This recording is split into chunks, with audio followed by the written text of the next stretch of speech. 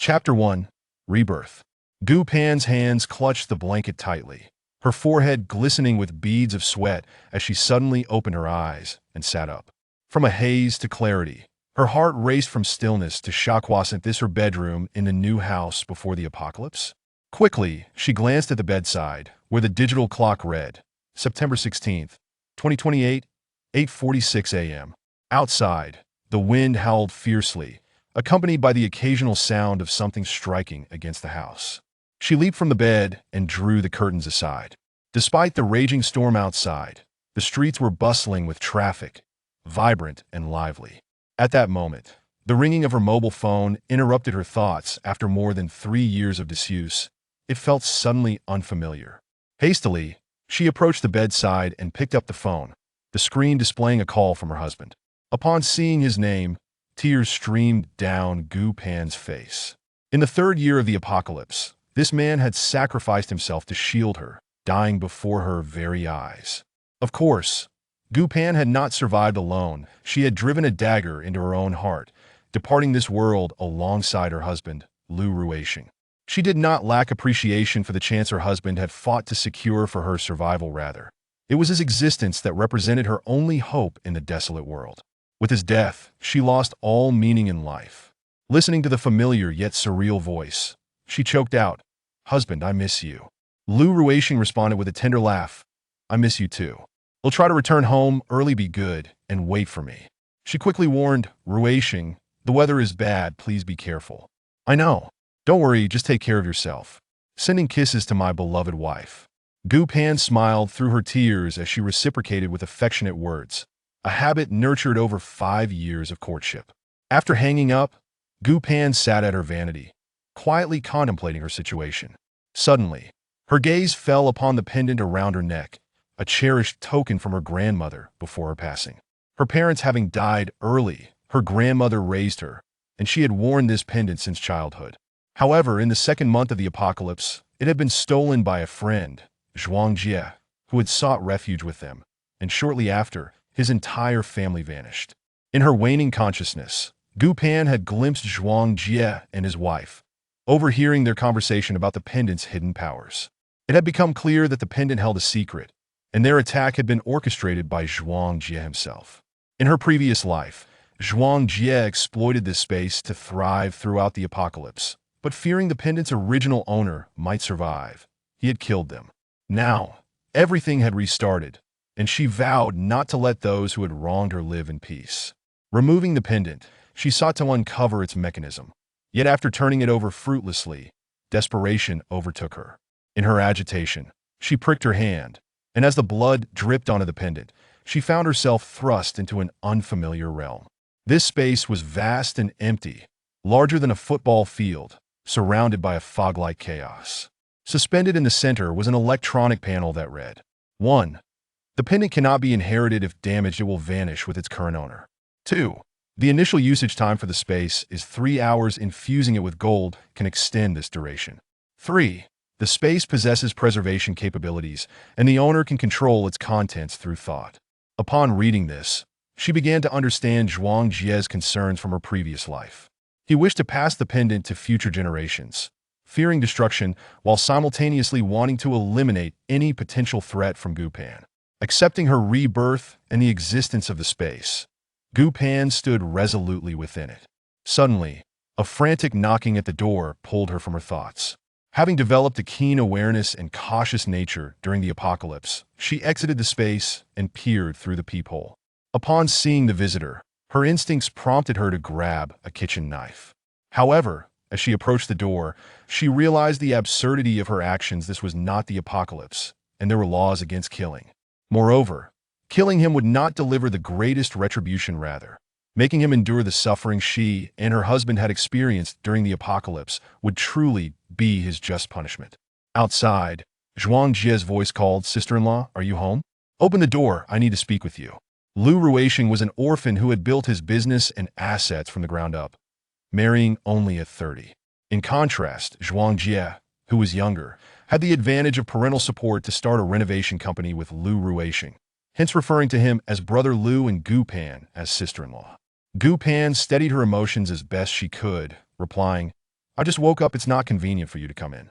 What do you need? Given the inclement weather, Zhuang Jie's unexpected visit could not be trivial.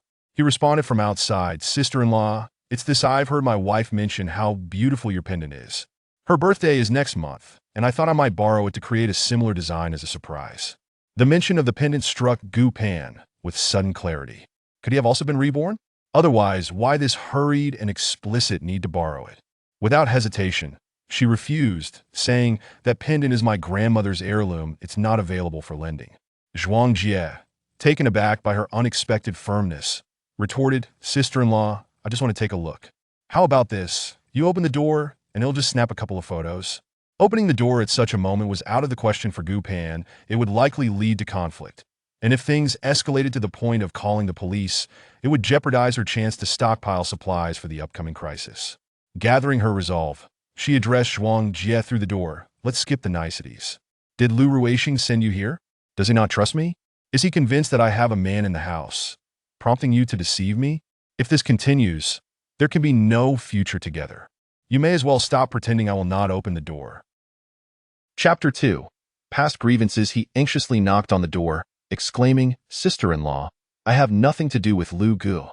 I merely wish to borrow the pendant. Your lies are exceedingly far-fetched in today's jewelry stores. There is an abundance of styles. What makes you think this worthless trinket is of any interest? You merely wish to see if there are men inside." After finishing her words, Gu Pan deliberately kicked over a stool, creating a loud crash as though there were others present in the house. At that moment, Zhuang Jie could only think that Gu Pan was being unfaithful and that there might indeed be a man inside. It appeared that he would not be able to enter today. He never anticipated that Gu Pan, who seemed so demure, could be so brazen. "Sister-in-law, I assure you I will not disclose your affairs to Lu Gu, but I sincerely hope you can lend me the pendant." To him, Gu Pan's personal matters were inconsequential. With the apocalypse looming, such trivialities could be disregarded. What truly mattered was acquiring space. The sooner he obtained it, the greater his advantage in the impending catastrophe. Enough with the pendant nonsense. Do as you wish. Tell Lu Ruixing that I would rather die than open the door for you. Let him doubt as he pleases. After all, my divorce from Lu Ruixing is not beneficial for your company. Gu Pan deftly diverted the conversation elsewhere. Zhuang Jie was now anxious, as only 7 days remained until the apocalypse. He needed to stockpile supplies in advance. Even with space, having more resources would only enhance his security. They had endured considerable hardship during the first 2 months of the last apocalypse. Upon hearing Zhuang Jie leave, Gu Pan leaned against the door, contemplating her next steps. She needed to procure supplies, yet due to Zhuang Jie's involvement, she could not venture out recklessly. Although her combat skills had improved significantly over the 3 years of the apocalypse, she remained wary of potential ambushes. The allure of space was too great. If Zhuang Jie were to hire someone to seize it, her safety would be compromised, especially since he was well aware of the space's initial 3-hour access limit.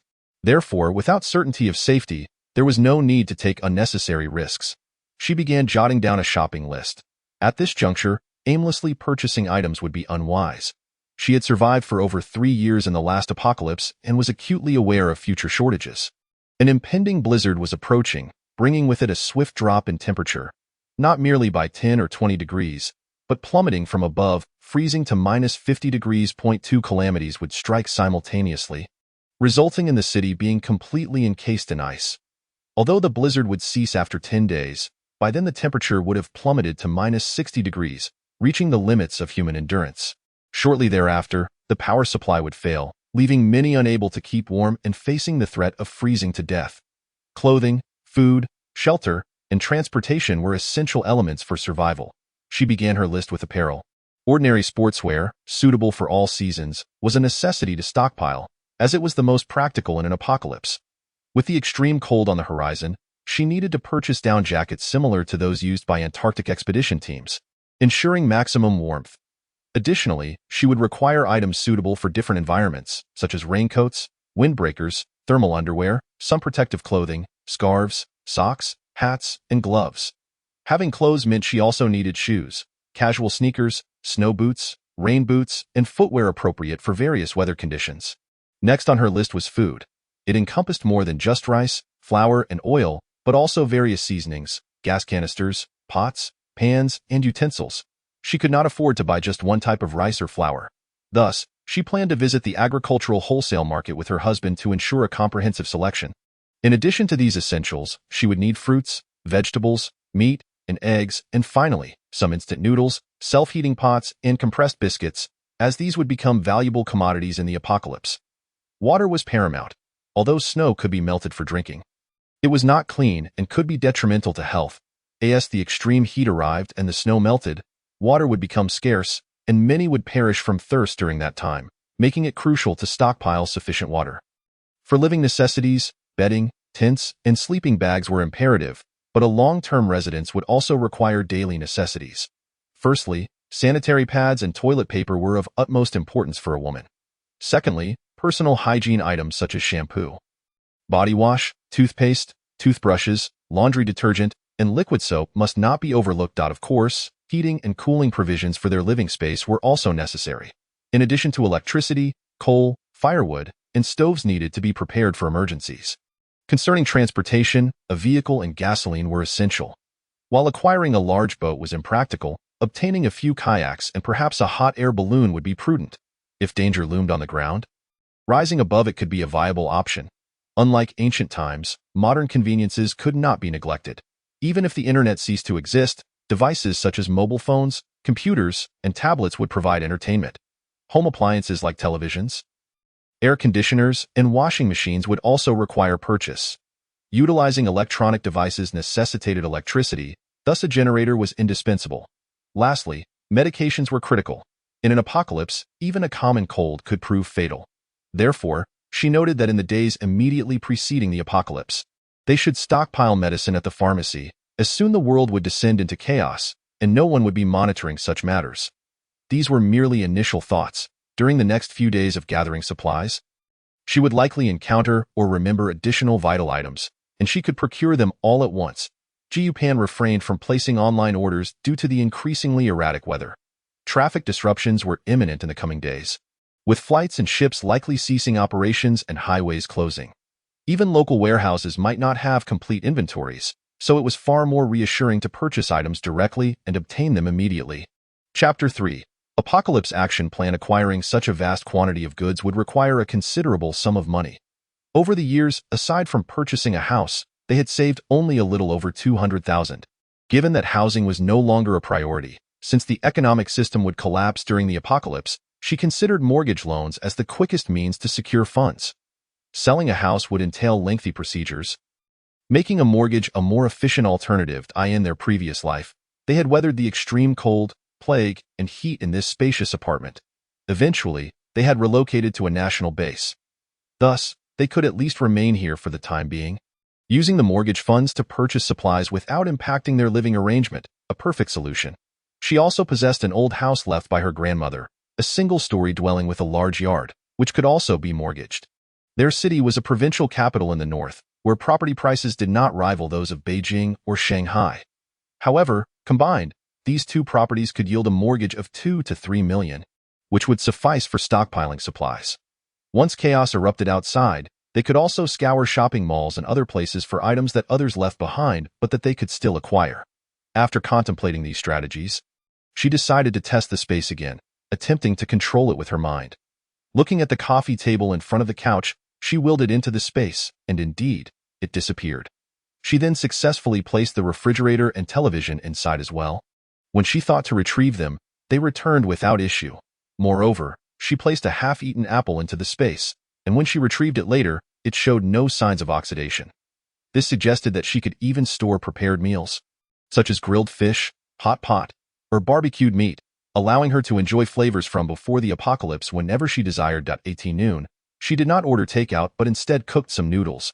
After finishing, she stored the leftover portion in the space and continued to write down her thoughts on what to buy and what to do. Their marital relationship was uncomplicated. After her grandmother's passing, Gu Pan had little family left, and Lu Rui Chung was an orphan. This mutual lack of support was a significant factor that brought them together. As they were both alone even during the festive seasons, Ji Pan had accompanied Lu Rui Chung in his entrepreneurial endeavors for 6 years. They had only married 2 months ago, so thoughts of having children had not yet crossed their minds. This was fortuitous, as becoming pregnant during an apocalypse would be a perilous endeavor. She needed to begin preparing for contraception. Family planning supplies must be adequately stocked. Realizing this, she hastily jotted it down. Whatever came to mind must be recorded immediately, lest she forget. In the apocalypse, lacking even one item could spell disaster. In the afternoon, the groceries Lu Ruicheng had ordered arrived. Ji Yupan did not rush out to receive them. Instead, she instructed the delivery person to leave the items at the door, ensuring it was safe before bringing them inside. By evening, she had filled 10 pages with her notes. The sound of the keypad lock echoed outside, prompting Gu Pan to dash to the door. Confirming through the peephole that it was Lu Ruicheng, she quickly opened the door and leaped into her husband's embrace. Ruicheng, I've missed you so much. Standing at 185 centimeters and possessing a physique honed by years of exercise, Lu Ruicheng effortlessly lifted Gu Pan, a smile adorning his originally stern and handsome face. You missed me so much after just one day? I must fulfill my wife's desires. He began to head toward the bedroom. Gu Pan quickly realized her husband had misunderstood. There was no time for such matters now. No, Ruicheng, I have something exceptionally important to discuss with you. Seeing her earnest expression, Lu Ruicheng understood that there was indeed something significant at hand. He set her down on the sofa, saying, whatever it is, I'm here for you. Listening to her husband's unwavering support and affection warmed Gu Pan's heart, fortifying her resolve to endure whatever trials the apocalypse would bring. She recognized that discussing rebirth during the apocalypse would be a waste of time. Instead, she should directly show him the space and then explain, making it impossible for him to doubt her words. She took his hand and stood up, guiding him into the space. Upon entering, Lu Ruicheng was taken aback. What is this place? This is the space. A realm linked to the pendant my grandmother left behind. After speaking, she used her mind to bring the sofa and coffee table into the space, as well. Lu Ruicheng transitioned from astonishment to complete belief. Is this real? Yes, and this is merely one of the secrets I wanted to share with you. We can discuss it further outside, but for now, we can only access the space for 3 hours each day. Gu Pan, accompanied by Lu Ruicheng, moved the sofa out. Seated upon the sofa, Gu Pan recounted the tales of the apocalypse, her rebirth, and the matters concerning Zhuang Jie to Lu Ruicheng. She then placed the pendant on the table, stating, I am still uncertain as to who among us should utilize this, which would enhance the comforts of our existence in the apocalypse. Her faith in her husband was unwavering. In her past life, he had sacrificed himself for her, and even if she had doubts about herself, she would never question Lu Ruicheng. Furthermore, she despised the notion of secrets between spouses, which was why their years of companionship had been characterized by facing challenges and resolving issues together. Lu Ruicheng took the pendant and remarked, let it remain with you. My skills offer me a greater capacity for self-preservation. Should danger arise, if you retreat into the space, I can confront the threat with greater assurance. This represents the optimal choice for us. As for the pendant, I suggest we destroy it. There is no need to pass it on to future generations. Bringing a child into this perilous world is fraught with danger. And I refuse to allow you to take such risks. Even if we return to a normal life in the future and have children, they will have their own fortunes. No one is more important than you. Gu Pan acknowledged the wisdom in Lu Ruicheng's words, realizing that her ability to protect herself would alleviate his burdens. After all, they were meant to be together, and should he no longer be by her side, she could not envision living on alone. The existence of the pendant indeed harbored an element of danger, prompting her to nod in agreement. Very well, I shall heed your counsel. Lu Ruicheng then seized a nutcracker from the tea table and shattered the jade pendant. He procured a small vial, filled it with the remnants, and handed it to Gu Pan. Keep it as a memento. Gu Pan accepted the vial, placing it within her space, marking it as the first significant item in her domain. Following this, she pushed a 10-page document she had composed toward Lu Ruicheng, stating, these are the ideas I have thus far. Please review and add to them. We must commence stockpiling supplies as time is of the essence with only 7 days remaining. After perusing the document, Lu Ruicheng responded, I will reach out to friends for weapons and outdoor survival gear. Given the current circumstances, we cannot afford to secure a loan, and the farmer's market has closed. We should first visit the mall to procure electronic devices, Lu Ruicheng further suggested. We should also stop by the car rental agency to hire a small truck, making our shopping trip tomorrow more convenient. Gu Pan concurred, appreciating the plan as it would prevent Zhuang Jie from discovering their purchases. they could discreetly store the items in her space at an opportune moment. Both donned windbreakers, hats, masks, and sunglasses before stepping out. Upon reaching the entrance, Lu Ruixing surveyed the wall and door, declaring, "Tomorrow, we need to acquire steel bars and an iron gate. When the apocalypse arrives, we must fortify our surroundings." Ji Pan nodded, aware that extreme temperatures would pose additional threats. And she had no concerns, for her husband was adept in renovations and could manage these tasks with ease. As they descended the elevator, they noted that their community was among the more desirable urban areas. Comprising over 20 buildings, their own was a modest 11-story structure, located on the second row facing the street. Residing on the 7th floor, Unit 701, they would find it manageable to ascend the stairs should the elevator cease functioning in the future. Chapter 4. The stockpiling of supplies. The wind outside was fierce, and the air colder than usual. However, the underground parking garage shielded them from the chill as they entered their vehicle. They first rented the truck, scheduling its arrival outside their community for 7 o'clock the following morning. Their next stop was the mall, where they visited their favorite restaurants, ordering hundreds of meals to be packaged for pickup the next afternoon. Gu Pan had previously stored some noodles in her space, which remained warm upon her return, demonstrating the remarkable insulation of her domain. After completing their orders, they proceeded to an electronics store, purchasing 2 of every essential appliance, ensuring delivery to Gu Pan's grandmother's old house by 5 o'clock the next afternoon. They had planned to explore further, but due to inclement weather, the mall was closing early, as evidenced by the staff's discussions about the dropping temperatures. Once inside the vehicle, Gu Pan stored their purchases in her space, aware that while they could fit inside the truck, it was not as secure. With her husband by her side, she felt a sense of ease and confronted Zhuangjie, asking, "What exactly is your intention? Why do you wish to initiate a divorce?" Zhuangjie quickly waved his hands in protest. "No, sister-in-law, I am not pursuing such matters. I merely wish to borrow your pendant." Lu Ruixing, aware of how Gu Pan had deceived Zhuangjie earlier, played along and asked, "You claim it is not about those matters? Then what is it about? Do you know something regarding your sister-in-law?" Zhuangjie was exasperated, questioning why they had to complicate matters. In his previous life, poor weather had kept them working from home, so he was unaware of recent developments. Resigned, he replied, "It's nothing, Luga, I genuinely mean it. My wife admires your pendant, and I thought to borrow it to have a replica made. Please help me convey this to her." Lu Ruixing clenched his fists beneath his sleeves, fully aware that he could not resort to violence or risk imprisonment. Instead, he followed Gu Pan's lead and redirected the conversation. "Nothing at all? Who do you think you're fooling? Do you think I am oblivious? I truly did not expect to consider you a brother while you stand by and let your brother wear a green hat." Angered, Lu Ruixing confronted Zhuangjie, stating, "Forgive me for the family matters. I must handle this." With that, he entered the residence, closing the door behind him.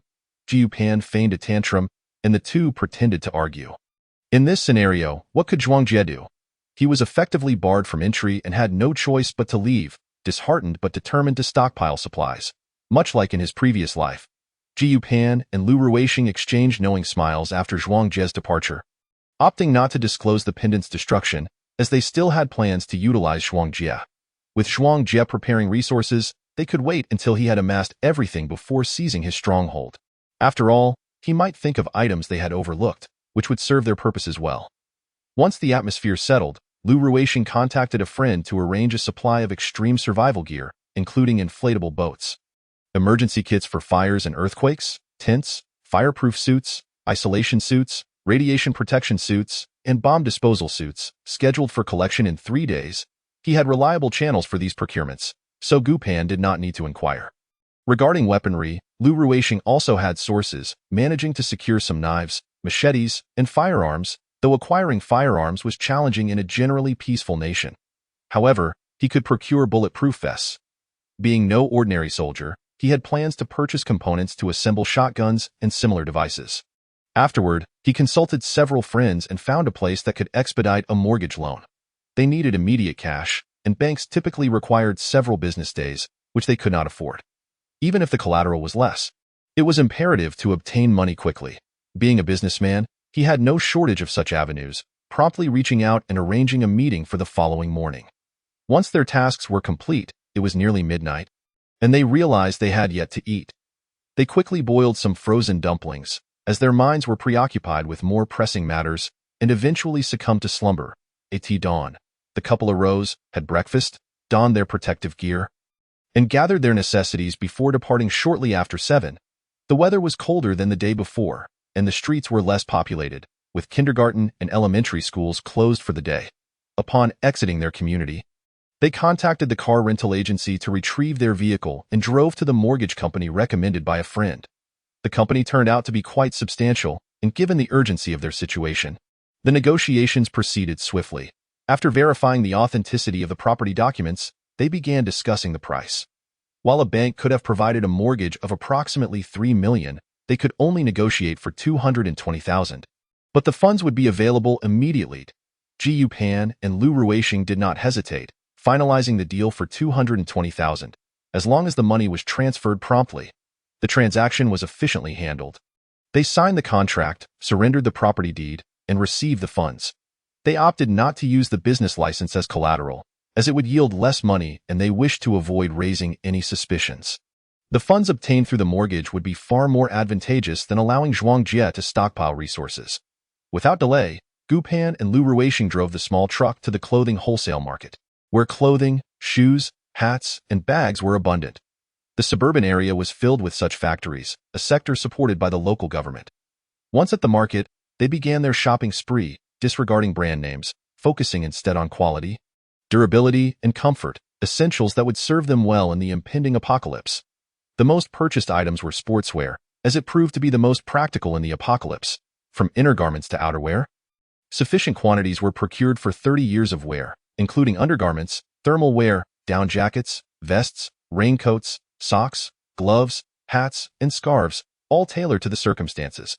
They also intended to visit an outdoor supply store in the mall to acquire several quality items. In Chapter 5, they continued stockpiling supplies, loading these goods into a small truck. They proceeded to purchase various footwear, including snow boots, rain boots, athletic shoes, and slippers, ensuring not a single useful item was overlooked. Bedding was also addressed.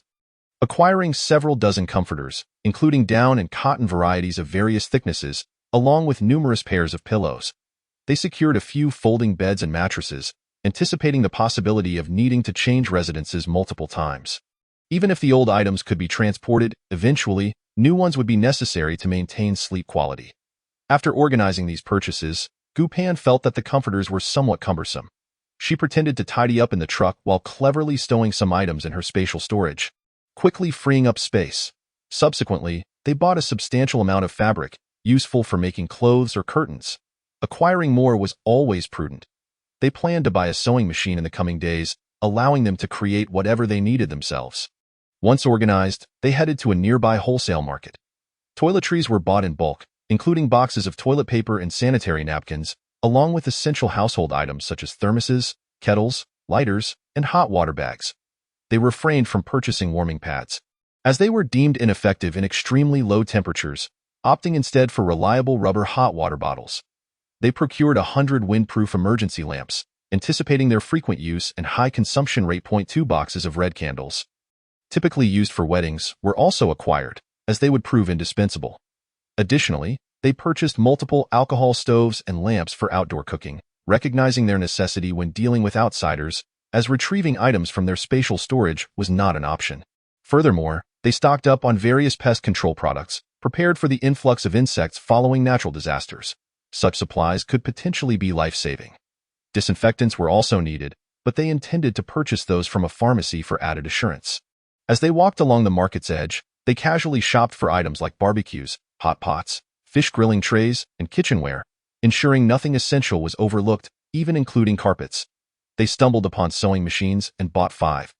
Foreseeing them as excellent time-consuming tools with high wear rates, thus acquiring several.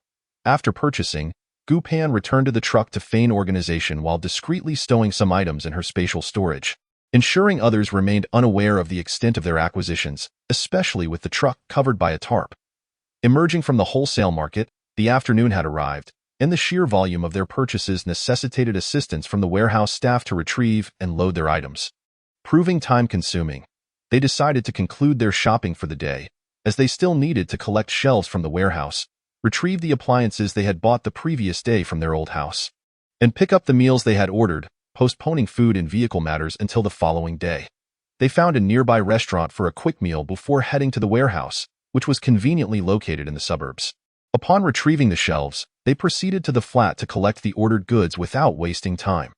Upon arriving at the warehouse, they found no workers present. It served merely as a storage area for their miscellaneous items.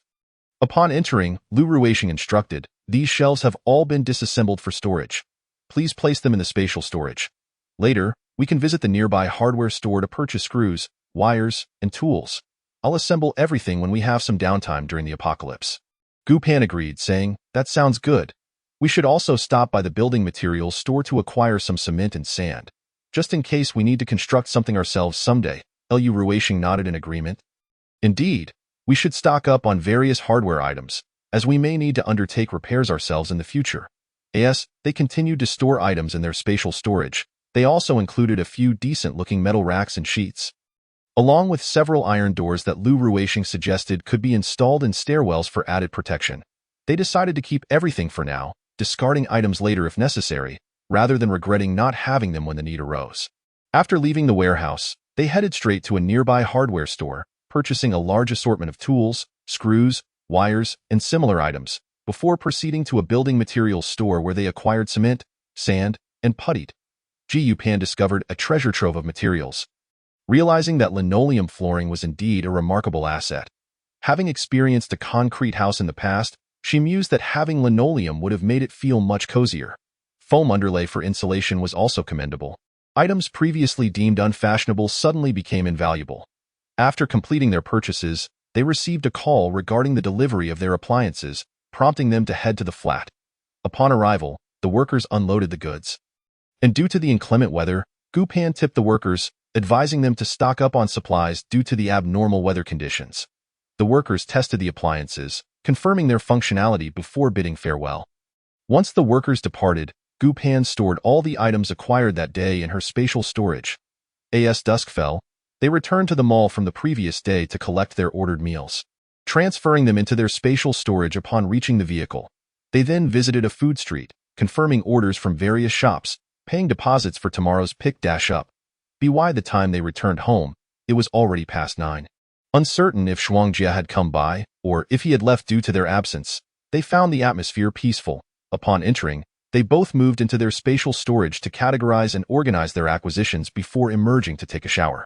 After bathing, they concluded that they should purchase a water tank for storage, realizing that with only a few days remaining, even daily water collection would yield uncertain amounts. Thus, their first task for the following day would be to acquire a water tank and wholesale bottled water, which was paramount. They spent the night planning for the next day, writing down their intentions until they finally drifted off to sleep. The next day, they proceeded directly to purchase a water tank, securing 10 large tanks measuring 2 meters by 2 meters, which would be delivered to the flat by evening. They then visited a wholesale water supplier, ordering 1,000 large barrels of bottled water and 1,000 cases of bottled mineral water, all scheduled for evening delivery to the flat. With their water concerns addressed, they ventured to the agricultural market, locating a grain and oil store, where they procured 100 bags each of rice, millet, and various coarse grains, alongside 100 bags of assorted flour and 30 barrels of different oils. They purchased 10 boxes of noodles, recognizing their value for bartering in the future. While these supplies might not sustain them for a lifetime, they were not reliant solely on these items, as they had also ordered meals and anticipated future cultivation at the base, making their stock sufficient. Next, they visited a wholesale spice supplier, acquiring 10 boxes each of essential condiments like oil, salt, soy sauce, and vinegar, as well as dozens of pounds of dried goods. They bought significant quantities of sugar and salt, each totaling 5 tons, equivalent to 10,000 pounds, acknowledging that iodized salt and sugar would serve as valuable commodities for trade. They also purchased 500 pounds each of brown sugar and rock sugar, both considered precious items. In Chapter 6, they continued to the dried goods section, recognizing the necessity of various dried mushrooms, black fungus, seaweed, and vermicelli, alongside assorted dried shrimp, scallops, and seafood, which not only would stave off hunger but also provide essential nutrients. After completing their dried goods purchases, they moved to the fresh produce section, acquiring various meats, pork, beef, lamb, chicken, duck, and fish, beginning their stockpile with a minimum of 300 pounds each. The vendors, pleased to see their business, cooperatively assembled these items, as rural festivities were in the air. They also obtained lamb slices, beef slices, and an array of meatballs, essential for future hot pot meals. Eggs were crucial, and they procured 2,000 each of chicken, duck, and goose eggs, along with 10 boxes of quail eggs. Unsure if their spatial storage could accommodate fertilized eggs for hatching, they acquired 100, intending to consume them if hatching proved impossible. Next on the agenda were fruits and vegetables, prompting a visit to the wholesale vegetable market. They enjoyed fried chicken fast food at the market entrance, ordering additional meals for pickup in 3 hours before entering the wholesale market. Here, they purchased a variety of fruits and vegetables without regard for specific types, ensuring they acquired every kind, favoring cheaper options while purchasing less of the expensive varieties. A method both humane and scientifically sound. Shortly after, the delivery arrived.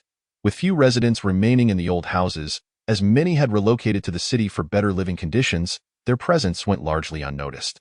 Once the goods were moved to the courtyard and payment was made, Gu Pan and Lu Ruisheng offered red envelopes to the workers as a gesture of gratitude and caution. Afterward, Gu Pan stored the items in her spatial storage, utilizing her mental command to efficiently organize staples like rice, flour, and oil without taking up space. Just as she finished storing these items, the water delivery arrived, following the same process as before. However, the mineral water was placed in spatial storage while the water tanks were filled directly from the old house's faucets. With 2 taps opened, they ensured the tanks would fill before the apocalypse, and to prevent overflow, Lu Ruisheng installed a safety valve that would automatically shut off once full. Having spent years in the renovation industry, they were well versed in such tasks. After everything was completed, nightfall descended once more, prompting them to visit the food street for dinner before heading to a nearby mall to an outdoor supply store, where they purchased a few of the warmest down jackets and the highest quality windbreakers available. The necessity of high-quality sun protection clothing cannot be overstated. These items are truly life-saving. It is essential that they are superior. Unlike ordinary apparel, quality is paramount. They venture out early each morning and return late, and it is likely that even Zhuangjie will struggle to locate them. One evening, Lu Ruisheng received a call from a friend, informing him that all supplies for extreme survival had been procured. Conveniently, he had a client who had just received a new shipment of gear, so he placed an order for everything, instructing his friend to pick it up from the Extreme Club the following morning. The two decided that time was of the essence for the next day, planning to set off earlier to secure breakfast from several eateries before retrieving the gear and purchasing gasoline. In these trying times, it is crucial to stock up on fuel, as it may become a scarce commodity in the apocalypse, where even wealth may not guarantee access. In the afternoon, they intended to visit a used car dealership, as they planned to sell their current sedan to acquire a second-hand Hummer and a modified off-road vehicle. However, a sudden realization struck them. Why purchase when they could simply rent? In an apocalyptic scenario, rentals wouldn't need to be returned, rendering the expenditure rather foolish.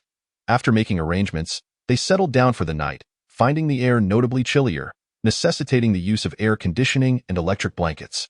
Upon waking the next day, they set out immediately, encountering Zhuangjie at the entrance. Without delay, they informed him of their plans for divorce, wasting no time. Zhuangjie, too, recognized the urgency and hurried to stockpile supplies. He had liquidated his property, rented a warehouse, and acquired essentials for survival. Unbeknownst to him, the provisions he amassed were, in fact, intended to benefit Gu Pan and Lu Ruisheng. Jiu Pan and her husband arrived at their go-to breakfast spot, which was relatively quiet due to the colder weather. They promptly ordered all available breakfast items, requesting to pick them up in an hour to allow for packaging. Subsequently, they ventured to a more distant establishment, securing breakfast from 3 eateries in total. During their time, they visited a pharmacy, purchasing a considerable amount of commonly used medications. With only 4 days until the apocalypse, they refrained from excessively stocking up, knowing that the pharmacy had connections to law enforcement which could lead to complications. They fabricated a story about planning a nationwide road trip, justifying their need for extra medications, which raised no suspicions. They also acquired a modest supply of protective clothing, as the pharmacy would not question their purchase. After collecting the breakfasts and storing them in the back of their truck, though Gu Pan had already placed them in her spatial storage, they proceeded to the extreme survival club run by Lu Ruisheng's friend. Guigang Gua, a former comrade, maintained a cordial relationship with Lu Ruisheng, even if they did not frequently interact. During apocalyptic times, Gua had extended his assistance, a gesture Gu Pan would never forget. She and her husband had decided to send Gua some instant noodles and self-heating meals through a delivery service the day before the apocalypse. Upon their arrival, Gua greeted them warmly, and after exchanging pleasantries, they entered the premises. Gua was known for his discretion, never prying into others' personal matters, so he refrained from inquiring about the purpose behind Lu Ruisheng's purchases. Instead, he guided them to the area where supplies were stored, introducing them to what was available: tents, emergency kits for earthquakes and fires, rescue lights, climbing ropes, binoculars, oxygen masks, portable generators, entrenching tools, and fire protection gear. Each item was provided in sufficient quantity. To their astonishment, Gua also presented them with biohazard suits and bulletproof vests, items not easily obtainable. After settling the payment, Gu Pan cautioned Gua, "Brother Gua, I have a friend at the Meteorological Bureau, and I've heard some unsettling news. The weather may worsen and persist for an extended period. You should stock up on essentials in the coming days to avoid difficulties with transportation and potential panic buying in supermarkets." Gua nodded, acknowledging the abnormal weather, and advised them to exercise caution on their journey. Lu Ruisheng assured him, "Brother Gua, do not hesitate to call if you need anything." Yes, the weather grew increasingly ominous. With strong winds and a biting chill, they opted not to linger and bid farewell. During their journey, they discussed how acquiring gold could extend their time within spatial storage, planning to raid a jewelry store once the apocalypse commenced. Upon arriving at the generator store, they selected and purchased 10 suitable units. Claiming they were for outdoor use, along with a full supply of diesel, all directed to their old house as the delivery address. Afterward, they made a stop at a gas station to procure additional fuel, filling several containers before proceeding to buy more. They changed outfits multiple times along the way, with Gu Pan having purchased wigs the previous day for disguise purposes, ensuring they would not raise any suspicions. Ultimately, they acquired 100 barrels of gasoline, all stored in their spatial storage. Their tasks continued until evening, when they visited a car rental agency, determined to secure high-quality vehicles. They rented a nearly new Hummer and an off-road vehicle for their anticipated adventure. After returning the small truck, they each drove away in their respective rentals, first heading to the old house to retrieve the generator and diesel before embarking on another shopping spree. This time, they targeted a supermarket, where the variety of goods available could potentially fulfill their needs. They approached the supermarket manager, explaining that they were organizing a team-building event for 200 individuals, requiring snacks for a 7-day trip to an island. The manager was delighted and led them to the stockroom.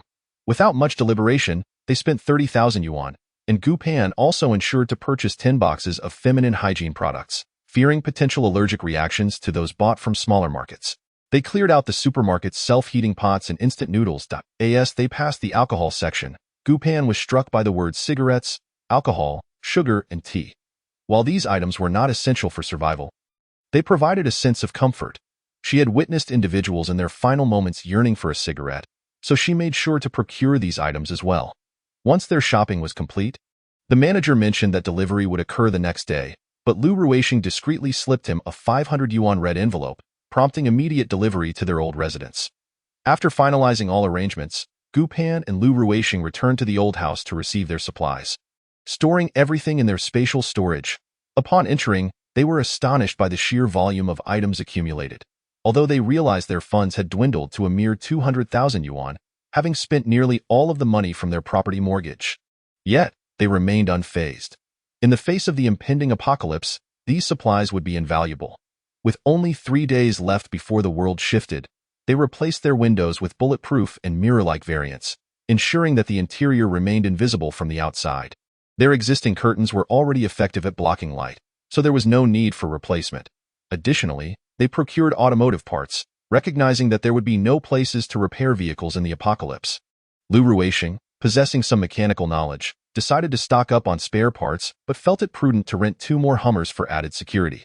They also ensured that the water tank in the old house was filled and transferred to their spatial storage, replacing it with a new tank, which they would swap out nightly for the next few days. In the final days leading up to the apocalypse, they amassed a sufficient supply of medications and anonymously dispatched instant noodles and self-heating meals to friends and clients with whom they had good relations. Gu Pan specifically sent essential supplies and a month's worth of provisions to her childhood friends, Tianjinjin and Dong Mingyue. Lu Ruisheng also sent a month's worth of supplies and a first aid kit to Guogang.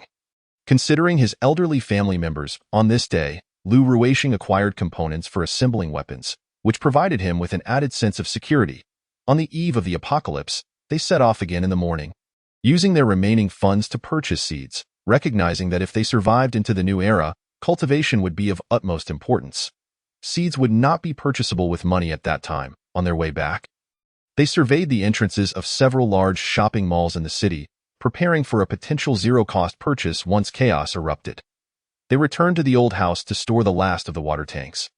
Ensuring all 10 tanks were filled to capacity, as Zhuangjie exited his vehicle, Lu Ruixing discreetly followed, both having disguised themselves sufficiently that Zhuangjie would not recognize them.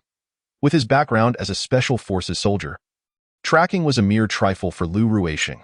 They soon arrived in the northern part of the city, where factories were abundant, a well-chosen location by Zhuangjie. After parking, he entered a furniture factory, remaining inside for quite some time before emerging and heading towards Gu Pan and Lu Ruixing's residence.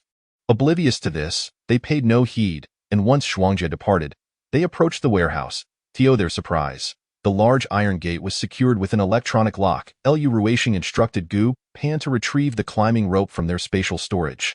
He secured one end to the warehouse's chimney and skillfully climbed inside through the skylight. Once inside, he confirmed the absence of surveillance before unlocking the iron door and excitedly beckoning Gu Pan to join him. Pan, Zhuangjie has truly amassed quite a fortune. He has more than us. It seems his family is indeed well off. Gu Pan's eyes sparkled with determination. Let us shatter his dreams this time.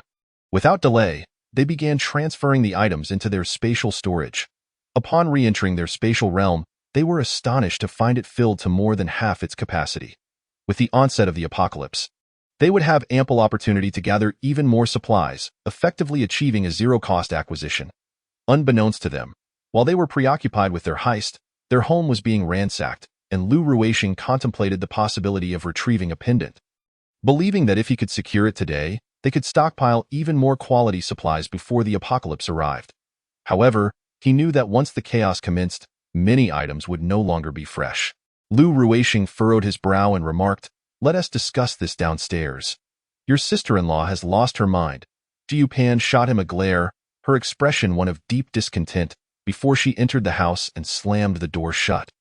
In his previous life, Zhuangjie sought refuge with Lu Ruixing after enduring a month in the apocalyptic world, compelled by the unbearable cold of his low-floor residence.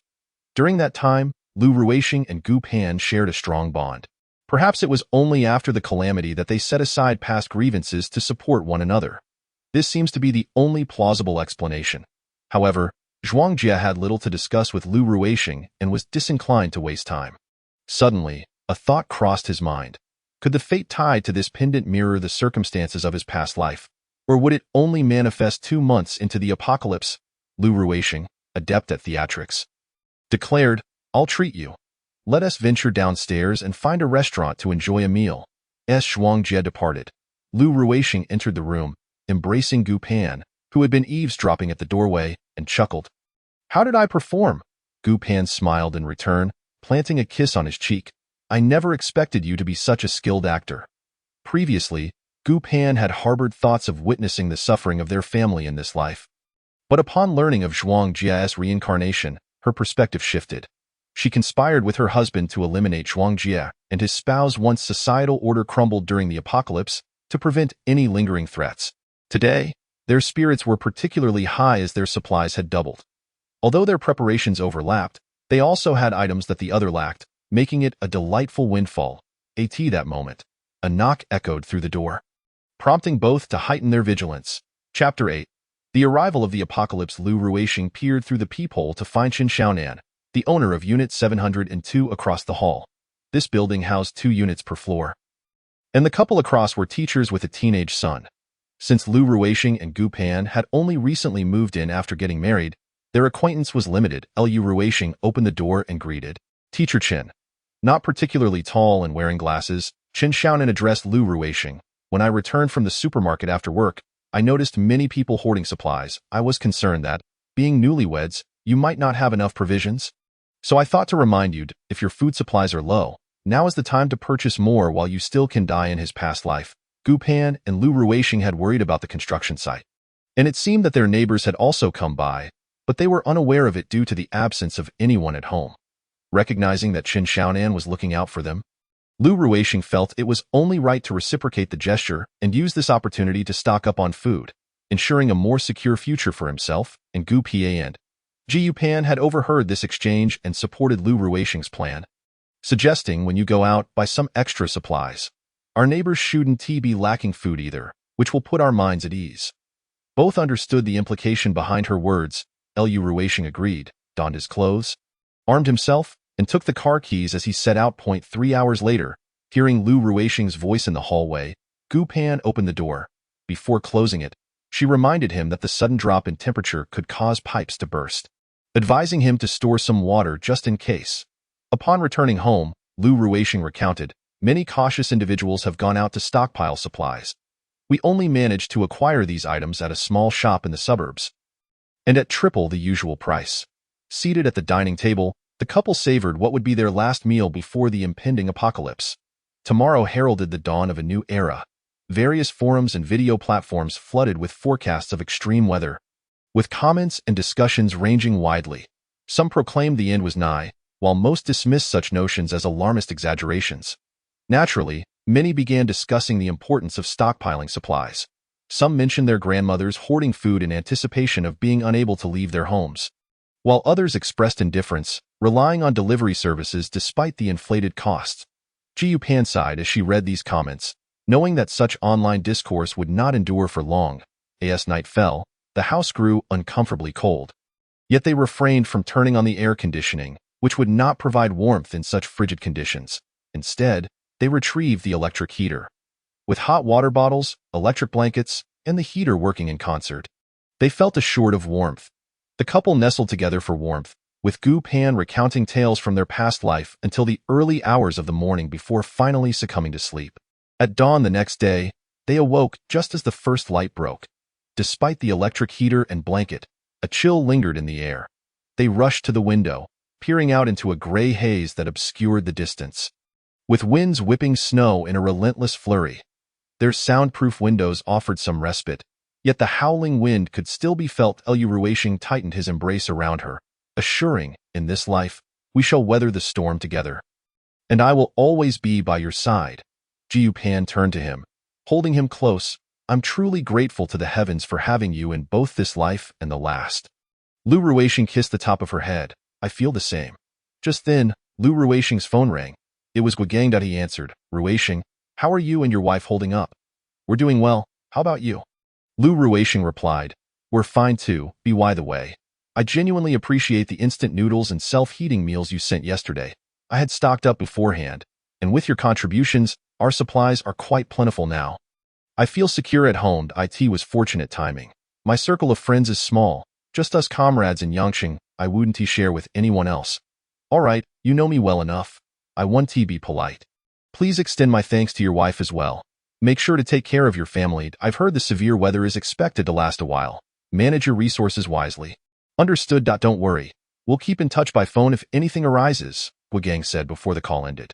After hanging up, Lu Ruixing noticed a barrage of news alerts on his phone, all regarding the snowstorm.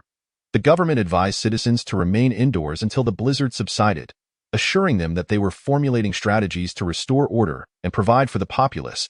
Ji Yupan leaned closer to Lu Ruixing. Observing the news, in half a month, the internet will likely go down, and chaos will ensue. As they conversed, they donned thicker sleepwear over their thermal shirts and ventured out of the bedroom to the living room.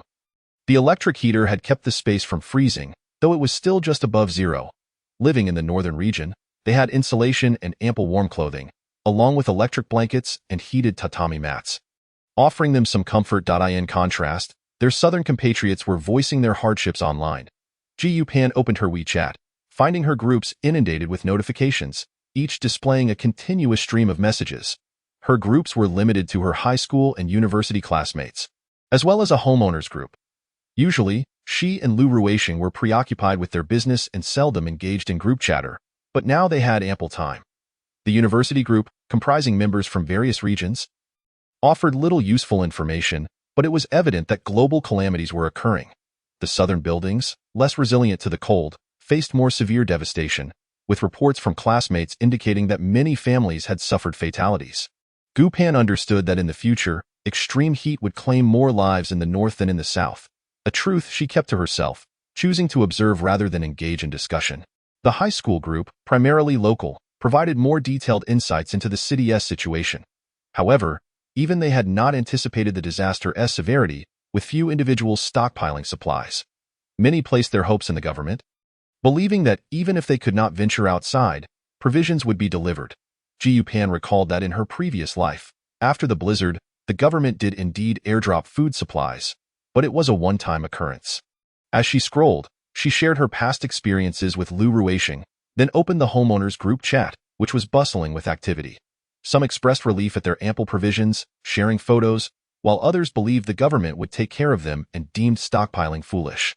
Lu Ruishing, glancing at one individual showcasing their supplies, remarked to Gu Pan that household is likely to be among the first to be robbed. Gu Pan chuckled, "Your insight is astute. Indeed, they may not be the very first, but they will certainly be among the initial targets. Thus, maintaining a low profile has its advantages. We should delay installing our security door. We wouldn't want to give the impression that we know something others do not." "I concur. Let us minimize our visibility for now." As they spoke, a message appeared in the WeChat group from Owner 301, tagging everyone. "The pipes have frozen, and we are without water. Do you all have any stored?" Owner 402 replied, "We have many plants, so we developed a habit of keeping water on hand. Thankfully, we have enough for 2 days.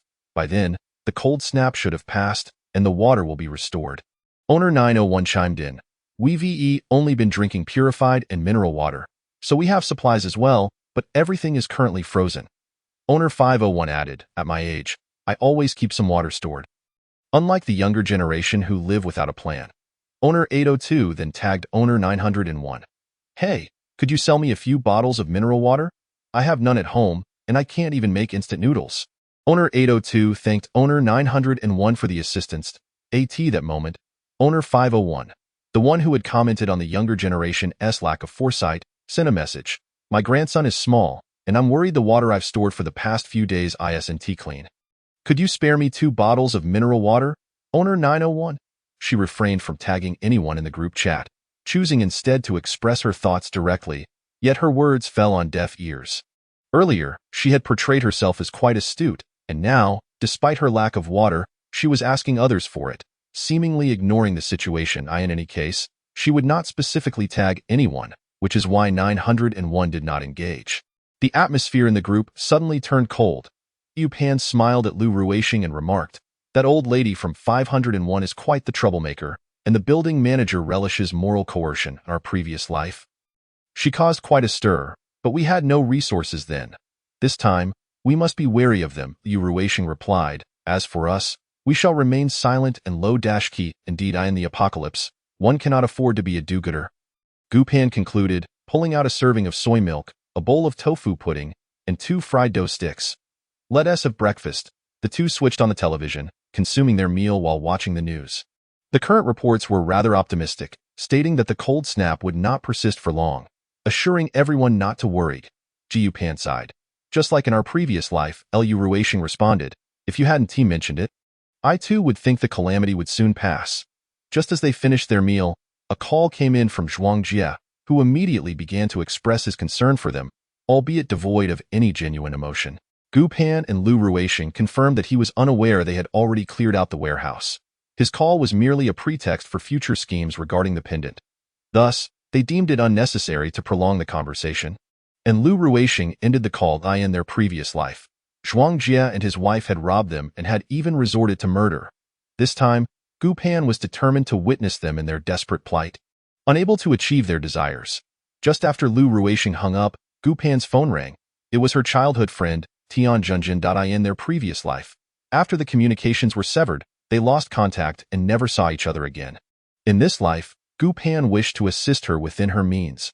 However, she would not disclose anything about her rebirth or the apocalypse, nor would she mention her space, for in such dire times, human nature is severely tested. One must remember the countless families that fought over mere sustenance during the later stages of the apocalypse. Having returned from rebirth, apart from her husband, Gu Pan could not fully trust anyone. She would only assist Tian Jinjin and Dong Mingyue discreetly, without revealing her circumstances. She answered the call, and Tianjinjin's cheerful voice came through. Was it you who sent me those items yesterday? Gu Pan could not deny this, and had already prepared her response. A client of mine at the Meteorological Bureau mentioned that this weather might last for quite some time. The news is just to keep people calm. So I stocked up on some supplies, and I thought to bring you a share. Tianjinjin expressed her joy over the phone with several affectionate kisses. Darling, you are simply the best, you know. I've been working late every night and haven't had time to shop. I've been surviving on takeout, and without your help, I would have gone hungry today. She was currently living in her own small apartment and paying off a mortgage, with the intention of remaining unmarried and childless, living her life freely. Gu Pan smiled. Make sure to ration your food. My client warned me that this snow might last quite a while, in case you can't leave the house. It's good to have enough supplies, and please, don't let your kindness lead you to lend food to others. As a single woman, it's safer to keep a low profile. Tianjinjin agreed. Understood that I'll be careful. This morning was freezing. I'm envious of you for having someone to share warmth with. I'm envious of myself too, Gu Pan replied. Well, I suppose I should eat my bread instead of being fed dog food. Go on, call me if you need anything. All right. After ending the call, Gu Pan dialed Dong Mingyue to inquire about her situation. Dong Mingyue answered with evident cheer. Pan, you won't believe it. Our building's owner group is in an uproar. Many families haven't stocked up on food, and quite a few are even out of water. Thanks to you. My family has become the wealthiest in our building, and my in-laws are asking me to thank you. Dong Mingyue had been married for 2 years and was trying to conceive but had not yet succeeded. Recently, her in-laws had come over to discuss the possibility of in vitro fertilization, which was costly, leading to significant pressure on her. Hearing Dong Mingyue's happy tone eased Gu Pan's worries. That's wonderful, by the way, Mingyue. I have a friend at the Meteorological Bureau who said this weather could last a while. With your family size, make sure to conserve your supplies. Got it. My mother-in-law is calling me now. I'll talk to you later. After hanging up, Gu Pan looked at Lu Ruixing and chuckled. Would you look at that? We never pressured about marriage or children. Lu Ruixing chuckled in return. Indeed, I haven't given those matters much thought. All I want is to be with you. Presently, they had plenty of time, which led them to discuss the duration of their space. 3 hours seemed far too brief. Wasn't it mentioned that gold could extend the duration? Thus, they retrieved their gold jewelry, including a pair of wedding bangles, and entered the space to test if time could be altered. Upon entering the space, Gu Pan's gold bangle vanished instantly, and the display indicated that the 3 hours had changed to 3 hours and 58 seconds. Those 2 seconds accounted for what had just been consumed, proving that the bangles had extended time by merely 1 minute. Each bangle weighed 50 grams, meaning 100 grams of gold only yielded 1 additional minute. To extend the duration by 1 hour, they would need an astonishing 6,000 grams of gold. Far too exorbitant. Observing Gu Pan's expression, Lu Ruixing gently ruffled her hair. Having this space is already a blessing. We cannot be too greedy, especially with so many resources during the apocalypse. We need not fear acquiring gold. Gu Pan pondered for a moment before nodding. You're right. In a few months, food might be worth more than gold. Remember how we scouted the market locations? Once we can venture out, let us visit a jewelry store. Well, that doesn't sound too challenging. Since we have no pressing matters today, let us tidy up the space and organize those shelves for better visibility. All right, I was just thinking of doing that. We haven't even opened all of Zhuangjia's boxes. There might be some surprises. Then let us start with the boxes.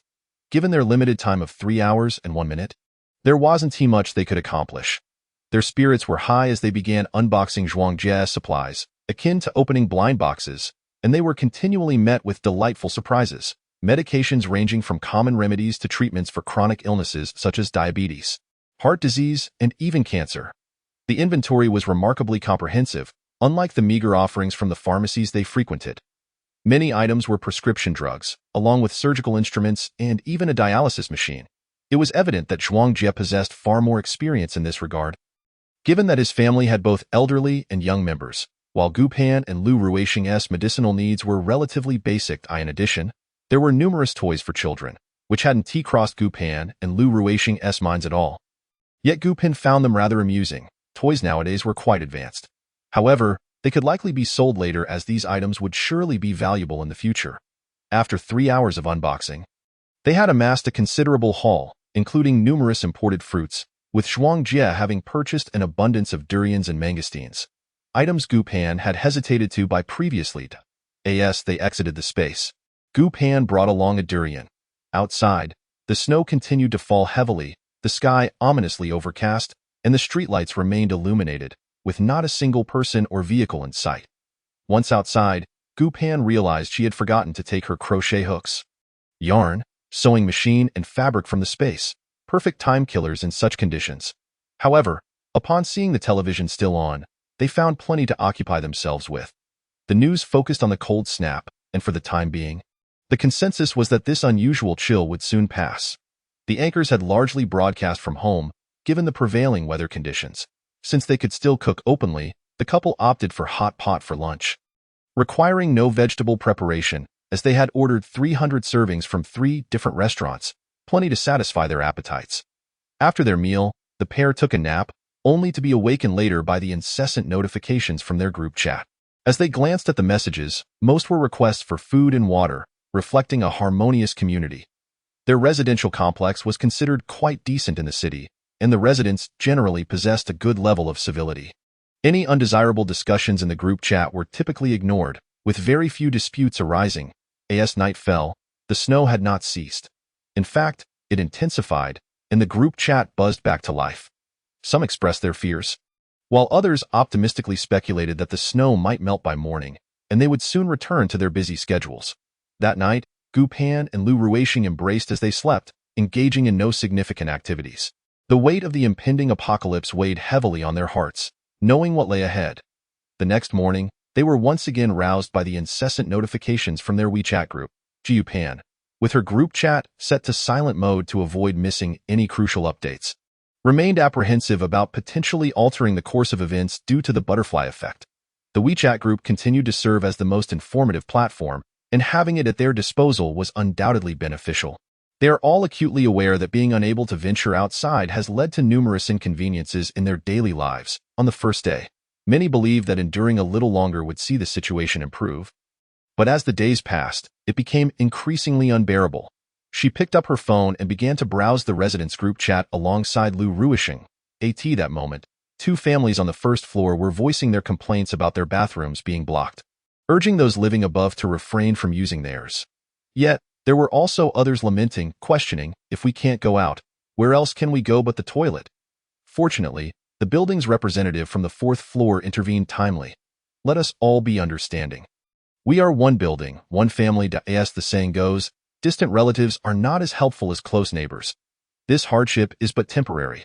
We can make do with plastic bags for the time being. Chapter 11.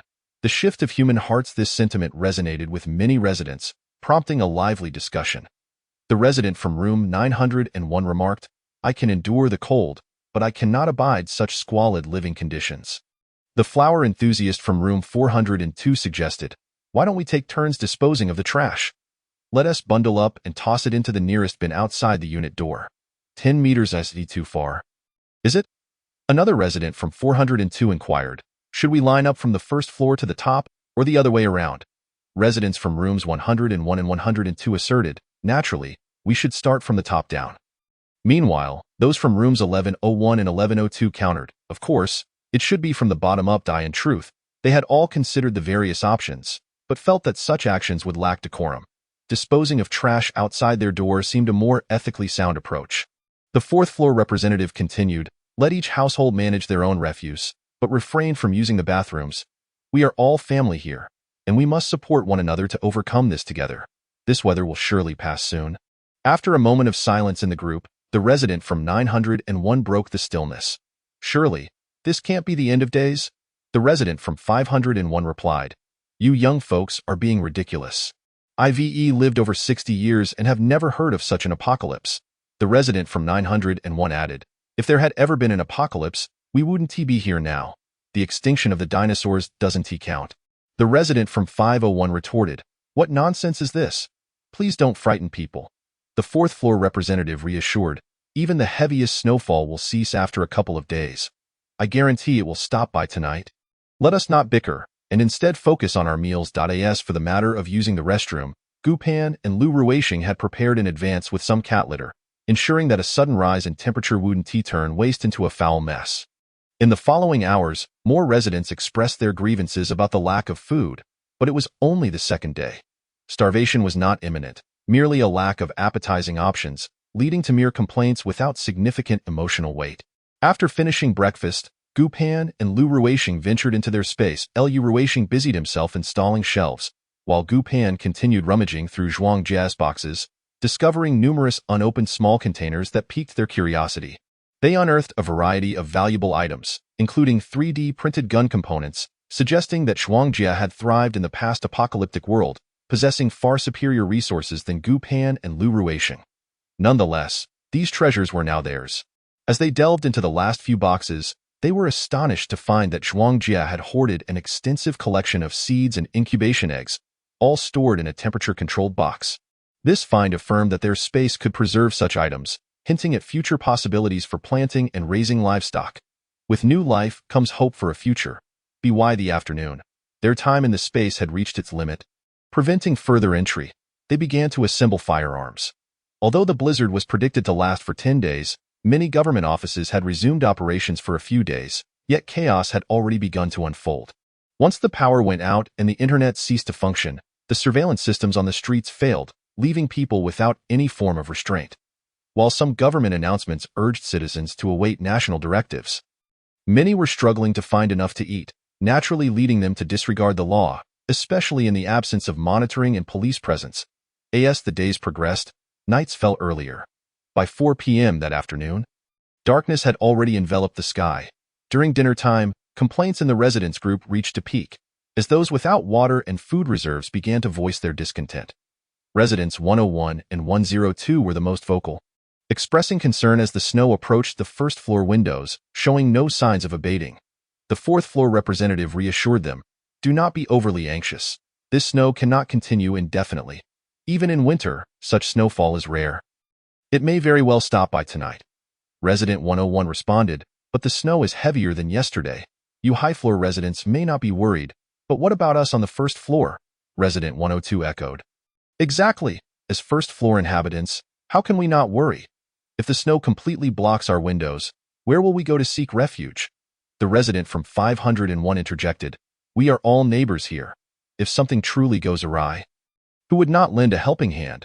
Several others chimed in with similar platitudes. Ji Yupan shook her head at their naivety and remarked to Lu Ruishing, "By tomorrow morning, the first-floor windows will be completely sealed by snow. All these kind words will not lead to anyone opening their doors to them," Lu Ruishing replied. "The apocalypse truly tests human nature." That evening, after taking a shower, Gu Pan and Lu Ruishing left the water in the space. As the pipes were frozen, they could only retain it for now, planning to dispose of it once they could venture outside, as there was a waste bucket in the space. They were genuinely grateful to Zhuang Jia for preparing for the unforeseen. After their bath, with the electric heater on and the bedside lamp casting a warm, alluring glow, the newlywed couple, having been busy for over 10 days, finally took a moment to relax. They switched off their phones, aware that no pressing matters awaited them outside, and they did not wish to be disturbed during this precious time together. After a few tender moments, they drifted into a deep slumber. The next day, Gu Pan awoke to find Lu Ruishing leaning against the headboard, perusing materials related to weapons and military affairs on his tablet, downloading information he had previously not completed. Upon noticing Gu Pan was awake, he kissed her forehead and said, "You're up? I'll make breakfast. Check the residence group." Just as you predicted, he handed his phone to Gu Pan, who had always shared everything with him. Their phones were freely exchanged without secrets. With the power outage, cooking would never be the same again, so Lu Ruishing cherished these days of using electrical appliances. Ji Yupan observed him, full of energy, and found it perplexing. After all, the strenuous task of preparation typically left men weary. Yet he seemed invigorated. She shook her head in confusion, sat up, and opened the group chat, sighing as she read the messages. Perhaps these individuals had their quirks, but if not for the apocalypse, they would not become malevolent figures. However, in an apocalyptic world, everything was subject to change. At that moment, Resident 101 was sharing. "Half of our window has been sealed by snow. If it continues to snow through the night, it will be as if our house is buried beneath it." Resident 102 added, "Yesterday, we spoke of helping one another. 501 Resident, dear aunt, isn't it just you and your grandson at home? Could we stay with you for a few days?" The resident from 501 replied, "My child is timid and would be frightened by strangers. I truly apologize. Everyone knew that the 501 resident's grandson was a mischievous child, about 5 or 6 years old, robustly causing chaos in the elevator.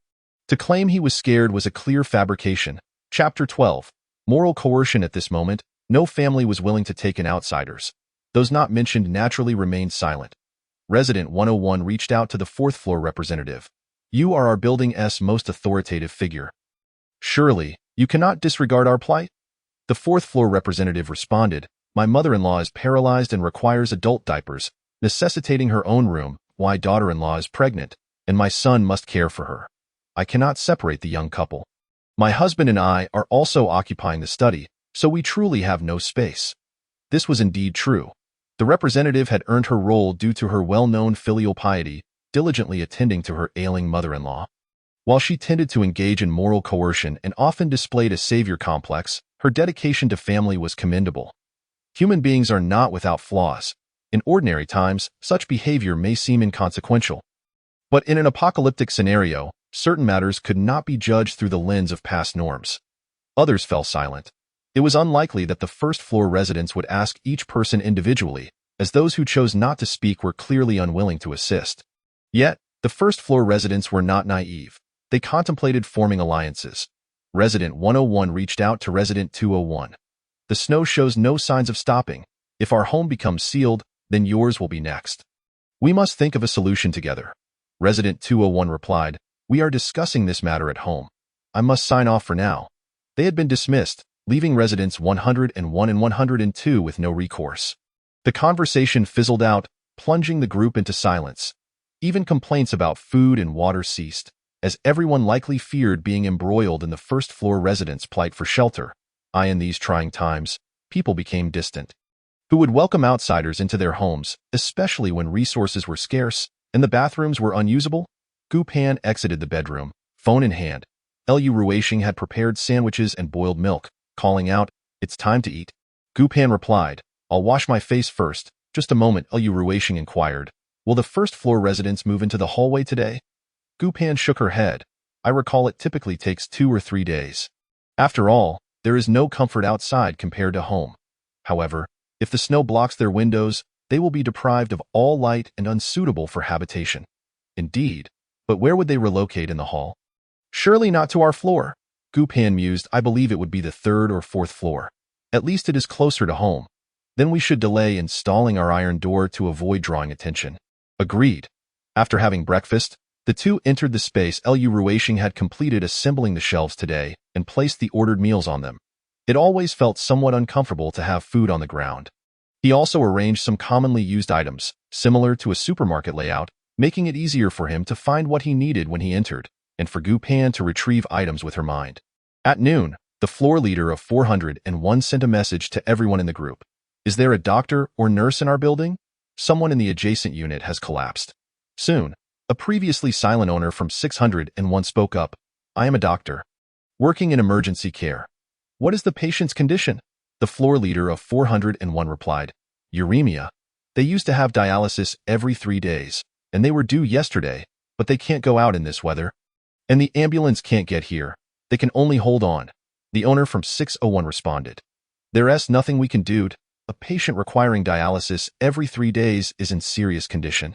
Without a dialysis machine or peritoneal dialysis equipment, and lacking emergency medications and medical instruments, my presence would be futile, the floor leader of 401 insisted. You are the only doctor in our 2 buildings. If you go, there's still hope. If you don't, that person can only wait to die.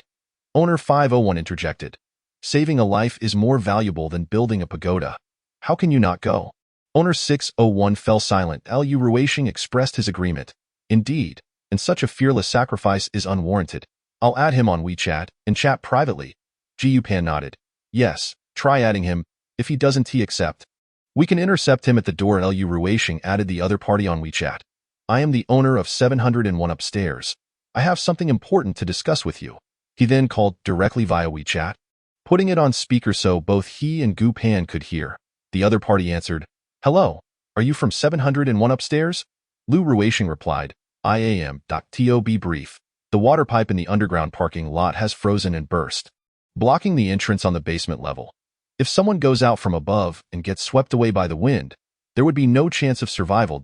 As for the patient in the adjacent unit, even if you go, you won't be able to save them. It's unnecessary to gamble your life for someone who likely cannot be rescued. Owner 601 sighed. But I am a doctor. Saving lives is my duty. He seemed to waver but still had his concerns. But what will the neighbors say if I don't go? How will we live here afterwards? Gu Pan spoke candidly. As long as I communicate my thoughts to everyone, I believe they will feel the same as I do, and think you shouldn't go. After all, when it comes to oneself, everyone tends to lean towards what benefits them more. Owner 601 agreed with Gu Pan's perspective, but asked in confusion. Why are you helping me? Lu Ruixing did not hold back. As I said, your staying makes this building safer. We are all mere mortals. If disaster continues, having a doctor in the building brings us some peace of mind. Owner 601 chuckled. You all are very considerate. Indeed, as you said, my going would hold no significance. Even if there were a 10 chance of saving them, it wouldn't be worth the risk. Although you claim to have ulterior motives, I still must thank you for allowing me to feel secure without taking such a risk. If I venture out today, I might not return, Lu Ruixing concluded. Then it's settled. Owner 601 replied. All right. Thank you. After hanging up the phone, Owner 501 was the first to speak. I think the owner of 701 is right. Since we can't save the person, there's no need to take unnecessary risks. With a doctor in our building, we can all feel reassured. Owner 402 added. Indeed, unnecessary sacrifices are of no value. It's better to reserve our energy and resources for those who truly need it. The floor leader of 401 concurred. Exactly. There's nothing we can do. If we go, it will be in vain, and there's danger even in exiting our unit. Perhaps Dr. 601 could add the patient's family on WeChat and guide them on self-rescue? Dr. 601 was agreeable. All right, let the patient's family add me on WeChat. Chapter 13. Flights of Fancy Gu Pan and Lu Ruixing put down their phones and exchanged smiles. This life was different from the past. It had been different from the very beginning. Half an hour later, 601 sent a message. My name is Feng Zhikai. Thank you for your help. It's inconvenient to express my gratitude in person at this time, but we will remember this kindness. He exchanged a few polite remarks before ending the conversation. Lu Ruixing affectionately ruffled Gu Pan's hair. You truly have a knack for understanding people's hearts. Gu Pan looked at her husband. The trials we endured in our previous life have given us profound insight into human nature. Yet, ultimately, we were still harmed by Zhuangjia, she sighed. Unfortunately, only you retain memories from that life. All my experiences are gone. Nevertheless, I only need to know one thing. I trust you. In this life, we shall trust each other. Moreover, I must avenge the wrongs done by Zhuangjia. Lu Ruixing, despite not being reborn, had heard Gu Pan wake from her dreams, pleading for Zhuangjia's life to be spared. Each time he heard this, his hatred for Zhuangjia deepened, and vague, cruel images surfaced in his subconscious. Just as they were discussing Zhuangjia, a call from him came through. Lu Ruixing muttered that Zhuangjia certainly had a knack for courting misfortune, then answered on speaker for Gu Pan to hear. Zhuangjia, not waiting for Lu Ruixing to speak, began. Brother Lu, how are you and sister-in-law? Lu Ruixing replied. We're fine. Zhuangjia continued anxiously. Brother Lu, I see no signs of the snow stopping. If this continues, we won't be able to stay in our second-floor apartment. He was aware that in the previous life, their home had been buried in snow, yet he had refrained from moving early, hoping to replicate the smooth transition into Lu Ruixing's home. As before, Lu Ruixing had heard Gu Pan mention this. It was also the reason Zhuangjia's family had sought refuge with them in their previous life, and it was the catalyst for his discovery of the pendant's secret. Now, everything had changed, and the control lay in his hands, he replied. No worries, you're a local, with so many relatives and friends around. Surely you'll find somewhere to stay. The reason for maintaining contact was merely to facilitate revenge. There was no way he would follow Zhuangjia's line of thought. As for clearing out his storeroom, that could not be disclosed now, lest Zhuangjia sense the shift and hide with his family, complicating the revenge further. Zhuangjia, taken aback by Lu Ruixing's words, paused. In the past, he would have been promptly invited to stay. However, that was when his family was genuinely buried in snow.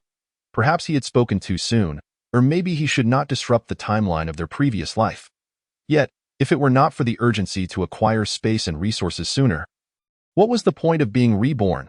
He felt lost, he stammered. Brother Lu, did you and sister-in-law have another argument? In times of such great disaster, you should reconcile quickly. He could only think that Lu Ruixing and Gu Pan were still at odds, and only their reconciliation would allow him to borrow shelter smoothly. Lu Ruixing chuckled. We're perfectly fine. I have things to attend to. Goodbye. With that, he hung up the call. Of course, he was still unaware that everything had changed in this life. He had lost all his supplies and was on the brink of losing his own life. He continued to prefer believing in Gu Pan's infidelity, which contributed to his discontent. Jiu Pan wrapped herself tighter in her cashmere blanket. In our previous life, we took in Zhuang Jia's family.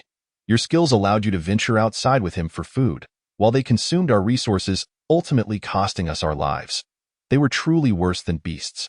Lu Ruixing embraced Gu Pan. In this life, no one can harm us. After a moment, he added, let us bring out some fitness equipment from the space. I need to become stronger. Jiu Pan replied. We will do it together. Lu Ruixing did not oppose. Given the limited time they could spend in the space, enhancing Gu Pan's ability to protect herself was beneficial. All right. Jiu Pan retrieved the fitness equipment, setting it up, and Lu Ruixing began instructing her on exercising. Outside, the blizzard continued to rage, the wind howling terrifyingly. Although the soundproofing was good, the oppressive weather was visible in the evening, as Gu Pan and Lu Ruixing prepared for dinner. The owner's group chat buzzed with activity once more, primarily concerning the first floor, as the snow had begun to reach the windows. However, Gu Pan and Lu Ruixing felt there was little they could say or do. This natural disaster was not a fleeting event and would gradually weed out some individuals. No1 could survive solely on the assistance of others. Everyone needed to discover their own means of survival. After dinner, the couple watched the news on television, which was being streamed live. The host continuously reiterated that this snow disaster would soon pass, urging everyone to endure, yet provided no specific timeline. This could not be blamed on the government, as this calamity had befallen the entire world. No one could predict or withstand it. Ultimately, they encountered people from different countries on their escape route. During the peak of heat, glaciers melted, and places like island nations simply vanished, leaving only those who escaped aboard nuclear submarines. These individuals were unable to shed their predatory habits, later clinging to foreign powers and attempting to seize territories. Naturally, Gu Pan did not survive to witness the apocalyptic conclusion. Unaware of subsequent developments. Reflecting on these thoughts, Gu Pan sighed deeply, hoping that in this life, she might witness the world return to normalcy. The various WeChat groups were particularly active today. The university group buzzed with news from various regions. Due to a lack of experience with cold weather, many elderly and children in the southern areas had perished, and the news brought great sorrow to everyone in the northern regions. Knowledge of enduring the cold is shared with those in the south. For instance, at night, one can fill a beverage bottle with hot water and place it in the bedding, or soak one's feet in hot water before retiring for the night. And the high school group conversations revolve around how much food each family has left and how many days they can withstand the situation. With no certainty regarding when the snow will cease, many are hesitant to consume more than necessary. In the community owner group, individuals refrain from disclosing the quantity of food remaining in their households, yet they begin to inquire about other supplies. The client group of Lu Ruixing is equally bustling, filled with boasting and complaints. However, within the comrades group, concerns arise regarding how many brothers will be burdened with work and unable to rest after this calamity. After all, with such an immense snowfall, it will take days for the troops to mobilize and clear the area. If the snow melts, will it lead to flooding? Nonetheless, most individuals maintain the belief that this situation will soon be resolved. No one considers it an apocalyptic scenario. Those who mention the end of times are often met with scorn for their alarmism. Only Gu Pan is aware that many remote areas are experiencing power outages and internet disruptions. With countless lives lost, yet the outside world remains oblivious, assuming the poor connectivity is merely due to the snowfall. On the afternoon of the 5th day, the snow had reached the windowsill of the 2nd floor, and panic began to set in. Additionally, many households were already out of drinking water. The owner of 901 tagged everyone in the group. Does anyone have any extra water? Notably, 901 had been the first to share his water with others. Yet now those who had taken from him fell silent. The head of the 401 unit suggested, I see a gap in the entrance door. Perhaps we can collect some snow in buckets and boil it for drinking. The owner of 901 replied, I never drank tap water before. The snow is too dirty, I'll pay for it. Who has water? 500 for a bottle of mineral water. Message me privately. After that, The group fell silent. Jiu Pan looked at Lu Ruixing and asked, "Do you think someone will sell it?" Lu Ruixing responded, "There might be, as they still do not realize the value of clean water. Indeed, they remain unaware that money may soon lose its worth, and even phones may become useless." Jiu Pan reflected on the hardships of their previous lives. At this time in their former world, they too were ignorant and clung to hope. Yes, we always hoped the snow disaster would end, but only when we lost electricity and internet did we begin to realize something was amiss. Yet, we still held on to hope until we witnessed chaos, looting, and even murder, at which point we truly felt the weight of an apocalyptic reality. In the following 2 days, the group was filled with incessant complaints about the inconveniences regarding food and daily life. However, Gu Pan and Lu Ruixing remained silent, periodically checking the group messages, content as long as no major issues arose. In the mornings, Gu Pan engaged in basic fitness routines, while in the afternoons, she systematically learned self-defense techniques from Lu Ruixing. Having endured 3 years of struggle in their past life, she possessed some experience, allowing her to learn quickly and even spar with Lu Ruixing. Although she had no real chance of winning, this accelerated her progress. By the 8th day, 2 households on the first floor had moved to the stairwell of the 4th floor to reside, while the 2nd floor, though its windows were sealed with snow, continued to endure. The 4th floor, belonging to the head of the unit, provided them with a power cord through the door, allowing them to use an electric blanket, thus maintaining a semblance of peace. The 2 families from the 1st floor, totaling 7 individuals, found warmth in numbers. The owner of 501 constantly feigned distress, claiming her grandson was small and needed a balanced diet, begging for provisions. Some felt pity for her elderly and young family. And regardless of what they had, they still managed to spare a little for her. Jiu Pan found 501's behavior irritating. In her past life, she had resorted to similar tactics to acquire supplies. Yet in the end, while others faced hunger, she still had ample food, even a significant reserve of frozen vegetables. She had always relied on the sympathy of others to extract provisions from them. However, this was an apocalyptic scenario. Gu Pan never intended to play the role of a saint. She was unconcerned with the plight of others as long as her own interests were not compromised. Yet sometimes, even when one wishes to avoid trouble, it finds you. One evening, the owner of 501 suddenly spoke up in the group. The night before the snow began, I saw what appeared to be the 7th floor residents moving items. It looked like bags of rice and flour.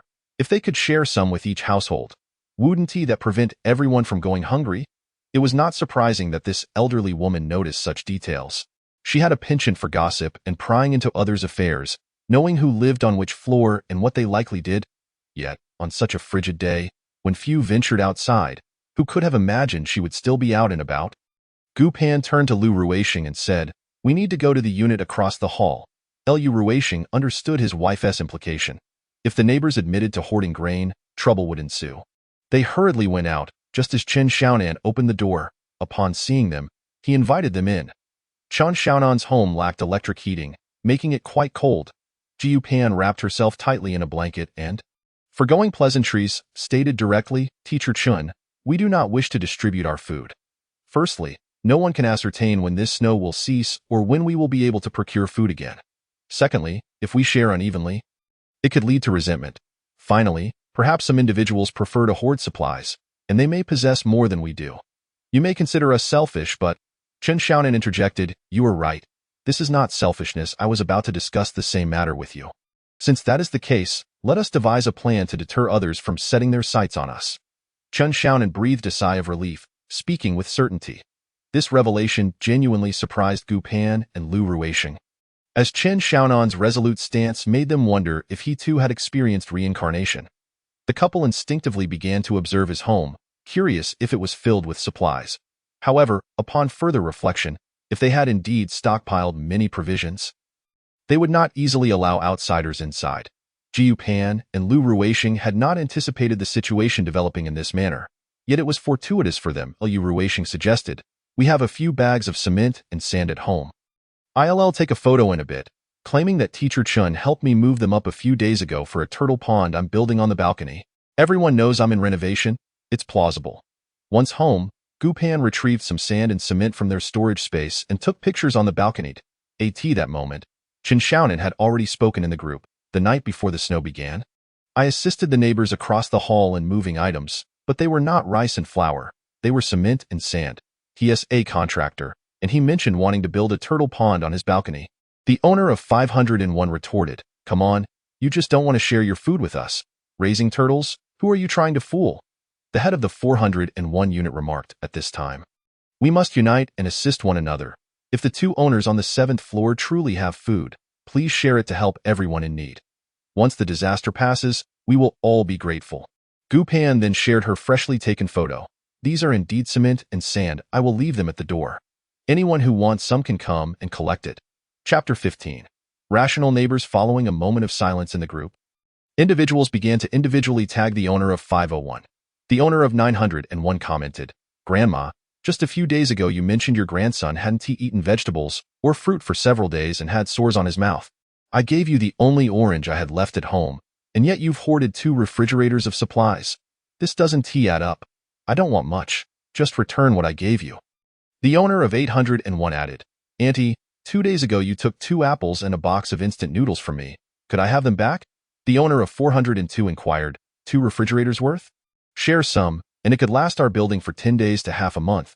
Why then, we should be able to go out and buy more supplies. Rest assured, once we're out, we'll make sure to refill your refrigerator." The owner of 401 urged, "Sister, why not take out 1 refrigerator's worth to help everyone in need? Once the disaster passes, I'll apply for a caring owner designation for you. And there will be rewards." The owner of 501 protested, "I don't have that much. 701 must have misheard. I don't have any food. It's their household that has food and doesn't want to share. And they're just saying this to mislead you." Gu Pan interjected in the group, "Ultimately, it's hearsay about who has food. How about this? To ensure fairness, let us search each household on the 1st floor. This way, we can guarantee no one is hiding supplies, and we can pool resources to share evenly, ensuring fairness for everyone." Following her suggestion, the group erupted into chatter once again. The owner of 702, Chun Xiaonan, immediately understood Gu Pan's intentions and supported her. The owner of 601, Dr. Fong, naturally aligned with Gu Pan. "I agree with the owner of 701's suggestion." The owner of 901 chimed in, "That's a good idea. When do we start? I'll be ready at my door." The owner of 501 protested, "No way. Everyone has some privacy. You can't just search every household. You're not the police. What if something goes missing?" The owner of 402 added, "Exactly. We can't just rummage through homes. If a bunch of people come in, it'll all be chaos." The owner of 301 argued, "Isn't this to ensure that resources are truly shared? My husband has a cleanliness obsession, and I have no objection, as long as I get my share of food." The group descended into chaos, with those lacking supplies eager to support Gu Pan's proposal, while those hoarding resources were reluctant to share. The owner of 801 concluded, "Let us just take care of our own families.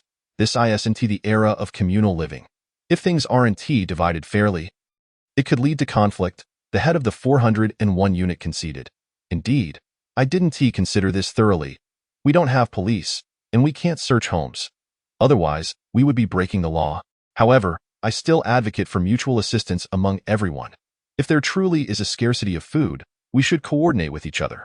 Fairness is not the goal here. It is the spirit of neighborly support that we should promote."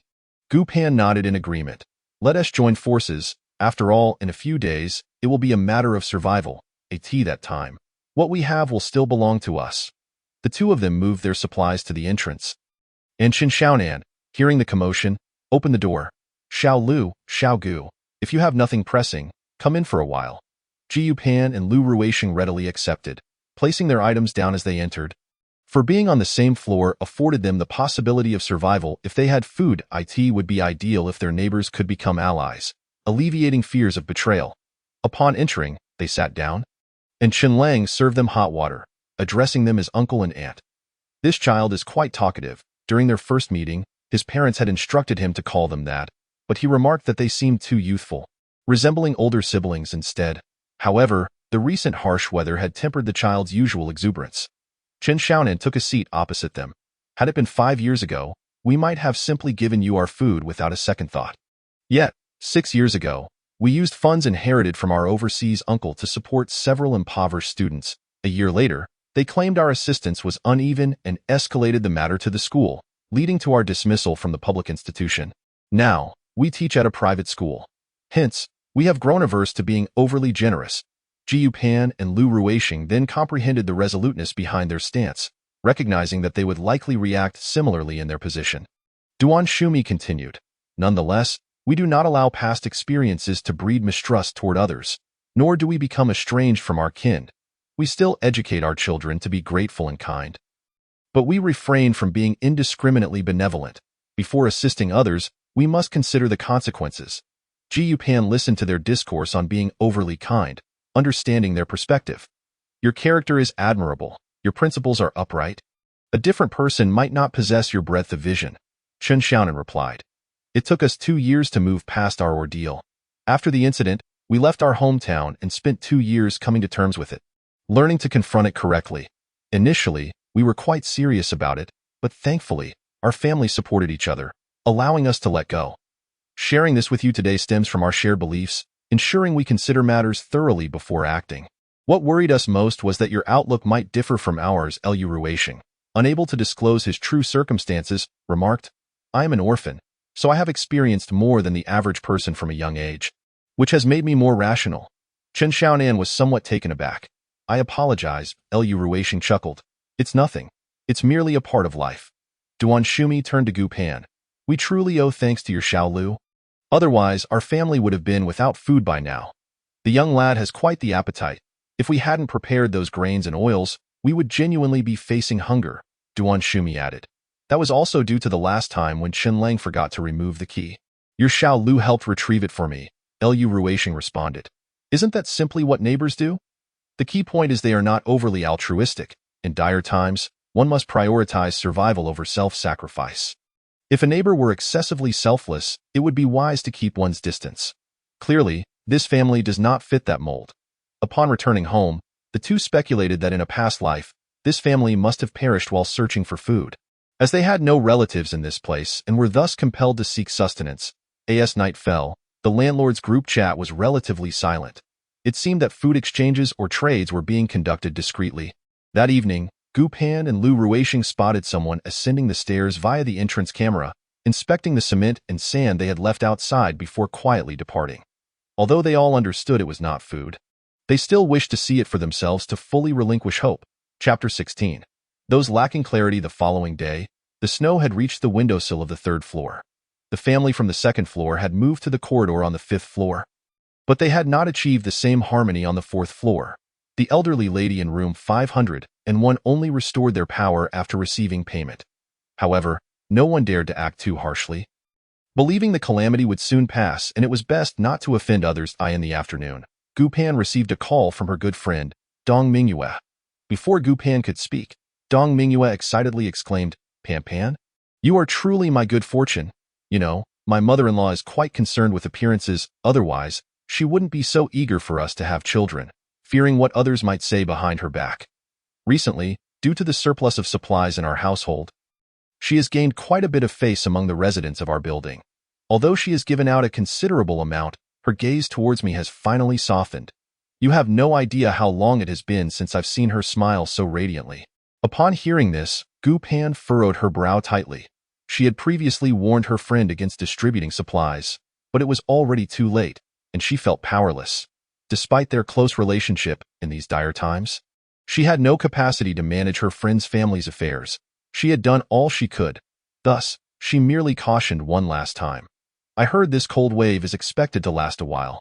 Even if the snow stops, food may still be hard to come by, so please conserve your supplies and try not to let your mother-in-law give them away. Dong Mingyue brushed it off. No worries. The government will take care of you. Why mother-in-law believes that neighbors are scarce in their need for help. Giving them a bite to eat now will ensure they remember it for life. When the government distributes grain later, they won't need it anymore. Gu Pan paused for a moment, deciding not to press further, recognizing her limits. Just take care of yourself. Yes, Pan Pan, stop being so nervous. Once the weather improves in a few days, I'll treat you to a meal. We'll see then. Dong Mingyue, slightly disappointed, bid farewell and hung up. Lu Ruixing, having overheard Gu Pan's conversation, surmised the situation and handed her a cup of hot water. You have done your best. Gu Pan accepted the water, took a sip, and replied, Indeed. Afterward, she picked up her phone. I should call Zhenjin to check in.lu. Ruishing settled beside her, remaining silent. Gu Pan dialed Tian Zhenjin's number. Shortly, Zhenjin picked up. Darling, I haven't dared to disturb you these past few days, thinking you would be busy with your new marriage. It's such a rare occasion that Emart Luisne occupied. Surely you're indulging in some quality time in bed? Gupan chuckled at Zhenjin's words. Sister, can we be serious? Given the current circumstances, I wouldn't dare to be so carefree. That's where you're mistaken. What weather can hinder the fiery passion between lovers? Enough of that, I have a genuine question. You haven't given any food away, have you? Of course not. I'm not foolish. Besides, as a woman living in an apartment, I cannot afford to flaunt wealth. I've hidden my supplies well. A friend of mine who understands metaphysics told me that even when the snow stops, the disaster won't end. Though I don't believe it entirely, it's wise to stock up. Zhenjin, your metaphysical friend, might actually have some insight. What? You're believing in metaphysics now? Make sure your dad and brother come to pick you up. And if danger truly arises, don't sacrifice your life for your belongings. I know, don't worry. You are the most caring. Pan up by the way. Has Mingyue contacted you? Her mother-in-law is staying at their place, and every time I call, she brings up this and that. I've grown hesitant to reach out. She just called me, stating that the supplies I sent her brought her mother-in-law great joy. She has shared quite a bit with the neighbors, which has elevated her status. What? Zhenjin's tone heightened. This dreadful weather has persisted for 9 days, and she isn't worried about starving. How can she be so thoughtless? I warned her that marrying Wang Bin was a mistake. He is not someone reliable. Look, their wedding apartment was purchased by her family, and now her mother-in-law is living there and distributing the gifts from her friends as favors. What kind of person is that? Let us not get too worked up. We're no longer children. Even with our concerns, we can't dictate her life. We've done all we can, and the rest is up to her fate. True, I've decided to live a carefree life without marriage or children, and my brother has a son. So there is no need for me to carry on the family line. Lu Ruishing and I are just going with the flow. We don't have many constraints. Lu is a good man. I can rest easy knowing you're with him. Yes, meeting him is the luckiest thing in my life. All right, enough with the mushy talk. I don't want to hear any more sweet nothings. I have 10 brothers waiting for me on screen. Bye. Gupan smiled as she hung up, looking at Lu Ruishing. Tian Zhenjin is truly a carefree spirit. In situations where we can help, we should do more, but in this apocalypse, we cannot guarantee how long we can assist, especially since communication will soon cease. Indeed, in the end, survival depends on one's capability and fate. We lived for over 3 years in our past lives, which is quite impressive, largely due to your strength in this life. We must not only survive but thrive. After discussing such weighty topics for a while, they returned to the notion of Zhenjin's metaphysical friend, both secretly harboring some belief in it, considering their own spatial abilities. That evening, Gupan suddenly craved some alcohol, so they decided to have a barbecue. They took out some ready-to-grill skewers from their space, each enjoying a can of beer while chatting about various topics. If it weren't for the raging blizzard outside, no one would suspect that this was the end of the world.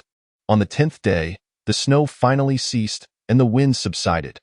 However, the temperature outside had plummeted to a frigid -60 degrees, reaching the very limits of human endurance. At this temperature, any exposed skin could suffer immediate frostbite. Nevertheless, with the cessation of the snowfall, a flicker of hope ignited within the hearts of the people, who believed that this ordeal would soon come to an end. No one anticipated that such a bitter cold could persist for months on end.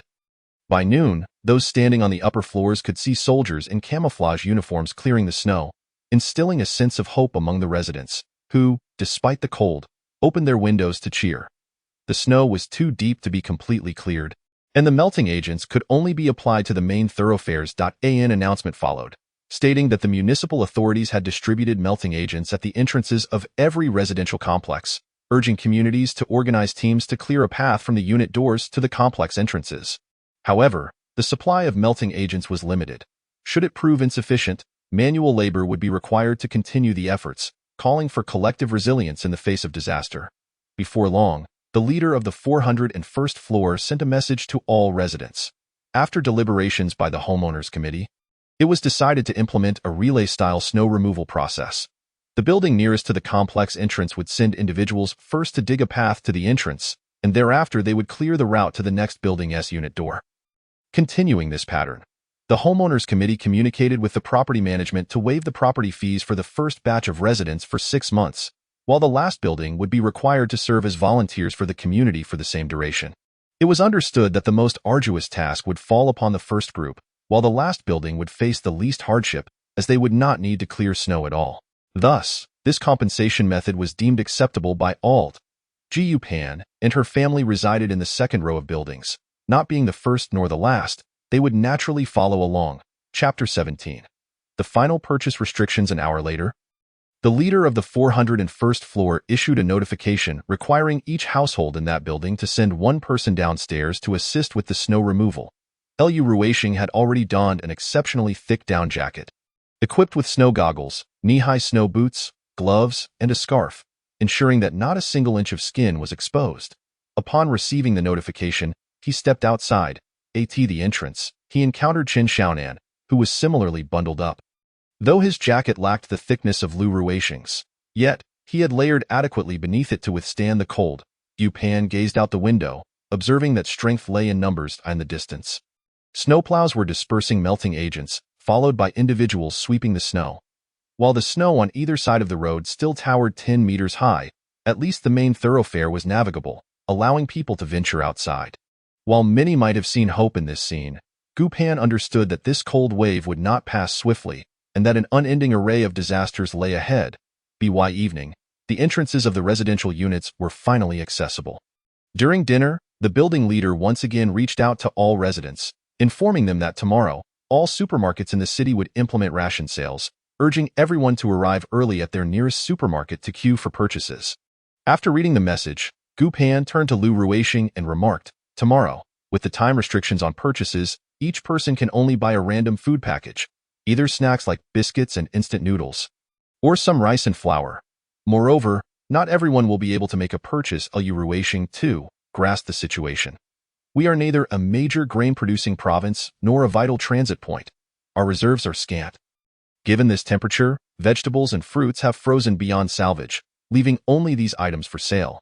During such times, it is inevitable that some merchants will hoard supplies and sell them at inflated prices. Should we invite our neighbors across the hall to join us and queue early, allowing them to stock up on supplies? It would provide us with a measure of security," Lu Ruishing inquired of Gu Pan. Although they had their own supplies, it was prudent not to appear too reclusive, lest they arouse suspicion amongst others. In normal circumstances, it was essential for them to join the fray and demonstrate their own resilience to avoid seeming peculiar. Furthermore, their neighbors were both a physics and a chemistry teacher.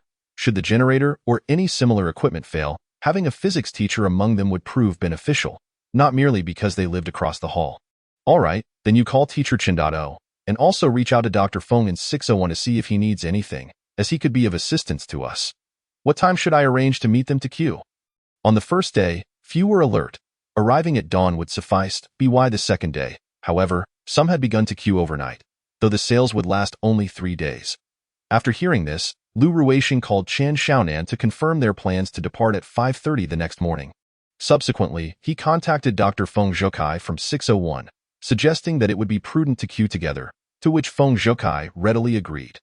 The next morning, Lu Ruishing moved quietly as he dressed, intending to go out alone to queue for supplies.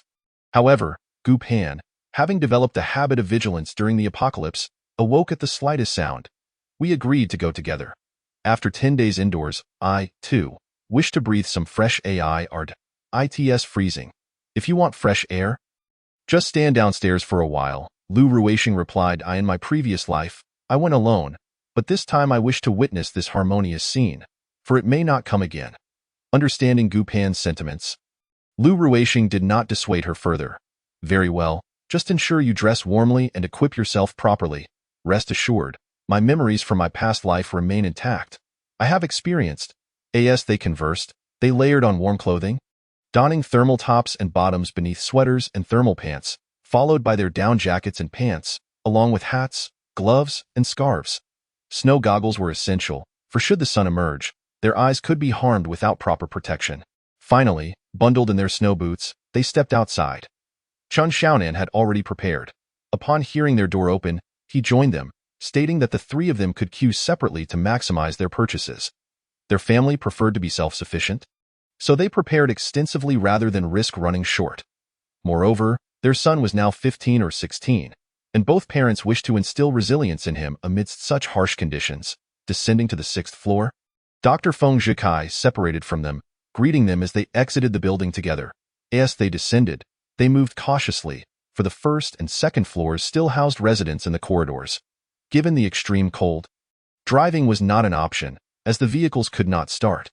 Their community was just a 10-minute walk from a supermarket to the east. The journey was mostly silent, as the biting cold made speech cumbersome. Each utterance caused frost to form on their scarves and the brims of their down jackets.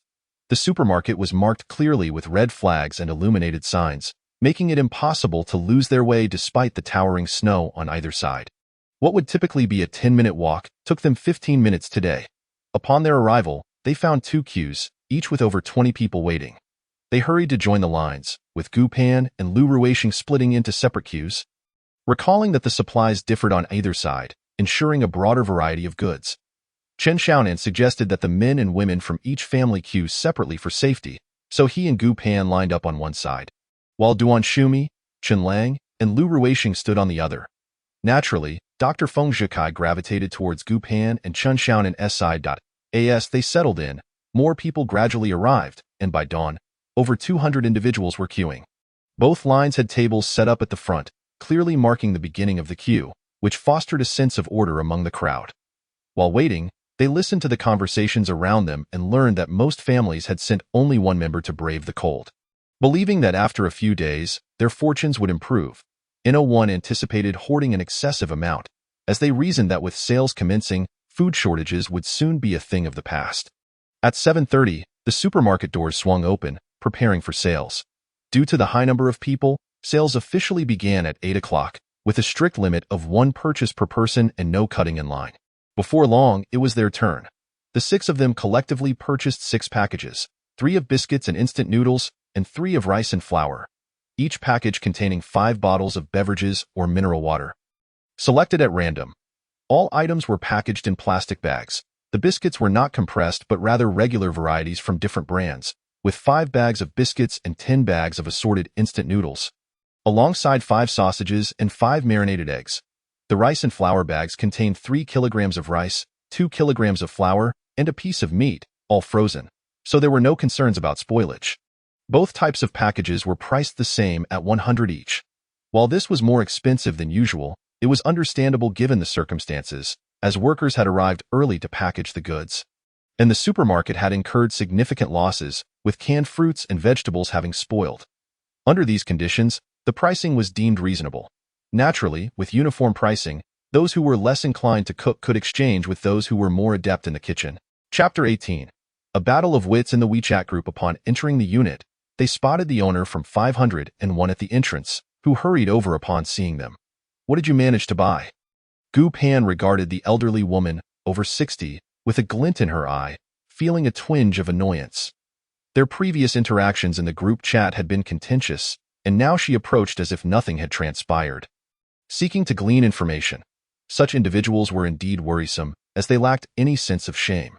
The owner from 501, noticing Gu Pan's indifference, reached out to grab Chen Lang. "Young man, you students ought to show respect to your elders. What did you buy? Allow your grandmother a glimpse." Fearing that the owner from 501 might sway Dr. Feng Zhikai, Gu Pan quickly urged him, "Dr. Feng, your family must be worried about you. You should head upstairs." Upon hearing this, Feng Zhikai indeed appeared anxious and quickened his pace up the stairs. Ji Pan and her companions hastened home, clutching their bags tightly, primarily due to the biting cold. Once they reached the 6th floor, Gu Pan inquired, "Dr. Feng, would you like to exchange anything with us?" Chen Xiaonan added, "We have both types of items. If you wish to trade, feel free to do so." Feng Zhikai shook his head and said, "No need, as long as there's food. I can just go buy some more early tomorrow." Ji Pan and the others refrained from saying anything further and simply bid farewell as they ascended the stairs. Once inside, it took a considerable amount of time to remove their heavy clothing, as they were bundled up in layers. After shedding their down jackets, the two hurried into the bedroom. With the power cut during the day, they relied on their reserve energy sources for heating. Since the energy was non-renewable, they could not afford to waste it. They only ensured that the bedroom remained warm. Despite having ample reserves, they remained cautious about the uncertain future and knew that conserving energy was wise. Upon entering the bedroom, they felt their bodies gradually thawing. The two sat on the bed, perusing the messages in their group chat. The homeowners group had little chatter about securing supplies, as few, like Gu Pan, ventured out so early. Moreover, those on the road could hardly check their phones, as the cold rendered their devices inoperable. Taking them outside was merely for show. After 2 hours, someone in the high school group mentioned that the supermarket in their area had already sold out, leaving many to queue in vain, urging others to arrive early the next day. Soon enough, a flurry of complaints surfaced about how early they had arrived and why so many were queuing at such an hour. The owner of Unit 501 was particularly distressed for missing out on opportunities. Remembering Gu Pan's earlier mention of her frozen food in the fridge, which had caused her significant losses, she couldn't help but feel a twinge of concern. She was not in a hurry to deal with the elderly woman, as her supplies had been exposed. When chaos erupted outside, their home would be a prime target for looting. She contemplated how to divide Gu Pan's resources. But Gu Pan would not allow her supplies to be safeguarded. The conversation in the group chat shifted back to the owner of Unit 501, with questions about her remaining food supplies. Prompting Gu Pan to withdraw and observe the unfolding drama, Lu Ruixian glanced at Gu Pan and chuckled. Such people truly don't know if they're clever or foolish. With so many resources, why not keep a low profile instead of flaunting themselves? Gu Pan laughed in agreement. There are indeed many who are insatiable, like snakes swallowing elephants. We need not concern ourselves with them. We can simply wait for their home to be ransacked at that moment. Feng Zhikai sent a message. Thank you, Xiao Lu, that if I hadn't woken up early with you, I probably wouldn't have managed to buy anything. Feng Zhikai followed up. I should also thank you. Are you all going again tomorrow? Lu Ruixian replied. We haven't finalized our plans yet, but we will let you know once we decide. Feng Zhikai responded. All right, thank you. After Lu Ruixian showed the message to Gu Pan, he asked, Are we going again tomorrow? Gu Pan shook her head. Unless we start queuing at midnight, it hardly seems worthwhile to go. Lu Ruixian suggested. Then I shall accompany them again in the morning. We shouldn't appear as if we know everything. If we go and fail to secure anything, it will provide others with a sense of balance. Gu Pan nodded. You're right. We might as well go. Lu Ruixian then contacted Chen Xiaonan and Feng Zhikai, confirming their plans to go tomorrow. At noon, Gu Pan prepared a pot of lamb soup, which they enjoyed, feeling warm and comfortable. They refrained from having hot pot, wary that the strong aroma might raise suspicions. Just after finishing their meal, Lu Ruixian received a call from Zhuang Jie. He placed the phone on the table, activating the speaker so both he and Gu Pan could hear. Zhuang Jie, with tears streaming down his face, pleaded, Lu Gu, you really must help me. The snow has sealed our windows, and with elderly and children at home, we can no longer stay here. As you know, my mother-in-law dotes on my brother-in-law, which leaves us no choice but to seek refuge with you. Lu Ruixian firmly refused. Our place is also inconvenient. You should consider other options. Zhuang Jie gripped the phone tightly. Lu Gu, we are brothers. I am truly at my wit's end. You are the only refuge I have left. You can't just stand by and watch us suffer, he added. If this continues for a few more days, I will have no choice but to come to you. You need to rent a higher floor apartment in your area as soon as possible. Once you secure a place, let me know where it is, and my wife and I will come to check on you, Lu Ruixian instructed. He needed to ascertain the other party's whereabouts to ensure he could exact revenge when the time came. For now, the order was still intact and murder remained a crime. Having once been a soldier, he understood the legal boundaries. Chapter 19. An increasing sense of panic hearing Lu Ruixian's concern, Zhuang Jie felt reassured and promised to find a rental quickly before bidding farewell and hanging up. Although Zhuang Jie noticed some discrepancies from his past life, he reminded himself that he had been reborn, and such butterfly effects were possible. After all, he was currently the one in control, and that was sufficient. He was not worried about the warehouse since no one could access it due to the unplowed snow in the suburbs. The supplies were remarkably secure, save for some that might be spoiled, an unfortunate loss. Since he couldn't go to Lu Ruixian's home, he needed to secure a rental before the internet was cut off. He planned to deceive Lu Ruixian and Gu Pan into coming over, incapacitate them, seize the pendant, and then eliminate them. After all, once the internet and power were severed, chaos would reign. In his previous life, when he obtained the pendant 2 months into the apocalypse, he had hesitated to kill, which led to a constant state of anxiety. This time, he intended to eliminate any future threats as soon as he acquired the item. After hanging up, Lu Ruixian shared Zhuang Jie's situation with Gu Pan. They needed to ensure they knew Zhuang Jie's exact location to avoid complications when seeking revenge. as losing communication would make locating him exceedingly difficult. Initially, they had contemplated allowing Zhuangjie and his wife to endure the hardships of the apocalypse before meeting their end. However, weighing the pros and cons, they deemed it a risk to keep them around. What if they divulged the secrets of their space? Thus, they ultimately decided that once chaos ensued, they would eliminate Zhuangjie and his wife for their own safety. After discussing this tense matter, Gu Pan retrieved 2 cups of coffee from their space, and as they sipped, they diverted their conversation to lighter topics. Fortunately, while buying food, they had also acquired milk tea and coffee, along with various desserts. Indulging in sweets was a pleasant way to alleviate stress. As night fell, Gu Pan and Lu Ruixing skimmed through online information before preparing for bed.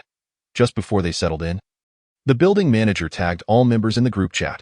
Starting tomorrow, there will be power restrictions from 10 p.m. to 4 a.m., with no power during the remaining hours. This timing was logical, as it would allow them to use electric blankets for sleep. Gu Pan sat up and asked Lu Ruixing, "Have we charged those high-capacity mobile power supplies in our space? I truly do not wish to endure a powerless existence." Lu Ruixing also sat up, reassuring her, "Don't worry, everything has been prepared in advance. You needn't fret. Get some rest, as we have an early start tomorrow." Gu Pan lay back down, nestling in Lu Ruixing's embrace. "Although we faced numerous misfortunes, our greatest fortune is being together." Lu Ruixing held Gu Pan close. "I once lamented my fate, but since meeting you, I have ceased all complaints." With that, he pressed his lips to Gu Pan's. As she breathed heavily, she playfully bit his shoulder and teased, "Who said we need to rise early tomorrow? We should sleep in tonight." Lu Ruixing furrowed his brow slightly at her playful bite. "Is that so? Then I suppose I must ensure you get plenty of exercise tonight." With that, he switched off the bedside lamp. The room's temperature began to rise, and the condensation on the windows bore witness to the couple's fervor. Since Lu Ruixing and Gu Pan had successfully secured supplies the previous day, there was no need for them to exert themselves to the same extent. Naturally, the group chat was ablaze with discussions about the scarcity of supplies and inquiries directed at the building manager regarding possible solutions. The manager, while expressing understanding of everyone's frustrations, admitted that he too had failed to procure supplies and urged everyone to seek assistance from relatives and friends, emphasizing the necessity of collective effort to weather the impending disaster. Observing such grandiloquent rhetoric, Gu Pan shook her head and remarked to Lu Ruixing, "This is not like a few days ago. No one will part with their food so easily now." Lu Ruixing concurred. "Indeed, queuing outside in -60-degree temperatures is a matter of life and death for food. This transcends monetary considerations." Tomorrow marked the final opportunity to procure food, and as the reality of shortages set in, panic would undoubtedly ensue, followed by power outages and internet disruptions, deepening people's fears. Although they were mentally prepared for the worst, the prospect still felt unnerving. As they conversed, loud arguments erupted in the hallway, likely from several floors below. They chose to ignore it, as it was not their concern. Those embroiled in conflict were likely doing so over food supplies, given that other necessities had yet to show significant shortages. Tian Junjin messaged, "Just got home. Wanted to let you know I'm safe." "That's good to hear. I've heard this cold wave is expected to linger for a while. I understand." My father and brother queued early yesterday morning and managed to procure some food. Coupled with what you provided, our family can manage to stretch it for another month or so. By then, the cold snap should have hopefully passed. Gu Pan could not bring herself to tell Tian Junjin that the cold spell would not dissipate so swiftly, and that even when it did, it would not signify the end of hardship. All she could say was, "Regardless, we must always be prepared for any eventuality. Don't just worry about me. How are you and your family? Particularly Lu Zong. We're fine. We used to enjoy barbecues, remember? We still have charcoal and a grill at home. Pan Pan, if you're lighting a charcoal fire indoors, please be cautious of carbon monoxide poisoning. Ensure that windows are open when you light the grill." "Do you understand?" Tian Junjin said with utmost seriousness. Gu Pan smiled and replied, "I know, don't worry. We will take care of ourselves." Tian Junjin agreed. "All right, let us not dwell on this. If anything arises, we'll communicate over the phone." After Gu Pan bid farewell and hung up, there was a knock at the door. Lu Ruixing cautiously approached the door and peered through the peephole, whispering to Gu Pan, "It's a girl I don't recognize." Gu Pan pondered for a moment and replied, "I'll open it." Given that orderliness still prevailed, it would be odd not to respond to a knock, and since it was a girl, it would be more convenient for her to open the door herself. She went to the door, opened it, and asked, "Who Who are you looking for? Standing before her was a girl bundled up tightly in heavy clothing, identifiable as female only by her light pink hat. The girl's voice was soft and timid as she spoke to Gu Pan. Sister, may I borrow some sanitary pads from you? Gu Pan felt a surge of caution and questioned, how did you know we have those? The girl, caught off guard by Gu Pan's inquiry, appeared nervous as she explained. I live on the 9th floor and have been knocking on doors asking around. The previous few families didn't have any. After saying this, Gu Pan stepped back inside, closing the door briefly to retrieve some sanitary pads from her bedroom. They were both women, and such a small act of kindness seemed reasonable. It wouldn't cause her any trouble. She returned to the door, opened it, and handed the girl 2 pads. To her surprise, the girl tried to push her way inside, asking, Sister, do you have any food left? Could you spare me some? I couldn't get any. And I'm about to run out. Gu Pan gently pushed the girl back, stepping outside herself and said, one should not be greedy. I'm not easy to deal with. I merely empathize with your awkwardness as a fellow woman. However, if you think you can take advantage of me, you've mistaken your target. With that, she placed the 2 sanitary pads into the girl's hand, sticking to her promise, but resolved to keep her distance in the future.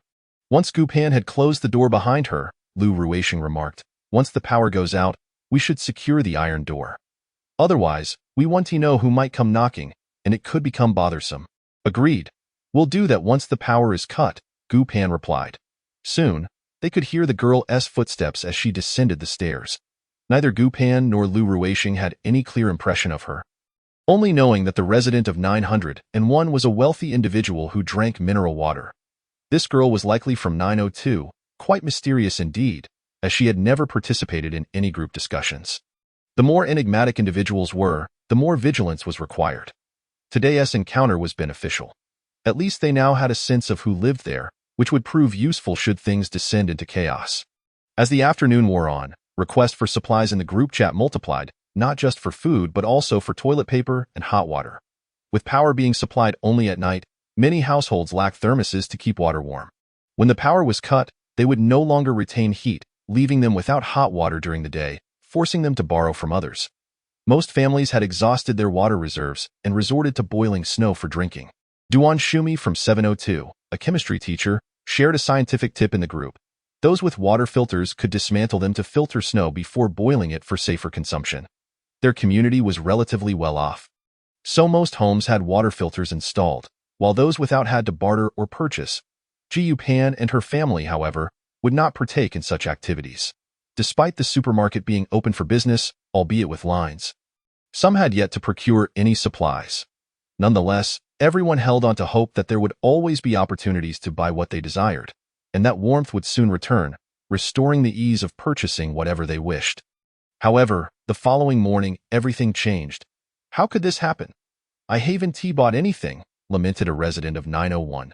I queued all night yesterday and still didn't get anything. Now we're not allowed to line up. And it seems they want to sell tomorrow. I nearly froze to death last night, but thankfully some of us around the fire took turns warming ourselves. Otherwise, we'd have perished, added a resident of 802. When will they start selling again?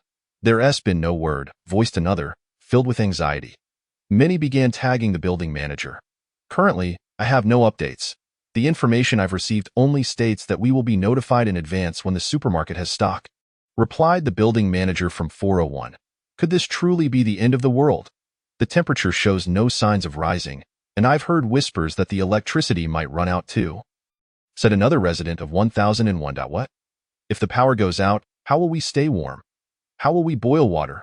Questioned a resident of 102. Are we expected to light fires indoors for warmth? Pondered someone from 201. Even if we do burn something, we have nothing to burn. Are we to set our furniture ablaze? That's not insured. Who would reimburse us later? Fretted a resident of 801. Gu Pan sighed as she read their messages, reflecting on their naivety regarding reimbursement when survival was uncertain. Not only was the residents' group chat in turmoil, but various others echoed similar sentiments of despair over the inability to procure supplies and the uncertainty of tomorrow. More rumors about power cuts and internet outages began to circulate, leading to widespread complaints that losing everything was bearable, but losing internet would strip life of its meaning. Lu Ruisheng also sighed, contemplating the true meaning of life, survival itself. Both he and Gu Pan exchanged glances filled with concern, aware of information that others lacked but could not disclose. That night, there was no announcement, but the power supply was reduced to merely 3 hours. From midnight to 3 in the morning. Before dawn broke, the group chat erupted, with messages from those who had awakened frozen, nearly succumbing to the cold. The frigid temperatures, coupled with the uncertainty of power supply, posed a grave threat to their lives. Yesterday, when someone had suggested the potential for power outages, most had dismissed it as a rumor. However, today's notification about the reduced supply caused panic among many, prompting them to wonder if the power would indeed be cut, along with the internet. After Gu Pan woke up, she donned her down jacket and stepped out of the bedroom. The warmth of the bedroom was a stark contrast to the chilly living room, where no heating equipment was present. They were cautious of unexpected visitors who might find it strange that their home remained warm while others did not. They had decided to wait until chaos ensued to install the iron door. Ensuring no one could enter then, Gu Pan settled on the sofa, scrolling through hundreds of messages in the chat, sensing an apocalyptic dread beginning to permeate the air. That morning, the couple had savory pancakes with eggs and sipped warm rice porridge to stave off the chill. Later, the resident from 901 knocked on their door, a young man in his 20s dressed in high-end outerwear, unmistakably from a well-off family. He was polite, addressing Gu Pan and Lu Ruishing with respect. "Brother, sister, do you have any extra food to sell me? We can negotiate a price," Gu Pan replied. "We only have enough for ourselves. I'm afraid I'm sorry." The young man appeared disappointed. "I understand. If you find any means to acquire food, please let me know. Money is not an issue." Gu Pan reassured him. "All right, if I come across anything, I'll inform you." The young man thanked them and proceeded to knock on the door of the neighboring apartment. Chapter 21. The Unclear Mind. In the afternoon, Dong Mingyue called Gu Pan. Upon seeing her name, Gu Pan quickly answered. The other side sounded frantic. "Pan Pan, you must help me." Uncertain of the situation, Gu Pan did not immediately agree but asked, "What is the matter?" Dong Mingyue replied, "We have run out of food. We were unable to purchase anything in the past few days. Pan Pan, you had given me so much before. Surely, you have stocked up quite a bit yourself? Could you spare me some?" Gu Pan furrowed her brow. Given Dong Mingyue's personality, she knew survival would be challenging for her in such dire times. However, she felt no obligation to assist further. "I don't have enough either. You'll have to find a solution on your own." Dong Mingyue grew increasingly anxious. "Pan Pan, I really need food. You know my mother-in-law has changed her perception of me because of this. If I can manage to get some now, she will surely regard me in a new light." Upon hearing this, Gu Pan felt a surge of anger, her tone rising. "Dong Mingyue, are you foolish? What time is it? People are starving, and you're still preoccupied with that. We are on the brink of power and internet outages. Think about how to survive first." "As a friend, I offer you this final piece of advice. If this truly is the end of the world, protect yourself and don't trust others easily." Dong Mingyue, incredulous, responded. "Pan Pan, how can you believe those rumors? Is this the end of the world? What era are we in that you still harbor disbelief in science? Once this cold wave passes, life will return to normal. My position in this household is paramount. I truly do not know what to say to you. You have mentioned it yourself. What age are we in? Yet you cling to such outdated notions? Why must you still live in accordance with your mother-in-law's whims? How can the inability to conceive a child be deemed unforgivable? Do not forget that the funds for your marital home came from your parents. That is your family, and your standing should have been the highest. Dong Mingyue, I implore you to consider your circumstances and future. If it truly is the end of the world, whom can you rely upon?" Gu Pan has feelings for a friend of over 20 years. Despite her disappointment, she feels compelled to voice her thoughts, lest her conscience be burdened. Having said this, Gu Pan abruptly ended the call, realizing that this friend was indeed beyond salvation. After hanging up, she quickly dialed Tian Junjin, wishing to prevent Dong Mingyue from seeking supplies from her. If Tian Junjin, unaware of the situation, were to provide assistance, it would be a waste. Tian Junjin answered the phone, saying, "Pan Pan, I was just about to call you. I heard there might be a power outage." Gu Pan replied, "I have heard as well. If the power goes out, the internet will be lost, making our communication difficult. You know where I live. If there are matters you cannot resolve, come find me." Tian Junjin affirmed, "I know, and you are aware of my parents' home. I can find it." By the way, Gu Pan continued, "If Dong Mingyue calls you asking for supplies, do not give her anything. She has already given away much of her belongings at her mother-in-law's behest, and now she seeks to appease her mother-in-law with more supplies. Providing her with anything would simply be wasteful. Dong Mingyue's mind truly seems muddled. She was not like this in her youth. How is it that after marriage, she appears to have been brainwashed? It is indeed possible that her in-laws have influenced her, yet under the current circumstances, we cannot afford to waste resources on her. We must prioritize our own survival. Indeed, should she find herself without sustenance, I would take her in, but if she continues to pander to her husband and in-laws, I would rather remain a stranger to her. That is true. No one dares to fill that bottomless pit. Furthermore, I must remind you to safeguard your supplies. Your household possesses an abundance, and it may attract unwelcome attention. Have your father hide the food in the ceiling or within the sofa. If a thief were to break in at night, it would be less likely to be discovered. Is it possible that we have reached the point of burglary? Gu Pan mused. Considering we cannot even procure food, what do you think? Indeed, Tianjinjin replied. I will hang up now and instruct my father and brother to conceal the supplies. All right, goodbye. After ending the call, Gu Pan realized that this apocalyptic scenario truly tests human character. Those who are cautious sense the looming crisis, contemplating how to confront the unknown dangers, while some waste time clinging to trivial matters of pride and status.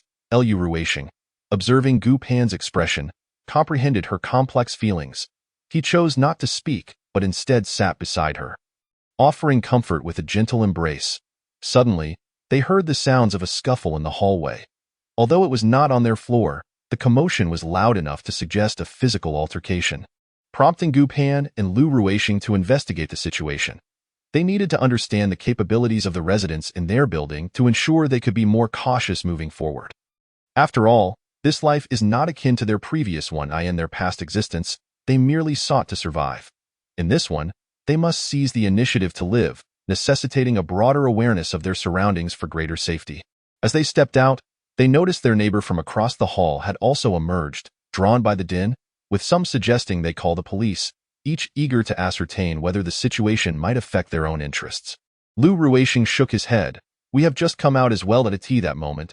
The resident from room 801 arrived, bundled up yet easily recognizable due to his tall, sturdy build. A garrulous individual, he paused to share news of the commotion below.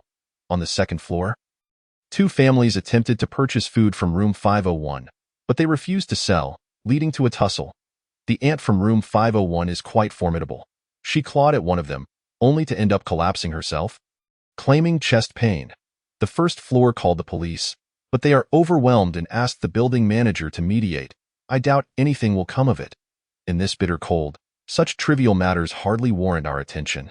The resident from room 901 sighed. That elderly woman from room 501 truly is. I'm at a loss for words. Just the other day, in our WeChat group, she was chatting amicably, only to demand 12,000 for a bag of steamed buns that she originally quoted at 10,000.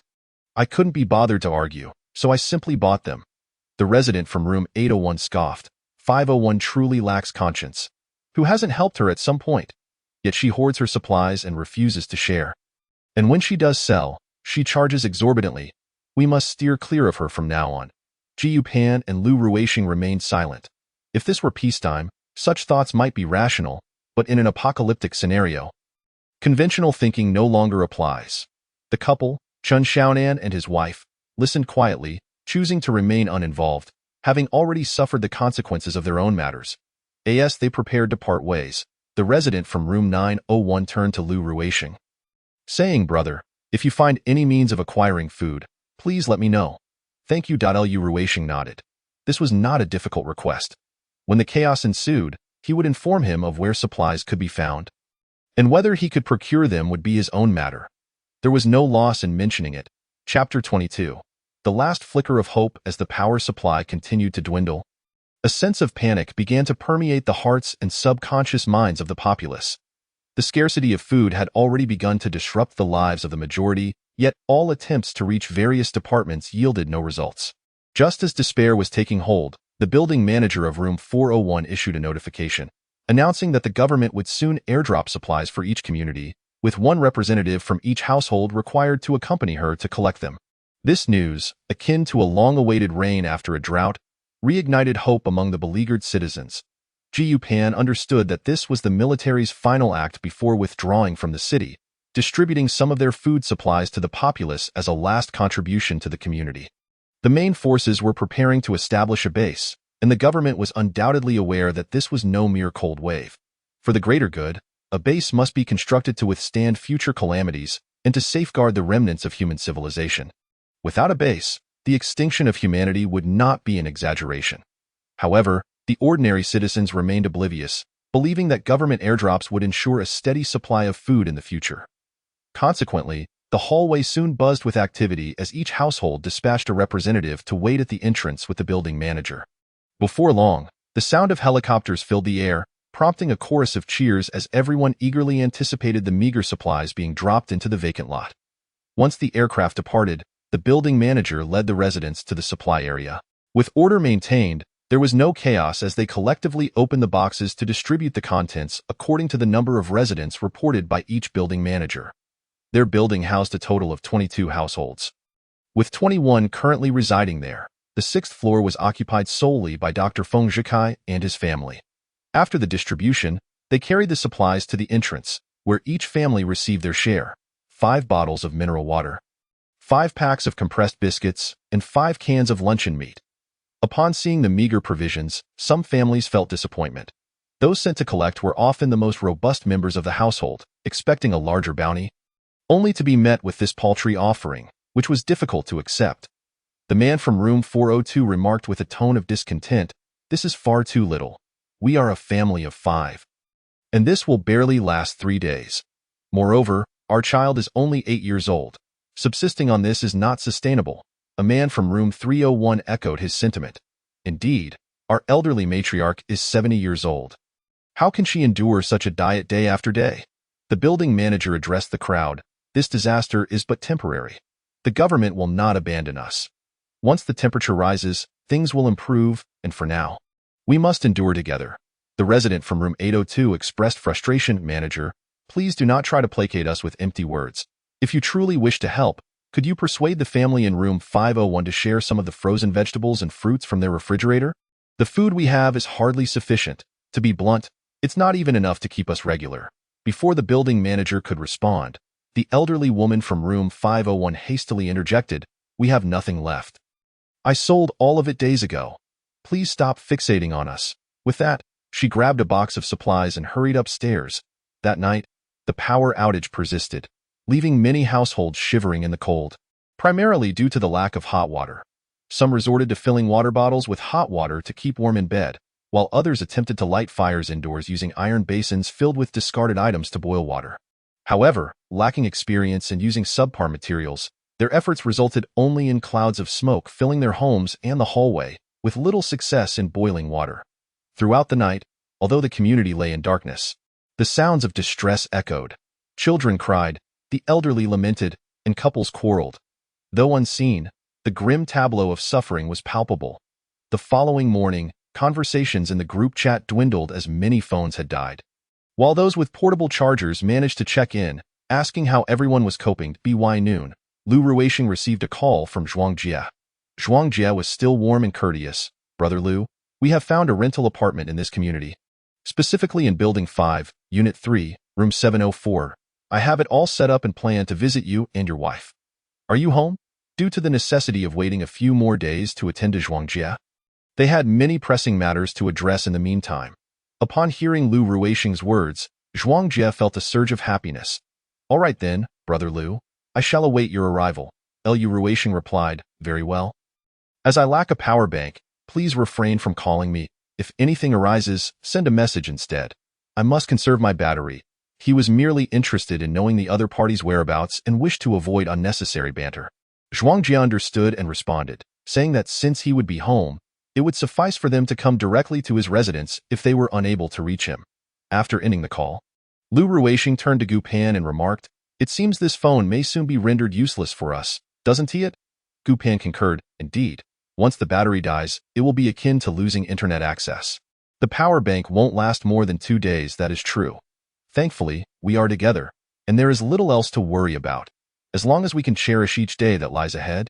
He replied. With the battery depleted, either the phone would be unusable or the remaining charge would be too precious to squander. Thus, when matters arose within the same building, they opted to knock on doors rather than relying on their phones. In the afternoon, a resounding knock echoed from the door of 601, belonging to Feng Zhikai, with the head of the building calling out in an urgent voice, Dr. Feng, please open the door. My mother-in-law is unwell. I urgently need your assistance. Shortly thereafter, Feng Zhikai opened the door, and the sounds of conversation and footsteps descending the stairs followed. Half an hour later, anguished cries reverberated through the hallway. Gu Pan recalled that in her previous life, the head of the building's mother-in-law had passed away around this time, an elderly woman who had been paralyzed. In this apocalyptic era, departing early could be considered a form of happiness. In her past life, Feng Zhikai was the first to die, causing the entire building to descend into panic at an early stage. This time, however, Gu Pan and Lu Ruixing had saved Feng Zhikai, resulting in the death toll only now beginning to rise due to this calamity, and it was primarily the elderly, making it somewhat easier for everyone to accept. Chapter 23. A theft occurs in this community. There had been previous deaths, and the residence committee had designated a location outside the complex for cremation. The necessary procedures were already in place, making it relatively straightforward. Given the extraordinary circumstances, everything was kept simple, allowing the cremation to proceed that evening. The living were already struggling, and the death of an elderly individual did not garner much attention. Conversations revolved around methods of keeping warm, with the more experienced elders sharing tips on how to use charcoal braziers for warmth, boiling water, and avoiding smoke inhalation and carbon monoxide poisoning. Gu Pan listened intently, recognizing the value of acquiring such practical knowledge. That night, standing by the window to gaze outside was quite unsettling, as the glow of fires lit up the windows, casting an eerie ambience. Gu Pan and Lu Ruixing had also ignited charcoal in their living room, refraining from grilling skewers due to the enticing aroma, which could lead to unnecessary complications. Instead, they merely toasted some steamed buns, though the warmth from the grilling space made it easy to enjoy them without disrupting the atmosphere. The following morning, as Gu Pan rose, she was met with heart-wrenching cries echoing through the hallway, a sound far more tragic than the one that had accompanied the head of the building's mother-in-law's passing. The door across from her opened, revealing a child's wail. I'm hungry. I want meat, grapes, and blueberries. Suddenly, shouts erupted from the 11th floor. Whoever is stealing food at this time? Who is the heartless wretch behind this? If I find you, I will stab you. How dare you steal from my family? Gu Pan recalled that the residents of the 11th floor had boasted about their food supplies, and perhaps someone had forgotten, but they were now all under scrutiny. It seemed they had just awakened to the theft and realized that reporting it to the authorities would be futile.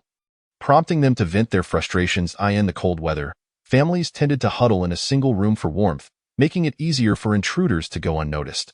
The first two homes to be targeted were not surprising. The recent airdrop was initially intended to last several days, but with the absence of fruits and vegetables, those two households, which possessed such items, had become prime targets for thieves. Additionally, some individuals had already received news from the military, prompting many to begin plotting their next moves. Lu Ruixing nodded. Indeed. The two families had installed iron doors together, creating an appearance of alliance that would deter any potential troublemakers. More importantly, placing the doors at the stairwell entrance provided ample time for defense should any disturbances arise. They did not stop at just one door. They installed one at the stairwell and another at their own front door, effectively tripling their safety. They also reinforced the existing iron door at the stairwell with additional locks, providing further security. Qin Xiaonan expressed his approval. Excellent. This added layer of protection is exactly what we need. I'll work on a solar-powered electric grid for the door, ensuring even greater safety so we can sleep soundly. Gu Pan quickly interjected. That sounds wonderful. Teacher Qin, my husband, Ruixing, works in renovation and has all the necessary tools at home. If you need anything, just let us know. We can likely find it. Qin Xiaonan replied. Great. Let's proceed with this plan. To be honest, I'm a bit uneasy about the door we have. It's the same lock the developers provided, and we've never replaced it. Lu Ruixing responded. All right, Teacher Qin, wait a moment while I fetch it from our storage room. Qin Xiaonan acknowledged this. The reason for opting for an iron gate was that it allowed visibility to the outside, enhancing their defensive capabilities. Upon reaching the entrance, Qin Xiaonan came over to assist. Together, Lu Ruixing and Qin Xiaonan moved the iron door to the stairway, first adding several locks to the existing door. Then installing the new one. The electric drill was battery-operated, ensuring that it would not be affected even when the power was out. While they were still in the midst of installation, numerous residents from above and below came to observe. Gupan openly shared that her family was engaged in renovations and had the necessary materials on hand. Thus, they felt compelled to fortify their home, especially given the recent thefts and the limited police presence. Self-protection had become imperative. Others expressed envy at their access to such resources and recognized the solidarity between the two families, instilling a sense of caution among the residents. Once the crowd dispersed, Lu Ruixing and Gupan secured their own door, then assisted their neighbors by adding 2 locks to their interior door, providing them with additional peace of mind. They also gifted their neighbors 2 bundles of escape ropes and 3 gas masks, instructing them on their proper use. With many fires lit inside and various items piled in the hallway, should a fire break out, exiting through the window would be the safer option rather than navigating the potentially hazardous stairwell. In the days that followed, Gupan and Lu Ruixing assembled several firearms. Although their range and power were somewhat diminished, they were nevertheless serviceable. Gu Pan had previously downloaded instructions for crafting and utilizing crossbows. And with all the necessary tools available in their space, they successfully created AFEW. Gu Pan was also researching wrist crossbows, believing that such equipment would provide an additional layer of security. The 2 men proceeded to unlock the outer iron door. Outside stood the head of the building, dressed in a down jacket that enveloped her snugly, yet her commanding presence made her easily recognizable even without seeing her face. She regarded the iron door and addressed Lu Ruixing. This iron door is of commendable quality. However, I believe it would be more suitable at the unit entrance. Installing it there would ensure the safety of the entire building. Please consider relocating it when you have the opportunity. Lu Ruixing firmly yet succinctly declined. This is our personal property, and we have the right to install it wherever we choose. We cannot guarantee that everyone in the building is trustworthy, so we must prioritize our own safety. Chapter 24. Claiming the moral high ground though her face was obscured, Gupan could already sense the woman's anger, yet it held no bearing on her. She admired her husband's temperament. Although Lu Ruixing was in business, he was not one to rely on alcohol or socializing to acquire clients. His approach was straightforward, built on quality and reputation. Moreover, as a veteran, many individuals placed their trust in his character, which undoubtedly enhanced his business prospects. After a moment of contemplation, the head of the building organized her thoughts and spoke again. We are all neighbors in this building, and I have conducted a census. Everyone here is decent. While your caution is warranted, it is also crucial to trust that there are more good people than B8. Gupan stepped forward and addressed the head of the building, saying, "There is no need to discuss the door further. We will not be moving it. Is there anything else you wish to address? It's quite cold. If there is nothing else, we shall head inside." The head of the building had not come solely to discuss the door. Upon seeing it, her thoughts had strayed in that direction, believing she was doing a good deed for the entire building. However, to her dismay, the residents of the 7th floor had not shown her the respect she expected.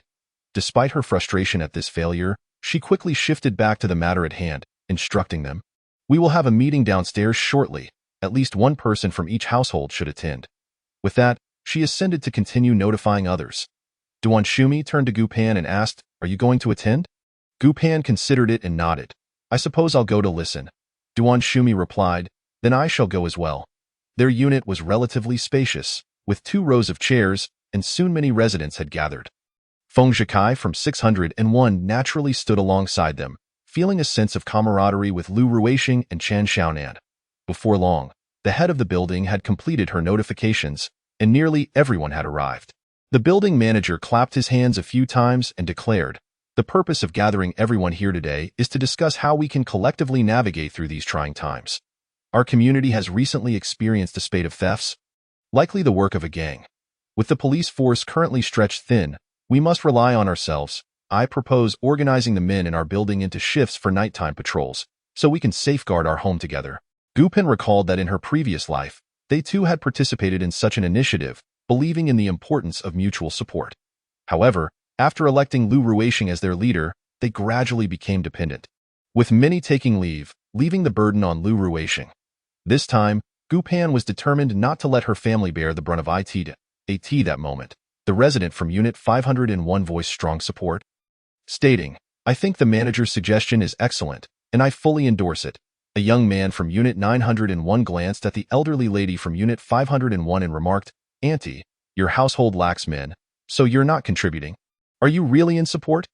Gu Pan had always believed that the young man from Unit 901 was perceptive and courageous, possessing a commendable sense of morality. The elderly lady from Unit 501 shot a glare at the young man from Unit 901 and retorted, "Young man, how can you lack a broader perspective? This initiative benefits the entire building. You must think long-term." The building manager clapped again. "Let us have each floor express their stance." The two households on the first floor, quite united, quietly conferred and indicated their support. While it might not be entirely fair, it would indeed benefit the building as a whole. The two households on the second floor followed suit, expressing their agreement.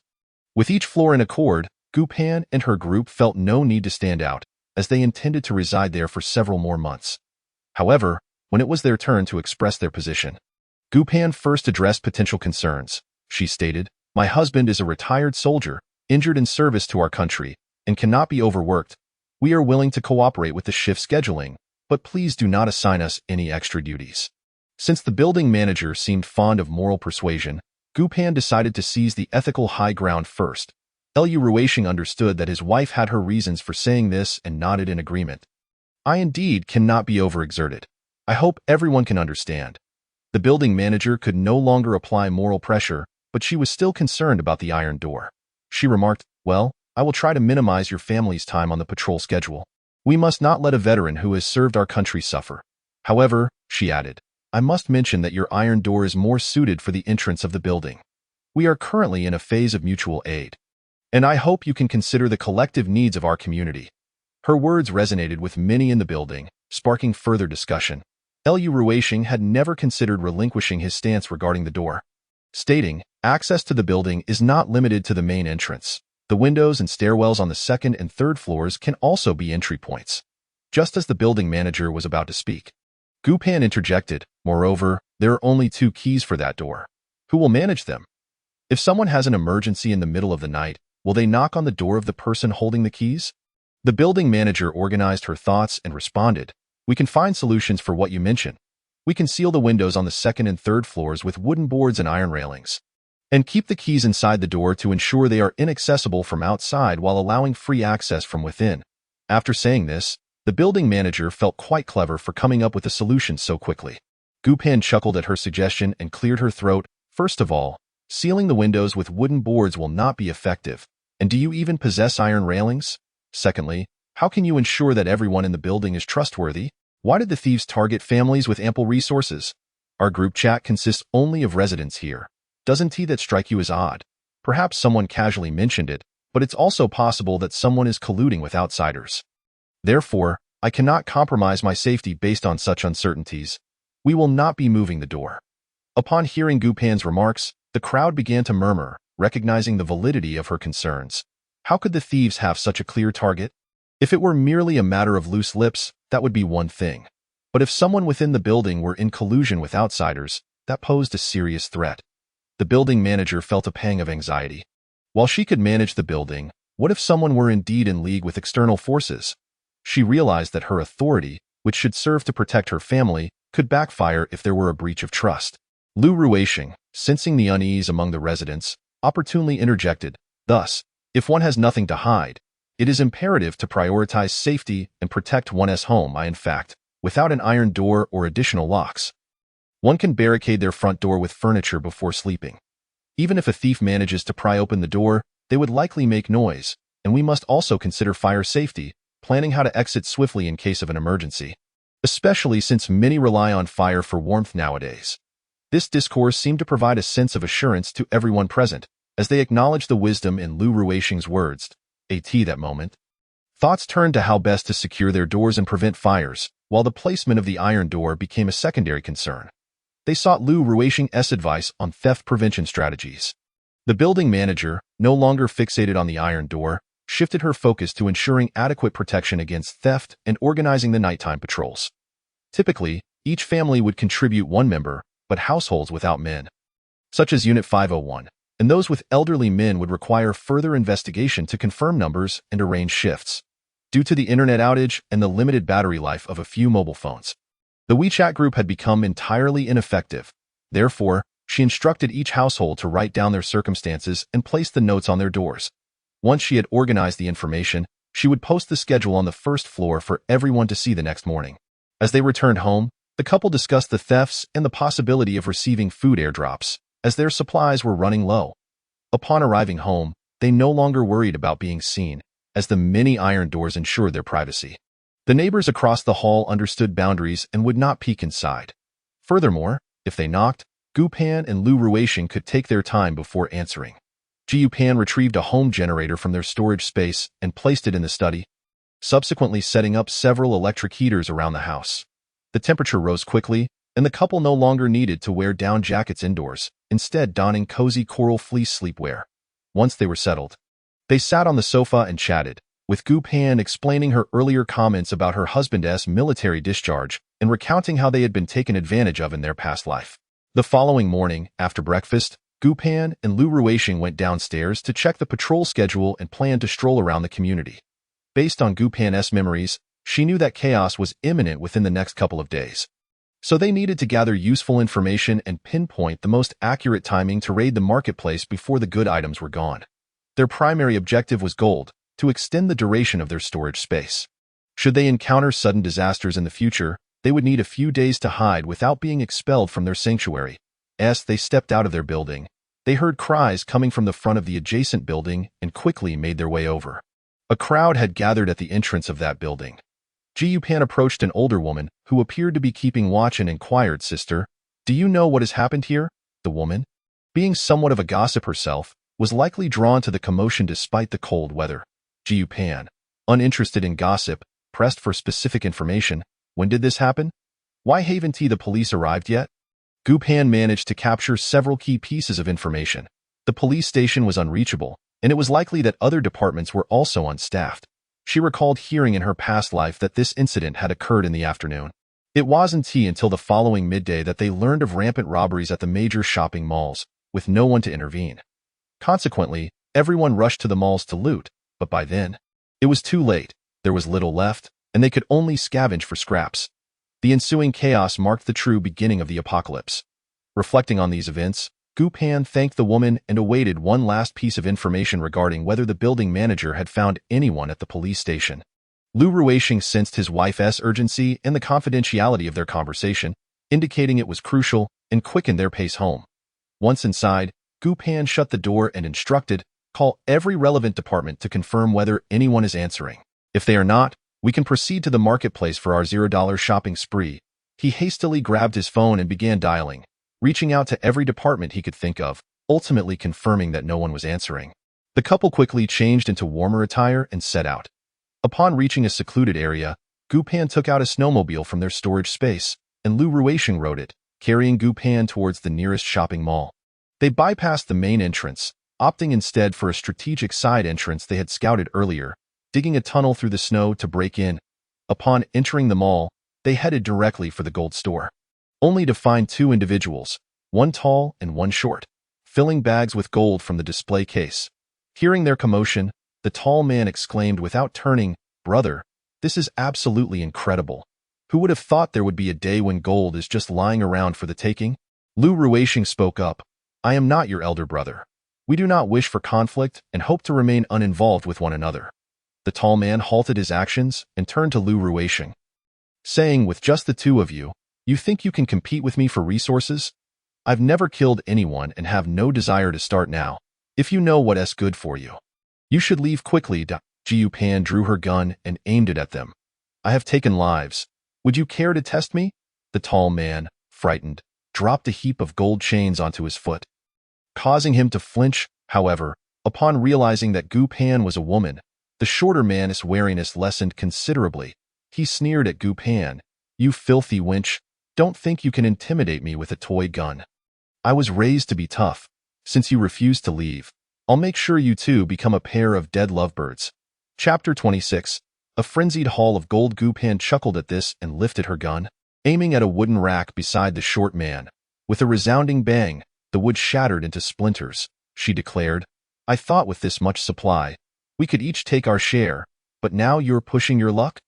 The short man, terrified, crouched down, clutching his head. "Is that a real gun?" At that moment, 3 men rushed up from the underground supermarket, all bundled up, but their masculine figures were evident. the leader, a robust figure, approached Gu Pan and said, "Misunderstanding, misunderstanding. If we fight to mutual destruction, it will only benefit those who come after you. Why two brothers are impulsive. I apologize on their behalf.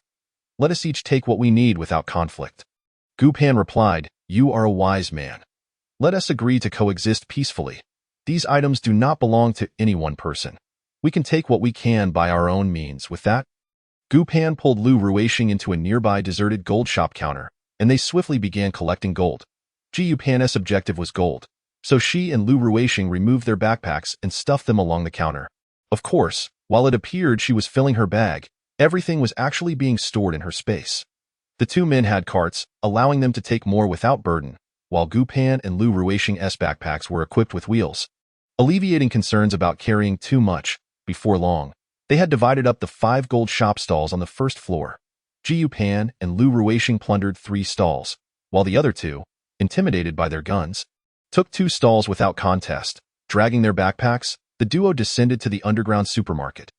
The second floor and above were filled with clothing, bags, and food, so they headed straight to the underground supermarket. The others were already there, having filled about 10 shopping carts with anything edible they could find. Gu Pan and Lu Ruixing wasted no time, pushing a shopping cart to begin gathering food. Due to previous looting, combined with a 3-day queue for sales, the supermarket had little left, with staples like rice, flour, and oil nearly gone. Instant noodles and biscuits had also been snatched away, leaving mostly snacks and frozen fruits and vegetables. The freezers were devoid of dumplings, but they were filled with ice cream.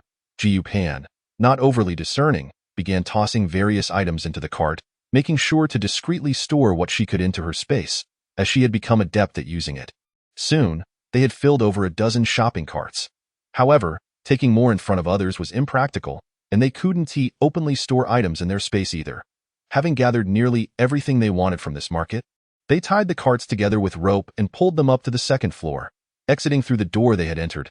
At the exit, Lu Ruixing kept an eye on their haul while Gu Pan moved to a secluded spot. Retrieving a snowmobile from her space, she rode it over, with a massive sled attached, laden with large boxes. This was naturally to avoid drawing attention, as those earlier were likely to sneakily follow them. The two loaded their goods into the boxes, while Gu Pan stashed the gold from Lu Ruixing's bag into her space during the process. Once everything was secured, Lu Ruixing mounted the snowmobile, taking Gu Pan along as they departed in style. Upon hearing this, the leader sighed. It seems these two are no ordinary individuals. Thankfully, we avoided conflict. Otherwise, we would have surely lost 2 brothers. The younger man wiped the sweat from his brow, asking, "Boss, what should we do now?" The younger man hastily scurried off to collect items. Lu Ruixing parked the snowmobile in a secluded area. This aligned with their previous expectations. Gu Pan had researched that typical gold shops held between 10 to 50 pounds of gold, most often under 20 pounds due to high costs and risks. Gu Pan's space could increase by 100 grams of gold per minute, amounting to 6,000 grams, or 12 pounds. In an hour, they had just plundered 3 gold shops, acquiring over 50 pounds of gold, which added up to 4 hours and 21 minutes. Glancing at the time, Gu Pan joyfully kissed Lu Ruixing's cheek. "Darling, it's been over 7 hours. Let us move on to the next shopping center." Lu Ruixing, through his thick hat, affectionately patted Gu Pan's head, equally pleased. On to the next stop. The two emerged, mounting the snowmobile as they headed towards the commercial street, where several gold shops awaited them, likely filled with treasures. However, their second destination proved disappointing. Upon arrival, they found it had already been ransacked, with smashed doors and windows, leaving a chaotic mess inside, with only a few fallen gold ornaments on the floor and counter. Nevertheless, even the smallest pickings were welcome, and they spent half an hour gathering what they could, ultimately extending their time in the space by 5 minutes, now totaling 7 hours and 27 minutes. As noon approached, they entered the space for lunch before continuing to the next shopping center, which, fortunately, had yet to be visited, featuring 6 gold shops. They quickly began collecting gold, resulting in an increase of 8 hours and 10 minutes. Adding this to the previous 7 hours and 27 minutes, they had accumulated a total of 15 hours and 37 minutes. With 24 hours minus 15 hours and 37 minutes, they still needed 8 hours and 23 minutes to eliminate the time limit of the space. They hoped to find another opportunity like this on the first day so they could fill the 24 hours. However, they were uncertain of the next location's safety and whether it had been ransacked. Thus, while they were there, they decided not to overlook the available supplies, as these could later be exchanged for gold. They ventured into the supermarket of this shopping center, which specialized in imported goods and was typically expensive.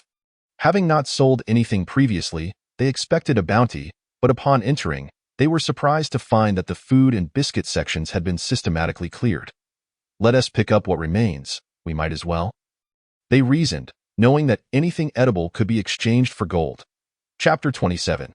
Unseen dangers. The two commenced their search for supplies, and with no outsiders present, they directly placed items into their space. Simplifying the process, Gu Pan even stored entire shelves for convenience, as finding items later would be cumbersome.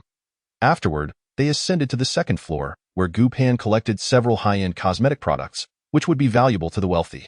They then proceeded to a larger shopping center, located farther from home. Upon arrival, they discovered the front doors ajar and intended to negotiate terms, akin to their first encounter, where each would take their share without interference. However, as soon as they entered, a gun was aimed directly at Lu Ruisheng's head in an attempt to take him hostage. Lu Ruisheng, quick-witted, seized the assailant's wrist, twisting it backward to snatch away the gun.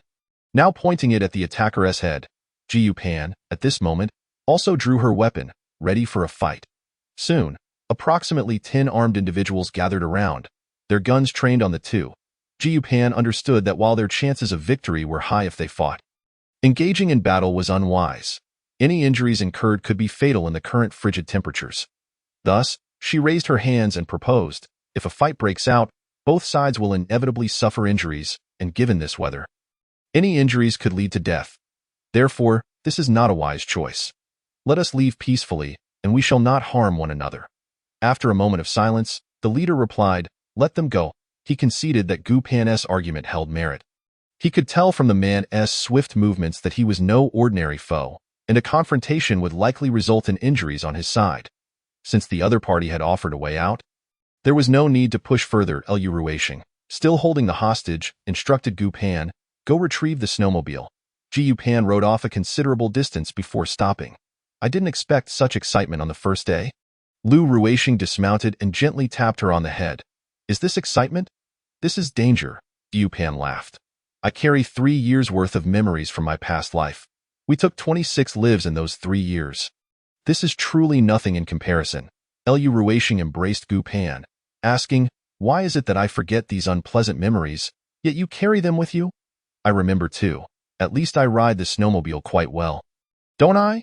Indeed, he rode exceptionally. She had a point, at the very least. Having endured these experiences, she would not be as fearful in the future. In the grand tapestry of life, there are gains and losses. Let us not dwell on this any longer. Onward to our next destination. Today is a moment of golden opportunity. Let us proceed. Climb aboard, and allow me to familiarize myself with the art of riding. Lu Ruisheng settled back into the rear seat, smiling as he remarked, I never anticipated that I would find myself on the back of my wife's snowmobile. He tightened his grip as they accelerated. With those words, Gu Pan ignited the engine, propelling them forward. The force of inertia compelled Lu Ruisheng to cling even more closely. Upon arriving at the next shopping mall, they discovered that the place was already bustling. With the gold counters having been thoroughly ransacked, this was the last remaining establishment within the city that housed a gold shop. Once it was gone, it would be irreplaceable, with the matter of gold nearly resolved. It was time to attend to another pressing task, securing weapons. The military's withdrawal would take all arms with it. The JC Bureau was currently the prime location for procuring weaponry. They scoured every nook and cranny, and although some had already been preemptively seized, they managed to unearth a dozen handguns along with a considerable supply of ammunition, far surpassing the efficacy of their makeshift creations. They also collected riot shields, electric batons, and bulletproof vests, ensuring they took everything that could be of utility, as they had ample space to accommodate it. Noticing that time was slipping away, and having gathered a sufficient amount of supplies, it was imperative to urge their friends to procure some food. Thus, the two mounted the snowmobile and made their way to Guogang's residence, informing him of the current state of the supermarket, which was now unattended, urging him to act swiftly. They then visited Tianjunjin's home to relay the same message. Ji Yupan refrained from visiting Dong Mingyue, for if she were to learn of the situation, her mother-in-law would inevitably become aware, leading to a rush from the entire neighborhood to the supermarket, which would be unfair to others. She preferred to discreetly alert her close friends without disrupting the established order. As they passed by the 6th floor on their way home, they knocked on the door, which was opened by Feng Zhikai. Lu Ruisheng said, "Dr. Feng, may we have a word?" Feng Zhikai welcomed them inside, where a coal brazier warmed the room, rendering it less frigid. His wife, a woman of striking poise, also greeted them. After exchanging pleasantries, Lu Ruisheng informed him of the situation regarding the supermarket and supplies. Urging him to hurry, he then removed his mountaineering backpack and lent it to Feng Zhikai for convenience, explaining that he had fortuitously procured some supplies earlier, thus negating the need for Feng to venture out. Feng Zhikai inquired if Teacher Chen was accompanying them, expressing a desire to have a companion. He expressed gratitude to Lu Ruisheng and Gu Pan for considering his family, recognizing the essential roles they all played in each other's survival. The bond between their families was akin to an alliance, as a doctor was indispensable, and the knowledge of a physics and chemistry teacher could prove invaluable in this apocalyptic landscape. Moreover, the Chen family was not overly sanctimonious, making them worthy allies. Shortly after Lu Ruisheng and Gu Pan entered, they overheard Chen Xiaonan departing. Lu Ruisheng, having removed half of his clothing, suddenly remembered something. "Ah, I should probably inform that fellow from 901. Gu Pan, upon hearing this, concurred, "It would be wise to let him know. He refers to you as brother and clearly trusts you. We have nothing to lose by informing him." Donning his clothes once more, Lu Ruisheng ascended to seek out 901. As 901 was not particularly familiar with Chen Xiaonan or Feng Zhikai, and did not consider them allies, he merely intended to relay the information, leaving it to 901 to determine his course of action. Their meal for the day consisted of spicy Sichuan cuisine. Given the chill of the day, they sought warmth in the heat of spices. After a long night of diligent organization, they finally neared completion. With a sixth of their space still available for additional items, after showering, the two retired for the night, for the following day would see them continue their quest for supplies, with an increasing number of people frequenting the supermarkets. Their next target was a commercial building, opting to avoid the smaller, cubicle-style offices that yielded little and required the tedious task of breaking into each small company. Instead, they aimed for the headquarters of larger corporations, where they were certain to find valuable goods. Perhaps the CEO had a penchant for gold and adorned their office with various golden trinkets. Such a location would undoubtedly possess high-end items, which, while useless to those striving for survival, could prove advantageous to them. At the break of dawn, after a hearty breakfast, Gu Pan and Lu Ruisheng changed into their gear, preparing to embark on their expedition. While in the midst of changing, a knock echoed from the door. Undoubtedly Chen Xiaonan. As no one else could enter, Lu Ruisheng called out, "Teacher Chen, please hold on. We're just changing our clothes." The couple, respectful of boundaries, refrained from intruding upon their privacy, stating, "We'll wait in the hallway." Once dressed, Gu Pan locked the door behind them and encouraged Lu Ruisheng to converse with Chen Xiaonan first, as it was more fitting for a man to engage in dialogue. Given the soundproofing of their floor, they could converse without fear of being overheard. Lu Ruisheng reassured, "There's no need for such formality, Teacher Chen. We are all on the same side." Chen Xiaonan nodded in agreement. "Indeed, we are allies. I shan't indulge in pleasantries. You will need this mountaineering pack today. Take it without delay, lest it hinder your endeavors." Lu Ruisheng accepted the pack, affirming, "We shall be on our way." Chen Xiaonan cautioned, "Be vigilant. There have been many skirmishes over supplies recently. Let us not forsake our safety for material gain." Ji Yupan responded with a smile, "Rest assured, Teacher Chen, we both value our lives." Upon reaching the 6th floor, they found Feng Zhikai and his wife waiting for them in the hallway, both well aware of the situation. There was no need for excessive thanks, as they had all discussed this matter at home. Feng Zhikai remarked, "This is no trivial matter. While we cannot extend an invitation for a meal at this time, know that your affairs will be as important to us as our own." His wife echoed, "Indeed, this is a matter of life and death. It holds immense significance for us." Yu Pan smiled at Feng Zhikai's wife, saying, "Sister-in-law, the outside world has descended into chaos, and trust is a rare commodity. Since we have mutually recognized our alliance, there is no need for further words. We must continue our exploration." Feng Zhikai handed Lu Ruisheng the mountaineering pack from the previous day, urging, "Please take care of yourselves. Gu Pan and Lu Ruixing acknowledged his concern, bidding farewell as they departed. Once outside, in a secluded area, Gu Pan retrieved the snowmobile, and they mounted it, first heading to the hospital to procure additional medications. Those requiring temperature control were no longer viable, but fortunately, they had previously acquired some. However, tablets and powders remained usable. At this juncture, the majority of the populace was preoccupied with mere survival, leading to the hospital's stock remaining largely intact. They visited the pharmacy, collecting whatever could be of USE.AS for equipment such as CT machines and ECG monitors. They deemed them unnecessary, as these devices required specialized training and subsequent maintenance, rendering them impractical. However, they ensured to secure AEDs, the automatic external defibrillators, which could truly save lives in critical moments. They also gathered traditional Chinese herbs and patent medicines, recognizing their potential value surpassing that of mere food. Exiting the hospital, their next destination was the local real estate office, yet en route, they spotted the exhibition center. Recalling that it often hosted auto shows, Gu Pan suggested they investigate. Upon entering, they were taken aback, not by cars, but by a yacht exhibition. They could not leave empty-handed, and with space still available, they acquired a yacht, filling their storage to capacity. Any further acquisitions would necessitate stacking items within the yacht itself. Recently, they had discovered a remarkable aspect of their storage space. They could pile items as high as they wished, provided they could be stacked, even constructing frameworks if necessary. However, the fundamental area remained limited. And fitting a cruise ship would be unfeasible.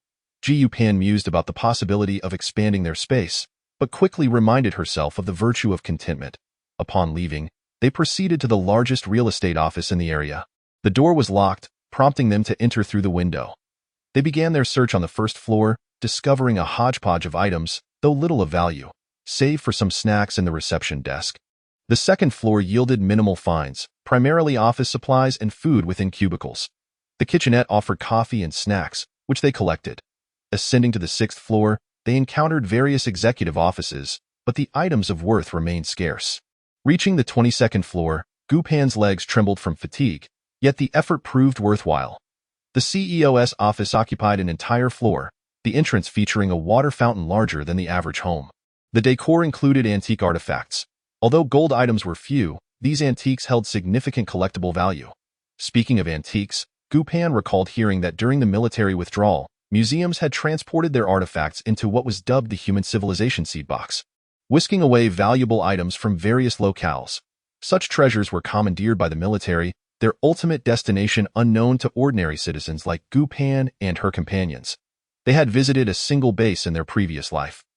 Leaving many possibilities unexplored in this life, they sought not only survival but a deeper understanding, embarking on a gradual journey of discovery. In this towering building, the search for gold extended for an additional 5 minutes. Yet a myriad of chaotic items were still unearthed. Upon arriving home, they found the young man from Unit 901 waiting for them at the entrance, mysteriously producing a package from his coat and handing it to Lu Ruixing. After expressing his gratitude to Gu Pan, he ascended the stairs, thanking the darling for the generous tip and the lovely ones for their support. The narrative continues. Chapter 29. Revenge. Once inside, the two began to unwrap the package, only to discover it was filled with an assortment of contraceptive supplies. What on earth was this young man thinking? Previously, Gu Pan had merely assumed that 901 was a child of affluent parents. Considering his young age and the grand house he had purchased, alongside his designer attire, particularly the limited edition shoes. However, she had not anticipated the amusing spirit he possessed. Gu Pan chuckled at the sight of the items. These will only increase in value over the next 6 months. As fewer people will dare to have children, childbirth has become a perilous endeavor, making contraception all the more essential. Lu Ruixing joined her laughter. Perhaps I should remind him to stock up more. This could very well be a means of supporting himself in the future. Gu Pan nodded in agreement. You know, you might be onto something. The two bantered as they changed into more comfortable attire, the warmth of their home contrasting starkly with the cold outside. The following morning, after breakfast, Gu Pan and Lu Ruixing prepared to venture out, as the days ahead promised an optimal time for gathering supplies. However, just as they stepped out of their unit, they spotted two figures jogging towards them, calling out, "Brother Lu, sister-in-law." The voices were unmistakable. It was Zhuang Jie and his wife, Dai Lan. This marked Gu Pan's first encounter with Dai Lan since her rebirth. Although her current attire concealed much of her appearance, leaving her nearly unrecognizable, the couple had recognized them by their familiar silhouettes and movements, especially Lu Ruisheng, whose height of 186 centimeters and military background rendered him distinctly recognizable. A sense of murderous intent surged within Gu Pan. The notion of killing had become devoid of consequence, and now, they were not alone. Two had come together, presenting an opportunity. Their presence was a clear indication that they sought the spatial pendant. Having stolen from them, it was likely they would resort to lethal measures, for they were all reborn souls, each with blood on their hands, in a moment where survival hinged on the first strike. Gu Pan had initially intended to wait a few more days to confront them, but their arrival offered a convenient opportunity. She stepped forward and addressed the two. You arrived just in time. Ruisheng and I were planning to seek you out. Zhuangjie, equally pleased, suggested, let's head upstairs. It's quite chilly out here. He was well aware that the time to act had arrived, but he preferred not to commit murder in his own home. A place meant for him and his wife. Gu Pan appreciated this aspect of her husband. They shared an unspoken understanding, their thoughts aligned. Solving matters outside was far more prudent. That moment, Zhuangjie had intended to visit their home. But given the current circumstances, he struggled to find a reason to insist on it. Dai Lan remarked to Zhuangjie, it truly is our fortune that brother Lu and sister-in-law think of us this way. Let us not stand on ceremony. She was eager to scout for a place to hide their goods, hopeful that a confined space might present an opportunity to seize their belongings. Zhuangjie echoed her thoughts. Realizing that if today did not pan out, at least they could glean insights about their movements and plan for another occasion. As they entered, Zhuangjie curiously inquired of Lu Ruisheng, brother Lu. This location has seen many visitors, hasn't it? Why did you choose to settle here? Lu Ruisheng responded, the most perilous places are often the safest. There was a certain logic to this statement. Once inside, Lu Ruisheng guided them to a secluded area, while Gu Pan positioned herself to observe the duo's movements, ensuring neither could escape. Today, they sought the lives of both, not just one, upon reaching their destination. Gu Pan acted swiftly, brandishing a hammer that had mysteriously appeared in her hand, and struck Dai Lan on the head. She was the one in control. Striking first granted her the advantage. Firearms were too noisy, and knives might not suffice given their heavy clothing. A single blow with a hammer ensured safety. Even if it did not result in death, it would certainly render her unconscious, allowing for a follow-up strike. Lu Ruisheng restrained Zhuangjie, binding his hands behind his back with a rope from his pocket. Zhuangjie, in a state of denial, stammered, brother, is there some sort of misunderstanding? What are you planning to do? Upon hearing Gu Pan mention Rebirth, Zhuangjie trembled, realizing that he was not the only one who had returned. This explained why everything in this life differed from the last. Gu Pan, bemused by his illogical reasoning, retorted, you stole my ancestral space, exploited my resources for your benefit, and left us no escape. Yet you claim to be the victim? No, I truly regret it. If not, why would we all be reborn? This is my chance for redemption, Zhuangjie insisted desperately. Lu Ruisheng interjected, you have indeed compensated. We've already taken your warehouse, gathered before the blizzard, leaving nothing to waste. It's more than enough. Zhuangjie's breaths quickened. You took the warehouse? You acquired the space? Gu Pan smiled. We had it long ago. I orchestrated the entire scenario to ensure you stocked up supplies for my use. I owe you gratitude for inadvertently revealing this secret before you tried to kill us in your past life. Otherwise, I might have remained oblivious. Zhuangjie felt his spirit drain. Without the space, everything was lost. His rebirth may have solely served the purpose of gathering resources for another, repaying debts from a previous life. You lured us here today to kill us, didn't he? He accused. Lu Ruisheng nodded. And your purpose in coming to our home was also to eliminate us, correct? Zhuangjie could not refute this. His mind racing for a defense, but words failed him. Chapter 30. Perfect revenge. At that moment, Dai Lan regained consciousness, her first words a feeble plea. Please, spare us this once. Her voice was barely a whisper. Gu Pan met her gaze. Yet in our past life, why did you never spare us?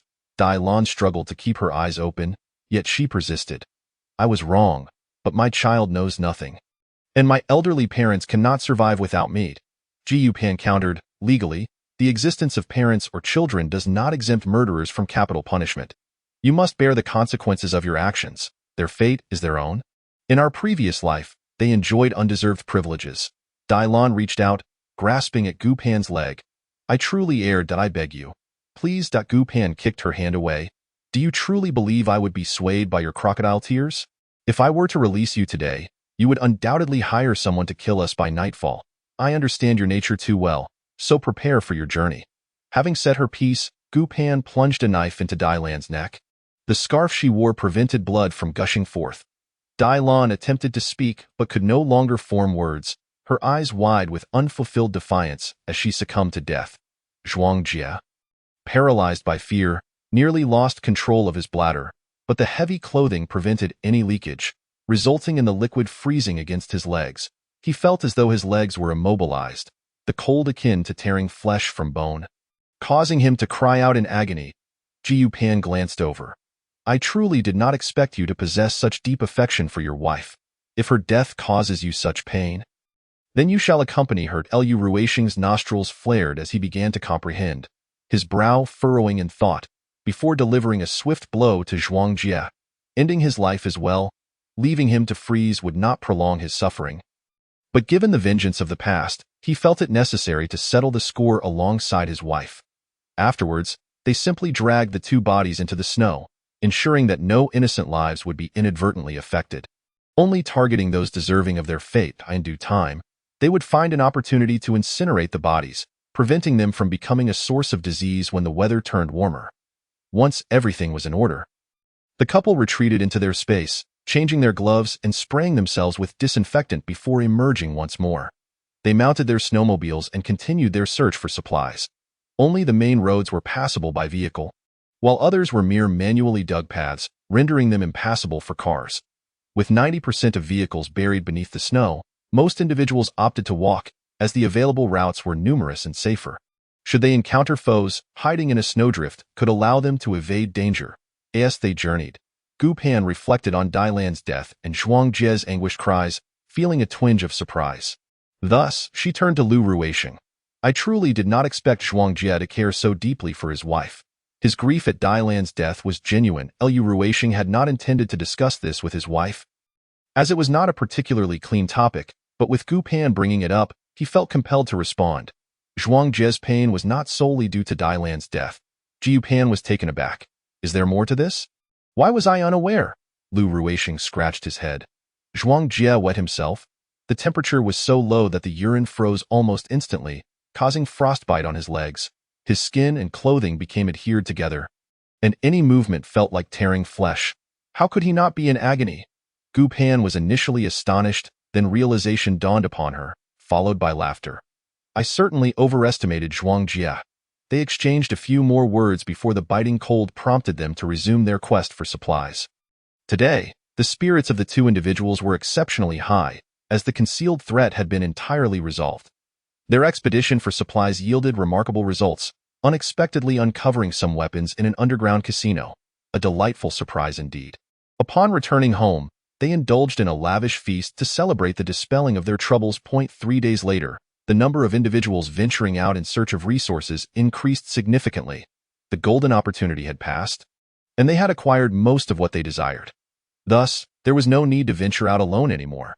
They could simply accompany Qin Xiaonan and his group, which would also alleviate any suspicion of hidden agendas. Early in the morning, they knocked on the door of their neighbors to invite them along for the day's scavenging. Qin Xiaonan responded with enthusiasm, assuring them he would be ready shortly and that he had brought Chen Lang along. Believing it essential for him to experience the world, even amidst the apocalypse, that moment. 901 also descended, mentioning that he had encountered Teacher Chen and Dr. Feng the previous day, and upon learning that Gu Pan and Lu Ruisheng would join, he was particularly pleased. Soon after, Qin Xiaonan and Chen Lang emerged, and together they headed downstairs to meet Feng Zhekai. Ready to set off, Yu Pan had previously known that 901 was wealthy, but now she realized just how affluent he was. He resided there to experience the life of the common folk, yet ironically found himself living in poverty. As they approached the entrance of the community, a woman blocked their path. The weak tone of her voice immediately revealed her identity to Gu Pan. It was 902, the same woman who had previously asked her for sanitary pads. That moment, the woman's voice trembled with a pitiful softness. Please take me with you to gather supplies. As a girl, I am terrified to go out alone. Among Gu Pan's group, she was the only woman, prompting her to step forward and address 902. Our team consists solely of trusted individuals. We do not place our faith in outsiders. Seek alliances elsewhere. 902 whimpered, her hands reaching to wipe her eyes. But I'm just a girl without strength or capability, and no one else will take me. Please have compassion and allow me to tag along for any scraps. At that moment, Cheng Yang gazed at 902 in astonishment. Wait, are you crying? It's so cold. Want to your tears freeze? Gu Pan suddenly found Cheng Yang amusing. Having interacted with him only briefly, she now recognized his underlying jovial nature. She replied with a smile. Even if they don't freeze, they could injure her face. She wouldn't cry. It's merely an act for those with soft hearts. Or for men, since women aren't easily swayed by such tactics. Cheng Yang responded with a knowing tone. Sister, you are quite the expert. Lu Ruisheng chuckled, suggesting, let us not waste any more time. Let us move quickly. Everyone chose to ignore 902's manipulative pleas and continued on their way. As 902 watched them depart. Her eyes brimmed with malice. Once outside, Gu Pan curiously inquired of Cheng Yang. Cheng Yang, were you close to 902? Does she live alone? To her surprise, Cheng Yang, despite his youth, displayed a strong sense of justice. Gu Pan smiled in acknowledgement. Meanwhile, Qin Xiaonan cautioned Chen Lang. In these troubled times, one must be wary of whom to trust, particularly those who appear weak. Those who manage to survive in this environment surely possess their own cunning. Chapter 31. The revelation of Blades. Gu Pan couldn't help but admire Chen Xiaonan's perspective. Indeed, those who have suffered tend to possess a clearer mindset. Among their group, the one most prone to compassion was Feng Zhikai, yet he was not a naive fool. He had a sense of right and wrong. By instilling in him the knowledge of self-preservation in this new world, he would grasp what actions were appropriate and what were not. As previously mentioned, his silence indicated his acceptance of the group's dynamics, which was reassuring, especially since Feng Zhikai was their only acquaintance with medical expertise, making his presence essential for their safety. Having been reborn, Gu Pan recognized that many things had changed, and she needed to ensure her arrangements were thorough. Since she and Lu Ruisheng had already scoured the city for potential supply caches, they guided the group to promising locations, yielding satisfactory results that, on their return journey, Cheng Yang recounted his romantic history. Sharing how his ex-girlfriend had cheated on him with a close friend, he declared that should he not encounter a companion he could trust for life, he would choose to remain unmarried. Their conversation flowed naturally, revealing that Feng Zhikai and his wife had chosen to remain childless, enjoying a flourishing relationship for 2 decades. His wife, Lu Shuirong, an artist with a flexible schedule, allowed them to travel to different countries each year. And they had lived happily for many years, until now, in this apocalyptic reality. Gu Pan listened intently, intrigued by the stories of this makeshift alliance, noting that none among them were elderly or children. A significant advantage in their current predicament. As they continued to learn more about each other, a deeper trust began to form. Previously, Gu Pan had harbored concerns about Feng Zhikai's compassion, but after gaining a better understanding, she realized he and his wife were fiercely protective of their privacy, which inadvertently shielded them from many troubles. Qin Xiaonan's family, too, exhibited no signs of being overly compassionate, proving to be reliable. Although Cheng Yang was young, he had experienced much, demonstrating a keen awareness of their surroundings, contributing to a heightened sense of security within the group. Additionally, he adeptly navigated interpersonal relationships, opting to address Gu Pan as sister instead of Sister Gu, while calling Lu Ruisheng brother. This shift in address amused Gu Pan, though she accepted it, recognizing that it was merely a matter of preference. However, Gu Pan was acutely aware that they had yet to witness the brutal reality of humanity resorting to cannibalism in dire straits. Having grown up in peaceful times, they would soon learn these harsh truths through their own experiences, without the need for instruction. Everyone agreed on the necessity of a contingency plan. Qin Xiaonan remarked, Gu Pan is correct. Should any unexpected circumstances arise, we must have an escape route, especially with the escalating violence over resources. Feng Zhikai concurred, stating, my wife and I have no safety net. We must create our own escape route. Cheng Yang straightforwardly affirmed, I will heed my elder sibling's advice. Lu Ruisheng then pointed towards the morgue 3 streets away, suggesting, I believe that morgue would be a suitable choice. No one dares seek shelter or supplies there. Although it lacks windows, it has a door that we can secure, ensuring safety. It's the most fitting option. Ji Yupan always found herself in alignment with Lu Ruixing's thoughts, responding, "Shall we go and take a look?" The group exhibited no fear of the morgue. When survival was at stake, their trepidation began to fade.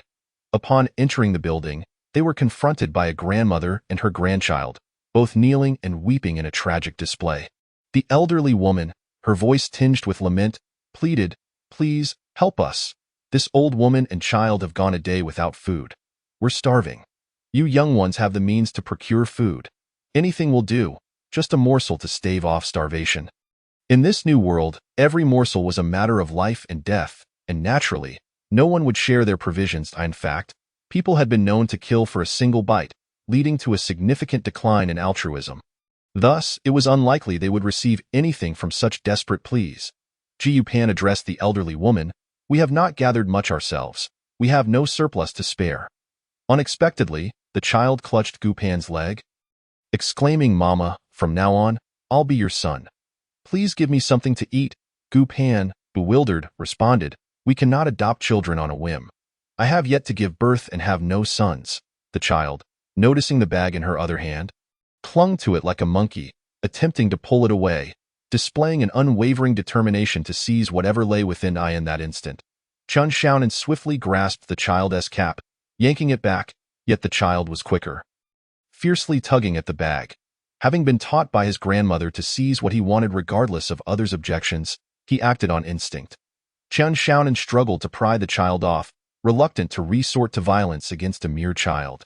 Seeing that the child was unyielding, Gu Pan drew a dagger from her waist, aiming it at the child. "If you don't let go, I will sever your hand." The child, terrified, forgot to cry and shouted in fear, "Don't kill me. I won't take anything. I promise." The elderly woman stood aghast, unable to comprehend how the usually polite and gentle Gu Pan had transformed into a fierce figure. Without further ado, Gu Pan turned to her companions and declared, "Let us leave." With that, they ascended the stairs, leaving behind the trembling grandmother and grandchild. Chapter 32. A balance of firmness and compassion upon returning home. Gu Pan closed the door and retrieved their supplies. These items did not require storage in her space, but as the house was warm, the frozen food would thaw, so she placed them on the outside balcony. Initially, Feng Zhikai had felt a pang of sympathy for the child, despite understanding the necessity of self-preservation in this new world. Ji Yupan's actions were justified, yet the child was still just a child, deserving of compassion. However, upon hearing his wife's words, Feng Zhikai's inherent protectiveness emerged, and he quickly scanned Lu Shuirong, inquiring, "Are you all right? That child didn't harm you, did he?" Lu Shuirong shook her head and said, "I know there isn't much food at home, so I didn't stop him too much."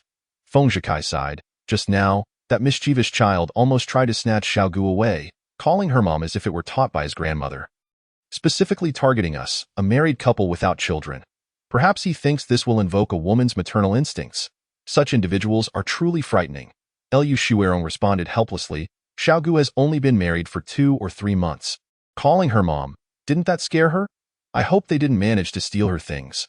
Feng Zhikai chuckled, "Xiaogu is far more formidable than us. She brandished a knife and frightened that child, who probably won't dare to provoke her again."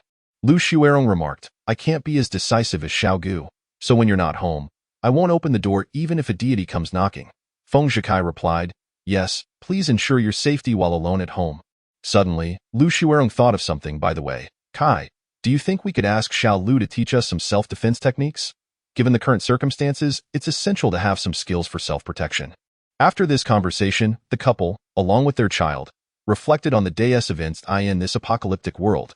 It is crucial for children to learn how to survive better, so every outing necessitates a review of experiences. Learning from each other to ensure future excursions are safer.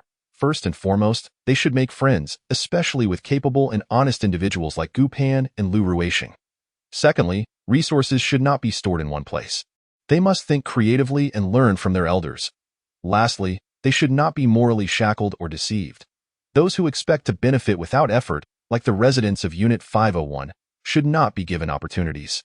They must learn from Gu Pan's approach to life and her methods. After discussing this, Feng Zhikai asked Lu Ruixing, "Xiao Lu, since you've served in the military and possess skills, could you teach us some self-defense?" Lu Ruisheng agreed, recognizing that as they all grew stronger, the team would become more solid and formidable. And of course, let's practice in the hallway. Chengyang pondered and suggested, what if I move to the apartment opposite yours? This way, we can seal off the stairway for added protection, and it would be more convenient to practice at my place. Once the apocalypse is over, you can compensate me for the move. Or I might just buy this apartment and continue being your neighbor. Money was a trivial concern for everyone at this point. Chengyang was from a wealthy family, and Feng Zhikai's family was also financially secure. Thus, everyone supported Chengyang's idea of relocating to the 6th floor, allowing their 4 families to be closely situated, ensuring they could act together in times of need. After deliberation, they decided Chengyang would move in the following afternoon, as it was dark now, making it inconvenient to come and go. Upon arriving home, he informed Gu Pan about Chengyang's move to the 6th floor, and they both felt it was a great idea. Recently, people were not only troubled by the lack of food, but also faced the significant issue of keeping warm. They had burned everything that could be burned at home, and those venturing outside were not only searching for food, but also for firewood. Naturally, with the absence of order, theft and violence were on the rise. Despite their fears, they had to venture out or risk starving or freezing to death. Humans are inherently adaptive creatures, and gradually, they accepted the reality of the apocalypse. The next morning, Gu Pan and her group organized themselves to continue searching for supplies. However, as they reached the entrance of their building, they were surrounded by the building manager and several residents from the 4th floor. The manager looked at them and solemnly said, "One must not be too selfish." "I know." Gu Pan interrupted her directly, "I am indeed selfish. You expect us, the capable, to assist the incapable. How is that not selfish? It's freezing out here, and I have no time for your moral coercion." The manager coughed awkwardly. Thankfully, her scarf concealed her face, sparing her from further embarrassment. At that moment, a feeble voice beside the manager chimed in. "Miss Gu, I know you are capable, but one shouldn't be so unfeeling. The manager has our best interests at heart. She possesses great compassion." It was evident that this voice belonged to a resident from Unit 902. Gu Pan frowned. "If that's the case, you may continue seeking out those with great compassion. I do not." An elderly woman from Unit 501 stepped forward, saying, "We do not need you to share your food. We simply wish for you to take us along when you go out. The more people there are, the less we will be bullied, right?" Having witnessed Gu Pan brandishing a knife at her grandson, she had grown fearful and no longer dared to speak to Gu Pan as she once did. Gu Pan replied, "Our pace is too rapid for you to keep up. Our ability to find supplies largely depends on physical strength.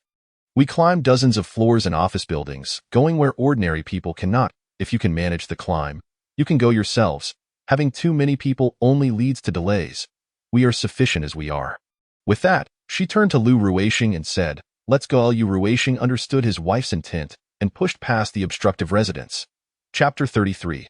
The gathering of the team. Gu Pan and her group followed Lu Ruisheng out of the building. With him leading, no one dared to block their path. Watching them leave, the resident from Unit 902 was furious, nearly grinding her back teeth in frustration. She turned to the building manager and said, "They have no regard for you at all, despite your position." The manager sighed, "With the police gone, what significance does being a building manager hold?" A resident from Unit 402 commented, "I think Miss Gu has a point. We always scavenge at supermarkets and shops. What can we really find there? Perhaps we should also try searching in office buildings." Another resident from Unit 801 remarked, "We can't pick locks, even if we have the strength to get up there. How do we open those doors? Look at the 7th floor's equipment. They used to work in renovations and know how to break down doors. How can we compare to them?" A resident from Unit 502 added, "We may not compare, but going to those places to scavenge is certainly better than going to the same old spots, right?" The 2 households on the 3rd floor had young men who were quite united. After hearing Gu Pan's words, they experienced a moment of enlightenment.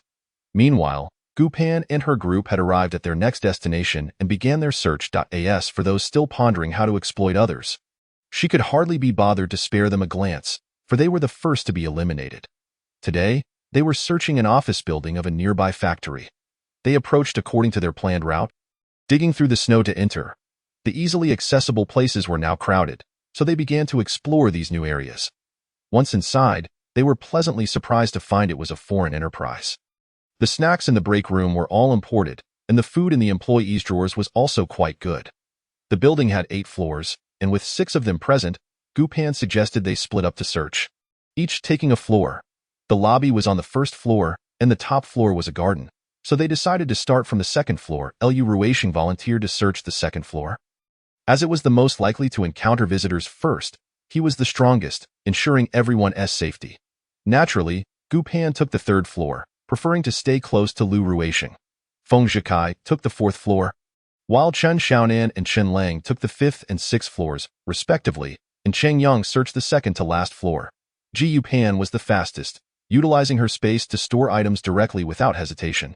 She could sort through everything later at home. After finishing her search, she went downstairs to find Lu Ruishing, adding more items to her space.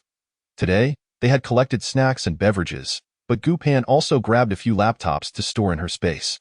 Once they completed their search, they went upstairs to join Feng Zhikai and the others, heading to the rooftop garden. Even in the apocalypse, perhaps everyone still harbored dreams of a better life. Aspirations and fantasies served as a form of mental respite. The view remained intact under the shelter, but the pool had frozen over, and the plants had withered. At that moment, Chen Xiaonan excitedly called out from a corner, "There's a home generator here. Come quick!" Everyone hurried over. Chen Xiaonan explained that if they could find enough fuel, the 2 floors could easily manage their electricity needs. Chen Lang asked, "But where do we find enough fuel?" This question left Chen Xiaonan momentarily stumped. Everything was frozen, and they could not access fuel from the gas stations. While discussing this, they began moving everything downstairs. Upon reaching the ground floor, Lu Ruishing led several men in constructing a sled using benches and iron bars. Gu Pan wandered around the first floor and discovered a working intercom in the security room. She stored 2 in her space and carried the rest out. Having intercoms at home would be incredibly convenient for them. On the way, Lu Ruishing briefed everyone on the specifics of the morgue, helping them familiarize themselves with the area. Although many bodies were stored in cold cabinets and posed no threat, it was still important for everyone to overcome their psychological barriers. Feng Zhikai, being a doctor accustomed to seeing the deceased, was unafraid and even began educating everyone on some facts about corpses, reassuring them that at this temperature, the bodies would not harm the living. Chen Xiaonan also prepared his son Chen Lang psychologically, explaining that this was the harsh reality of the apocalypse, which they must accept. When Cheng Yang accompanied Lu Ruishing the previous day, he had already been psychologically prepared by him and felt no fear. In fact, he found the idea of establishing a base like this quite intriguing. Lu Ruishing knew Gu Pan was unafraid, but still held her hand as they entered together. Once inside, familiarizing themselves with the layout, Gu Pan took out several bicycle combination locks from her pocket and secured the doors, establishing a code among the 4 of them so anyone could unlock it in the future. This arrangement was based on mutual trust among their families. After finishing the iron door, Cheng Yang addressed everyone. "Today, I consider myself moved in. Come over for dinner tonight. There may not be much, but it will at least be lively." Gu Pan contemplated for a moment and said, "Then I shall prepare dinner tonight. Let us indulge in hot pot. I happen to have a copper hot pot and charcoal at home in half an hour. Everyone should come to Cheng Yang's place for dinner." Upon hearing about the hot pot, Cheng Yang's eyes sparkled with excitement. "Sister, you actually possess a copper hot pot. You are my idol," Gu Pan chuckled and replied. "Don't be silly, hurry up and gather your things." Upon arriving home, Gu Pan retrieved a copper hot pot from her space, along with charcoal, and prepared the soup base, dipping sauces, meat, fish balls, and vegetables, as well as disposable bowls and chopsticks. Everything that could be prepared was ready. She then accompanied Lu Ruishing down to Cheng Yang's new residence. Just as they reached the corridor, Chen Lang appeared and hurried over to assist them in carrying the items as they entered the house together. Cheng Yang had already lit the brazier, and the room was quite warm. The house was beautifully decorated, the previous owner clearly affluent. The large dining table could accommodate 8 people, which was perfect for their gathering. The hot pot was placed on the table, with the vegetables, meat, and fish balls all frozen. Ji Yupan had washed the vegetables beforehand, so they could be cooked immediately. Although there was no alcohol, Cheng Yang had found a good amount of beverages today, which had now thawed, and each person received a bottle, feeling happier than during the New Year festivities. Chen Xiaonan and her companion brought a large bag of instant noodles, just in case there wasn't enough meat and vegetables. Feng Zhikai and his wife contributed a saltwater ham. Such luxuries were typically reserved for special occasions, but today they indulged without restraint. Cheng Yang looked up, trying to hold back tears. "I always thought my parents were too controlling, that they wanted to dictate my life, but now I'm not even sure if I will ever see them again." Chen Xiaonan sighed in agreement. "My parents are over 70, and having been out of contact for so many days? I dare not even dwell on it, Feng Zhikai added. This truly feels like the end of the world. We can only pray that the heavens look kindly upon us and allow the good people to survive this calamity. While their parents had siblings nearby, which lessened their worry, they still hoped the heavens would show mercy and ease the burdens of the elderly. Ji Yupan and Lu Ruixing felt the lightest in spirit, for they had no direct relatives to worry about. However, they refrained from voicing this sentiment. Ji Yupan could only comfort everyone, saying, "Trust that those who love you wish for your well-being. If you thrive here, it is the best way to honor your parents and elders." Chengyang wiped away a tear. "Sister, you are right, I must be strong. Once this disaster passes, I want my parents to see me in a new light." Qin Shaonan echoed, "Indeed, my parents often say that as long as we are well, they will be at ease. If we live well, they can truly find peace." Lu Ruixing raised his beverage. "May those who love us remain healthy and safe." Everyone lifted their glasses and took a sip, drying their tears as they discussed their plans moving forward. Ji Yupan reminded them that this disaster would not conclude swiftly. Otherwise, the military wouldn't have to remain. Thus, they needed to think long-term. Stockpiling supplies shouldn't be limited to food. Essential living items should be gathered as well. What seemed useless now might become invaluable later, and non-renewable resources were precious. Listening to Gu Pan's words, everyone found wisdom in her advice, as the chaos had truly erupted around them. They had witnessed violent scenes in supermarkets over mere scraps of food, so even those clinging to hope needed to awaken their senses and plan for the long term. Lu Ruixing outlined the upcoming training sessions for everyone, emphasizing self-defense techniques. Regardless of gender, everyone needed to learn how to protect themselves. Training would commence each morning at dawn, lasting at least 2 hours, with no absences permitted. Following this, Lu Ruixing elaborated on escape strategies, explaining that the 6th floor now had iron doors. If a fire broke out, they needed to know how to escape safely through the windows. Gu Pan brought over safety ropes, and Lu Ruixing demonstrated how to use them. Though this gathering was merely a meal, it felt akin to a large-scale meeting. Given the current disorder, competition and violence had become commonplace. However, with the chill in the air, injuries were difficult to heal. Despite their proximity to medical assistance, risks remained. So Gu Pan reminded everyone to prioritize their safety. That evening, they all retired early, exhausted from the day's activities. In the middle of the night, Lu Ruixing suddenly sat up, alert to sounds outside. Ji Yupan awakened shortly after. "Is someone trying to pry open the iron door?" Lu Ruixing nodded. "I'll check." He quickly donned his padded clothing and moved to the door. Peering through the peephole, with the bedroom door previously closed, the noise outside had intensified, and it no longer sounded like a covert lockpicking. Rather, it seemed they were cutting chains, showing no intent to conceal their actions. Signaling that their visitors were not benevolent at that moment, the intercom buzzed. It was Feng Zhikai downstairs, his voice urgent. "Xiao Lu, Xiao Gu, is something happening on your floor?" "I'm coming up." Gu Pan grabbed the intercom and spoke into it. "Dr. Feng, do not come up to the 6th floor. We have weapons and can handle it. If you protect yourselves, we can focus on the threat." After finishing her message, Gu Pan quickly dressed and retrieved bulletproof vests and helmets from her space. Stepping out of the bedroom, "Put this on. Let us go out together," she urged Lu Ruixing. He donned his gear while saying, "There are about 6 or 7 of them, armed with knives, but they likely lack firearms." Gu Pan nodded, easily managed. Once armed, they ventured out with machetes and hidden crossbows. Meanwhile, the neighbors emerged from their apartment, Chen Xiaonan and Chen Lang, each wielding a kitchen knife, ready to join the fray. The original stairway door had been breached, but the iron gate they had welded shut remained sturdy with several locks yet to be opened. Seeing them emerge, the leader gestured for his subordinates to halt, then addressed Gu Pan and the others. "You see, your door cannot stop us. We've heard you have quite the stockpile of supplies. It's only fair you share the good stuff with us. What do you say?" Gu Pan smiled. "You should take more. Why not show us what you've got to share?" The leader, intrigued by her boldness, raised his knife and remarked, "This little lady has some spirit. I like it. Why don't you join us? If you serve me well, I'll ensure you live in comfort, far better than your current situation." Lu Ruixing, incensed by the man's lewd remarks, raised his crossbow and shot an arrow that struck the leader's hat, sending it flying. The impact startled the leader, leaving his head feeling exposed. Yet, he was no novice. Years in the underworld had taught him resilience, He snatched a hat from a nearby henchman and placed it on his head, then kicked the iron door, challenging Lu Ruishing. Do you dare to harm me? With so many of us here, one for one, you're as good as dead. His intentions were clear. He had come for their supplies. And now, emboldened by numbers, he declared, You've chosen death. At that moment, Gu Pan raised her hand and shot an arrow into the leader's leg, retorting, You are the one courting death.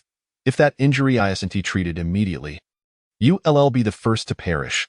Understanding the peril of being injured in such frigid temperatures, the leader, in a desperate bid, commanded his crew, All of you, attack. We have the numbers. One of his lanky, dim-witted subordinates brandished his knife and charged at Gu Pan and the others, aiming to stab them through the railings. You dare disrespect my boss? Open the door, or I'll cleave you in two. Lu Ruishing raised an eyebrow. We had no intention of slaughtering today, but you've chosen your fate. With that, he fired another arrow, piercing through the subordinate's neck. The young thug collapsed with a thud, convulsing a few times before lying still. The remaining henchmen were paralyzed with fear. After a brief moment of shock, they turned and fled down the stairs, abandoning their leader, who now faced a deadly confrontation alone. Blood poured from the leader's leg, freezing in the cold, and he grasped at the wall for support. You treacherous woman. You didn't inform me of their strength. You've betrayed me, as he watched one of his own flee. The leader seethed with rage. Lai Aishue, you wretched woman, you've doomed me. Today, this woman had lured him with promises of plentiful supplies on the 7th floor, enticing him to raid, and she had even promised 3 nights of her company afterward. Had he known the true strength of his opponents, this formidable couple capable of merciless violence, he would have chosen to rob ordinary citizens instead, ensuring his own sustenance without risking his life. At that moment, he felt his body growing cold. He realized this was the end. The makeshift crew he had hastily assembled lacked any real foundation. His so-called subordinates scattered like leaves in the wind, leaving him to fend for himself. Understanding his fate, he pulled out a dagger and plunged it into his chest, quickly succumbing to death. Jiu Pan now knew that the woman who had orchestrated this was named Li Aishue. There was no point in pursuing her through the iron door. She would not escape her reckoning next time. Meanwhile, Chen Lang stood frozen, a child in shock, trembling at the sight of the violence unfolding before him. Chen Xiaonan's breath quickened as he grasped his son's arm, feeling somewhat dazed. Yet, he understood clearly that one cannot take another's life, for it might very well lead to one's own demise. Thus, it was imperative to empower his family for self-preservation. Gu Pan gazed at Chen Lang and remarked, Chen Lang, we are in an apocalyptic world where only the strong can survive. You must grow stronger to protect those you hold dear. Chen Lang tightened his grip on the knife. Replying, I understand. Jiu Pan smiled and said, Then let us dispose of these 2 corpses together. After a moment's hesitation, Chen Lang nodded resolutely. All right. Lu Ruishing inquired of Chen Xiaonan, Mr. Chen, are you all right? Chen Xiaonan took a deep breath and replied, I am fine. Jiu Pan used the intercom to notify those downstairs to assist in handling the bodies, for it was crucial that everyone comprehended the grim reality. They might very well have to kill in the future. A necessary path in the apocalypse. Cheng Yang was the first to rush upstairs, stumbling slightly as he caught sight of the bodies on the ground. Are they really dead? He asked. Jiu Pan nodded. They are dead, and if they lived, we would not have peace. Now that we have killed, ordinary people will think twice before provoking us. This incident would spread quickly, making those who might consider challenging them reconsider their intentions. Feng Zhikai remained relatively calm, suggesting, let's take them downstairs and burn them tomorrow. Cheng Yang picked up on Gu Pan's implication. Sister, this isn't related to 902, is it? Gu Pan affirmed, she sought help because we did not allow her to exploit us. Cheng Yang clenched his fists in anger. If I see her again, I will not hesitate to kill her for her treachery. Jiu Pan stated, she has likely fled and will not dare to show her face before us again.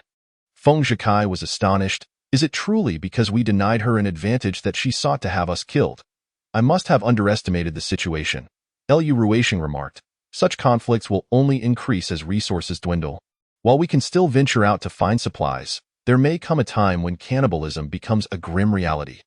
Listening to Gu Pan's words, Feng Zhikai recognized the truth in them. In this apocalyptic world, with law enforcement and military forces absent, and if the weather continued to pose challenges, food would become increasingly scarce, ultimately leading to desperate measures.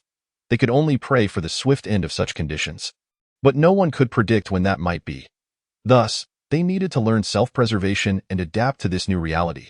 Ji Yupan was satisfied, knowing that her team possessed clarity of mind. Should anyone falter, she would not hesitate to expel them, regardless of their status, for naivety could endanger them all that night. The entire building was restless, as the commotion had been too loud to ignore, yet no one dared to venture out, merely eavesdropping from their doorways, aware that death had visited their midst.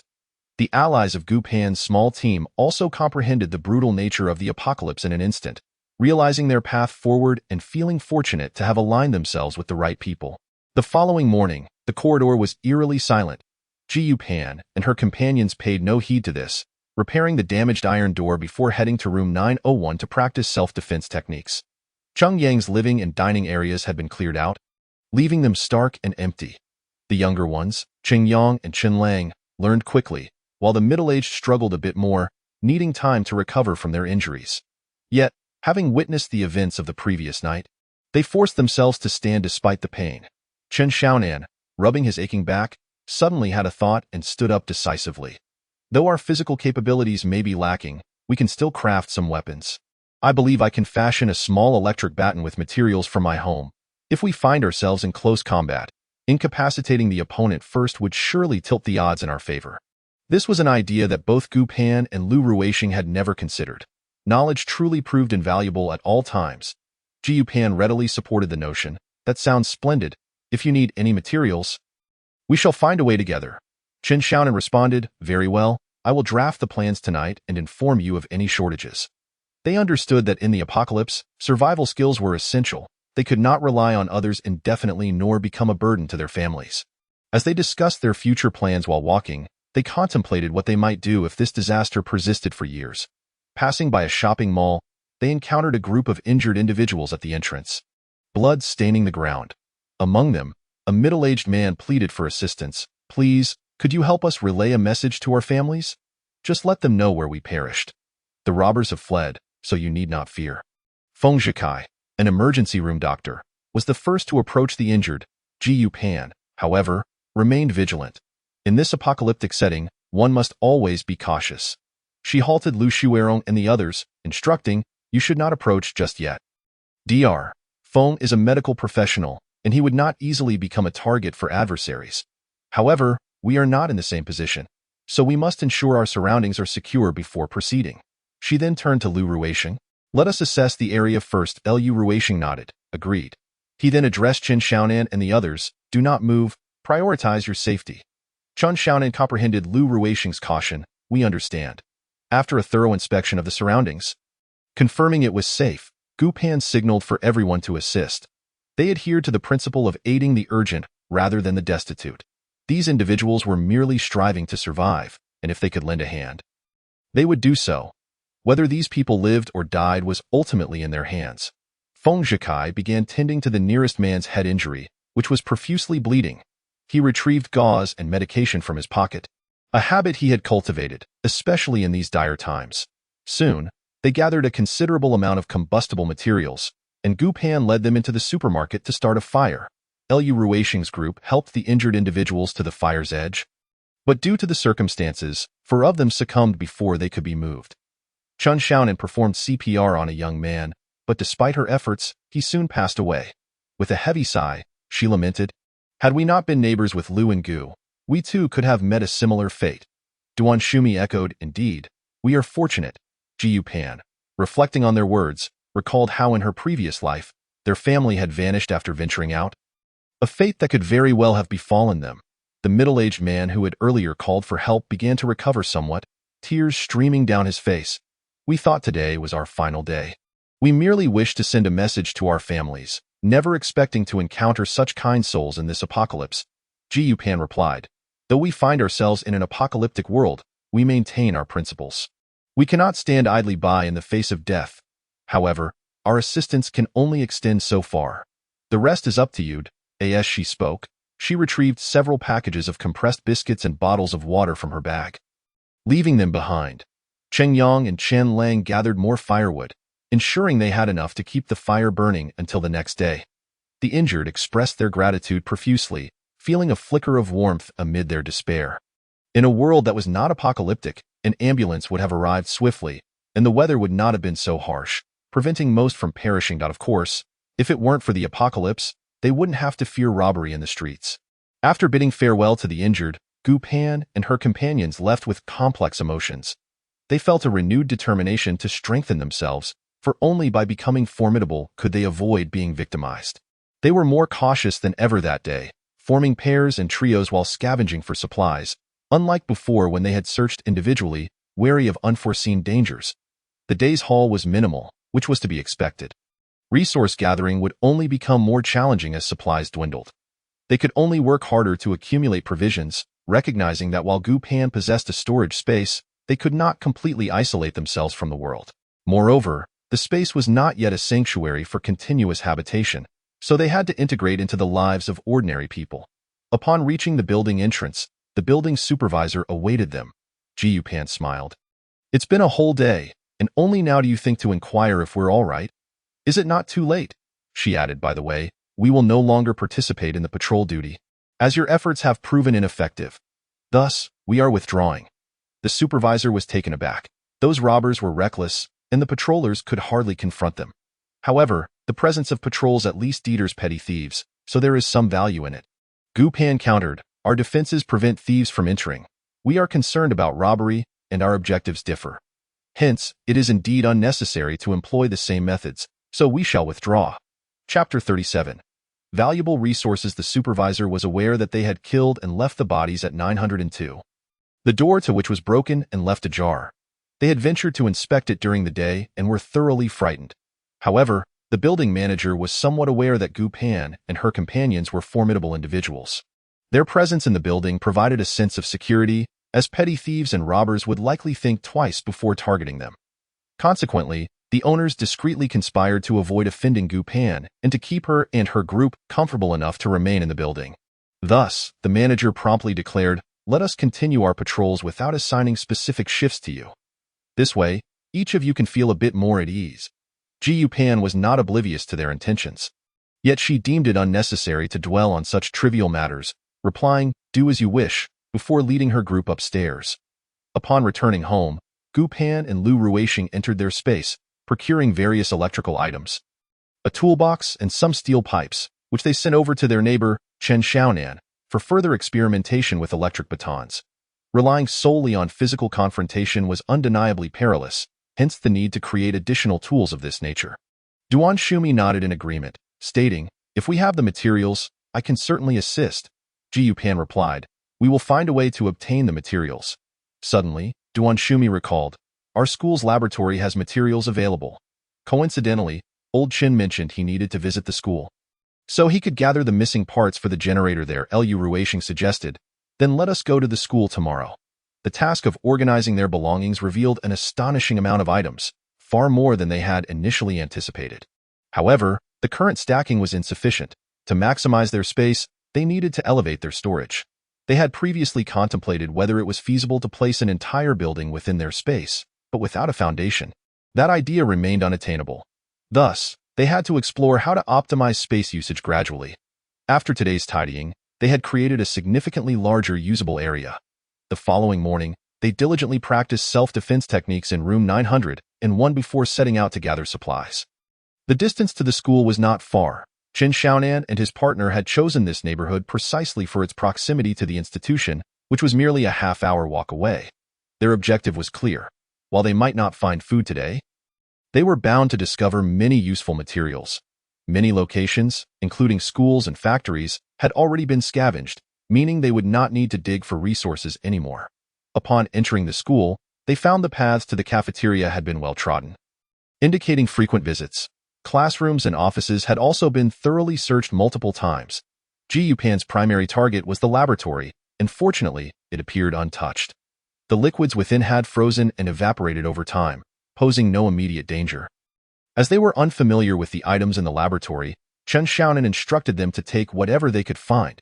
Gu Pan saw no need to store these items in their space, as they were best understood by professionals. They brought along sorting boxes and soon filled 2 large containers. Cheng Yang's eyes lit up as he exclaimed, "I have a friend who is a military enthusiast." He once took me to a military club where everything is an exact replica. Could we use those? Gu Pan mused on the advantages of having high-caliber connections. Some items might be known to the average person, yet not encountered, while the privileged had access to more sophisticated resources. However, as she was not well-versed in this area, she turned to Lu Ruixing for his expert opinion. He was well-informed on the subject. Affirming, of course. Do you remember the exact address? She replied. Just write it down clearly. Ruixing's comrade has a snowmobile stored in his house, which we can borrow, saving us time. Upon hearing they could borrow a snowmobile, Cheng Yang looked at them with admiration, exclaiming, "Brother and sister, your friends are incredible. To be able to acquire such valuable gear, I feel fortunate to be with you." Ji Pan smiled, explaining, "Your brother's comrade runs a business selling extreme sports equipment, and he lives nearby, so we are indeed lucky." The journey home was smooth, and upon arrival, they transported their findings upstairs. Subsequently, Gu Pan and Lu Ruixing set out with the specific address provided by Cheng Yang. Following his directions, Lu Ruixing reached the destination in half an hour, and they pried open the door to enter. Gazing at the walls adorned with firearm models, Lu Ruixing felt a surge of excitement. These weapons evoked a sense of familiarity. With the prepared parts from home, they could modify these shells and models, equipping themselves with superior weaponry. They placed the items intended for distribution directly into boxes.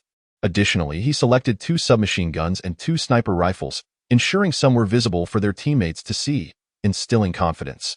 Finally, they packed helmets, bulletproof vests, and special forces backpacks, filling every box they brought and storing the remainder in their space.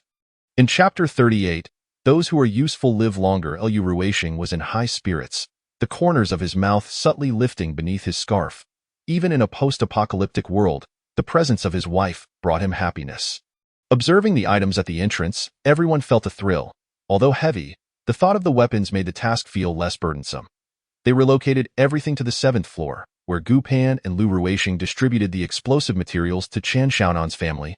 Keeping the firearms for themselves, the helmets, shields, and vests were allocated per person.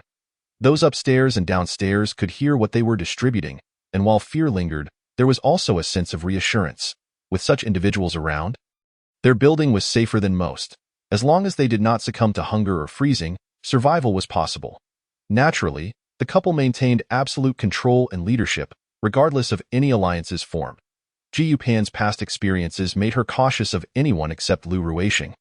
As human nature could shift with circumstances, a lesson learned from years of survival in a post-apocalyptic world, Lu Ruixing shared this understanding, knowing that trusting his wife was always the right choice. The next day, they rose with the dawn, some studying weapons, others practicing skills. None remained idle. Having experienced robbery and witnessed the dire fates of victims, they were acutely aware of the harshness of their reality. In recent days, external supplies had been nearly exhausted. Those capable had begun stockpiling resources since the onset of chaos, while others naively believed they would somehow be rescued before starvation. Consequently, some had amassed significant supplies, while others found themselves destitute, even lacking firewood for warmth. Rumors of people freezing or starving to death circulated, heightening the atmosphere of panic. Now, anyone venturing out for food did so armed, cautious of every passerby. After completing their training together, Gu Pan and her group ventured out once more. Despite the dwindling supplies available outside, they still hoped to uncover some overlooked resources. In a world where years of struggle lay ahead, everything was precious. As they descended to the 4th floor, they heard an elderly woman from room 501 pleading with the building manager of room 401. Her voice trembled, lacking the once robust strength it had possessed. "Manager, I know you have the kindest heart. Could you spare us a little food? My grandson is truly at his limit. He has only had water for an entire day, and the child cannot endure any longer."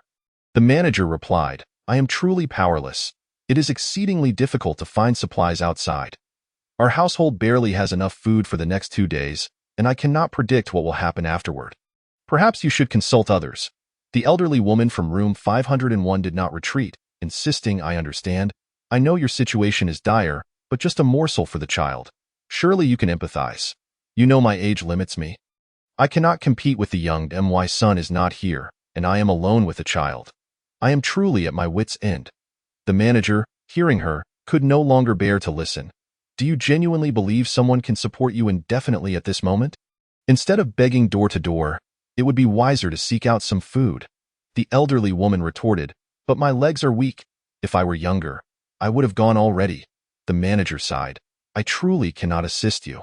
With that, he closed the door, leaving her to knock fruitlessly. Jiu Pan, witnessing this exchange, felt a sense of resignation. This woman perpetually believed others would pity her and that her age entitled her to assistance. Even in a post-apocalyptic world, Gu Pan would not extend her attention to such individuals. Their group did not linger, choosing to descend without delay. There was no need to waste time on those unwilling to strive for their own survival. Upon hearing commotion, the elderly woman glanced over, recognizing Gu Pan and her companions but refraining from obstructing them, knowing Gu Pan was capable of violence. She retreated to the wall, watching as they exited, then resumed her quest for aid elsewhere. In recent days, the elderly woman had lost considerable weight, her hair turned gray, as the act of begging had become increasingly arduous. She had not acquired anything in 2 days, and her household was devoid of food and firewood. Anxiety consumed her, yet she remained uncertain of where to seek nourishment, paralyzed by fear and unfamiliarity with the outside world. Today, however, luck smiled upon Gu Pan and her group as they discovered a dormitory belonging to a party school, an area often overlooked. Mistaken for just another educational institution, leaving many unaware of the dormitory's existence. Thanks to Lu Xuerong's previous attendance at the school, she had knowledge of the dormitory. To her surprise, her suggestion to explore the dormitories proved fruitful. Gu Pan and Lu Ruixing focused on weaponry, while Cheng Yang and Chen Lang rallied their fellow young people, diligently enhancing their combat skills. Feng Zhikai's grandfather is a practitioner of traditional Chinese medicine, while his paternal grandfather is a Western doctor. Consequently, he grew up immersed in this milieu, gaining considerable knowledge of Chinese medicine. At this juncture, he unearthed all the medical texts from his home to delve into the study of acupuncture. After all, when surgical options and pharmaceuticals are unavailable, acupuncture can prove to be a life-saving skill. His wife, Lu Xuerong, also embarked on the journey of learning medical practices. It is universally acknowledged that those equipped with utility can endure longer, particularly those possessing life-saving abilities. As twilight descended, Chen Xiaonan successfully repaired the generator, which was stationed in the corridor, enabling the electricity supply to the 6th floor. Given the limited diesel reserves, it was decided to operate the generator for 2 hours each night, ensuring the household's electric heating and electric blankets remained adequately warm. This arrangement sufficed for all electrical needs during that period, after which the generator would be turned off to conserve fuel. Chapter 39. Practicing with firearms. The following day, they transported the corpse from room 902 for cremation and distributed the useful supplies from Li Aishue's home, leaving the door unrepaired for the time being. Residents on the 1st and 2nd floors were keen to move upstairs, but the memory of having housed deceased individuals for several days instilled a sense of trepidation in them. They contemplated requesting Cheng Yang to relocate to their domicile. Yet the recollection of Gu Pan and her companions transporting weapons that day stifled their courage. Nonetheless, the snow beside the 1st floor had been cleared significantly, allowing some sunlight to filter in, and they resolved to continue residing there. Although it was cold, it felt infinitely more secure to inhabit their own home, with a door and a lock, rather than intruding upon another's space that evening. Chen Xiaonan distributed the completed electric batons to everyone.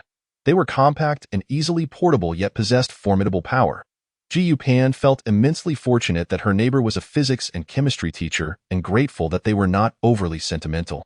3 days later, Lu Ruixing assembled several handguns and provided each person in room 901 with a personal means of defense. Lu Ruixing himself wielded a submachine gun, while Gu Pan opted for a sniper rifle. Given their familiarity with such weaponry, others, lacking experience with firearms, were deemed more suited to practice with handguns. With ammunition scarce, each individual was allocated 80 bullets, 30 for practice and the remainder reserved for future encounters. The first morning was dedicated to familiarizing themselves with the firearms, disassembling them, and understanding their functionalities, while practical shooting exercises commenced in the afternoon. It was impractical to practice shooting inside the building. They ventured to an open area in a shopping mall. With no snow covering the ground, open spaces were scarce, primarily consisting of narrow paths. The area in front of the supermarket had been extensively cleared previously, rendering it an optimal choice since the supermarket had been thoroughly ransacked and few people frequented it. Although the location was occasionally traversed by passers-by, this was of little concern. After all, who would dare to approach a firearm practice session? The average person would be frightened enough to take a detour upon sighting AGU, and Lu Ruishing had meticulously calibrated each firearm prior to their use, and subsequently marked several target positions on the wall of the opposite mall. Having received instruction from Lu Ruishing previously, Gu Pan was able to find a suitable spot for her own practice. She had already mastered the handgun, but required adequate distance to practice with the sniper rifle. The remaining individuals followed Lu Ruishing's commands, determining their stances based on personal comfort, whether single-handed or two-handed, as they were not aiming for formality but rather optimal performance and efficiency. Cheng Yang and Chun Lang admired Lu Ruishing's stance and mimicked him by adopting a single-handed grip. However, the older individuals favored a two-handed grip for added stability, except for Feng Zhikai, whose steady hand, accustomed to wielding surgical instruments, adapted well to a single-handed grip. Lu Ruishing continued, instructing them to apply even pressure while gripping the gun, ensuring the handle was seated firmly in the web of their hands, relaxing their index fingers, and keeping their wrists and upper arm straight, allowing the upper arm to guide the lower arm without tension. As everyone adjusted their stances according to his directives, Lu Ruishing emphasized the alignment of the eyes, sight, and target into a straight line, encouraging a steady pull of the trigger with intentional precompression and unintentional discharge. He walked among them, assisting in correcting their postures. Perhaps it was the apocalyptic context, or perhaps it was the instinct for survival, but they all learned swiftly. After delivering his instructions, he took the lead and fired the first shot. Cheng Yang followed suit, and soon after, the others began to shoot as well. Once he confirmed that everyone had fired, Lu Ruishing instructed them to lower their weapons and proceeded to assess their scores. To his surprise, none had missed the target, and even more astonishing was Lu Xuerong's innate talent. Her first attempt resulted in a nearly 8-ring score. Observing their practice, Lu Ruishing approached Gu Pan, who had ascended to the 3rd floor of the shopping mall. Seeking an optimal angle at the window to practice against an unfinished building across the way, Lu Ruishing stood closely behind her, offering guidance, and Gu Pan quickly honed in on her target range. It is said that individuals learn more rapidly in extreme circumstances. Had these people been in a more typical situation, they might have struggled for days to hit a target, yet now they were adept within a single day. The building manager addressed them, stating, "Room 501 has not emerged for 2 days, and we have received no response from knocking on their door. I thought it prudent to ask for your assistance in breaking the door down to ascertain the situation inside." Gu Pan replied, "Isn't that inappropriate? What if the occupants are unharmed? Wouldn't they be upset with us for breaking in?" The building manager reassured her that won't happen. For one, they would likely be too intimidated. Moreover, I suspect that they may no longer be alive. If that is the case, it is not wise to leave them inside indefinitely. While the cold weather prevents decomposition, having a corpse in the building is not ideal. This scenario was not entirely unexpected. After so many days of apocalypse, it was unlikely they could survive without venturing out for food, waiting instead to beg from others. Furthermore, it was indeed problematic if someone had passed away, as leaving the body unattended could lead to a source of infection once civilization resumed. Gu Pan conceded, "Very well, let us go take a look with that." They followed the building manager to the entrance of room 501. Lu Ruishing pushed against the door, stating, "I'll go upstairs to retrieve some tools. You all continue knocking." The building manager knocked again, this time with greater force, yet there was still no response. The resident of room 502 emerged, commenting, "Their child usually runs around. Even on mundane days, they would knock on our doors several times. The past 2 days have been eerily quiet, which I find unsettling." The building manager turned to the resident of room 502, saying, "Let us bear witness together. The 7th floor will help us force the door open and check the situation inside. If they are indeed gone, it is not appropriate to leave them there." The occupants of room 501 were in agreement, as they too did not wish to have 2 corpses lingering next door. Upon entering, they discovered that the grandparents of room 501 had already perished in their bedroom. The building manager took the lead in wrapping the 2 bodies in blankets, and Lu Ruishing, Cheng Yang, and the others assisted in carrying the remains downstairs for cremation at a designated location. As for their residence, it would remain vacant for the time being. Should anyone from below wish to move upstairs, they would address it later, as most were generally reluctant to reside in a room where death had occurred. Having become accustomed to mortality, with many succumbing to cold or starvation, everyone was preoccupied with concerns about what to eat or burn the following day, leaving little room for sympathy towards the deceased. Some even believed that a higher death toll would be beneficial. The more that perished, the fewer competitors there would be for resources, resulting in greater availability for their own households. The apocalypse truly tested human nature, which is why Gu Pan never dared to probe the depths of anyone's character in these dire times. Apart from her husband, she could not place her trust in others. Chapter 40. The transformation of a friend. Recent events had unfolded according to Gu Pan's meticulous plans. In addition to the daily tasks at hand, she sought to explore the exchange of supplies for gold, aiming to extend the duration of their refuge. With the uncertainty of future calamities looming, it was imperative to ensure that their space could accommodate them for an extended period. Naturally, given that the apocalypse had only recently commenced, the price of gold had not yet plummeted significantly. Thus, she intended to remain observant, waiting for the opportune moment to act. However, she knew it was essential to gauge the market and cultivate relationships with middlemen to secure first-hand information. In her mind, Gu Pan had a candidate for the role of middleman. During a particularly challenging phase in her past life, a middleman had assisted her and Lu Ruishing, allowing them to exchange a watch for 2 steamed buns, which enabled them to survive the dire days of food scarcity. At that time, a watch was worth far less than a single bun. Yet the middleman expressed admiration for their marital bond and lamented his inability to save his own wife. He offered his support, hoping they could weather the apocalypse together. Gu Pan regretted not asking for his name, as she only recalled others addressing him as Liangzi, leaving her unaware of his full name. However, she remembered his left leg, which had a slight limp, and his pronounced northern accent, which did not distinguish between certain sounds. With these details, she hoped to locate him again. She wished that his wife was still alive. Hoping they could endure the apocalypse together. One day, Gu Pan and Lu Ruishing decided to have Qin Xiaonan and the others practice on their own while they sought out potential trading points. Gu Pan recalled a location near a psychiatric hospital from her previous life. However, just as they exited the iron gates, they spotted a woman, wrapped in a tattered quilt, staggering up the stairs. Upon seeing Gu Pan and Lu Ruishing, the woman extended her hand, weakly calling out, "Pan Pan." Recognizing her as Dong Mingyue, despite their troubled past, Gu Pan felt a pang of compassion for her longtime friend. Swiftly, she approached to support her, asking, "Have you been robbed?"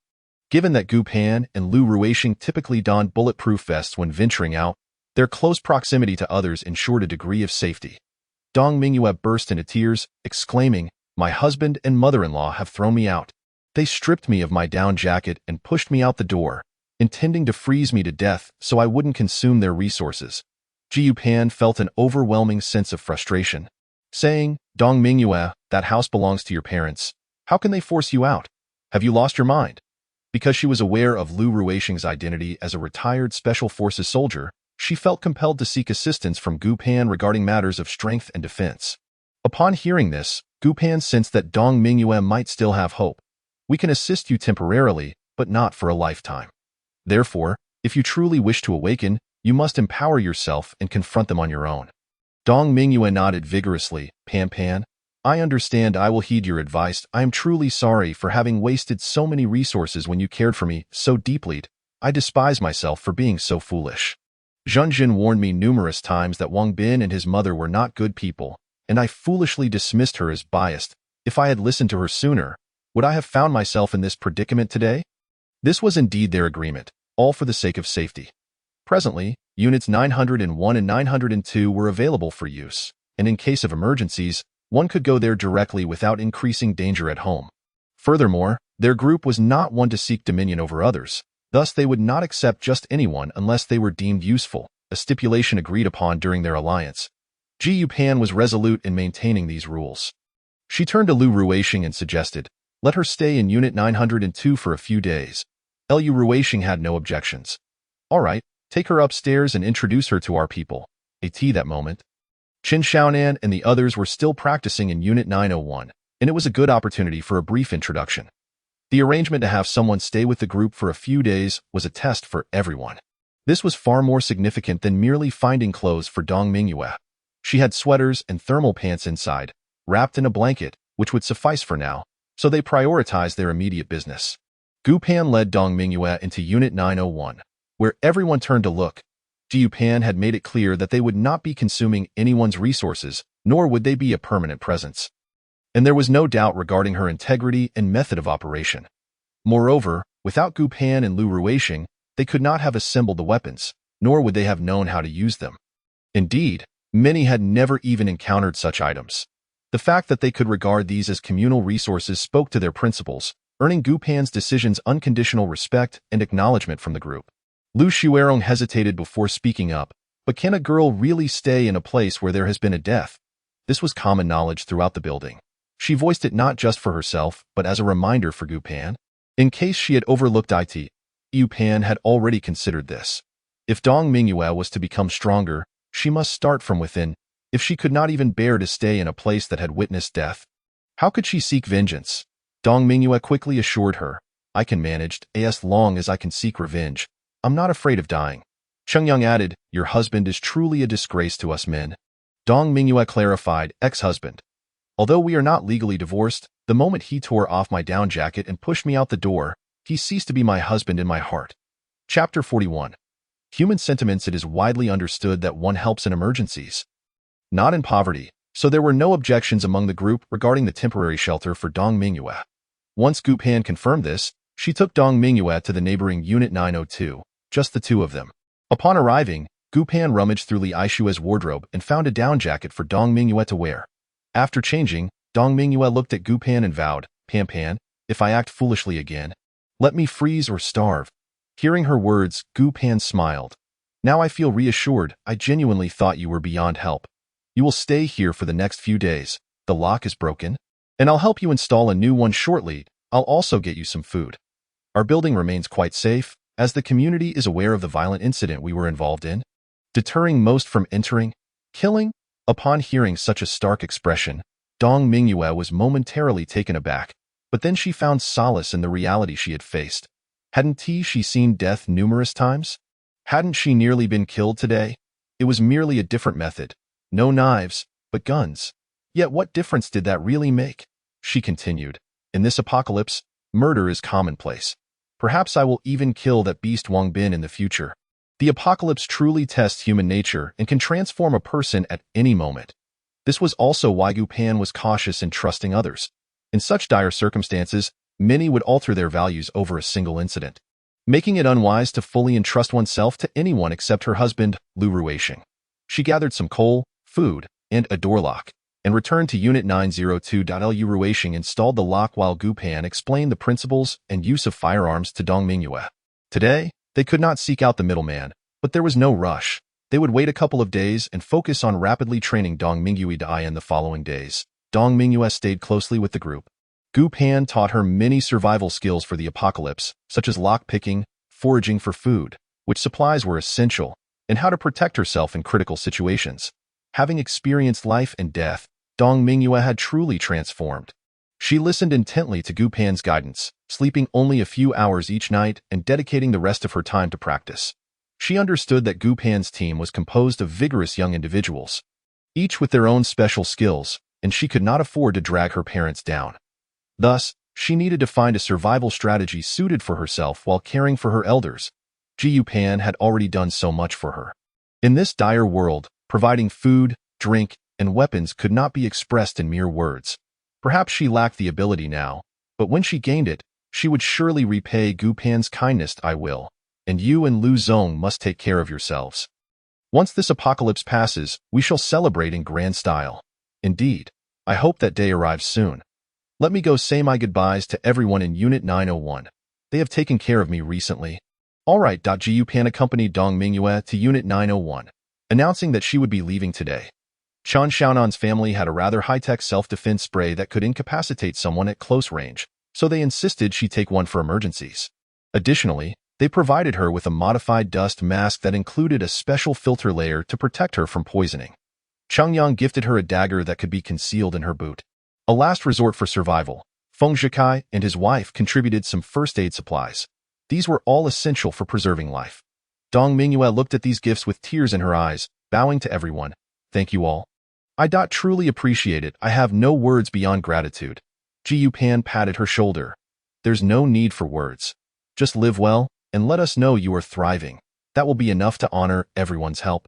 Dong Mingyue nodded vigorously, wiping away her tears. Gu Pan handed her the bag that Lu Ruisheng had brought. This contains some essentials and food. Dong Mingyue accepted it. I understand. I will be extremely cautious and will not carry all the supplies with me. I remember everything you said. All right, then I'll walk you downstairs. Ji Pan chose not to bring others along, accompanying Dong Mingyue outside. Once downstairs, Dong Mingyue tightly embraced Gu Pan. Pan, we must both strive to survive until this apocalypse is over. Gu Pan nodded. Yes, we certainly will. Dong Mingyue took a deep breath, holding back her tears, knowing that in this cold, crying would only harm her skin. She gently patted Gu Pan's back, choosing not to say anything further. Shouldering her bag as she departed. Facing her first act of killing, it was wise to remain cautious. After all, it was her first encounter. Thank you for the support and contributions, and I appreciate everyone's comments and discussions. Love you all. Chapter 42. Resolute in Conquest. The two watched as Dong Mingyue ascended the stairs, following closely behind. Without a moment's hesitation, she drew her gun and chambered around. This is my home. My parents bought this house for me. You are nothing. She then aimed it at Wangbin's head. Wangbin was startled but quickly laughed.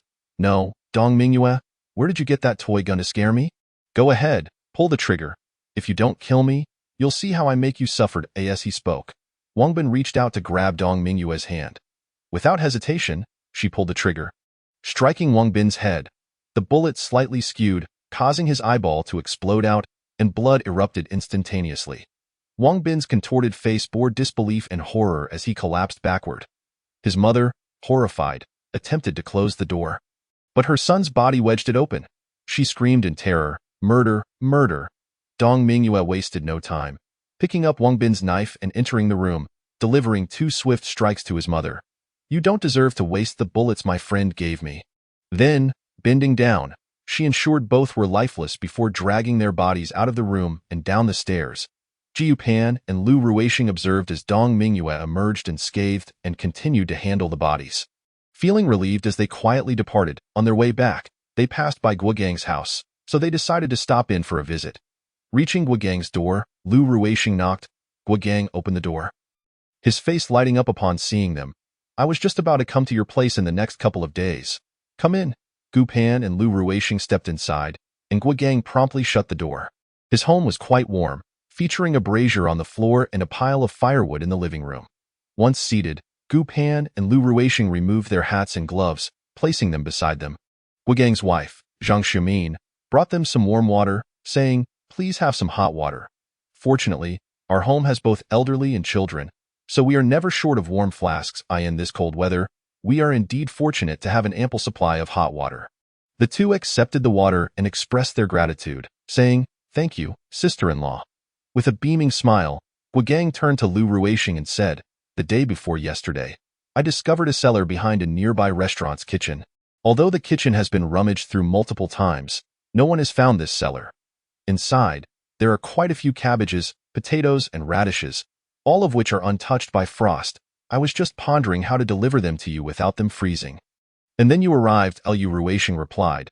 We still have food for now. If the cellar can remain concealed, then it's best not to take everything out at once. After all, once it's out, it will freeze. If we can continuously access fresh vegetables from the cellar, that would be beneficial. Guogang agreed. I share the same thought, but I am indeed worried about it being discovered. Ji Pan contemplated and suggested, We could place 2 corpses at the entrance. Typically, people would be deterred by the sight of the deceased and refrain from entering. Ji Pan did not oppose this plan, knowing that Lu Ruisheng and Guogang were formidable in combat. So there was no need for concern. All right, I will stay here and chat with Sister Dash and Dash Law. Lu Ruisheng stood up, donned his hat and gloves, and followed Guogang outside. Zhang Xiaomin began discussing everyday matters with Gu Pan, recounting events from the post-apocalyptic world. Fortunately, thanks to the supplies you provided and your timely advice to search for resources, we have managed to sustain ourselves during these trying times. Ji Pan smiled and replied, Brother Gua and Ruisheng are like family. It's only natural. She refrained from mentioning that in her previous life, they had helped themselves to food, which was an immense favor. Zhang Xiaomin expressed her deep gratitude, saying, In these times, even biological brothers may turn against one another for a morsel of food. We will never forget the kindness you have shown us. At that moment, Guogang's 4-year-old daughter, Ming Ming, emerged from the bedroom. Feeling shy upon seeing Gu Pan and hiding behind Zhang Xiaomin. Having not encountered outsiders for an extended period due to the apocalypse, The child had grown somewhat introverted. Zhang Xiumin commented to Gu Pan. My mother-in-law has not been well lately. She took her medicine and has fallen asleep. I am unsure how long it will last. She continued, the child is doing fine, not lacking in food, but she has become timid. Gu Pan understood. Such an environment presents challenges for both the elderly and children. As she spoke, she stood up, opened her bag, took out a package of candies, and offered it to the child, saying, Ming Ming, see what your aunt has for you. Ming Ming, captivated by the beautiful candies, hesitated to approach and merely looked up at Zhang Xiumin. Zhang Xiumin gently patted her daughter's bottom, encouraging her, go ahead and take it. Your aunt is family, and you can accept her gifts. Only then did Ming Ming muster the courage to step forward and quietly say to Gu Pan, thank you.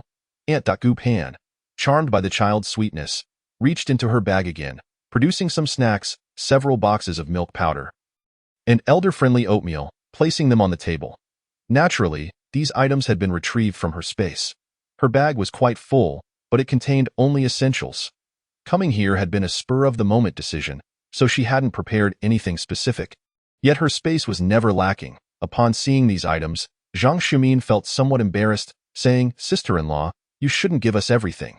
You must save some for yourselves. In these times, it's wise to stockpile and disperse your supplies. Gu Pan nodded. We have other places to store things, so don't worry, sister-in-law. We have enough for ourselves. These are specifically for the children and the elderly, so please don't be polite. Ming Ming gazed at the assortment on the table, her eyes sparkling with joy. Aunt is truly amazing. She has everything in her bead eye in the eyes of a child. Being able to pull delicious treats from a bag is indeed impressive. Yet, the child's words also reflected Gu Pan's reality. Her bag contained all sorts of supplies. If she wished, she could even produce a yacht. She smiled and ruffled Ming Ming's hair, asking, how about next time I bring you even more goodies? Ming Ming eagerly nodded, then come early next time. Zhang Xiumin lightly admonished her daughter, little ones mustn't be greedy. Remember to show some manners. Gu Pan laughed and said to Zhang Xiumin, sister-in-law, we are all family here. There is no need for the child to feel distant from us. Zhang Xiumin returned the smile, saying indeed, no need for distance. At this moment, having someone genuine to converse with brings me great joy. As they spoke, tears welled in Zhang Xiumin's eyes. Her smile faltered as she felt a tumult of emotions within her. Hearing Zhang Xiumin's words, Gu Pan also felt a pang of sadness and took a deep breath to stave off her own tears.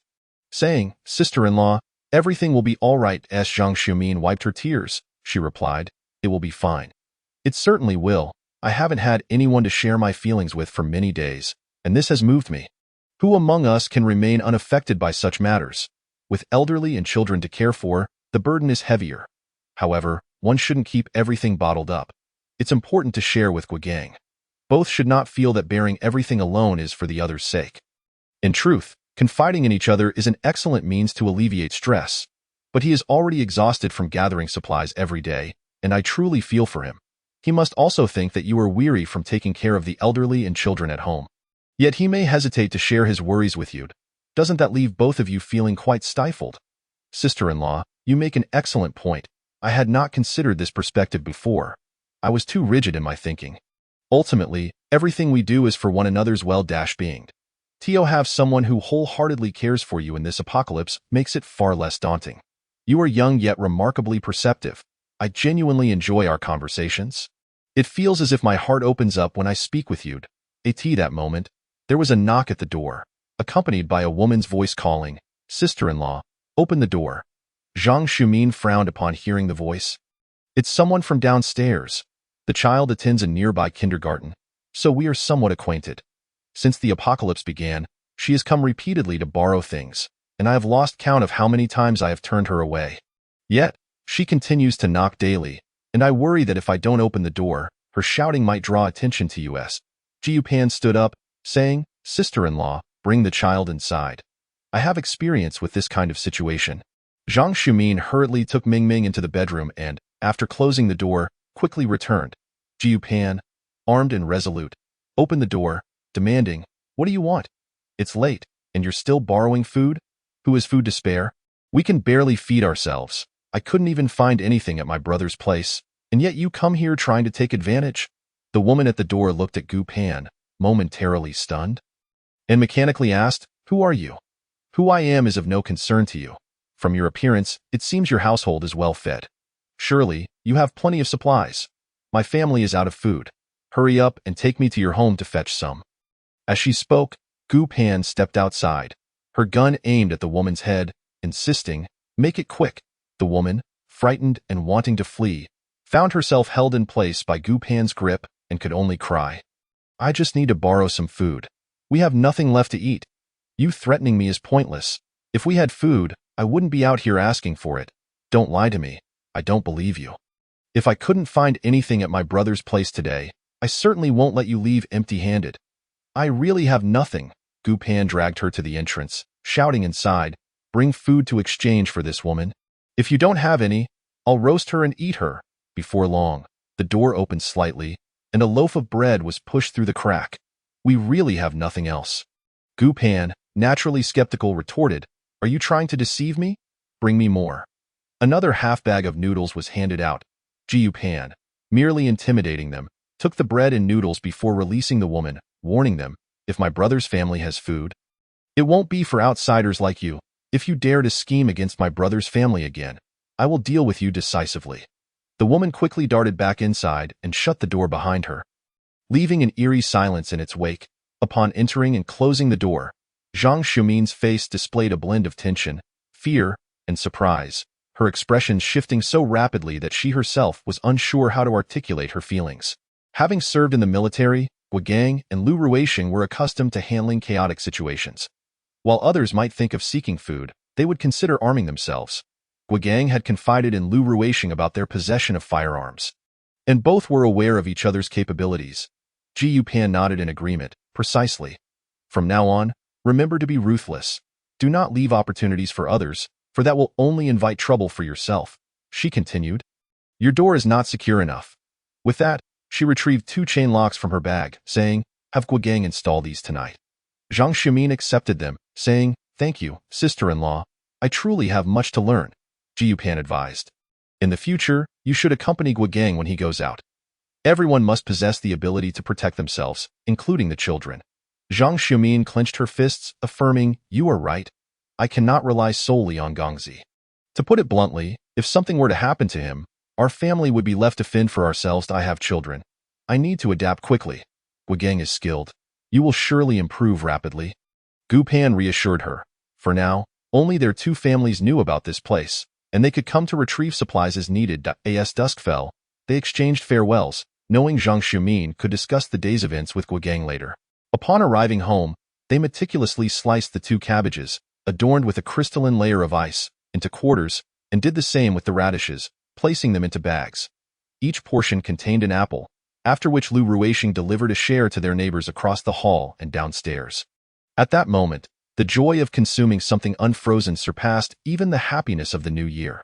Gu Pan communicated over the intercom with several neighbors, announcing, "Our friend has discovered a cellar and provided me with some unfrozen vegetables and fruits to share with each of you." With a smile, Gu Pan added, "Previously, there was an abundance of sweet treats, far too many delectable delights." Feng Zhekai remarked, "This feels quite ceremonial. Doesn't this verge on a new form of mysticism?" The atmosphere was delightful, with everyone in high spirits, leading to playful banter and a rare sense of relaxation. Chapter 44. Unexpected harvest. This endeavor was not feasible in crowded areas, but after deliberation, they resolved to procure a vehicle to venture to the outskirts of the city, where no one had ventured further. They could test explosives there, and perhaps the detonations would reveal traversable pathways, allowing them to gather supplies. They found a small truck by the roadside, extracted it, and melted the gas tank with a torch. Lu Ruisheng pried open the door and, using his skills, ignited the engine. An hour later, they successfully started the vehicle. Once aboard, they sped towards the city's edge, enjoying the absence of traffic on the main road, which made navigation easy. They reached their destination in just over half an hour.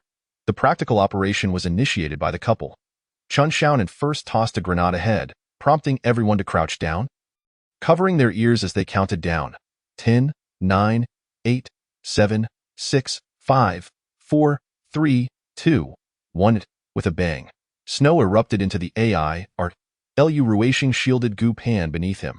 Although she was scarcely covered in snow, others were nearly engulfed as they rose. Shaking off the snow, excitement coursed through them, for they had succeeded. Observing the area where the explosion had occurred, they pressed onward, detonating several more grenades to test their stability and simultaneously scout for further resources without wasting any materials. When they spotted a sign on the side of a factory indicating it was a cooked food processing plant, they erupted in joy and hurried inside. Upon entering, they discovered the center of the factory was devoid of snow, with the warehouse door wide open. After a careful examination, Lu Ruixing deduced, "There have been planes here. It must have been the military. Let us go in and gather what we can." They swiftly entered the factory, relieved to find numerous semi-finished products scattered throughout the production line, no longer concerned about hygiene. They loaded them onto the factory's small cart and wheeled them out. Although it wasn't the vast warehouse of meat they had envisioned, it would suffice for several months. One must learn to be content.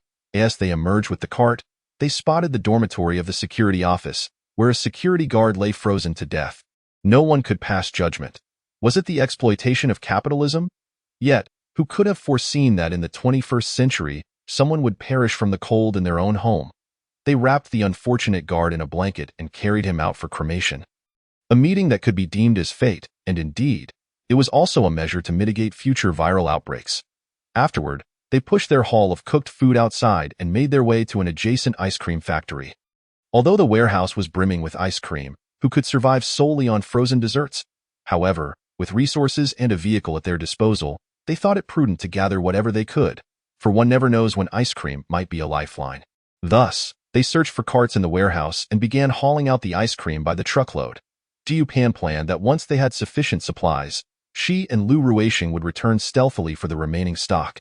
As in 3 months the extreme cold would pass, followed by a scorching heat post-plague, when these supplies could be traded for gold bars. The next day, they revisited the ice cream factory. Although Gu Pan suspected there would be nothing left, others still harbored hope and wished to check. Upon arrival, they discovered not only their own footprints but also those of at least 3 other groups, indicating previous conflicts. Curiously, there was not a single piece of ice cream left on the ground. Gu Pan kept her head down, remaining silent, for the remaining ice cream was safely stored in her space. Their quarrels were of no concern to her. The empty freezers could be utilized for storing some supplies. While not ideal for food, they could accommodate other necessities, and in this apocalyptic world, such considerations seemed less taboo. After organizing everything, they experimented with stun grenades and smoke bombs, both yielding successful results. Upon returning home, Gu Pan and Lu Ruixing set out again, riding their motorcycle to Guogang's cellar, where they placed 2 boxes of ice cream, leaving a note atop.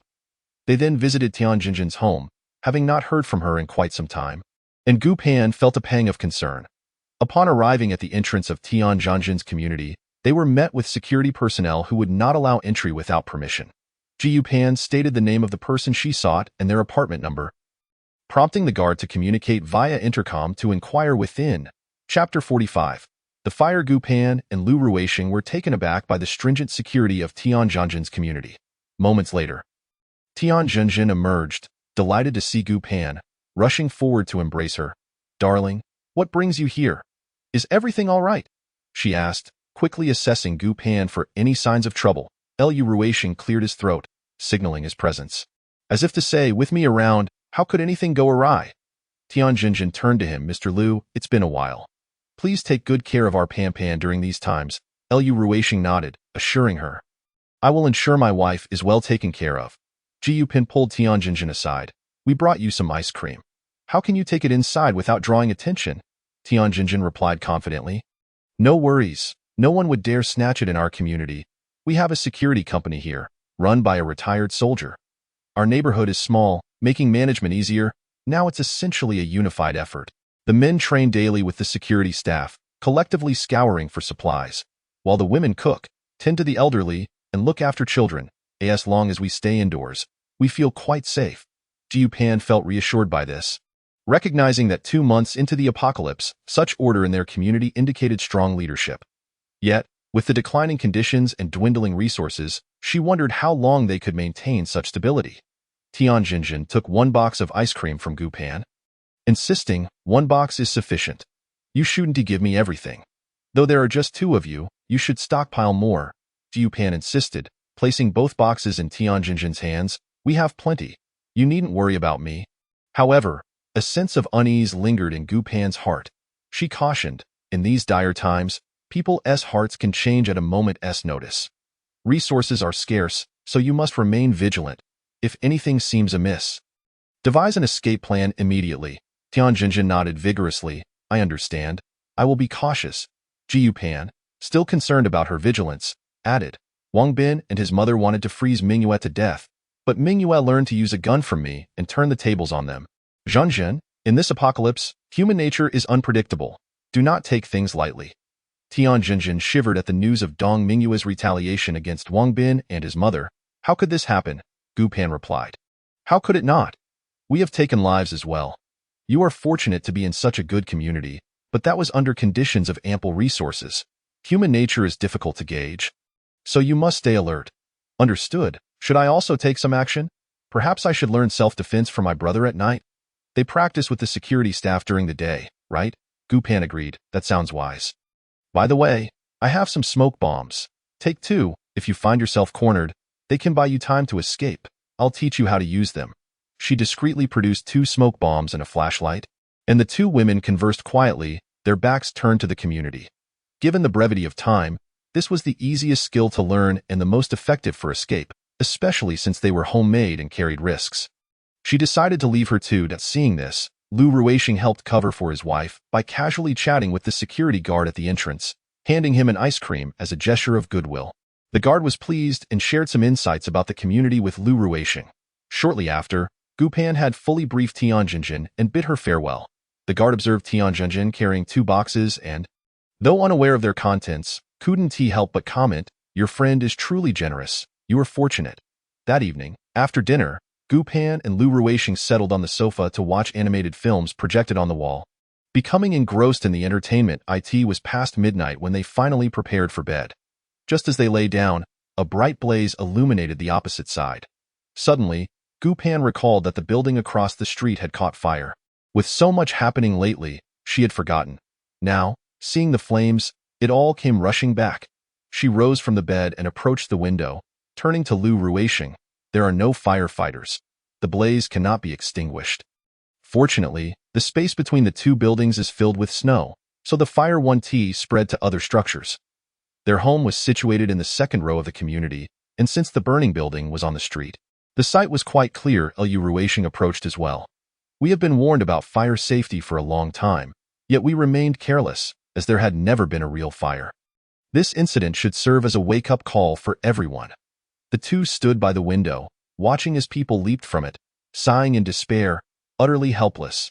Fortunately, the fire occurred on the 3rd floor from the bottom, allowing many below to escape, minimizing the loss of life. However, with the building now reduced to ashes, these individuals would find themselves homeless.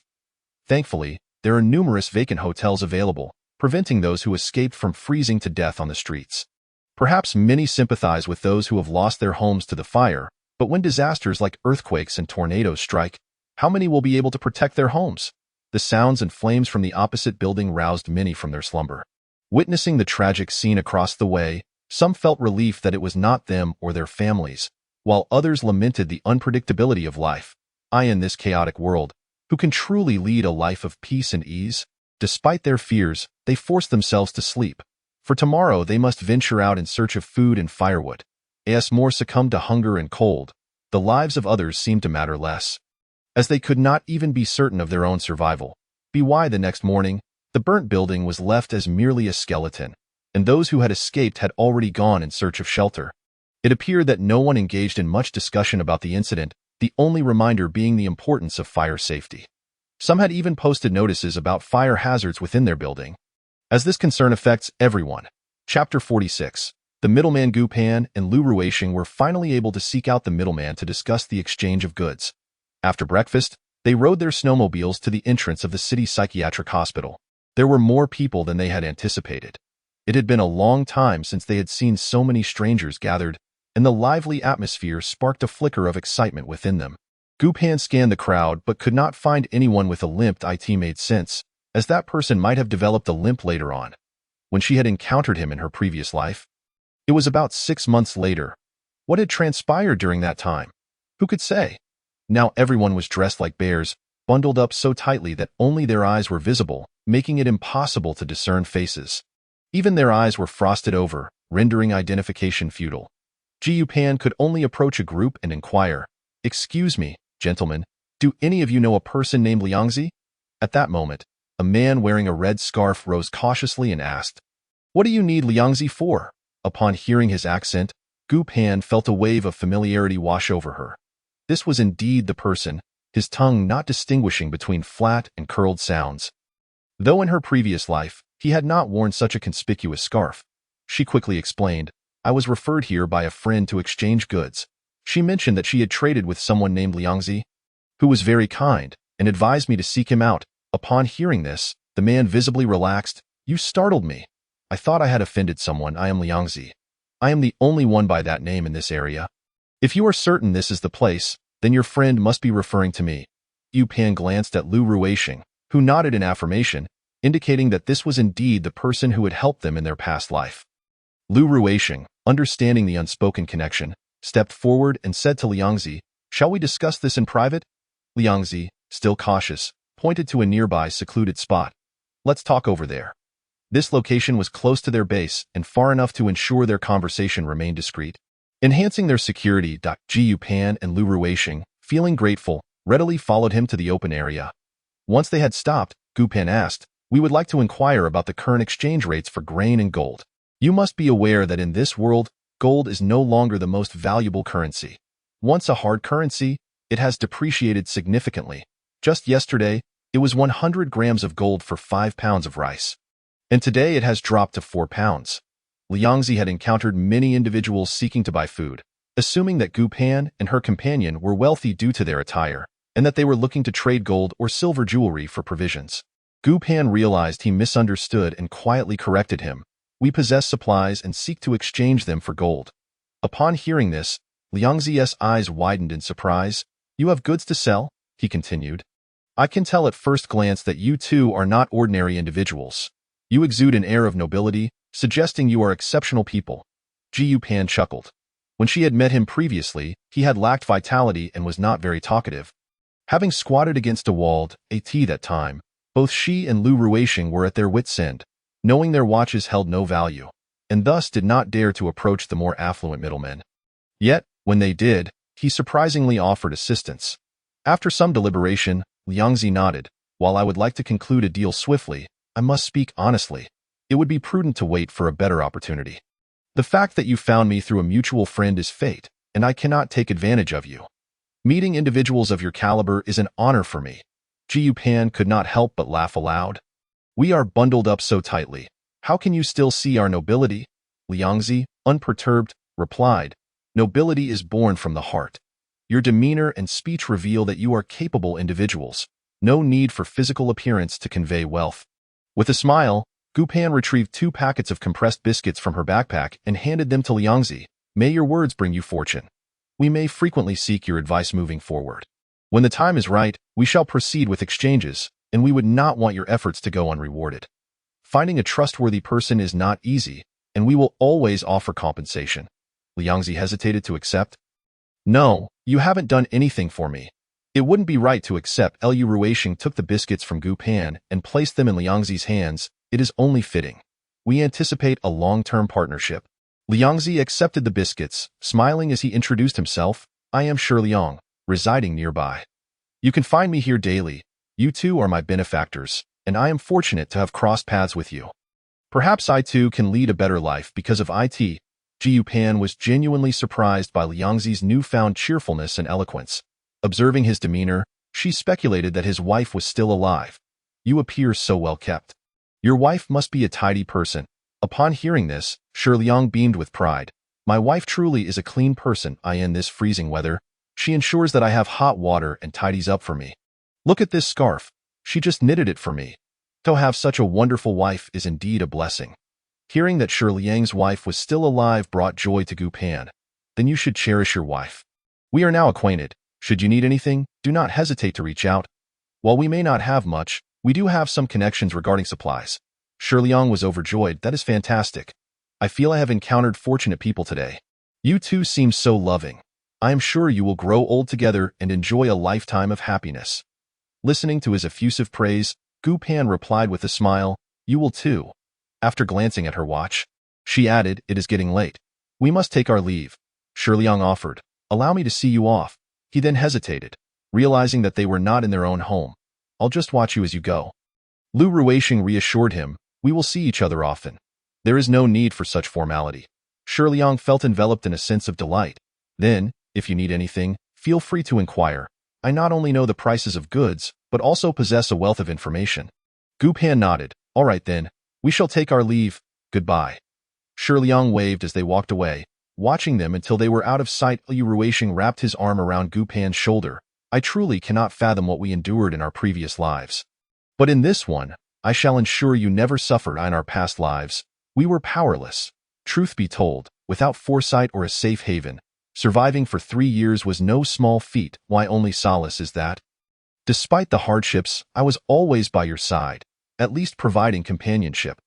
You cannot comprehend how vital companionship is during such dire times. After your death, I could not bear to live on.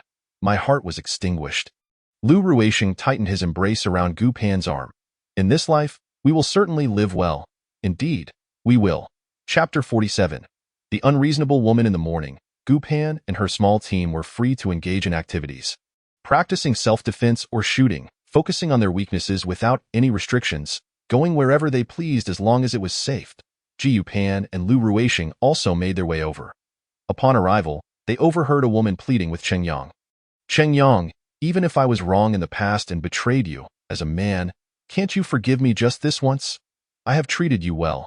You cannot be so ungrateful." Jiu Pan was taken aback, her jaw dropping in disbelief. What was this woman thinking? Cheng Yang was not her father. Why should he forgive her? Even if he were, one cannot simply forgive every transgression, right? She couldn't hold back and stepped forward. "Have you lost your mind? You really think you deserve forgiveness?" The woman, feeling wronged, retorted, "You are a woman too. How can you say such things? Do you know how difficult it is for a woman to survive these days? I just want to find someone to rely on. Am I wrong?" Gu Pan raised her head to inhale a breath of fresh air, exclaiming in disbelief that even in peacetime, she had never experienced anything like this. Now, encountering it, she felt utterly exasperated. Before she could respond, Lu Ruisheng spoke. "My wife is indeed a woman, yet she does not require the support of anyone else. She agrees with what you said." The woman, hearing Lu Ruisheng's words, became agitated. "You, by acting like a sycophant, are destined for a miserable end." Jiu Pan could no longer contain herself. "Sister, my husband defends his wife, and you call him a sycophant.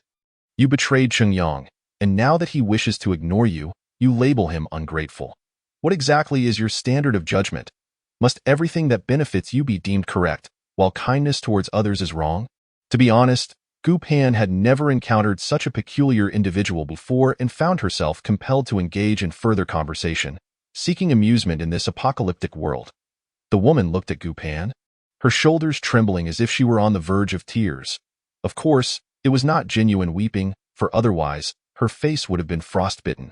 While feigning sobs, she pitifully gazed at Cheng Yang. "How can this sister misinterpret my intentions? You must not heed her words. She is far too cunning." Before the woman could finish, Cheng Yang forcefully jabbed her shoulder blade, showing no mercy, causing her to stagger. "Is my sister someone you can slander? Do not force my hand against a woman, Mo Shaoqian. I implore you, do not let me see you again. I might just regurgitate my last meal. How did I ever find you appealing? No, how could you have acted so convincingly before?" Gu Pan and Lu Ruisheng could not help but chuckle from the sidelines, finding Cheng Yang's antics rather amusing. The woman stumbled back a few steps and fell, bewildered as she looked at Cheng Yang. "You hit me? My father never struck me. How dare you?" Cheng Yang replied. "Your father was clueless about education, and thus, you turned out to be such a misfit. Was I truly blind before, mistaking you for someone worthy? Come any closer, and I will end you." As he spoke, Cheng Yang drew a gun. The sight of the weapon did not scare the woman away. Instead, she knelt before Cheng Yang. "I knew you were capable. With a gun, I will follow you. You will protect me, won't you?" Gu Pan was left utterly perplexed. Was this person unhinged? Cheng Yang chambered around and pressed the gun against her head. "Count to 3. If you do not leave, I will ensure you never walk again." Hearing the sound of the gun being readied, the woman finally felt fear. After all, if it misfired, she would be finished. She scrambled away. Practically crawling, Jiu Pan and Lu Ruixing exchanged amused glances as they stifled their laughter. Cheng Yang awkwardly explained to them, "You both have no idea how adept she was at deception. To get close to me, she feigned chance encounters and ingratiated herself with those around me, crafting a persona of a poor yet ambitious and filial individual, which truly stirred my protective instincts. Yet, within days, she met someone wealthier and abandoned me, revealing her true self right before my eyes now. After being discarded, she has returned, but her act has lost its touch since her mask has already slipped in my presence. This farce has surely entertained you." Jiu Pan, unable to suppress her laughter, asked Cheng Yang, "Do you need consolation?" Cheng Yang shook his head. "Sister, please do not belittle me," Jiu Pan responded. "This is my first encounter with such a spectacle, and I find it quite entertaining. But you are still young. This matter is trivial, sister. If you do not genuinely wish to console me, then spare the effort. If you wish to laugh, then do so," Cheng Yang said. Equally bemused, Jiu Pan burst into laughter, and Lu Ruixing joined in, finding the humor infectious. Cheng Yang himself began to laugh. He had already grown accustomed to the situation, and while it had felt awkward moments ago, it now seemed far less so. They ventured towards the outskirts, seeking solitude in the less populated areas. Even the simplest surroundings were preferable to the chaos elsewhere. On their way back, they overheard in the corridor that an elderly person had passed away on the 8th floor. The individual was not particularly old but had chosen to endure hunger, surviving solely on water to preserve food for a child, deceiving the child into believing they had eaten. The child discovered the truth only after the elder's demise, resulting in a heart-wrenching scene of grief. Jiu Pan and her companions felt a pang of sorrow. Indeed, the apocalypse serves as a mirror to one's character. Some blood relatives would kill one another over a meager meal, while others, to ensure the survival of the younger generation, would sacrifice their own lives. Resources were increasingly scarce, yet fortunately, they had managed to stockpile enough supplies beforehand, alleviating their concerns. Naturally, whenever time permitted, they would venture out. As any found resources, however small, would prove useful, Li Dong rubbed his fingers together and addressed the assembly. "I see that everyone present is quite capable.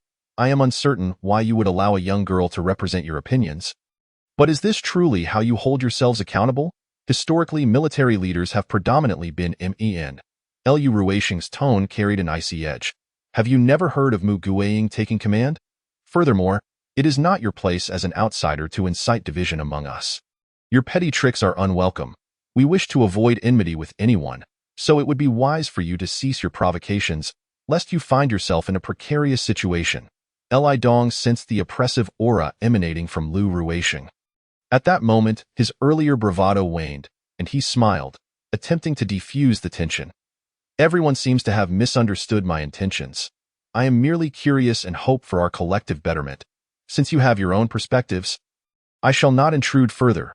Yu Pan made no effort to bid him farewell, merely uttering "take care." She found him lacking in personal boundaries, ambitious yet limited in capability. Even if he sought an alliance with their group, his demeanor was inappropriate, especially given his current insignificance. Such arrogance belied his potential for greatness.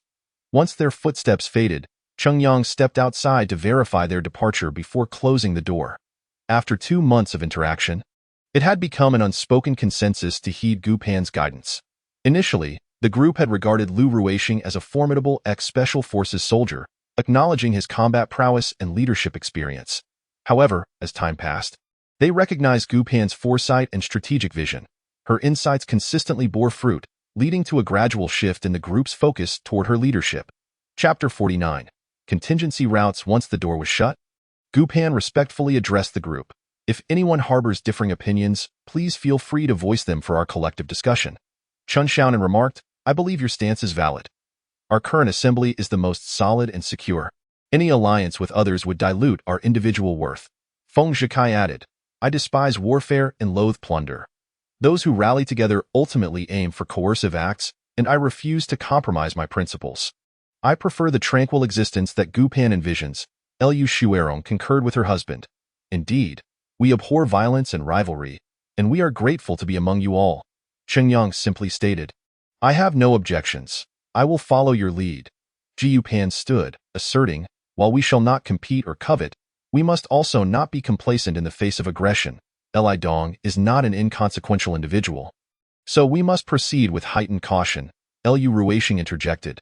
This man harbors ambition. Currently, he lacks the means to challenge us, but should that change, we must be prepared for subsequent actions. Therefore, we must continuously strengthen ourselves. Though Chen Lang was diminutive in stature, his early adaptation to life in this harsh world had equipped him well for survival. I will double my martial training. I refuse to be a liability to you all. Gu Pan smiled at him. None among us is a burden. Each individual here possesses remarkable potential. However, we must consider improvements to our living arrangements. With our door barricaded, our only escape route is through the window. If someone is positioned below, we risk being trapped. This remark heightened everyone's tension. The security of their current residence was a source of comfort, yet Gu Pan's concerns were valid. If someone ignited a fire within the building, they would be cornered, and should there be an ambush beneath the window, their plight could worsen. Lu Ruishing pondered for a moment before suggesting, we could install a zip line from the outer balcony to the rooftop of the property management center. In the event of danger, this route would offer an escape. There is also a substantial amount of snow outside, providing additional protection. Since the property management office had previously served as a sales center, it was built with 3 levels, slightly elevated above the residential units. The windows on the 3rd floor remained unobstructed by snow. Feng Zhikai questioned, a zip line? Where do we procure such materials? The distance isn't far. But it's not negligible either, Yu Pan responded. We can visit a friend who specializes in extreme sports equipment to see what we can acquire. In truth, she possessed usable materials in her space. But finding a suitable source was preferable. After refining their plans, Gu Pan and Lu Ruishing set out once more, visiting Guogang's establishment. Many assumed the apocalypse was defined solely by extreme cold, unaware of the peculiar climatic shifts that lay ahead. Consequently, they had not considered stockpiling escape supplies, leaving Guogang's shop relatively untouched by looters. Jiu Pan and Lu Ruishing discovered ropes and climbing protection gear, which they collected for their purposes. Before departing, Gu Pan advised Guogang, if one day the snow suddenly melts, it could lead to flooding. Therefore, it's wise to store away your kayaks and similar items, as they may prove life-saving at an unforeseen moment. Guogang reflected on her words. Indeed, with so much snow, melting could indeed raise water levels. I must ensure I have ample escape supplies. Lu Ruishing added, you should also prepare additional escape materials at home. Frankly, given the state of affairs, who knows what tomorrow may bring. All right, I will heed your advice. By the way, I noticed the ice cream you left in the cellar a few days ago. Thank you, Guogang replied. Upon returning home, Gu Pan and Lu Ruishing began strategizing the installation process. They possessed several drones of varying models, which could be fixed in place while utilizing a high-powered drone to transport one end of the rope to the opposite building. There was no other means to traverse the snow between the structures. Once the rope was secured, they could leave it slackened beneath the snow to avoid detection, tightening it only when necessary. After finalizing their plans, they summoned everyone to the 9th floor for a meeting, where they shared their ideas. As night fell, they commenced their operations. The escape route was established on the outer balcony of Cheng Yang's apartment on the 6th floor. As descending from the 7th floor to the 6th was more manageable, given the presence of the balcony and air conditioning unit. Additionally, the 6th floor was lower, enhancing their safety. Once their plan was set, they began installation in the dead of night. When the residents were deep in slumber, Lu Ruishing, Cheng Yang, and Chen Xiaonan headed to the property management building, where Chen Xiaonan, knowledgeable in electrical matters, needed to install an alarm system to ensure their equipment remained undisturbed. Cheng Yang, youthful and agile, was quick on his feet. Meanwhile, Gu Pan secured their side, attaching the other end of the rope to a drone and transporting it across. Lu Ruishing swiftly fixed it in place, while Chen Xiaonan installed the alarm system, which would sound an alert if disturbed, providing them with crucial warning. The following day, everyone engaged in leisurely activities, as they were all exhausted from the previous night's work. Gu Pan and Lu Ruishing observed the dwindling supplies outside and noted the rising prices of rice, prompting another trip to Shiliang's location. Upon arriving at the entrance of the mental hospital, they found the crowd larger than their last visit.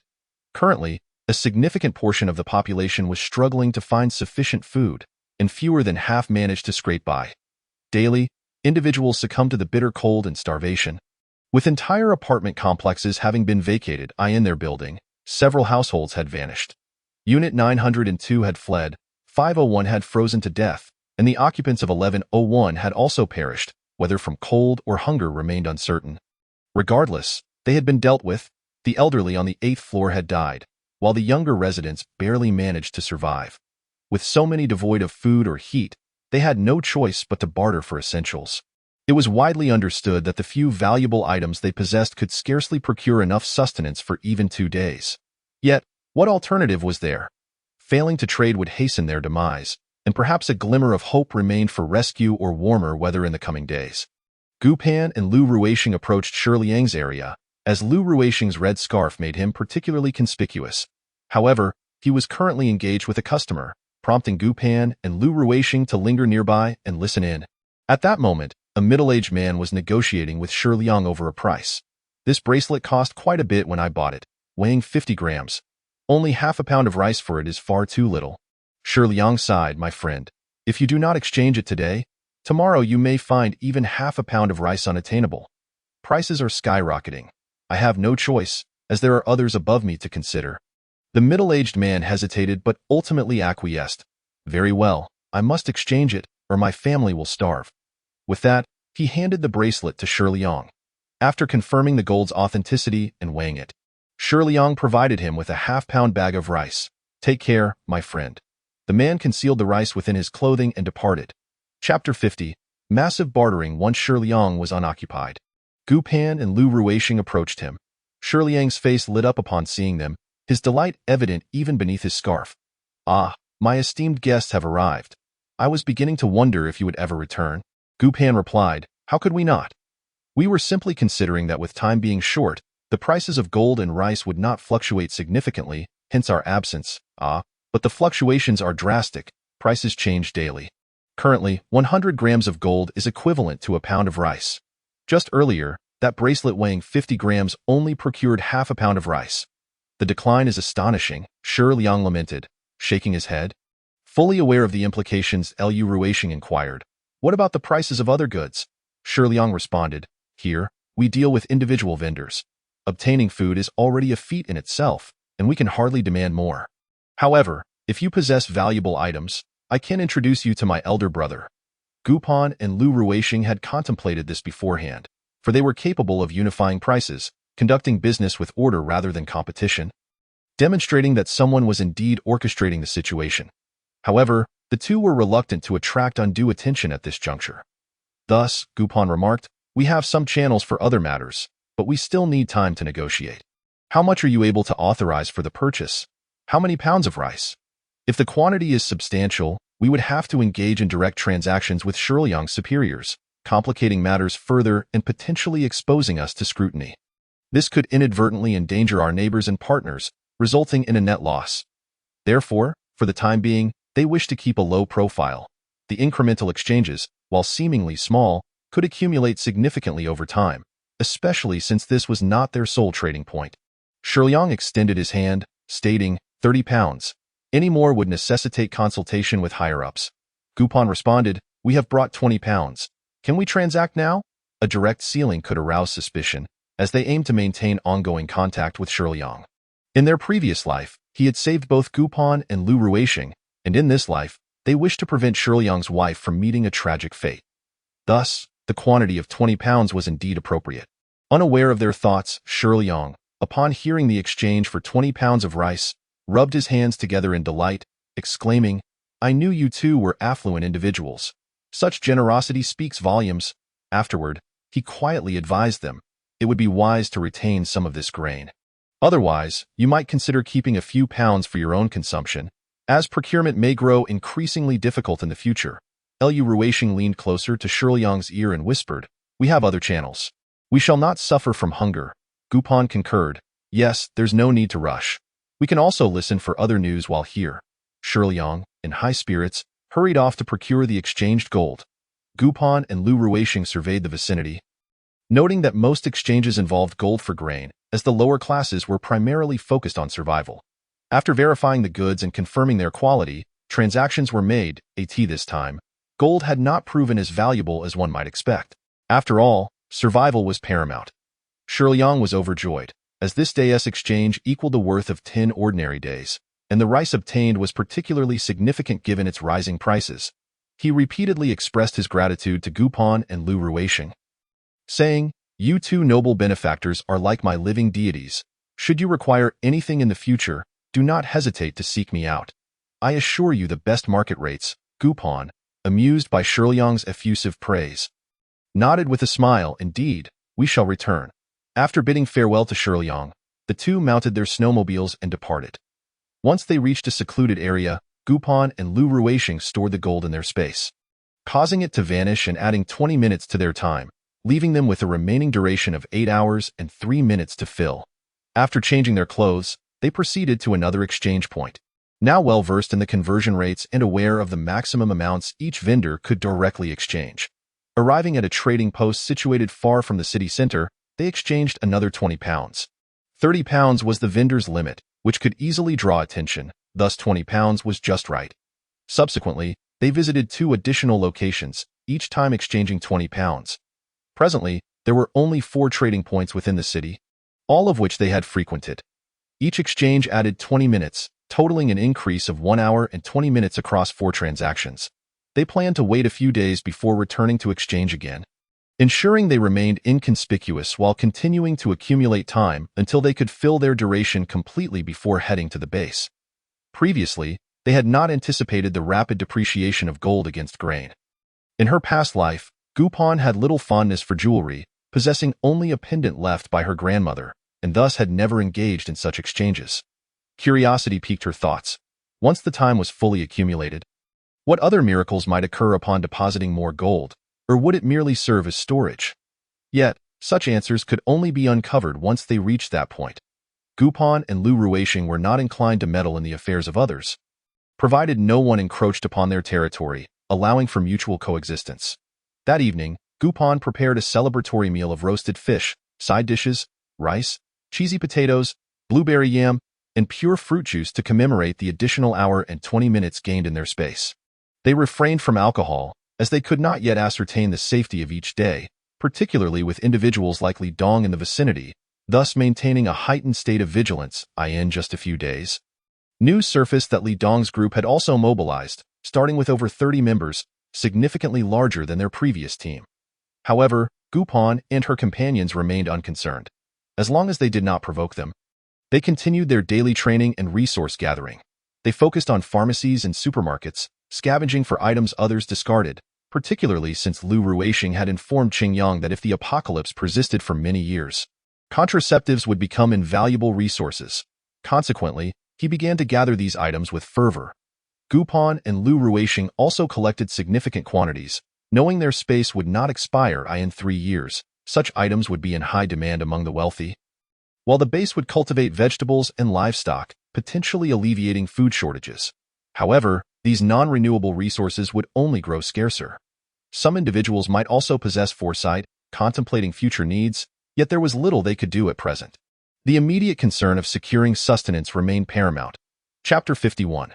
Rescuing lives. On this day, Gupon and Lu Ruisheng ventured to several trading points to exchange gold, ultimately arriving at the location where Shirleyang resided. As ample time allowed for additional conversation, they exchanged glances, feeling unsettled, prompting them to inquire about Shirleyang's address and hasten to his home. Upon reaching the corridor, they heard sounds of a struggle and rushed upstairs. Seeing Shirleyang's door ajar, they drew their firearms and entered. Inside, 2 men wielded machetes, one poised to strike the already injured Shirleyang, while his wife lunged forward to shield him. Lu Ruisheng acted swiftly, firing a shot that struck the assailant, causing the weapon to graze Shirleyang's down jacket, sending feathers floating throughout the room. The other assailant, terrified, raised his hands in surrender, pleading, "Don't kill me. I was forced into this." Gupon offered no mercy, firing her weapon as well. "What do you mean forced? You are already guilty of murder. What use is your justification now?" They both recognized that leaving the man alive would pose a future threat. In an apocalypse, it was a matter of survival. Either one lived or the other perished. With both assailants down, Gupon stood guard at the entrance while Lu Ruisheng surveyed the premises to ensure safety before they closed the door.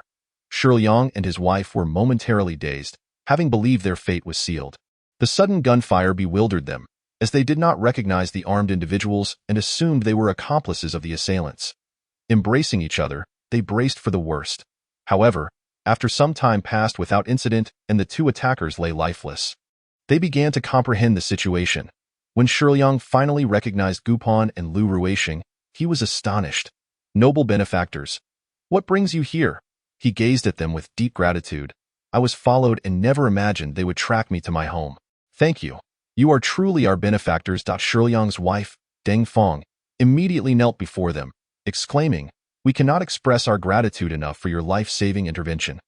Gupon assisted her to her feet, saying, "It is merely fate. No need for such formalities." Lu Ruisheng knelt beside Shiliang to examine his leg wound. "This is quite severe. We must tend to it promptly." Gupon nodded in agreement, dragging a corpse outside. Thus, Feng Zhika arrived to administer anesthesia, disinfect, and suture the wound efficiently. During their exchange, they learned that Shiliang's wife's name was Deng Fong, and they had wed this year. Deng Fong was a beautiful and devoted woman, her actions revealing her willingness to sacrifice her life for Shiliang. It was no wonder that when Gupon and her companions first encountered Shiliang in their past life, he had exuded an aura of profound sorrow.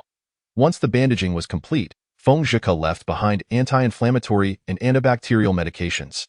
Gupon also provided Deng Fong with a bag of powdered milk and 2 packs of compressed biscuits, advising them to rest and recover in the coming days, as they had experienced a significant shock and were not in a position to host guests, requiring time and space to recuperate. Deng Fong expressed her heartfelt gratitude to Gupon and Lu Ruisheng as they left.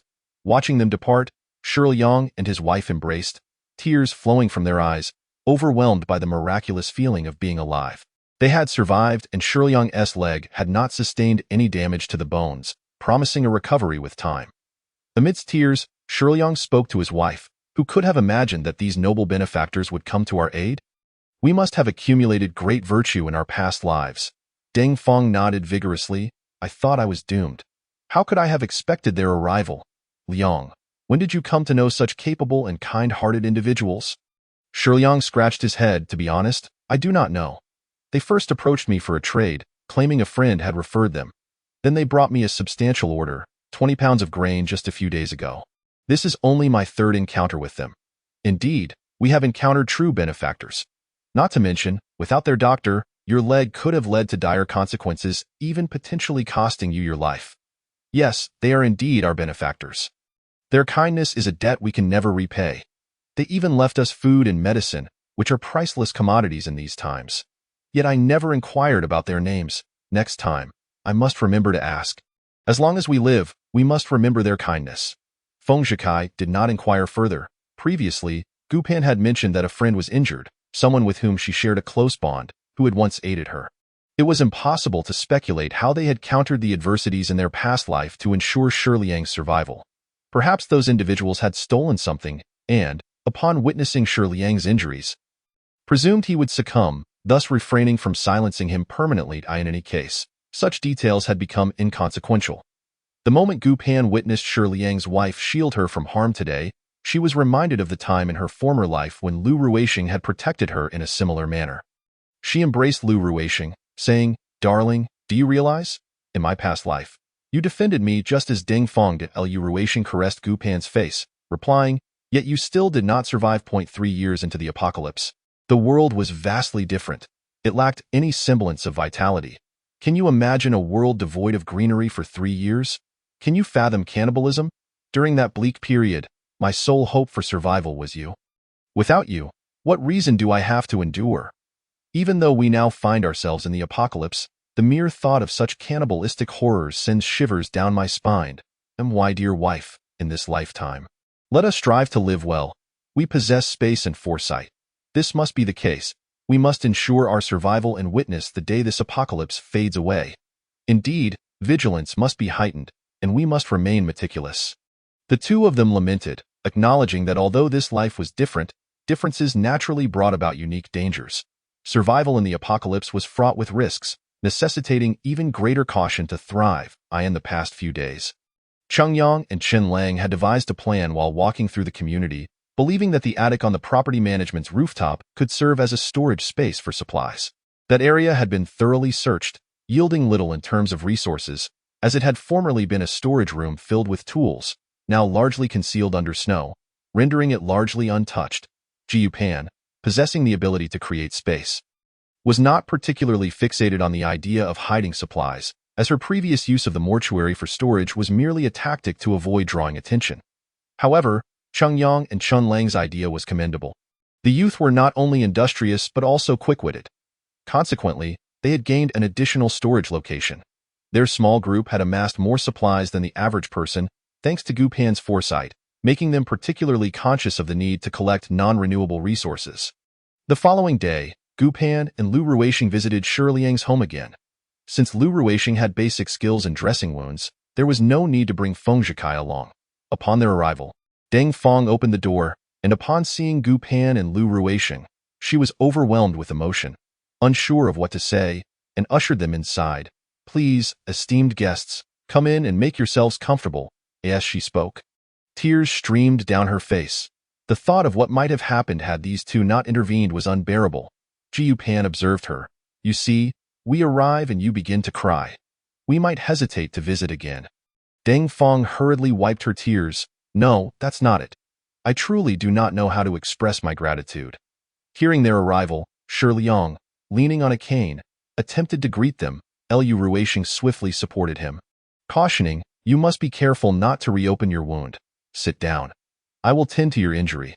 Shi Liang, having rested well over the past couple of days, appeared in good spirits. "I must trouble you again. It seems fortuitous that we encountered you. Someone else in the community suffered an injury not as severe as mine and succumbed to infection. Were it not for your assistance, I would have either died or rendered my leg useless." Lu Ruisheng disinfected his hands and proceeded to dress Shi Liang's wound. "You were fortunate to have crossed paths with us." Shi Liang shook his head. "You came here deliberately. Since the apocalypse began, my own brother has not visited. I am not foolish. I recognize your genuine kindness. You are affluent and benevolent. Had it not been for the apocalypse, you would undoubtedly have achieved great things. I may not be well educated, but I genuinely admire you both." Jiu Pan took a seat on the bench beside them. "We all come from humble beginnings. It's not as grand as you describe." Deng Fong, having prepared tea alongside warm water, offered it to them. "Benefactors, please have some water." Jiu Pan found the title peculiar and chuckled. "You two needn't refer to us as benefactors. I am Gu Pan, and this is my husband, Lu Ruisheng. We are not much older than you. Simply call us by our names." Shi Liang quickly interjected. "That simply won't do.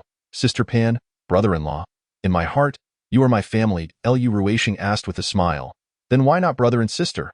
Shi Liang chuckled. "In my home, I listen to my wife. I can see that brother-in-law listens to sister as well. I must align myself with the most powerful." Jiu Pan couldn't help but laugh at Shi Liang's perceptiveness. Such individuals possess the ability to adapt and survive in any circumstance. After some lighthearted conversation, they returned to discussing the day Shi Liang had been followed.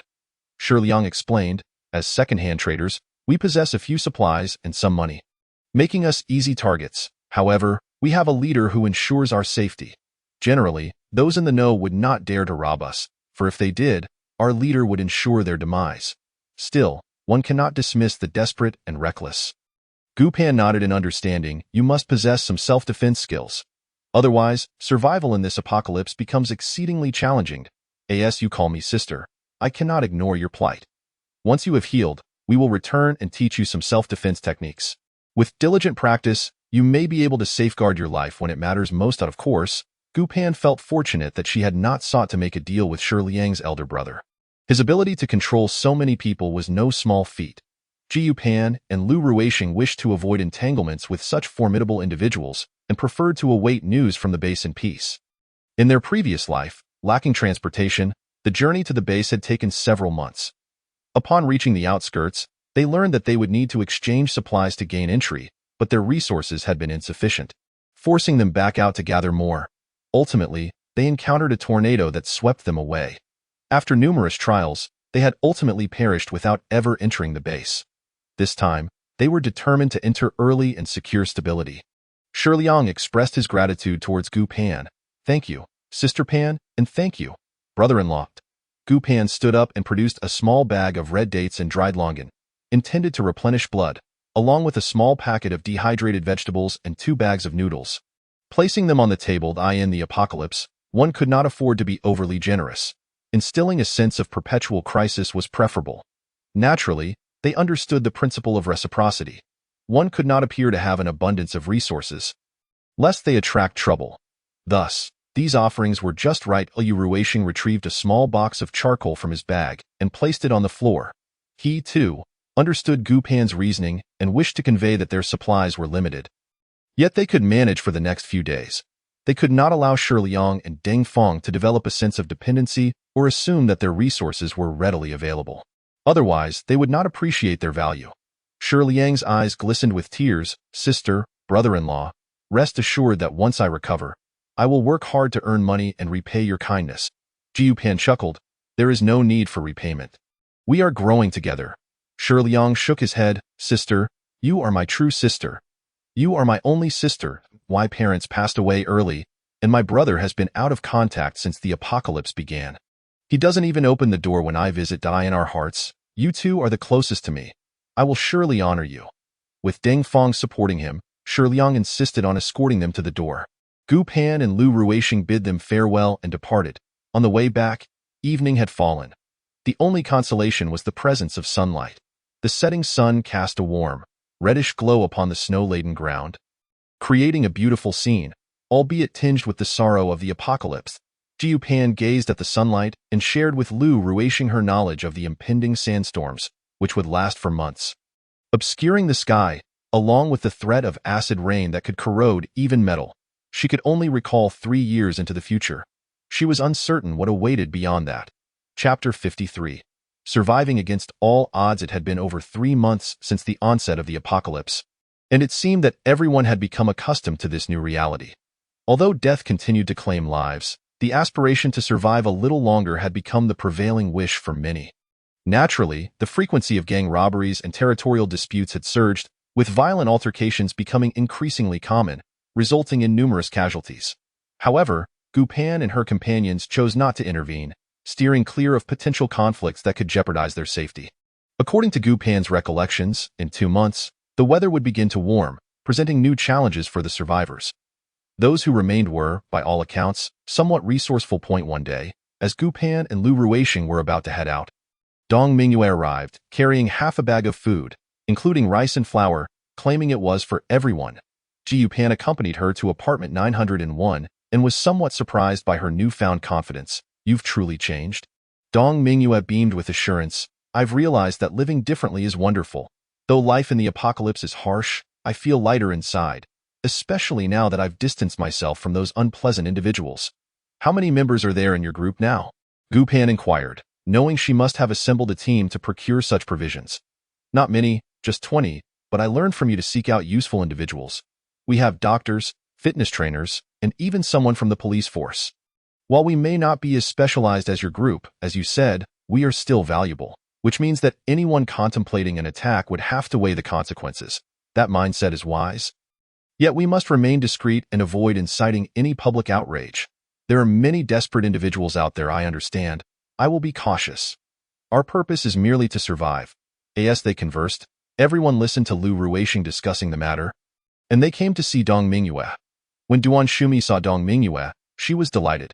Fortunately, you are just as I imagined. Liu Shuerong also smiled and remarked, indeed, it is more challenging for women to survive in the apocalypse. Thankfully, you can rely on yourself. Duan Shumi replied, we are all on the same side, so there is no need for formality. Please share your current situation with us. Presently, their group had claimed an empty building adjacent to the street, which was easier to defend. Gu Pan could discern that the path she was traversing was different from theirs. Although she did not charge protection fees, she essentially ruled her territory. The future trajectory of her existence was uncertain. Nonetheless, in this apocalyptic world, one must find a suitable means of survival. Gu Pan's advantage lay in her space and her husband's formidable strength, coupled with her foresight. Thus, their small numbers still held power. However, others might not have such advantages, so the choice of survival methods remained their prerogative. After all, in the apocalypse, mere survival takes precedence. As they parted, Gu Pan handed Dong Mingyue 20 bullets. Mingyue, be cautious and maintain your principles. Avoid making enemies whenever possible. Dong Mingyue gratefully accepted the bullets. Pan Pan, you are truly kind to me. knowing exactly what I need. Rest assured, I will live well, and I hope you and President Liu are also doing fine. I will visit you when I have the chance. Knowing that there were allies ahead gave her a sense of reassurance. Aware of Dong Mingyue's sentiments, Gu Pan approached to listen. You understand me best. Of course, shall we take a stroll? All right. As they walked, they discussed Dong Mingyue's situation, expressing their sentiments. In this world, survival of the fittest prevailed. It was a battleground where only the strong could endure. A knock at the door revealed a man. Who called out while knocking? Dr. Feng. Is this Dr. Feng's residence? I am from the neighboring building. Please, I beg you, save my wife. She has gone into premature labor, and we cannot find anyone to assist her. I heard in the WeChat group that there are doctors in this building, and you saved a diabetic from our building before, so I came here seeking help. That I am not a bad person. I am just next door at this moment. Trust was scarce, and the man desperately sought to prove his identity to gain Feng Zheka's confidence. Jiu Pan sighed. Childbirth in these times was indeed perilous, not merely due to the medical environment or the frigid weather, but also because of the psychological changes in people over the past few months and the insufficient nutrition. Many families had not consumed vegetables or fruits for 2 months, and their health was deteriorating. If premature labor occurred, the situation could be dire. Feng Zheka, having gathered enough information to ascertain that the man was not deceitful, opened the door and stepped out with his medical kit. I will accompany you. But I am not an obstetrician, so I cannot guarantee success. I will do my best, but I cannot promise anything. The man, seeing Feng Zheka emerge, appeared as if he had found a savior. As long as you come? We truly have no other options. Seeing this, Gu Pan and Lu Ruixing followed behind to protect Feng Zheka. Although the man's words seemed genuine, caution was prudent. Upon reaching the neighboring building, they ascended to the 5th floor, where they heard feeble cries of pain from within. Feng Zheka hurried inside with the man, while Gu Pan and Lu Ruixing remained at the entrance, waiting. The sounds from within were faint, and after more than an hour, they discerned the weak wails of a newborn. Jiu Pan retrieved a bag of powdered milk from her backpack and placed it on the shoe rack by the entrance before departing with Lu Ruixing and Feng Zheka. Although the survival of the child was uncertain, this was the first newborn Gu Pan had encountered in the apocalypse, which stirred her emotions. On their way back, silence enveloped them, as none knew what to say. Yet, they all understood that giving birth in this environment truly felt like traversing the gates of hell. That night, everyone remained quiet, their spirits heavy. The number of deceased continued to rise while the births remained scarce, and the future was too daunting to contemplate. Chapter 54. The War in the Community. 3 days later, in the morning, Gu Pan and Lu Ruixing visited Shi Liang again. He had nearly recovered and was ready to venture out, which was a piece of good news. They also exchanged supplies once more. This time, their storage space had increased by 1 hour and 20 minutes. Previously, they had 7 hours and 13 minutes of storage time. And after deducting this latest hour and 20 minutes, they had 5 hours and 53 minutes remaining. Jiu Pan and Lu Ruixing did not rush over, but instead ascended to the upper floors to inquire about the situation. As they had been absent earlier and were unaware of what had transpired, Jiu Pan overheard a conversation on the intercom and asked, which side currently holds the advantage? Gu Pan had a clear recollection of this conflict. Although Li Dong had not sought her out in her past life, she was aware of the leaders of both factions. This territorial dispute had resulted in the deaths of several individuals, making it a vivid memory, as it marked the first instance of such brutality within the community. Cheng Yang remarked, from the 9th floor, I couldn't see clearly.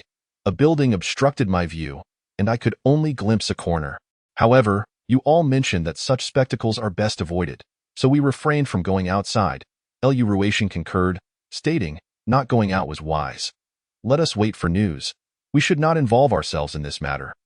Feng Zheka added, today, they are likely fighting to determine a victor, as they are armed with machetes in this weather. A wound sustained outdoors for even half an hour is likely fatal. Qin Xiaonan noted. Resources are dwindling, and such occurrences will likely become more frequent. However, this life was different. The newly formed faction was led by Li Dong in her past life. Li Dong had not interacted with them. But this time, he had. Jiu Pan perceived him as having a petty nature, which necessitated greater caution. After an hour, the sounds from outside diminished. This situation was distinct from the earlier childbirth. The latter was a personal matter. While this could involve broader implications, Jiu Pan suggested, if you confirm that there are no outsiders in their household, we should take a look ourselves to gather more information. After all, the third floor housed the parties involved. And they would possess greater knowledge, which would benefit Gu Pan and her group's future defense. Dressing appropriately, Gu Pan and Lu Ruixing descended to the third floor alongside Feng Zheka. Upon arrival, both doors of units 301 and 302 were open, revealing injured individuals within. Feng Zheka proposed, "Let us gather everyone in one unit for warmth. It will benefit the injured." With that, he entered Unit 301. Inside, he found the injured person lying on the couch, with multiple stab wounds and gunshot wounds. Although the bleeding had lessened, the clothing was soaked in red. The injured individual lay unconscious. Feng Zheka examined their injuries, his brow furrowing in concern, remaining silent at that moment. The injured from Unit 302 were also brought over. Feng Zheka assessed their condition and then addressed the relatives of both patients. "Let us speak outside." The family members of both households wished to argue further, but their words faltered, realizing the futility of their plight. There were no medications or equipment available, and even intravenous therapy was impossible. It served no purpose to burden the doctor further. So they expressed their thanks and retreated inside. Chengyang inquired, "Did they provide any useful information?" Feng Zheka replied, "It is too late. They are unconscious and had no opportunity to speak." Duan Shumi remarked, "In such a large community, news of such an incident will likely spread swiftly." By evening, news emerged, confirming Gu Pan's recollection. The faction led by Li Dong had emerged victorious. Gu Pan pulled Lu Ruixing down to sit.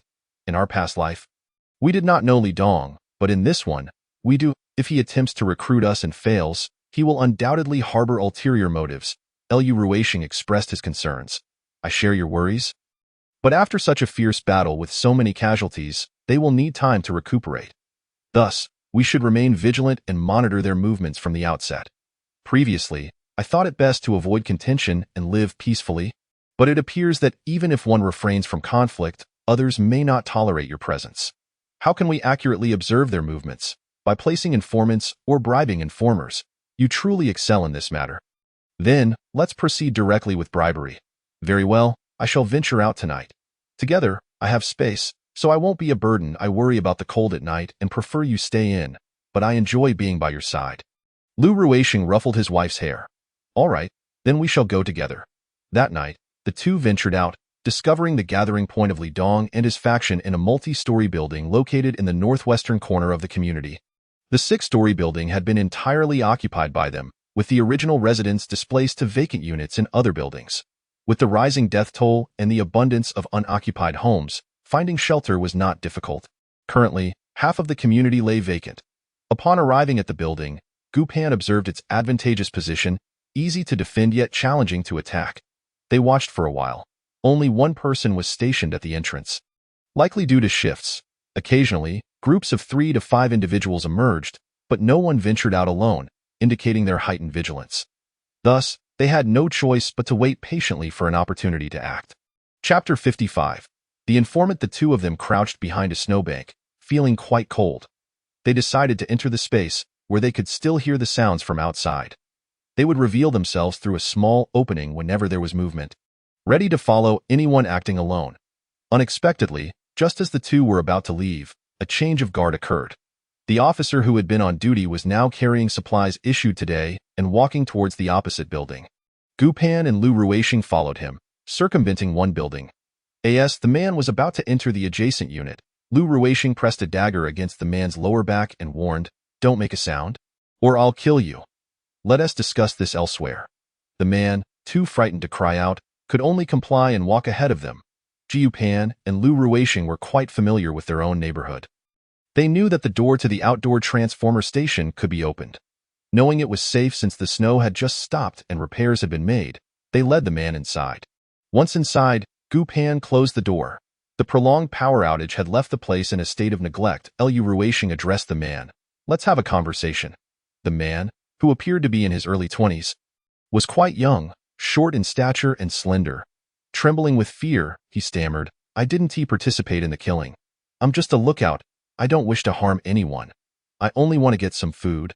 My grandmother is elderly and can't survive without grain. If you're seeking revenge, please don't involve me." Gu Pan discerned that this inexperienced newcomer was timid yet filial, his vulnerabilities glaringly evident. He truly was quite naive. However, such qualities made him easier to persuade. "We do not wish to kill anyone," she said. "We're not seeking revenge. We merely wish to make a deal with you. You can do a good deed and earn extra food in the process. It's a win-win situation." The man looked at Gu Pan in horror. "Are you planning to kill me and sell my organs? Why else would you offer me food?" Lu Ruisheng chuckled at his wife's bewildered expression and reassured the man. "You're overthinking it. To a time like this, who would bother with such things? There's no doctor available for real illnesses, let alone selling organs. We merely want you to help us gather information. Your leader harbors great ambitions. If he plans to attack another group in the neighborhood, we hope you can give us a heads up. That way, we can prepare and minimize casualties. Wouldn't that be considered a virtuous act?" Listening to her husband's absurd yet earnest words, Gu Pan nodded vigorously.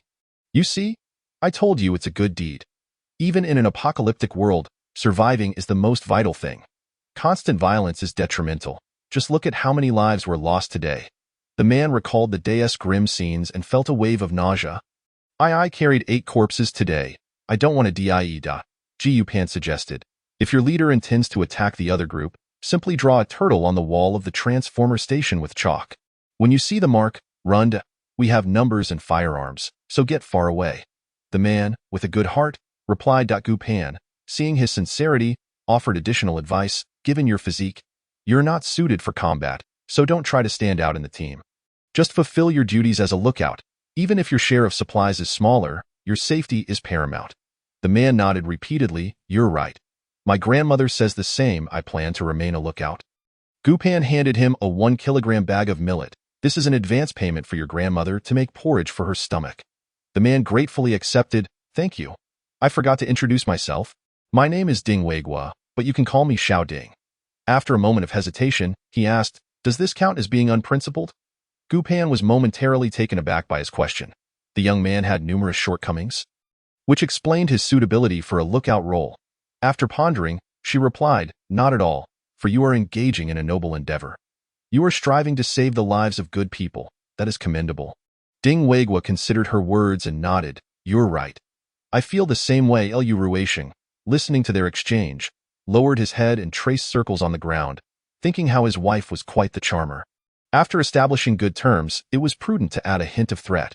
Without some form of restraint, he risked Ding Weigua flipping sides. Thus, Gu Pan turned to Ding Weigua and stated, "We know where you live, so you must not betray us. Otherwise, we won't be easy prey." Ding Weigua, who had been cheerful moments ago, felt the gravity of her seriousness and grew anxious. "I won't betray you. I truly won't. Being caught in the middle leads to a grim fate.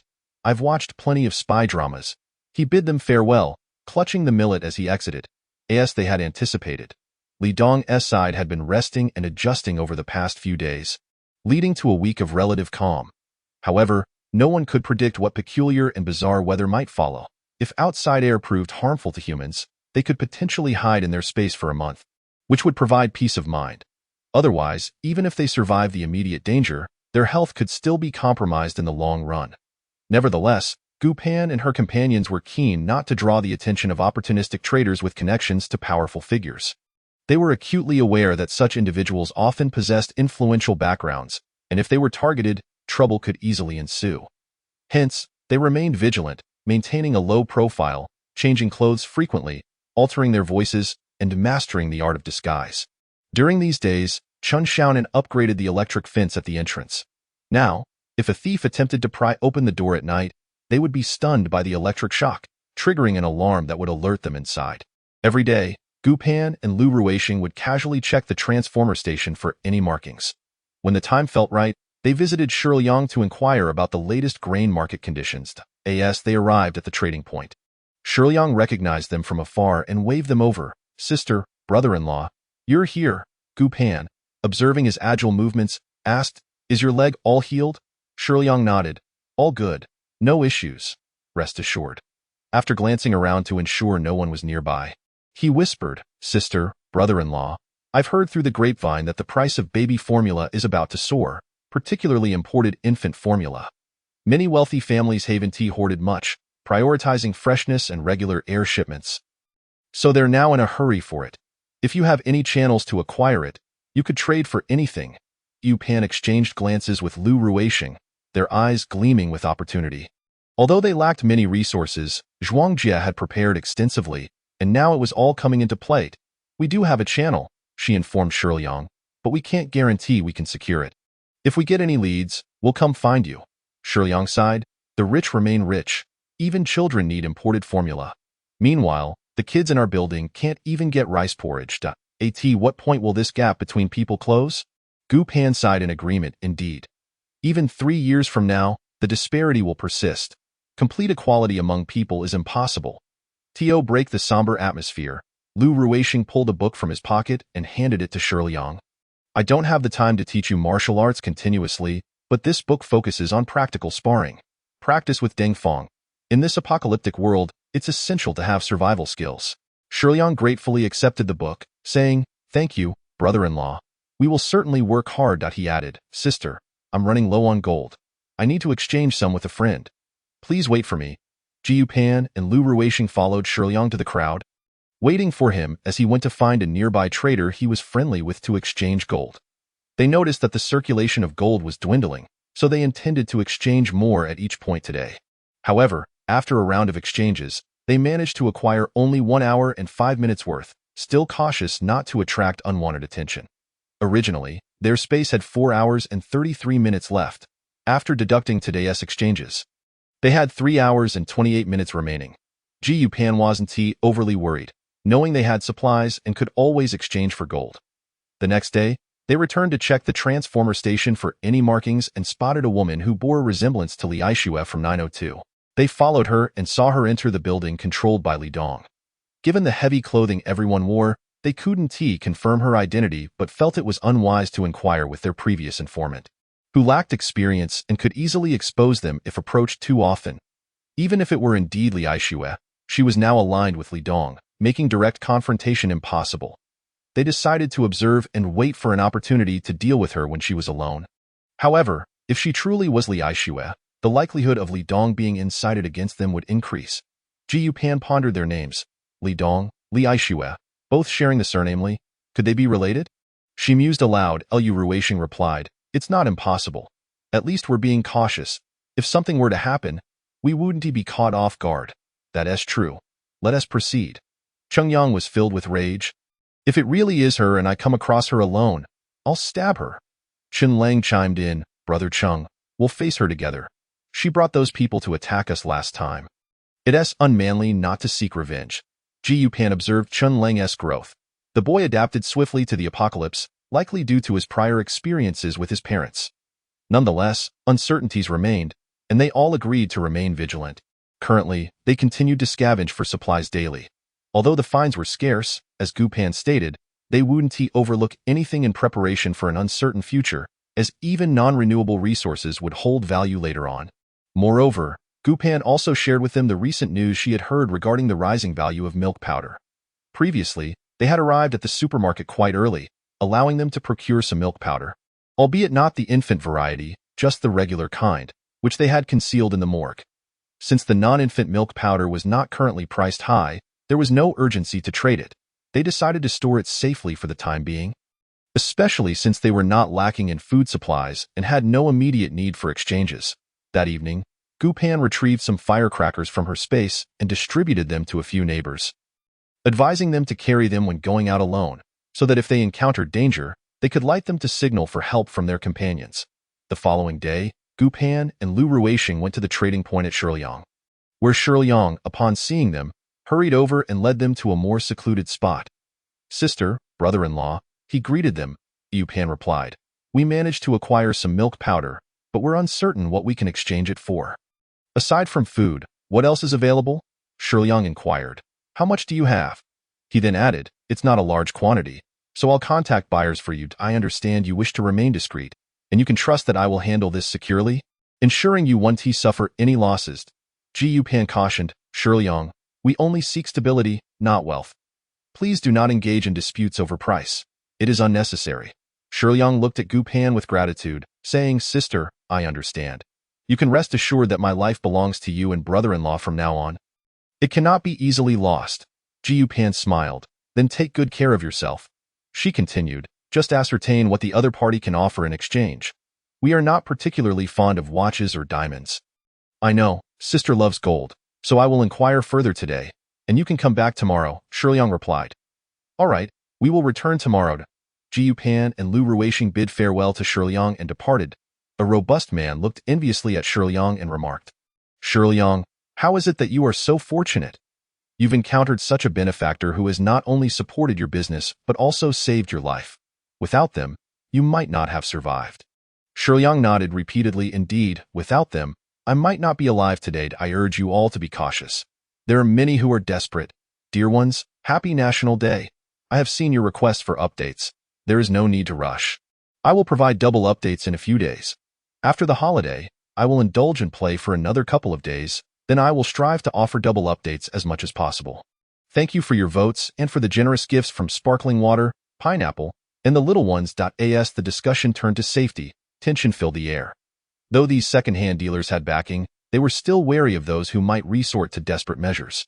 They would rather face death tomorrow than go hungry today. Hence, they remained vigilant, with some who lived far away relocating, taking advantage of the vacant rooms in each building. They gathered again, brainstorming to develop more comprehensive measures to minimize danger. Unexpectedly, they spotted a turtle symbol on a stone at the building's entrance, accompanied by the character Today, indicating that Ding Weiguo was indeed diligent in his duties. Once the task was accomplished, he should not be overlooked. For he was a principled young man who enjoyed spy dramas. Upon returning home, before even stepping inside, Chen Xiaonan emerged. Did you see it? Gu Pan nodded. Yes. Lu Ruixing suggested, let us head upstairs for a meeting. Everyone understood the cue. Chen Xiaonan instructed Chen Lang to call everyone up via the intercom. Soon, they gathered in room 901, closed the door, and began discussing serious matters. Jiu Pan remarked, you all saw the markings on the transformer room and entrance. It seems we are in for a tough battle tonight, Lu Ruixing replied. I had already devised a combat plan, which I will now explain. Yu Pan retrieved the combat plan that Lu Ruixing had drafted, which they had been refining for several days and had stored in Gu Pan's space. The atmosphere turned grave as they recognized the seriousness of the impending conflict. Lu Ruixing affixed the plan to the wall. They have not formally challenged us. Likely out of fear, considering their previous heavy casualties, they will most likely attempt a surprise attack. The optimal time for such an attack is around 3 in the morning, so we must ensure to rest beforehand. Due to the impossibility of using explosives inside the building, given the risk of collapse and certain death, they could not choose the outdoors either, as the snow provided ample cover for enemies to escape. Their objective was to capture every last one of them without exception. Attacking the enemy's stronghold would prove challenging, as their defenses were tight. However, should the enemy send wave after wave of attackers, it would be a prime opportunity. Jiu Pan added, we must prioritize our safety. Each of us needs to effectively utilize the blast shields. If we find ourselves at a disadvantage, we should not linger in combat but retreat via the cableway. Our lives are paramount. Our only requirement is to avoid injury at all costs and ensure our survival. Jiu Pan further stated, I will distribute additional ammunition today, although we cannot afford to waste our supplies.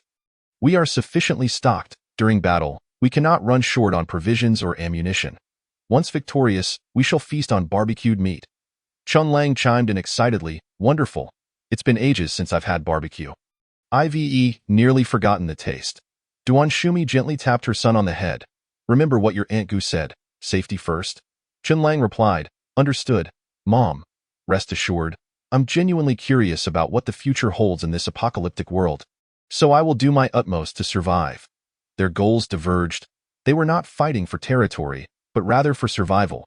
As midnight approached, everyone was nearly asleep, preparing for the impending battle.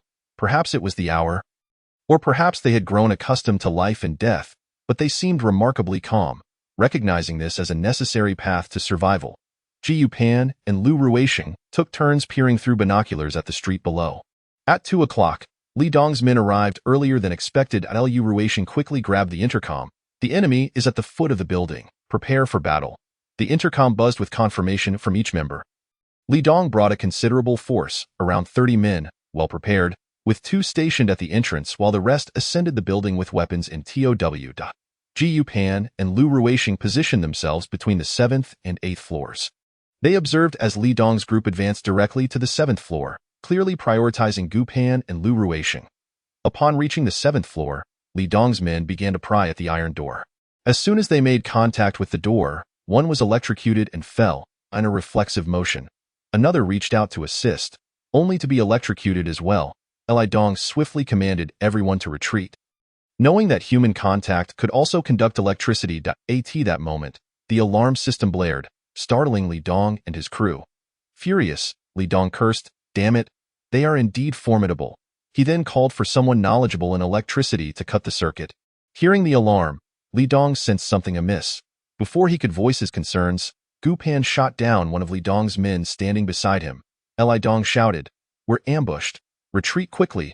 Gu Pan laughed, calling out it was easy to come, but leaving won't be so simple. With that, she fired at Li Dong, but he ducked swiftly, and amid the chaos, her shot merely grazed his arm at that moment. Lu Ruisheng also sprang into action, taking down 2 more of Li Dong's men. Many attempted to retreat, only to find the way blocked. Cheng Yang and Chen Xiaonan, armed with blast shields, had already sealed off the escape route, and 3 or 4 more were shot down in the process. At this moment, panic began to spread among Li Dong's men, as their surprise attack had turned into a siege against them. Previously, they had anticipated cornering their opponents in the hallway, but now they found themselves trapped instead.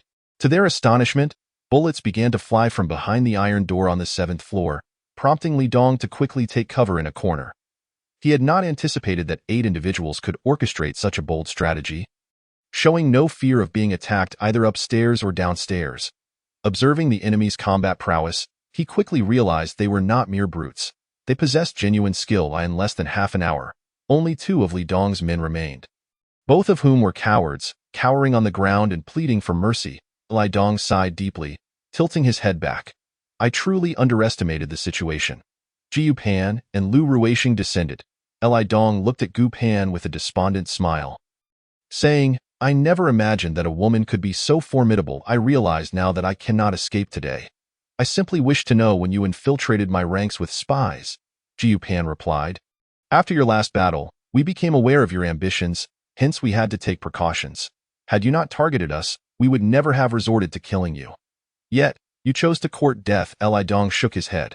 "I still underestimated you and overestimated myself." Gu Pan continued, "Now that you've finished your inquiries, it is my turn to ask. Is Li Aishue with you?" Li Dong did not deny it. "She is my distant cousin." "Indeed, a relative, Li Dong. Your greed has led to your downfall." With that, Gu Pan shot him in the head. Although the remaining 2 were timid, they posed a potential threat, having come armed, intending to bully those fewer in number. Had Gu Pan and her companions lacked the capability today, these 2 would not have spared them. This team was not composed of conscripts. They came willingly, harboring ill intentions, thus there was no need for leniency. Consequently, Gu Pan instructed Cheng Yang to deal with the 2 as well. Cheng Yang showed no mercy, drawing his dagger and dispatching each with a swift stroke. Jiu Pan was pleased. The young man was more efficient than herself, wasting not a single bullet. After confirming there were no survivors, Gu Pan addressed the group. "Let us eradicate the root of Li Dong's influence.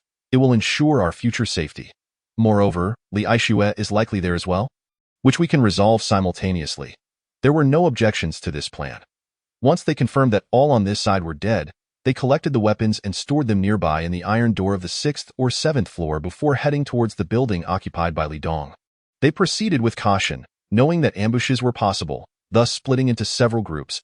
Jiu Pan and Lu Ruisheng approached through the front entrance, while Cheng Yang and Chen Lang entered through a broken window at the back. Upon reaching the front door, they encountered a single guard, whom Gu Pan recognized as Ding Weiguo, a man fond of espionage dramas. Ding Weiguo was surprised to see them, as he had assumed they would have fled after signaling them. However, the recent gunfire had left him anxious. Little did he expect Gu Pan and her companions to approach so brazenly. It defied logic. Jiu Pan refrained from speaking directly, instead making a shushing gesture, indicating they should converse in the hallway to avoid alarming others above. Once inside the corridor, she quietly inquired of Ding Weiguo, "How many people are still in this building?" Ding Weiguo, at a loss for what to do, could only nod. "All right." Jiu Pan said little more and led them into the corridor.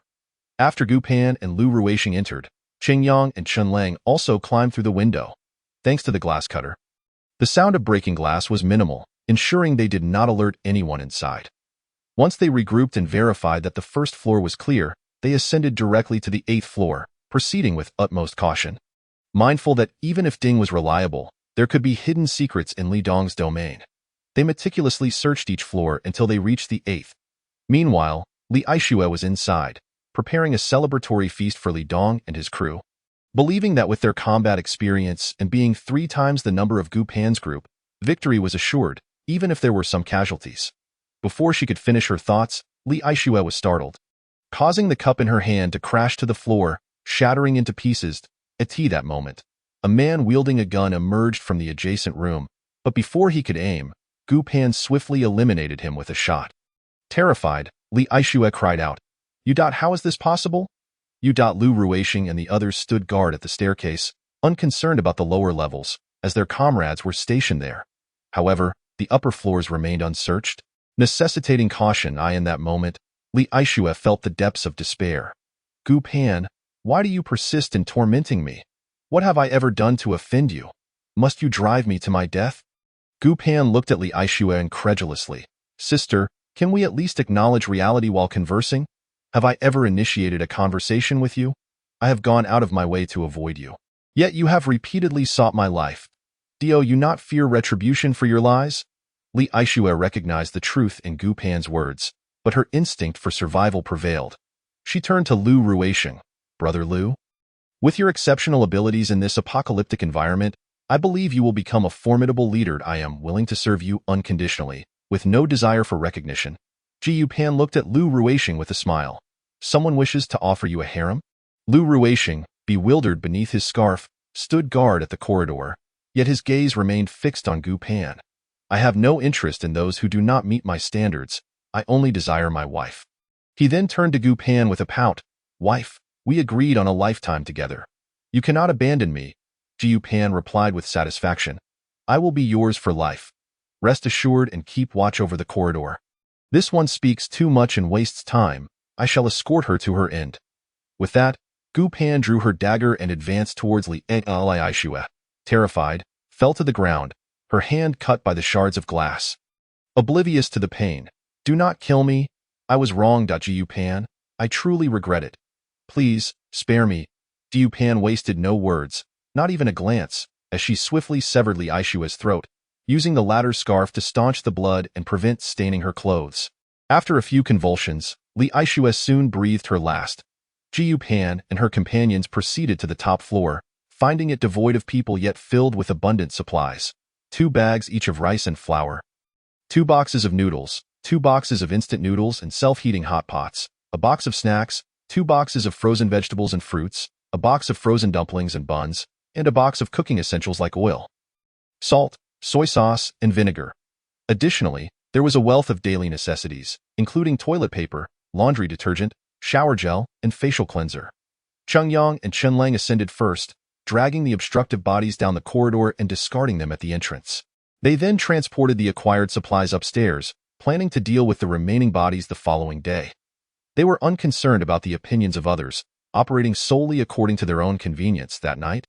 The other residents of the building were unable to sleep, acutely aware of the magnitude of the conflict outside.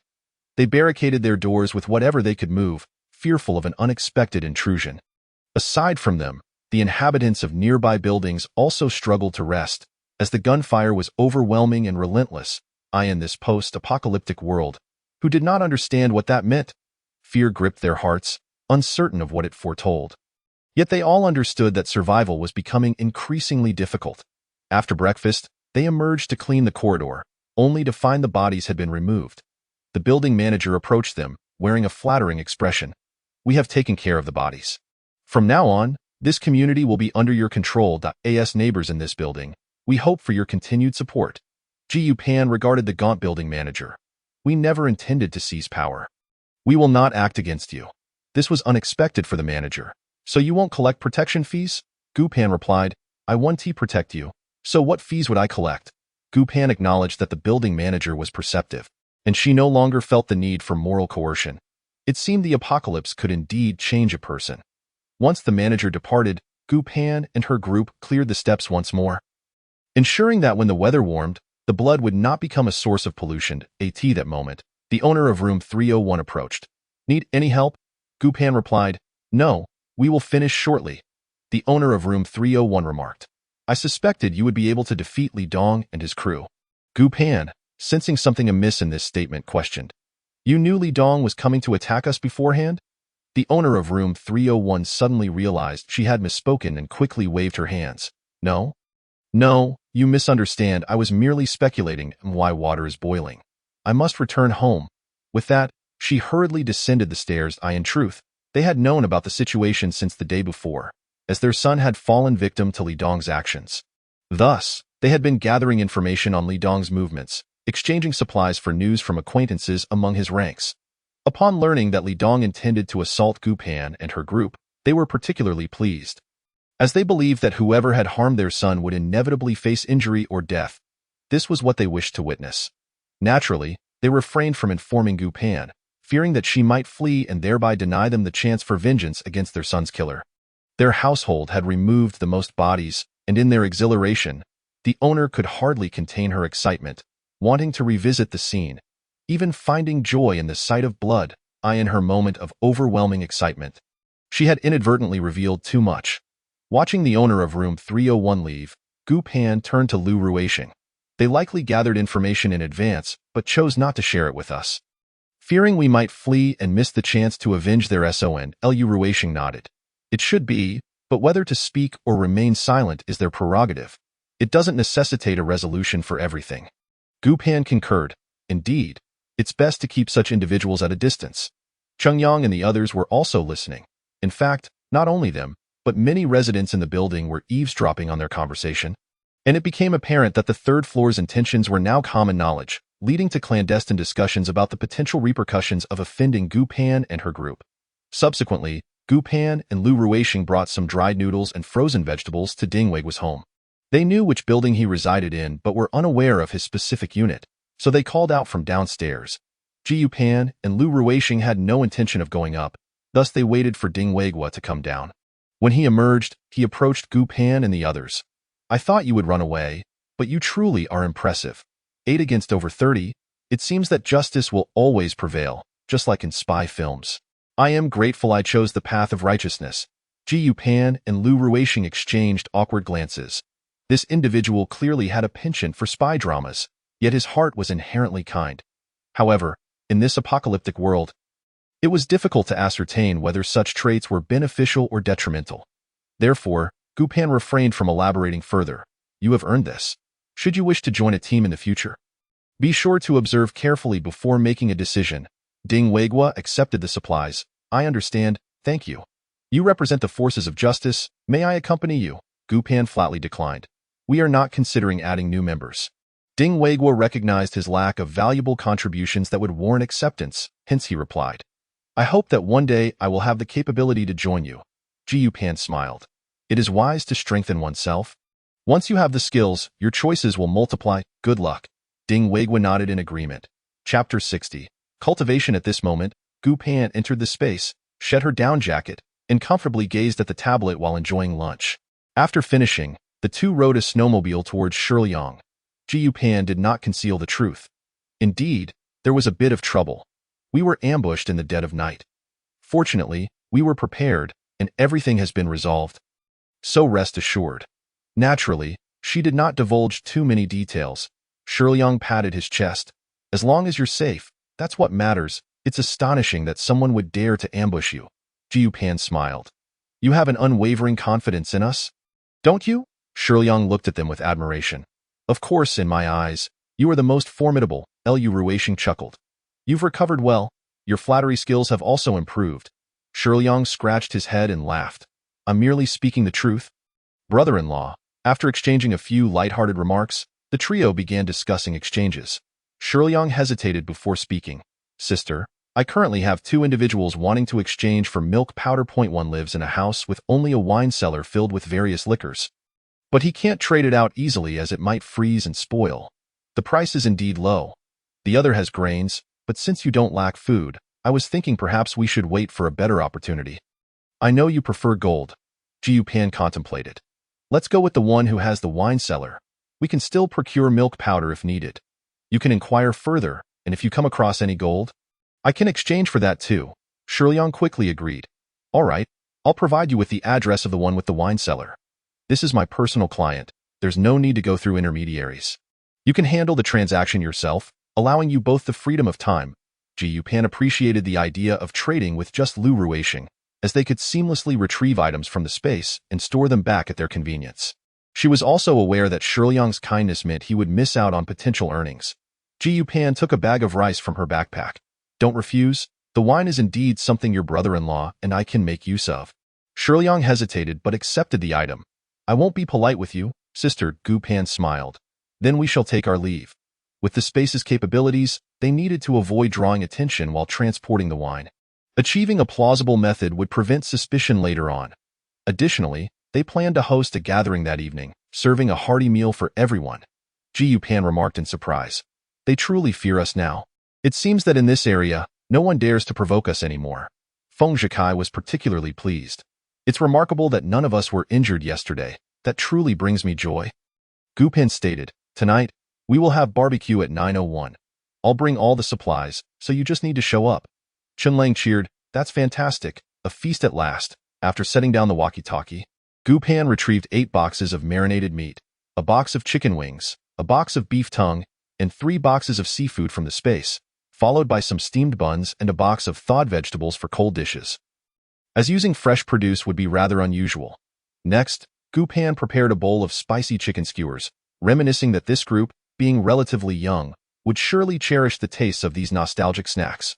Once everything was ready, Gu Pan called Chen Lang on the walkie-talkie to meet them at the entrance and assist in bringing the supplies upstairs.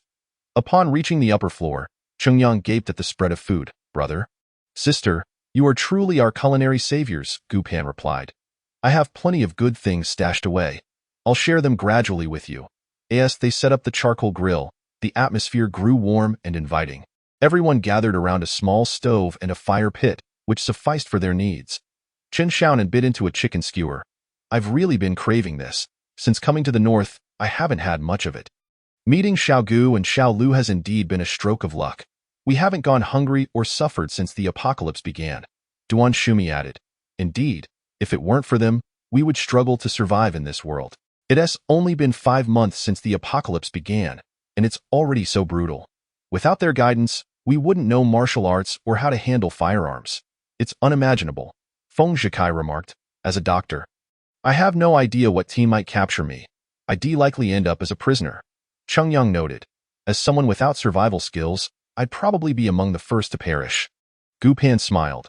Not necessarily. You all possess survival skills in your own right. Just be cautious in this world, and you should manage to live on.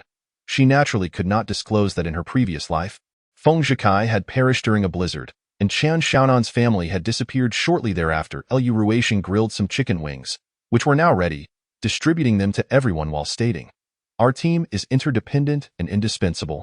We must continue to improve if we are to survive in this apocalypse, as we cannot predict what the future holds. On that note, Chen Lang inquired, do you think it will always be this cold?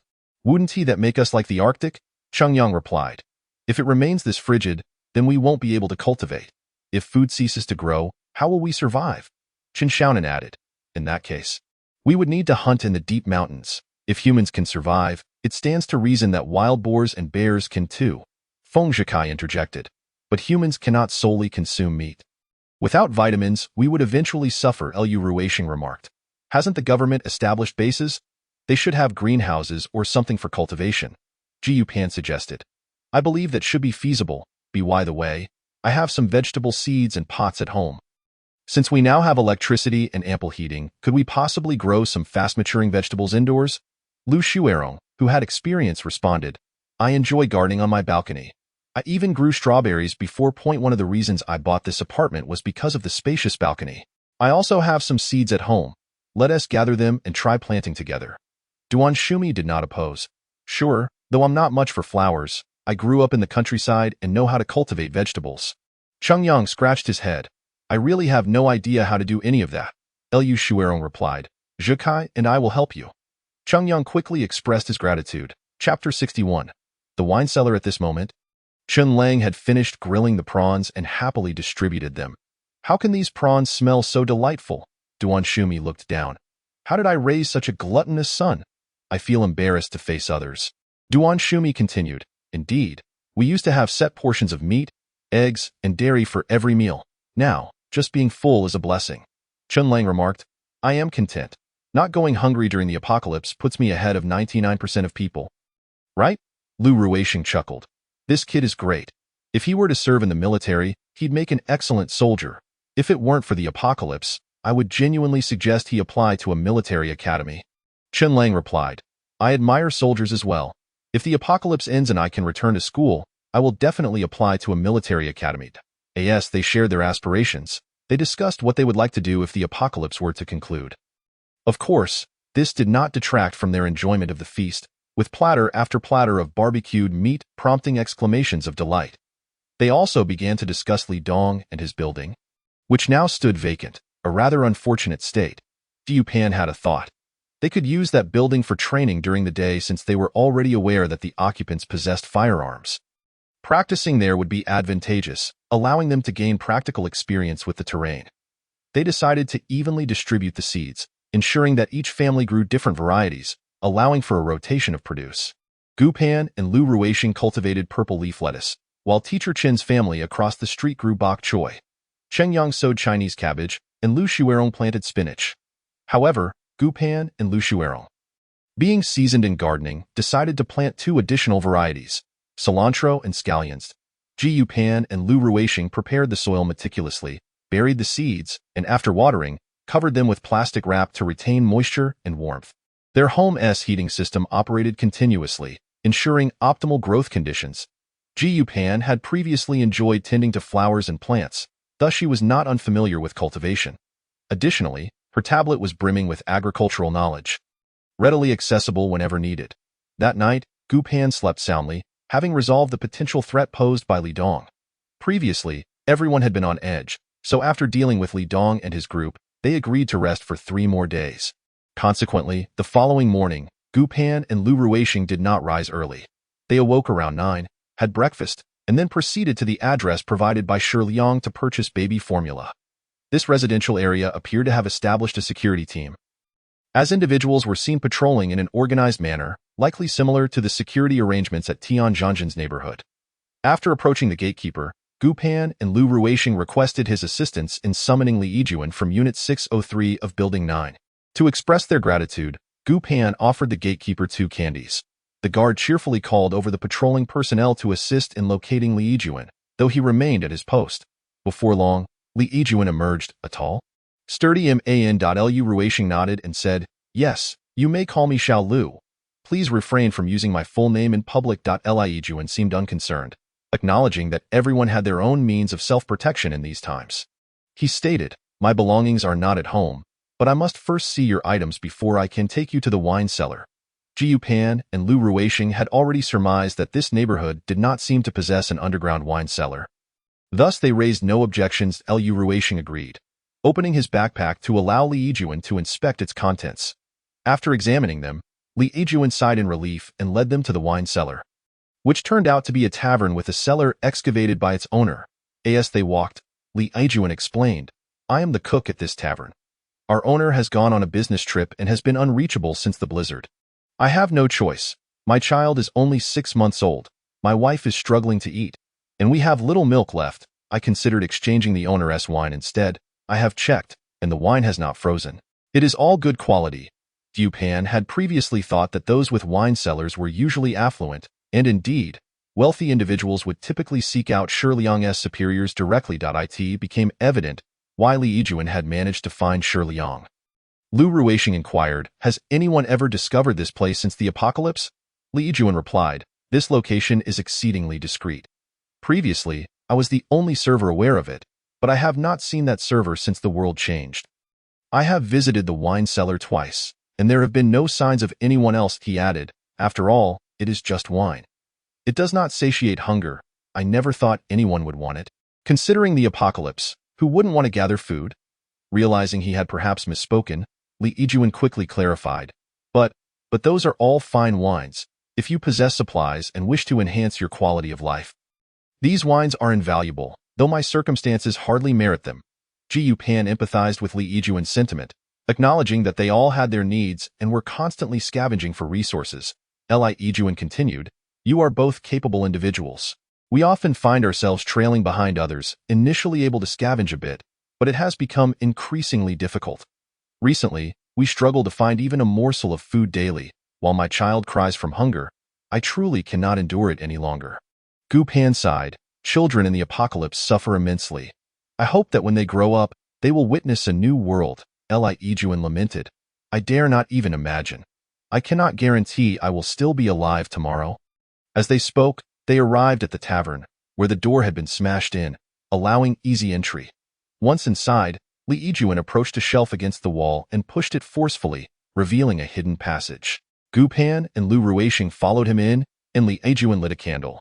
As there was no electricity as they walked, he explained that the wall was reinforced with insulation, providing excellent thermal retention. He had considered relocating his family there, but deemed it too dangerous to live in such an exposed manner.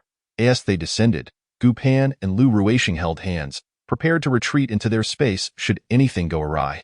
Upon reaching the lower level, they opened another door to enter the wine cellar. Li Ijuan handed the candle to Lu Ruixing, saying, "It's not very clear. You should get closer." Gu Pan retrieved an emergency light from her backpack, exclaiming, "I brought this." Upon activating it, the wine cellar illuminated brilliantly. Seeing such bright light, Li Ijuan felt momentarily dazed, as if he had not encountered such brightness in ages. Lu Ruixing approached the shelves of wine, astonished to discover not only red wine but also numerous bottles of Maotai, suggesting that the owner was quite exceptional, having amassed such a collection.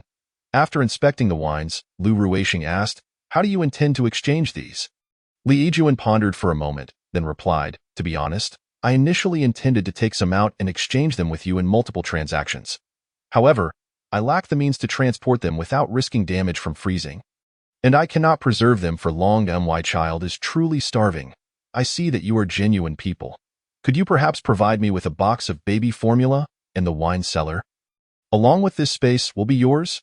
How long you can preserve it will depend on your capabilities. I swear I will not disclose this to anyone, including my family." Upon hearing his proposal, Gu Pan felt it was reasonable.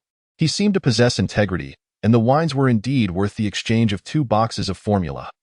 "Thus," she replied, "that works. I happen to have 6 cans of formula in my bag, which I was planning to trade with someone else. I'll give them all to you now, and we can gather supplies for others later." Her backpack was always bulging, appearing filled with numerous items, yet it primarily contained lightweight materials that occupied space. Whenever necessary, she would simply open the bag and retrieve what she required. Keeping her methods discreet, Li Ijuan expressed his gratitude, saying, "Thank you so much. I want to be polite about it." Lu Ruixing addressed Li Ijuan. "Let's head back upstairs. You lead the way, and I will provide light in the middle so you can see both in front and behind." Gu Pan understood her husband's intent perfectly and handed the emergency light to him.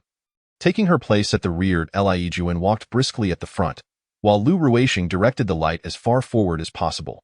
Gu Pan, at the back, used her mental faculties to absorb all the wine from the cellar into her space. Not to mention, those flying Maotai were rare collectibles, and few could preserve them, ensuring they would only appreciate and valued.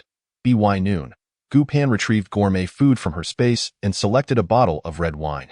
To be honest, the two of them did not know much about red wine. They simply chose based on instinct. Lu Ruixing also lit candles, heightening the sense of occasion. Gu Pan swirled the red wine, remarking, in the blink of an eye, "It's already the little new year. In just a week, it will be the new year, the first one of the apocalypse." Lu Ruixing sighed.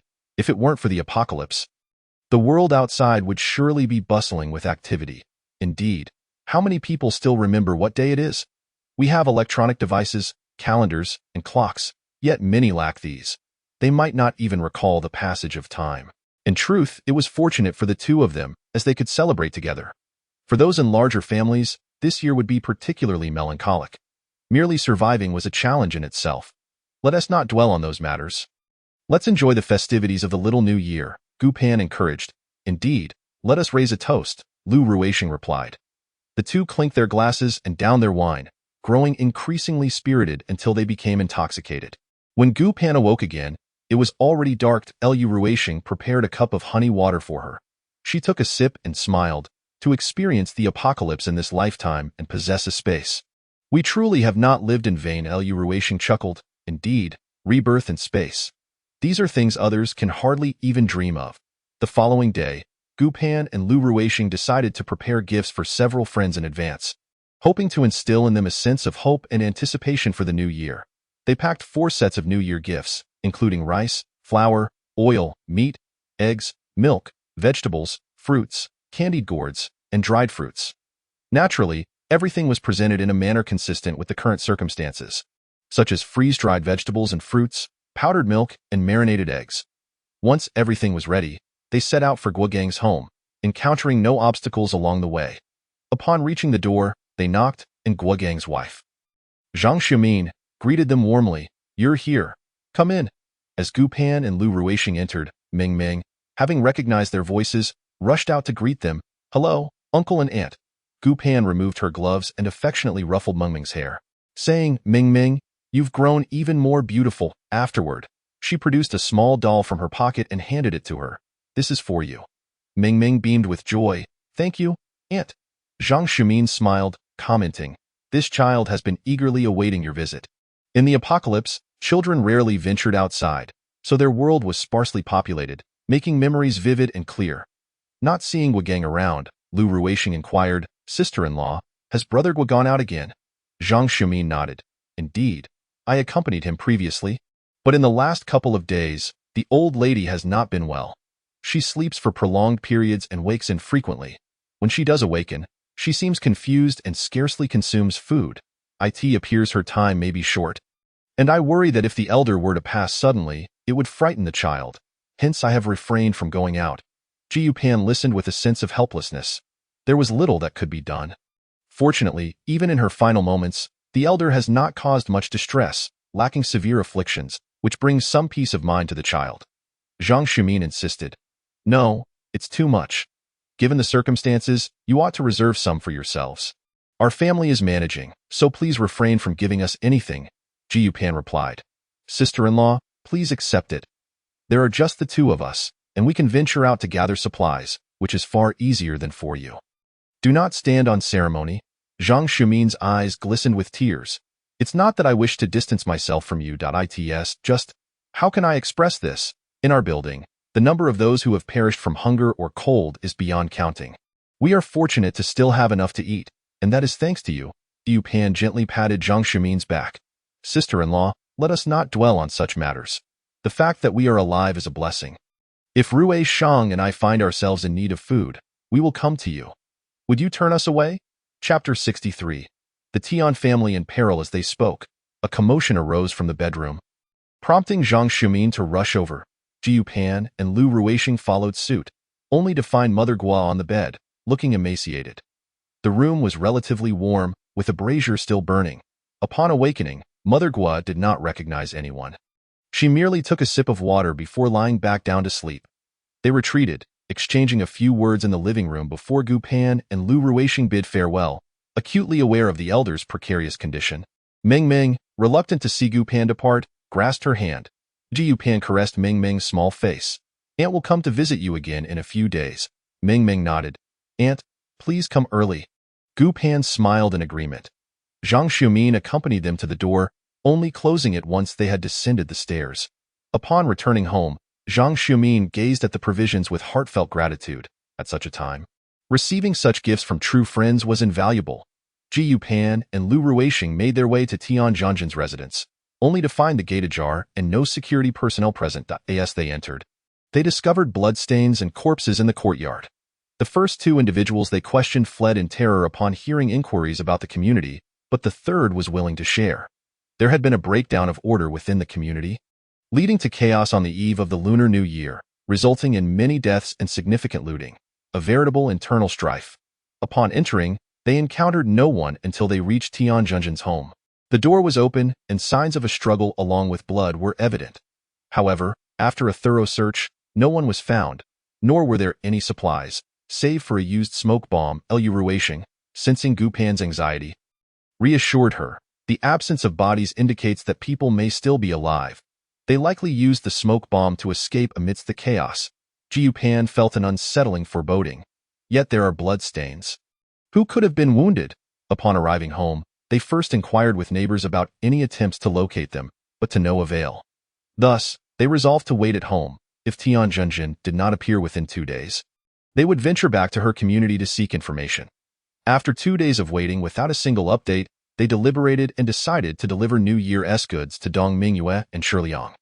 Hoping they could assist in gathering news before returning to Tian Junjin's community for further leads. At Dong Mingyue's place, they found her thriving in their neighborhood, now a notable figure. Upon hearing that Gu Pan was looking for her, a subordinate hurried off to inform her. Moments later, Dong Mingyue emerged, exclaiming, "As the new year approaches, you didn't come to see me? I was about to visit you." Gu Pan smiled. "Hence, we arrived first to bring you some New Year's goods. It is no easy task for you to gather supplies. You shouldn't have brought us anything. We are not in want. I had intended to bring you something instead." Dong Mingyue had transformed significantly, her demeanor and eloquence markedly different from before. Ji Pan felt reassured by her presence. "We have also managed. A group from our neighborhood engaged us in conflict a few days ago, but we prevailed. With your family's Captain Lu present, victory is assured." Dong Mingyue remarked, "I'm no weakling either. A general has no weak soldiers." Gu Pan jested lightly. "Come, let me show you my domain." Dong Mingyue took Gu Pan by the hand, leading her toward the inner community, but Gu Pan halted her. "Not today. There has been unrest in Tian Junjin's community, and their family is missing. I fear she may seek me out or come looking for you. So I wanted to inform you, if she does come to find you, please have someone notify me. Missing? I'll send someone to look for her." Dong Mingyue replied, "But ensure that you have enough people around you, or hire someone if need be. Your safety is paramount. With the new year approaching, things will only become more chaotic, so exercise caution." "I understand, rest assured. If you receive any news, do let me know. Of course, I will. We must take our leave now. Take care of yourself." Likewise, Dong Mingyue responded, glancing at Lu Ruisheng. "Mr. Lu, please look after Pan Pan." Lu Ruisheng nodded. "I will. You take care as well." After bidding farewell, Gu Pan and Lu Ruisheng departed from Dong Mingyue's community, riding a snowmobile towards Shiliang's location. They refrained from interrupting Shiliang's transactions, instead meandering about to eavesdrop on others exchanging supplies. The value of traded goods was in constant flux. Not only had food prices soared, but certain daily necessities had also become scarce. Once the area around Shiliang became less crowded, Gu Pan and Lu Ruisheng approached. "Sister, brother-in-law, it has been busy these past few days with the upcoming new year. There are many exchanging supplies." After speaking, he produced 2 red scarves from his backpack. "Xiaofeng knitted these for you.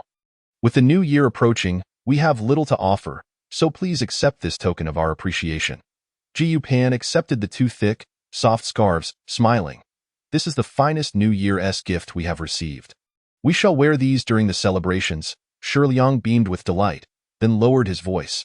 "By the way, sister, brother-in-law, there is something important to discuss. Recently, there has been an abundance of gold at the trading spots. If you wish to acquire some, now is the time to act swiftly, as many families are digging deep into their reserves for exchange, making this the best opportunity." Upon hearing this, Gu Pan became excited. "How much do you have now? I'd like to exchange for some. Please, help me find a way. I desperately need medical supplies, specifically for external injuries. My sister has been injured and is in a coma. This is all the resources our family has left. I implore you to assist me." A man nearby was pleading passionately with a second-hand dealer. Ji Pan suddenly recognized the voice. She stood up to look. She saw the dealer responding resolutely. "At this time, acquiring wound medicine is exceedingly difficult. I truly can't help you. Please, just think of something. Otherwise, perhaps you could connect me with a doctor." The man beseeched once more. Chapter 64. Tian Junjin severely injured Lu Ruisheng and Shiliang followed closely behind. Upon hearing Gu Pan's voice, Tian Lei seemed to have found a savior. "Gu Pan, it's truly you. I'm so glad to see you. Please help me think of a way to save Zhenjun." Gu Pan inquired. "What has happened to Zhenjun?" "Where is she?" Tian Lei explained. "On the eve of the new year, our home was robbed, and Zhenjun was struck on the head with a blunt object, leaving her unconscious. Thankfully, the smoke bomb you provided allowed us to escape, but Zhenjun has yet to regain consciousness. I don't know where your new home is, so I can't find you. I can only come to these exchange points seeking a doctor and medicine. Ji Pan, we are truly relying on you to help Zhenjun." Ji Pan urged. "Quickly, take us to your shelter." She then turned to Shiliang. "We will return to find you in a couple of days." She refrained from presenting the New Year's gifts to Shirleyong, as the crowd was too dense and could attract unwanted attention. It would be safer to deliver them directly to their home when they had more time. And they still needed to exchange for gold. Shirleyong, noticing Gu Pan's urgency, quickly said, "Hurry, saving a life is paramount." Lu Ruishing asked Tianlei, "Is your residence far from here?" Tianlei nodded, "Not close. I visited the nearest trading point, but when I mentioned that someone was unconscious, they all advised me to give up. Yet Zhenjin is only 25. How can we abandon her?" Gu Pan reassured Tianlei, "Wait for me here. I will fetch the snowmobile. Time is of the essence." Tianlei readily agreed. "All right, I will follow your lead." Lu Ruishing bid farewell to Shirleyong, then accompanied Tianlei to a location away from the crowd, awaiting Gu Pan's return to take them to the place he described. With no vehicles on the road and the snowmobile's speed, they arrived at Tianlei's current residence, a dilapidated complex, within 20 minutes.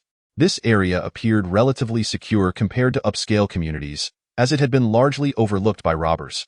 Most inhabitants here had likely already suffered losses. Upon arrival, Lu Ruishing secured the snowmobile with 3 locks before they ascended the stairs. Upon reaching the 3rd floor, Tianlei exchanged secret signals with his family, and they entered.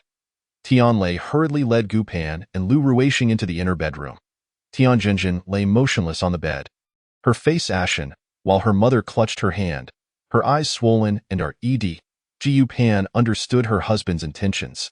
In this apocalyptic world, complete trust in anyone was a luxury they could not afford. Thus, when acting independently, vigilance and safety were paramount. She replied, "Understood. Please be careful on your way."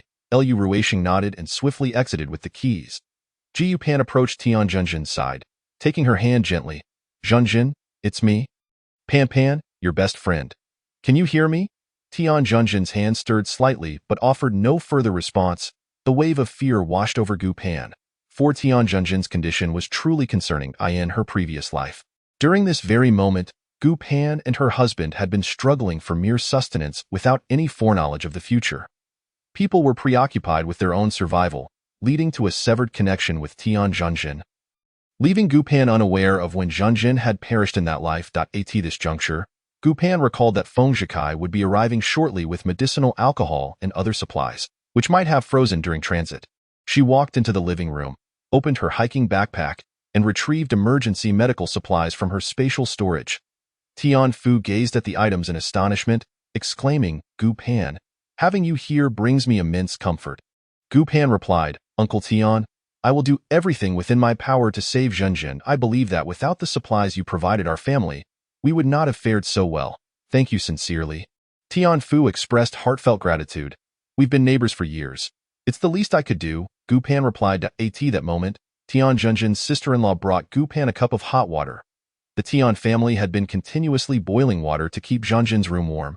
Gu Pan accepted the cup but refrained from drinking, as it was made from melted snow, and she preferred the water from her spatial storage.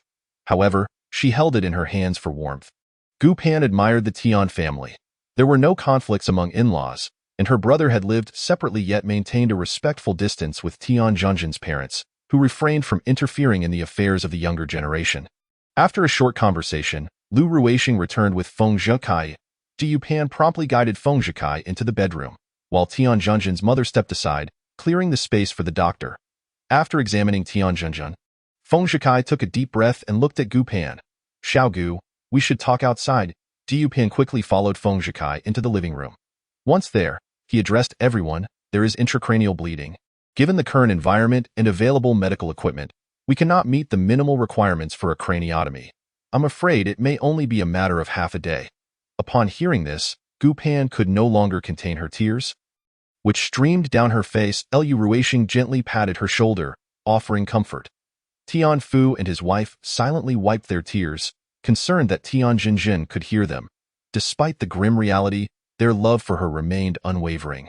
Feng Zhikai, observing the somber atmosphere, stated, "While the patient is still conscious, family members should take this opportunity to say their final goodbyes." Gu Pan wiped her tears and said, "I will go in to speak with Zhenjin for a moment." Tian Fu and his wife nodded in agreement. Gu Pan and Lu Ruishing were the first to enter. Gu Pan grasped Tianjinjin's hand. "Zhenjin, please rest assured that as long as I am in the same city as your parents, I will visit regularly." The apocalypse may stretch on for a long time, and it will be arduous if you depart now. Perhaps you are merely going ahead to enjoy peace. Zhanzhen, I am grateful to have met you and to have been your friend. Tears streamed down Gu Pan's face once more as she wiped her eyes, unable to continue speaking. She caressed Tian Zhanzhen's face, whispering, "We will be friends in our next life." Then, she exited in tears. Tian Zhanzhen's parents and brother-in-law entered the bedroom. Ji Pan stood by the window, gazing into the distance, reminiscing about the days spent with Tian Zhanzhen and Dong Mingyue years ago, as if it were just yesterday. Chapter 65. The sorrow of life and death. Since the onset of the apocalypse, Gu Pan had taken many lives and witnessed countless deaths, the loss of acquaintances becoming a common occurrence. They had seen their share of fatalities in that building, yet losing someone close was a first for her. Such emotions were beyond the reach of words. However, she knew she could not dwell in sorrow for too long. In this world, the living must continue to survive. Just then, the sounds of Tian Fu and his wife weeping drifted from the bedroom. Ji Pan understood that Tian Zhanzhen had passed. She retrieved a new outfit from her backpack and entered the room. Addressing Tian Mu, "Aunt, please change Zhanzhen into this." Tian Mu nodded, and together with Gu Pan, they dressed Tian Zhanzhen in her new clothes. The Tian family wished to spend more time with Zhanzhen, so they decided to postpone the cremation. Gu Pan realized she could not linger there indefinitely, as her own family would be anxious. At this moment, it was impossible to consider everything. She bid farewell to the Tian family and, before leaving, left behind the New Year's gifts she had brought, ensuring they could still celebrate the holiday, thus allowing Tian Zhanzhen to rest in peace. As Gu Pan, Lu Ruixing, and Feng Zhikai departed the Tian household. A heavy silence enveloped them, each feeling a shared discomfort, not only from the loss of life but also from the fear of an uncertain future. Dong Mingyue, upon hearing the news, was equally devastated. Unable to weep outside due to the biting cold that could easily frost her face, she looked skyward for a long while before regaining her composure and embraced Gu Pan. Pan, humans are truly fragile. Gu Pan sighed. Indeed, in this apocalypse, each day alive is a gift, so we cannot dwell on our thoughts too much. I understand, she continued. I often feel I have become stronger. I once said that tears serve no purpose and vowed not to cry again. Yet just now, I truly wanted to weep that I cried too. Crying doesn't signify weakness. It shows we still possess emotions. We remain human. Pan, sometimes I fear becoming a monster. That won't happen. I've heard that many bases are nearing completion, and soon we will find a peaceful place to live. Yes, the new year is approaching. We had hoped to celebrate our 26th birthdays together, but instead, Zhanzhen will forever be 25. I know. I feel the same. After Gu Pan finished speaking, she and Lu Ruixing bid farewell to Dong Mingyue. Despite her protests, she insisted on accompanying them to her residence, bringing along a box of supplies. The items included daily necessities, shampoos, soaps, and sanitary products, which were increasingly hard to procure. Observing these provisions eased Gu Pan's worries about Dong Mingyue. Once home, she changed clothes and rummaged through old photographs from her childhood, sharing stories with Lu Ruixing as a form of solace for Tian Zhanzhen. It is said that true disappearance occurs not with death, but when one is forgotten. After conversing with Lu Ruixing for a while, Gu Pan felt some relief in her heart. Subsequently, she contemplated the warming weather. In her previous life, their home had been infested by mice, resulting in much damage. Seizing the moment, she decided to tidy up and store everything in her space. Given her current emotional state, she found it beneficial to engage in tasks that would distract her. The couple packed away old photographs and various birthday and anniversary gifts into boxes for storage. While organizing Lu Ruixing's belongings, Gu Pan opened a folder and retrieved the letter and pen he had been found with at the orphanage. The letter bore only his name, date of birth, and a blessing. Lu Ruixing had long since come to terms with this. You keep it well, to be honest, I no longer care about it.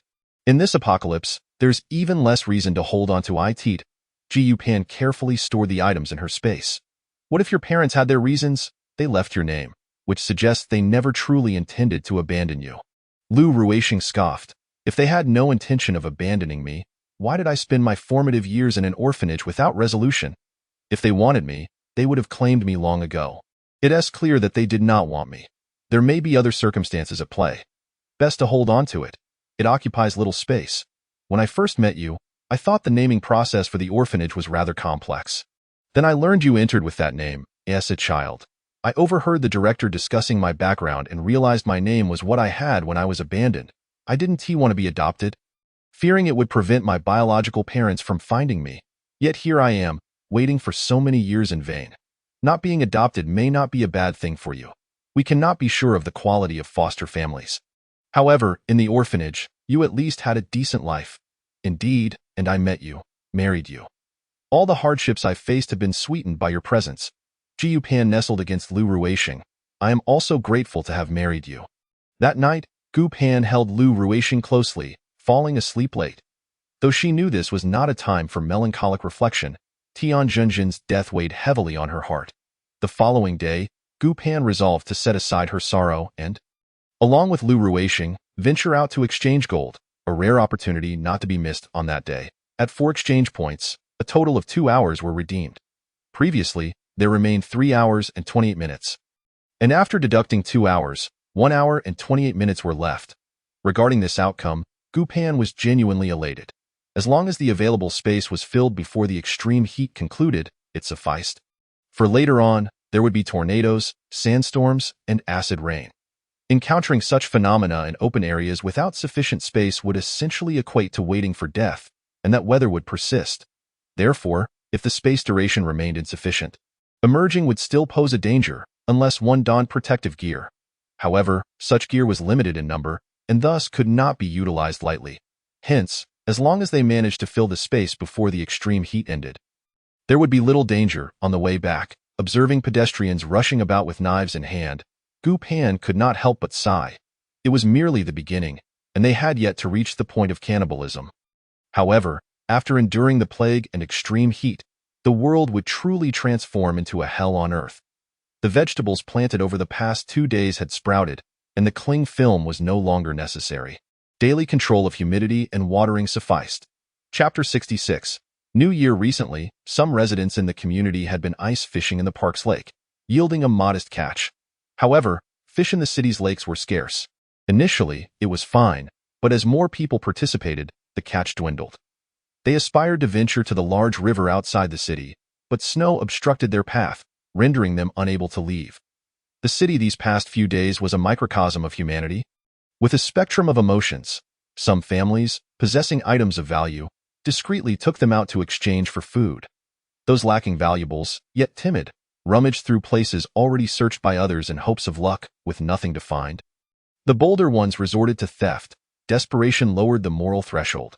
Soon it was New Year's Eve. Jiu Pan and her companions had made prior arrangements to celebrate together at Cheng Yang's home.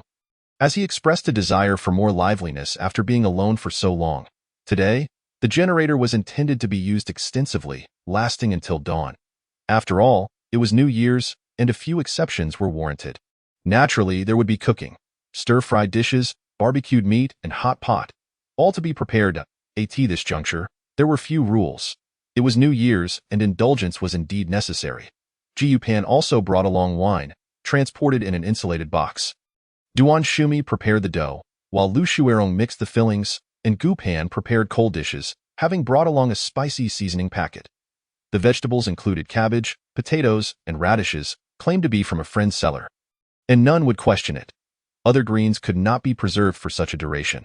The spicy mix also contained rehydrated kelp, wood ear mushrooms, and gluten. Once prepared, Gu Pan invited Qin Lang to taste it. And upon doing so, the boy could not contain his excitement. "Brother Qingyang, you must try this. It is the flavor I have longed for." Qingyang, who was busy setting up the barbecue, rushed over and, after taking a bite, looked at Gu Pan with gleaming eyes. "I can't take it anymore. This flavor is going to consume my soul. I need another bite." Qin Lang echoed. "I must have another bite too." Duan Shumi laughed, observing them. "You two won't wait for the meal. Soon you'll be full."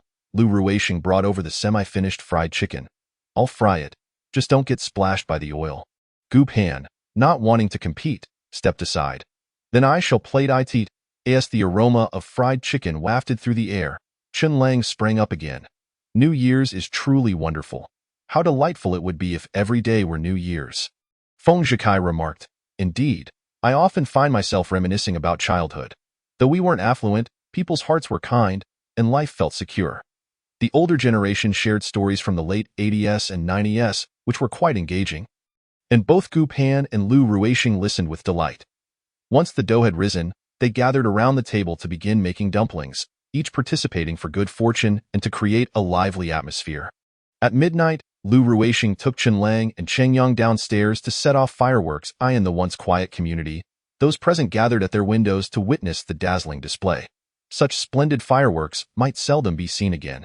That night, Gu Pan and her friends laid down all their burdens, celebrating the new year with peace of mind.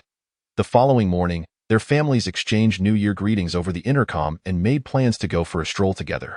Walking on New Year's Day was a customary practice, and of course, they wished to seek good fortune. During such times, it seemed people were increasingly superstitious. Since eliminating Li Dong, Gu Pan and her companions had gained notoriety in the area, making their community safer, and thus, the residents regarded them with respect. When they went out, people greeted them, bowing and scraping, fearful of offending them. In truth, Gu Pan had never aspired to rule or dominate, yet others had ascribed such notions to them. Even without any declarations, until the 5th day of the new year, they refrained from scavenging for supplies or training, taking a complete break. By the 5th day, the vegetables in their households had grown quite tall. Gu Pan's lettuce had reached 2 inches, and Cheng Yang's first attempt at gardening yielded good results, especially with the rapid growth of the Chinese cabbage, which would be ready to eat in 5 or 6 days. Thanks to Lu Xuerong's adept guidance, she called Lu Ruixing to discuss preparations for the forthcoming plague, necessitating advance arrangements. The plague included bacteria generated from the decay of corpses and garbage due to high temperatures, as well as a surge in red-eyed rats. Even if it did not cause a plague, it could become a vector for disease. Consuming corpses and then coming into contact with or being bitten by humans would also prove fatal. In their previous lives, during the plague, they were fortunate to have stocked up on high-efficiency masks, N95s, and KN100S.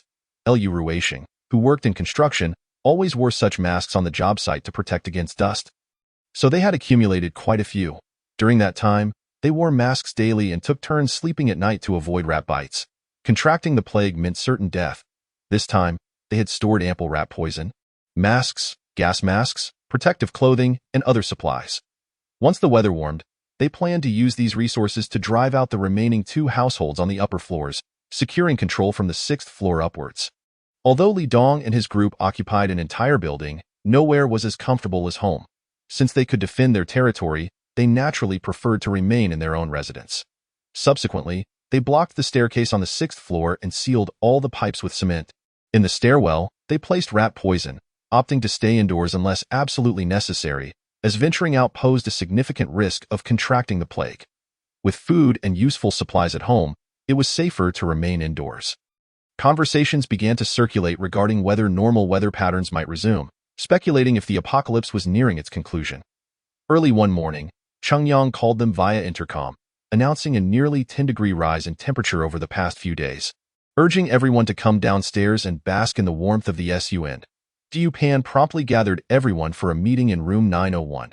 Cheng Yang remarked, "Indeed, perhaps the apocalypse is ending. A 10-degree rise in a day could mean that in 5 or 6 days, temperatures might exceed zero, heralding the arrival of spring. It's not as idyllic as you imagine," Gu Pan interrupted, continuing, "Outside, countless corpses and garbage lie frozen. And with all this snow, once it melts, it will surely spell disaster."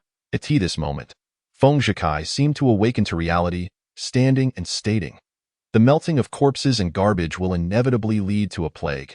Chen Xiaonan grew anxious. "Right, I hadn't considered that. With so many deceased, if the weather warms too quickly, it won't just be the plague. Snakes, insects, and rats will emerge, potentially leading to a situation worse than the current one." In an instant, the previously joyous expressions of everyone turned to concern, all eyes fixed on Gu Pan, for they recognized her as the most perceptive and foresight among them. Feng Zhikai added, "Previously, when I scavenged for supplies, I collected quite a bit of alcohol and disinfectant. We will need to sanitize when entering and exiting," Chen Xiaonan proposed. "I can also set up some electric nets in the hallway for added protection against both humans and the snakes and insects that may emerge once it warms." Cheng Yang looked at everyone with admiration. "I'm so fortunate to be with you. Otherwise, I would have thought warming weather was a good thing. How could I have anticipated all this?" Gu Pan smiled. "So let's get moving. Cheng Yang and Chen Lang, take supplies upstairs to exchange with the survivors. helping them relocate from this building. We'll gather supplies from the sales office. Everyone divided their tasks and busied themselves. The sales office held a fair amount of supplies, including frozen items like dumplings, which could remain here. If the warming did not occur, they wouldn't go to waste. Although Gu Pan was certain it would warm, she could not voice that certainty, only suggesting that various preparations would provide reassurance. Afterward, they made a trip to the storage point at the morgue, where frozen food was even more plentiful. However, at this juncture, they had to make choices. They organized the dry rations to retrieve at night, as it would be too conspicuous during the day. Once everything was arranged, Gu Pan and Lu Ruixing rode a snowmobile to inform Guogang's family, advising them on how to prepare in advance.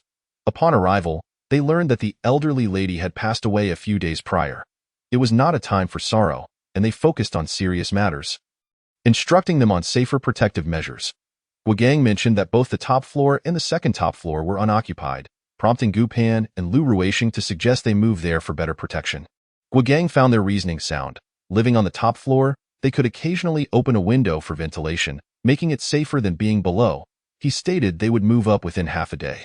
Before leaving, Gu Pan provided them with plenty of rat poison, masks, gas masks, dry rations, freeze-dried vegetables, and a blowtorch. If rats proliferated in the stairwell, they would need to employ physical methods to eliminate them when descending. Afterward, they admonished everyone to take advantage of the pristine snow and boil a substantial amount of water, for once the snow completely melted, the water would become contaminated and unfit for consumption. After bidding farewell to Gu Pan and Lu Ruixing, Guogang and his wife busied themselves with their child. Gu Pan and Lu Ruixing then proceeded to Dong Mingyue's residence. This time, they did not bring supplies. As Dong Mingyue was not in need, however, they gifted her 50 rounds of ammunition, some rodent poison, and 2 spray torches, reminding her to store water. Subsequently, they visited Tian Junjin's home, imparting similar instructions. While it was uncertain whether she could endure until the end, she acknowledged the necessity of taking precautions. Upon returning home, they found a number of residents in the community, engaging in casual conversations and dreaming of a return to normalcy once the weather warmed. Little did they know that this illusion would not endure for long, as they were soon to confront even graver calamities. However, there was no way to elucidate the situation. Could one possibly explain to each individual? Who would believe it? In this apocalyptic era, merely managing oneself and those one cared for was a commendable feat. Fortunately, their small group had relatively uncomplicated connections. Chen Xiaonan's family had no close acquaintances in the vicinity. Cheng Yang was youthful, and his social circle seemed to have vanished during these trying times. Feng Zhikai had 2 commendable colleagues, but they were currently absent, having disappeared after Feng Zhikai sought them out previously. The disappearance of doctors during such a crisis was not uncommon, as those rallying the troops invariably required medical professionals, making it entirely feasible for them to be taken away. Hence, apart from Gu Pan and Lu Ruixing, they had little need to notify anyone else. Now, from the 6th to the 11th floor, all was theirs, facilitating the storage of supplies. Admittedly, consolidating everything posed risks, yet it was the only option available. Once a plague emerged, any food left outside would be rendered wasteful. Despite Gu Pan's prior awareness of these dangers, she could not voice them, as there were no reasonable explanations. She had simply often remarked that frozen foods should not be stored for too long to prevent spoilage. Thus they had consumed a considerable amount, effectively reducing waste. The following morning, the indoor temperature had noticeably risen. Gu Pan hurried to check the thermometer, which read -30 degrees. This temperature was characteristic of a bitter northern winter. At this juncture, some believed the apocalypse was drawing to a close, while others sensed something amiss and quietly began to prepare for the worst. In fact, those who survived in this desolate era possessed foresight and cunning. Otherwise, relying solely on brute strength would hardly suffice for survival in such dire circumstances. However, the extent of this foresight and the duration of survival depended entirely on one's abilities. They subsequently procured numerous containers to melt and filter the snow for storage. Preserving it for future use, water was of paramount importance. Without clean water, one could only await the onset of plague. When they ventured out that day, they noticed that many individuals were already discreetly stockpiling water, indicating that wise individuals were indeed plentiful, all possessing practical life experience. During this period, Gu Pan collected a significant amount of snow and ice, storing it in her space for use during the scorching heat. 3 days later, the temperature rose above zero. Chapter 68. The plague strikes as the accumulated snow on the roads quickly melted. It did not evaporate significantly, transforming into water. Coupled with many previously frozen water pipes bursting and drainage being entirely obstructed, it resembled a flood outside. Fortunately, their community had an underground parking lot, allowing the water to flow downward. However, all the vehicles were submerged, of course. With no fuel available, they were of little use, yet at least they had appeared somewhat intact before. Now, the basement was filled with filthy water, exuding a foul odor, and the refuse that had been frozen in the snow, along with corpses unattended during the extreme cold, began to surface. The streets were teeming with large rats, their red eyes glowing, long fur dark and tails thick, presenting a terrifying and nauseating sight. Moreover, these creatures were adept swimmers. Naturally, some individuals, driven by hunger, had no time to ponder such matters and began catching and consuming the rats. For they were, after all, a source of meat. Pan and her companions refrained from venturing outside once the temperature rose above zero, remaining indoors where they had ample space, even access to the rooftop. They devised a plan for dealing with their waste. From the top floor, they would hang a rope to a vacant lot across the street, enabling them to discard refuse without needing to venture out. The vegetables they had previously grown indoors were now ready for consumption, and to celebrate, Pan treated everyone to a hot pot feast. Tender lamb and fresh vegetables brought tears of joy to their eyes, instilling them with renewed confidence for future planting endeavors. After a peaceful night, the following day saw a surge of people outside, for the 20-degree temperature was what everyone had yearned for during the past months. With the snow melted, it was easier to search for food. Those who had endured prolonged hunger emerged, eager to scavenge in areas previously buried by snow. Pan stood by the window, observing below. She recognized that this was indeed an opportune moment to seek resources, yet it was also the period when infection rates soared and mortality was highest. The supplies in her space were sufficient for her and her husband for a lifetime, rendering it unnecessary to risk venturing out at this time. After all, as long as someone possessed gold, they could barter for supplies. In the future, a single box of sanitary products could be exchanged for 2 pounds of gold. So there was no need for haste. This moment, Cheng Yang and Chen Lang had begun cultivating crops on the rooftop, their vigor and energy perfectly suited for tilling the soil. The following day's temperature did not continue to rise but plateaued at 20 degrees. Some residents in the community cheered, believing the apocalypse had passed and that everything had returned to normal. However, many, like Gu Pan and her group, recognized that the plague was imminent, prompting them to seek safer shelter. Yet, they lacked sufficient food, meaning that even if they found a so-called safe haven, it would only be temporary, as they would still need to venture out in search of sustenance. This was why Gu Pan could not inform the survivors of the impending plague. After all, would they not go out in search of food if she did? On the morning of the 3rd day, a man's desperate cries echoed from below, pleading for medical assistance. "I know there are doctors in your building. Please, save my son. He doesn't know what he ate that made him ill. He's been vomiting all night, and now he is burning up and freezing at the same time. Everything he eats comes back up. I beg you, just help us this once. If it comes to starving to death, we wouldn't have the face to ask you. But as the saying goes, one helps in emergencies, not the poor. We truly have no way out." The man's voice carried a sense of desperation.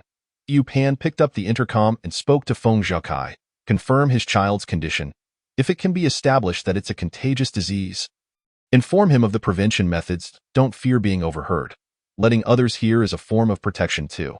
She then clarified that they had no medicine or protective measures, and even if they possessed medical knowledge, it would be of no use. The transmission rate of this plague was extremely high, and going to see the child would only result in further infections, with no hope of treatment. Feng Zhakai understood Gu Pan's intent. This was also to prevent future pleas for medical assistance, as they could not handle such matters now. In the current temperature, where could they find medicine? After agreeing, he approached the window and opened it, calling out, "I am a doctor. Please describe your child's condition in detail. How old is he? When did the symptoms start? What did he eat? What has he been exposed to?" After listening, Feng Zhakai sighed heavily, confirming it was indeed the plague. Addressing the man below, he stated, "Based on your description, I can ascertain that your child is suffering from dysentery, a contagious disease. After a great disaster, if sanitation measures are not taken, plagues are likely to follow. Although I am a doctor, I have no medicine or medical equipment. My presence would only add another person to the infection count without providing any remedy. These words were not merely directed at the man below. They were meant for the entire community. Upon hearing Feng Zhikai's words, the man staggered back a few steps, for he had already considered such a possibility. Currently, only his elderly mother was tending to his son. As she suspected, she had contracted a contagious disease and forbade the couple from approaching the child, claiming that at her advanced age, she had nothing to fear from death. Their family had been relatively well off, as the old woman had always hoarded supplies, allowing them to survive thus far. However, as temperatures rose over the past couple of days, the elderly and the child had ventured out, only to unwittingly contract the plague. What more could he say? The doctor's words were irrefutable. Without medicine or medical equipment, what could a diagnosis accomplish? The man fell silent, despondently retreating towards his own building. Chapter 69. A greater calamity after closing the window. Feng Zhikai remarked over the intercom, "It seems the plague has indeed arrived." This was anticipated by everyone, as the abundance of refuse outside, soaked in water and at a temperature of 20 degrees, created an ideal breeding ground for the plague. Jiu Pan asserted, "From this moment onward, we should refrain from going outside as much as possible." She continued, "Given the prolonged extreme cold, we could not have anticipated such a sudden thaw, so none can predict what lies ahead. Let us not dwell on it too much. We will face challenges as they arise." She understood that this plague would not last long, likely less than 2 months, as extreme heat would soon follow, exceeding 50 degrees Celsius and effectively eradicating the virus. However, such high temperatures were not necessarily preferable to the plague.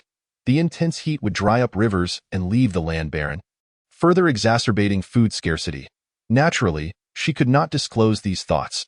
All she could do was guide everyone subtly in the shadows. Ruation continued, "We have gasoline. Once the water has receded and the situation stabilizes, perhaps we can procure a vehicle and scout for safer accommodations further afield. After all, the ingenuity of our group will not easily succumb to entrapment." His words provided substantial encouragement to everyone. Indeed, this collective was quite formidable. If they could not escape, then the chances for others would be even grimmer. In the afternoon, they ascended to the rooftop to plant vegetables, opting for quick-growing varieties as suggested by Gu Pan. After all, none could predict whether the weather might suddenly change again. Moreover, their current priority was not flavor, but simply the availability of greens. Under the prevailing temperatures, the vegetables thrived, sprouting within 3 days. They soon discovered that they were not the only ones cultivating on the rooftop. Several neighboring households had also taken to gardening. In the days that followed, those venturing out to forage for food donned protective gear, with some even wearing masks, though none possessed full protective suits, opting instead for raincoats. While there was an abundance of contaminated food outside, some areas, previously blanketed by snow, had become exposed as the snow melted and were untouched by flooding, if not consumed by rodents.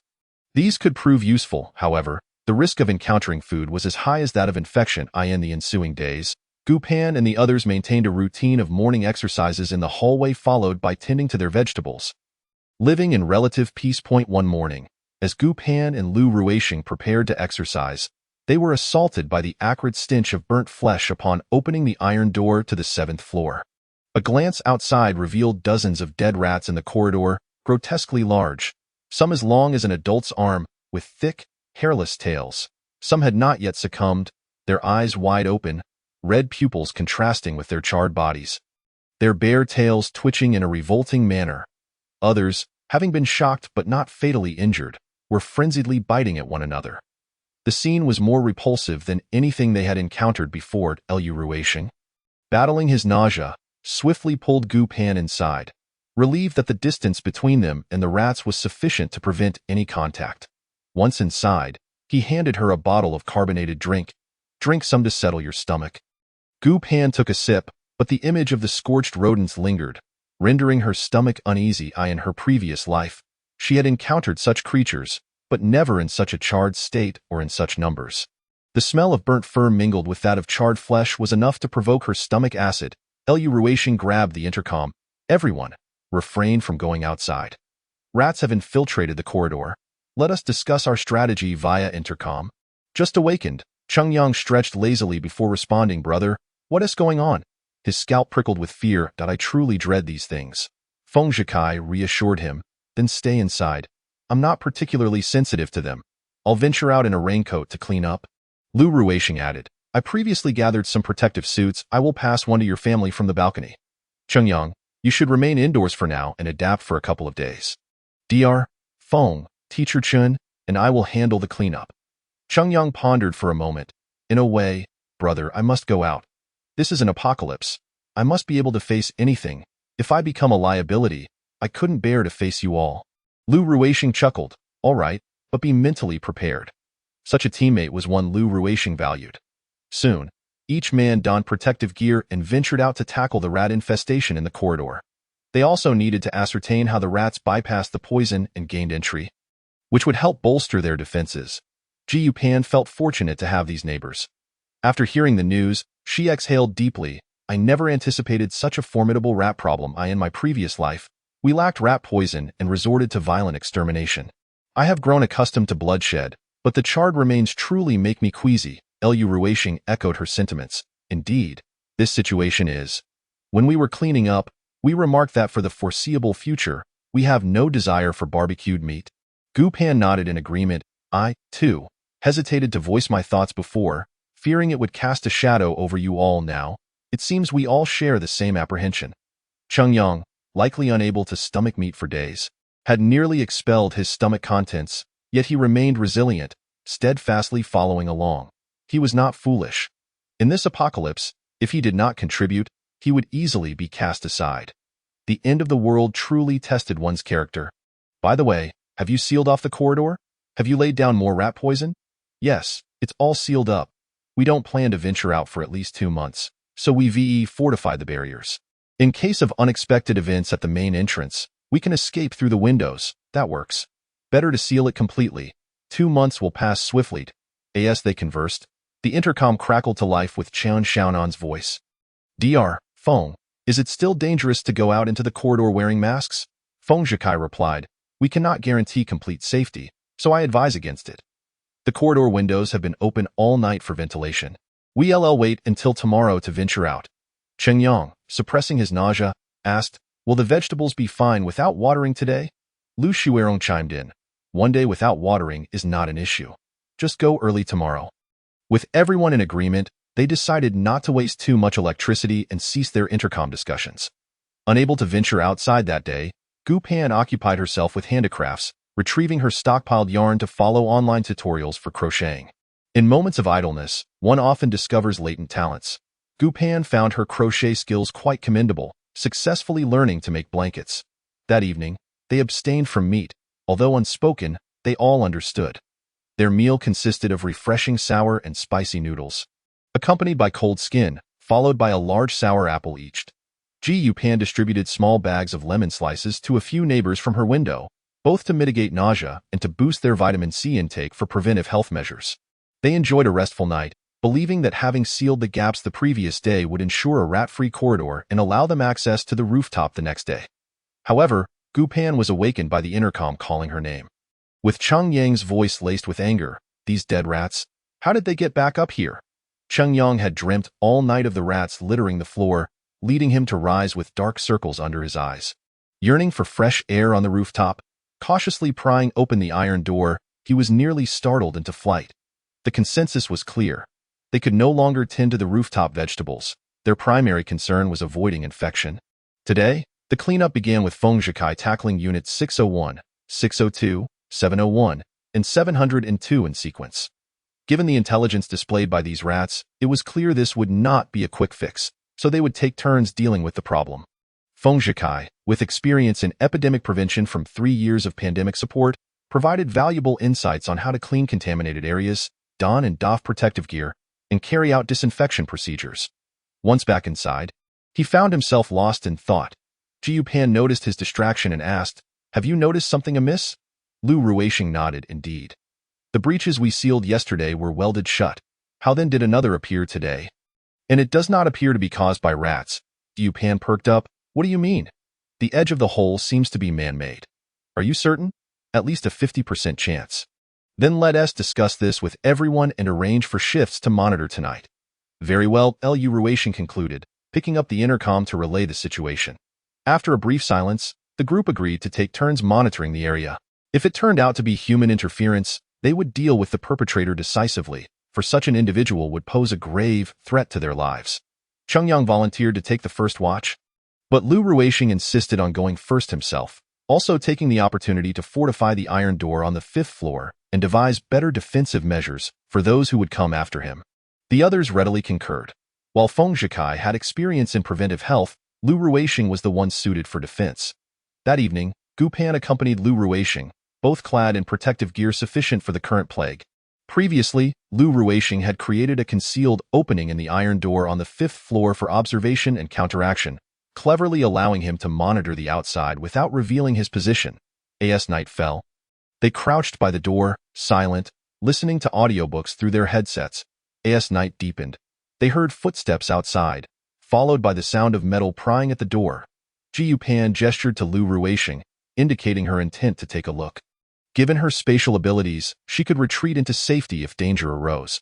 She quietly opened the observation window and was taken aback to see a familiar face outside, her gun trained on him. "Building manager, is that you?" Startled, the building manager jumped at the sound of Gu Pan's voice. "You? What are you doing here?" Gu Pan chuckled. "If you can be here, why can't I? What are you scheming with your underhanded tactics?" The moment the building manager caught sight of the gun, there was no struggle left in her. "It's me, Dom. My entire family has succumbed to the plague. We are on the brink of despair. I refuse to accept this fate. We all reside within the same building. Why is it that you, in your alliance, can thrive while we are cast aside? You possess the means to protect us. I am the building manager, and I have tirelessly served this community. Why must my family alone suffer the ravages of this disease? My son and husband are dead, and I, too, wish for an end to my existence. Perhaps it would be better if we all perish together." Ji Yupan let out a deep sigh. "In the apocalypse, who does not act in their own interest? What obligation do I have to safeguard you?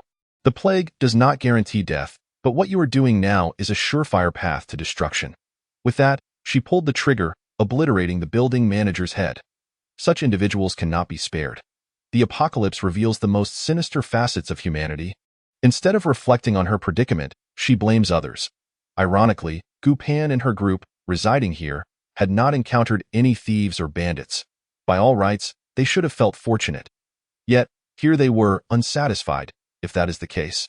They might as well embrace death.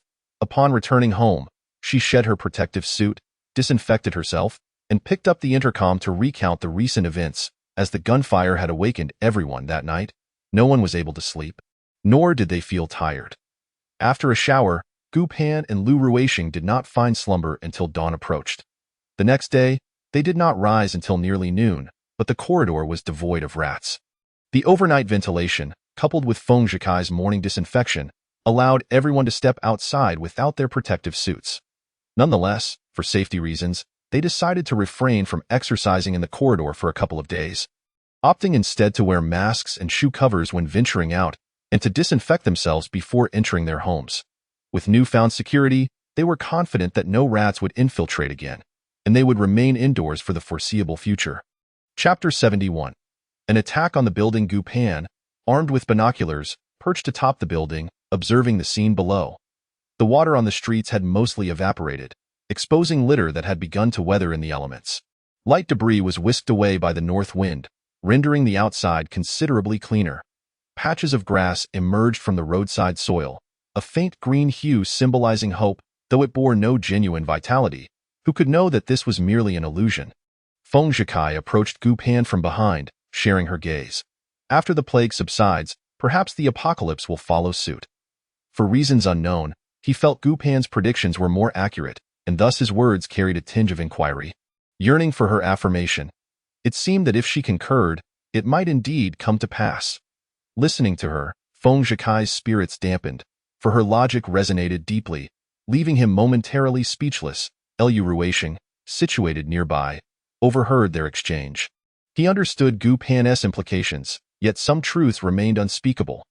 The plague outside raged on, and the sight of bodies being incinerated was all too common. A month later, Gu Pan and her group harvested their crops, having dried one batch and planted another. Recently, they began deliberating their next course of action amidst the sweltering heat. Should they remain in their current residence or seek an alternative? This house felt like home. Familiar and comfortable, they could install additional air circulating fans, as air conditioners would raise suspicions due to the noise of their external units.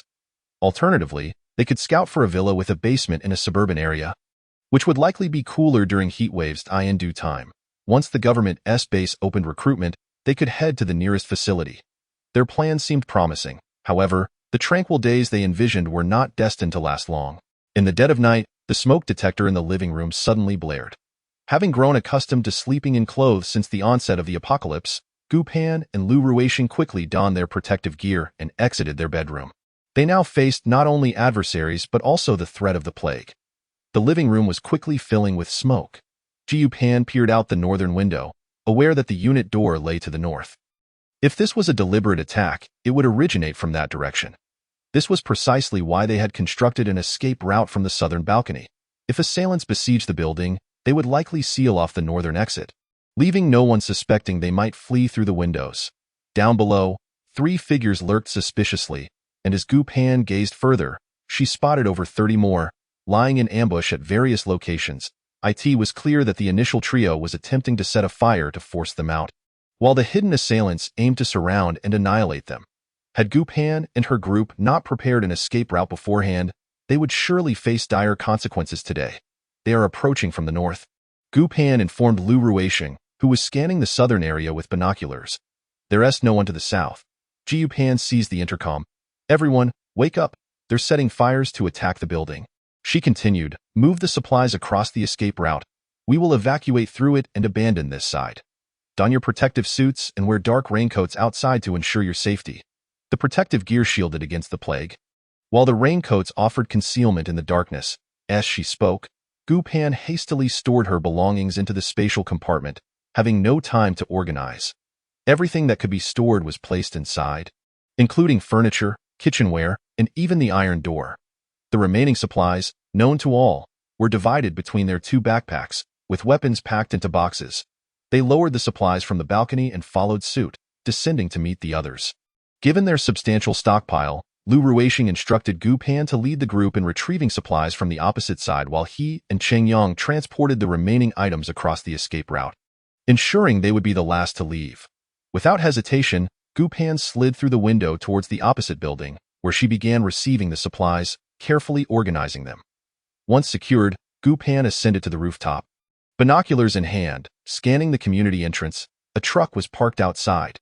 It appeared to be laden with valuable goods, and 2 individuals were inside while the rest were engaged in the assault. Gu Pan swiftly assembled her sniper rifle. Finding an advantageous position, this truck could serve as their means of escape. With the suppressor attached, she fired twice, eliminating the 2 occupants. When the time came to depart, it would facilitate their exit. Gu Pan planned to collaborate with Lu Ruixing to find a suitable vantage point for sniping, while instructing Feng Zhikai and his partner to clear the truck of bodies, as they were knowledgeable in sanitation and could ensure the vehicle was clean. The remaining members would lie in ambush at the entrance. Should anyone attempt to flee, they would be ready to strike. After Lu Ruixing arrived, Gu Pan shared her strategy. The truck is at the community entrance.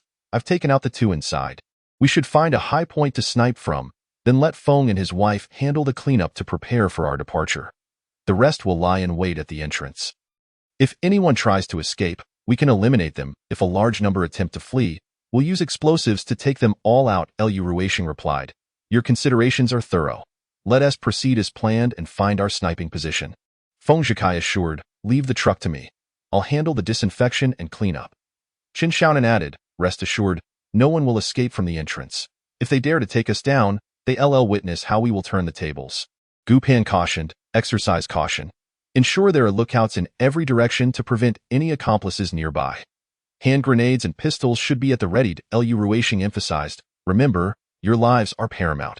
Feng Zhikai and the others agreed. Taking the supplies and heading out, Gu Pan and Lu Ruixing, each wielding a sniper rifle, avoided the stairs due to the overwhelming presence of pathogens and rodents in the corridor, instead utilizing ropes to ascend to the rooftop of the adjacent building.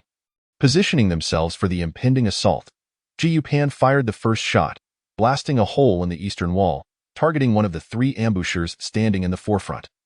Given the uncertainty of which individual was the leader, they could only shoot randomly. The suppressed gunfire concealed their location, leaving the assailants oblivious to the source of the shots, yet one fell to the ground. The moment the fallen individual's companions realized something was amiss, Gu Pan and Lu Ruishing exchanged gestures, swiftly dispatching the remaining three, while their foes remained unaware, fixated on the unit entrance. Chapter 72. To the Villa District. At this juncture, Gu Pan took aim at another pair of enemies. Eliminating one with a precise shot, Lu Ruishing followed suit, taking down the last remaining adversary. 5 foes had been neutralized. The duo shifted positions and eliminated 4 additional targets. As realization dawned upon one of the surviving members that their comrades had perished. He rushed to report to his superior. Gu Pan, keenly observing, seized the opportunity and shot the reporting leader, while Lu Ruishing efficiently dealt with the remaining subordinate. The people around began to panic, fleeing in every direction. However, the precision of Gu Pan and Lu Ruishing was such that escape was not an option for them. With over 20 individuals rushing out, they were an unmistakably large target. Gu Pan and Lu Ruishing swiftly reloaded their weapons, taking down one adversary after another, leaving only 6 or 7 stragglers by the time they reached the entrance. Cheng Yang and Chen Lang, positioned at the forefront, each dispatched an opponent with a single shot to the head. Gu Pan and Lu Ruishing hurried downstairs to join the others, and together they boarded a truck, driven by Feng Zhikai, who set off in the direction of the outskirts. Upon arriving, Gu Pan instructed Feng Zhikai to head towards a villa district on the outskirts of the city. Though the name escaped her, she knew it was situated at the beginning of Hongling Road, a detail that locals would readily recognize. They were acutely aware that, at this late hour, there would likely be some who had evaded capture. But that was of little consequence. Their primary concern was a safe retreat and the annihilation of the main force, while the remaining minor adversaries would be dealt with later. The night was serene. Instead of driving directly into the villa district, they halted beside an abandoned factory, allowing everyone to disembark and regroup. They planned to enter the villa area at dawn, seeking out unoccupied houses before deciding which ones to occupy. After parking near the dilapidated factory, Gu Pan and her companions exited the vehicle, covering their supplies with tarps. They did not open the supplies, but instead sealed them with an additional layer of plastic to prevent contamination from any potential pathogens, intending to open them only after ensuring their safety. Once outside, they each inspected their protective gear and gloves for any damage. Confirming the area was secure, they removed their protective suits, as the optimal duration for such gear was 4 hours. Before entering the villa district, they would don fresh suits, given that their current ones had endured an entire night of wear. After shedding their hoods, goggles, raincoats, and gloves, they felt considerably lighter. Feng Zhikai, holding a spray bottle, proceeded to disinfect everyone in the surrounding area before laying out clean mats on the ground for them to sit and rest. Once seated, Gu Pan distributed compressed biscuits and water to replenish their energy. As they regained their strength, dawn gradually broke. Lu Ruishing climbed onto the truck and surveyed the villa district through binoculars. They hoped that this area had not been fortified by armed groups, as that would necessitate negotiations or the use of force, which would complicate matters. After a thorough observation, Lu Ruishing descended, stating, "There are no patrols. It seems this area is not under any control. However, we cannot ascertain if there are any internal factions." Upon hearing this, everyone breathed a sigh of relief. No patrols indicated the absence of armed forces, thus eliminating the need for conflict. Having just emerged from a fierce battle, they needed time to recuperate, especially with the ongoing plague, which necessitated avoiding close combat whenever possible. Lu Ruishing began sketching the layout of the area in the dirt with a stick. Upon entering, there was a small garden, followed by individual houses. The number of residents appeared to be minimal, inferred from the faint signs of life at the entrance. This was not surprising, as the location was somewhat distant from the city center. During previous snow clearing, an entrance had been left open here, but as order broke down, it was rumored that the villa residents had blocked the road with snow, thereby securing their community. As the snow melted, ordinary people lacked transportation and found the distance too great to traverse on foot. Most preferred the safety of crowded areas. Relocating to the outskirts felt daunting. Furthermore, food was scarce, as they had not participated in the initial resource scavenging. And now, in these times, few households would stockpile provisions. Consequently, this area was not a primary target for looters or territorial disputes. Additionally, the community had only been established 3 years prior, and villas were not affordable for everyone, resulting in a relatively small resident population. However, Gu Pan had previously identified this location as a potential refuge, partly because their small group lacked for nothing, and partly because she anticipated the onset of extreme heat. She had intended it as a contingency plan, but unexpectedly found herself here before the plague had even passed. Lu Ruishing's professional instincts made him acutely aware of the terrain and environment, prompting him to continue explaining and analyzing the layout. The entrance appeared to comprise individual households, but deeper within, there was a ring of 12 residences surrounded by a fence, indicating a core management area where influential individuals likely resided. After Lu Ruishing finished his assessment, Gu Pan remarked, "If the entrance is unguarded and the residences are dispersed, should we not consider moving in directly?" Lu Ruishing replied, "Shall we scout the situation first?" Gu Pan concurred, "Indeed, let us proceed." The group had no objections to their decision. After all, Lu Ruishing was the most experienced in such matters, while Gu Pan possessed an exceptional ability to maintain oversight. They were also the most capable in a physical confrontation, making them the most suitable candidates for this task, although everyone cautioned them to remain vigilant. With their decision made, Gu Pan and Lu Ruishing donned new protective suits and prepared for their exploration of the villa district. Traversing through the park, they found this area considerably cleaner than the more populated parts of the city. There was little litter or signs of decay, and only a few rats scuttled about. Upon entering, they discovered no indications of organized control, confirming their earlier observations through binoculars. As they ventured further into the area where more residents were located, the pair slowed their pace. They noticed a door opening and hurriedly approached, only to have it swiftly closed and locked, plunging the yard into silence. Gu Pan and Lu Ruishing exchanged glances, realizing they must continue onward. After passing 2 vacant houses, they encountered another residence, yet it too was tightly secured. Although it was evident that someone resided within, the occupants clearly wished to avoid interaction with outsiders, compelling them to press on. Suddenly, a figure emerged, an imposing man approximately 1.8 meters tall, seemingly in his 40s or 50s. Wearing a mask that obscured his features, he was slim, a rarity in these times.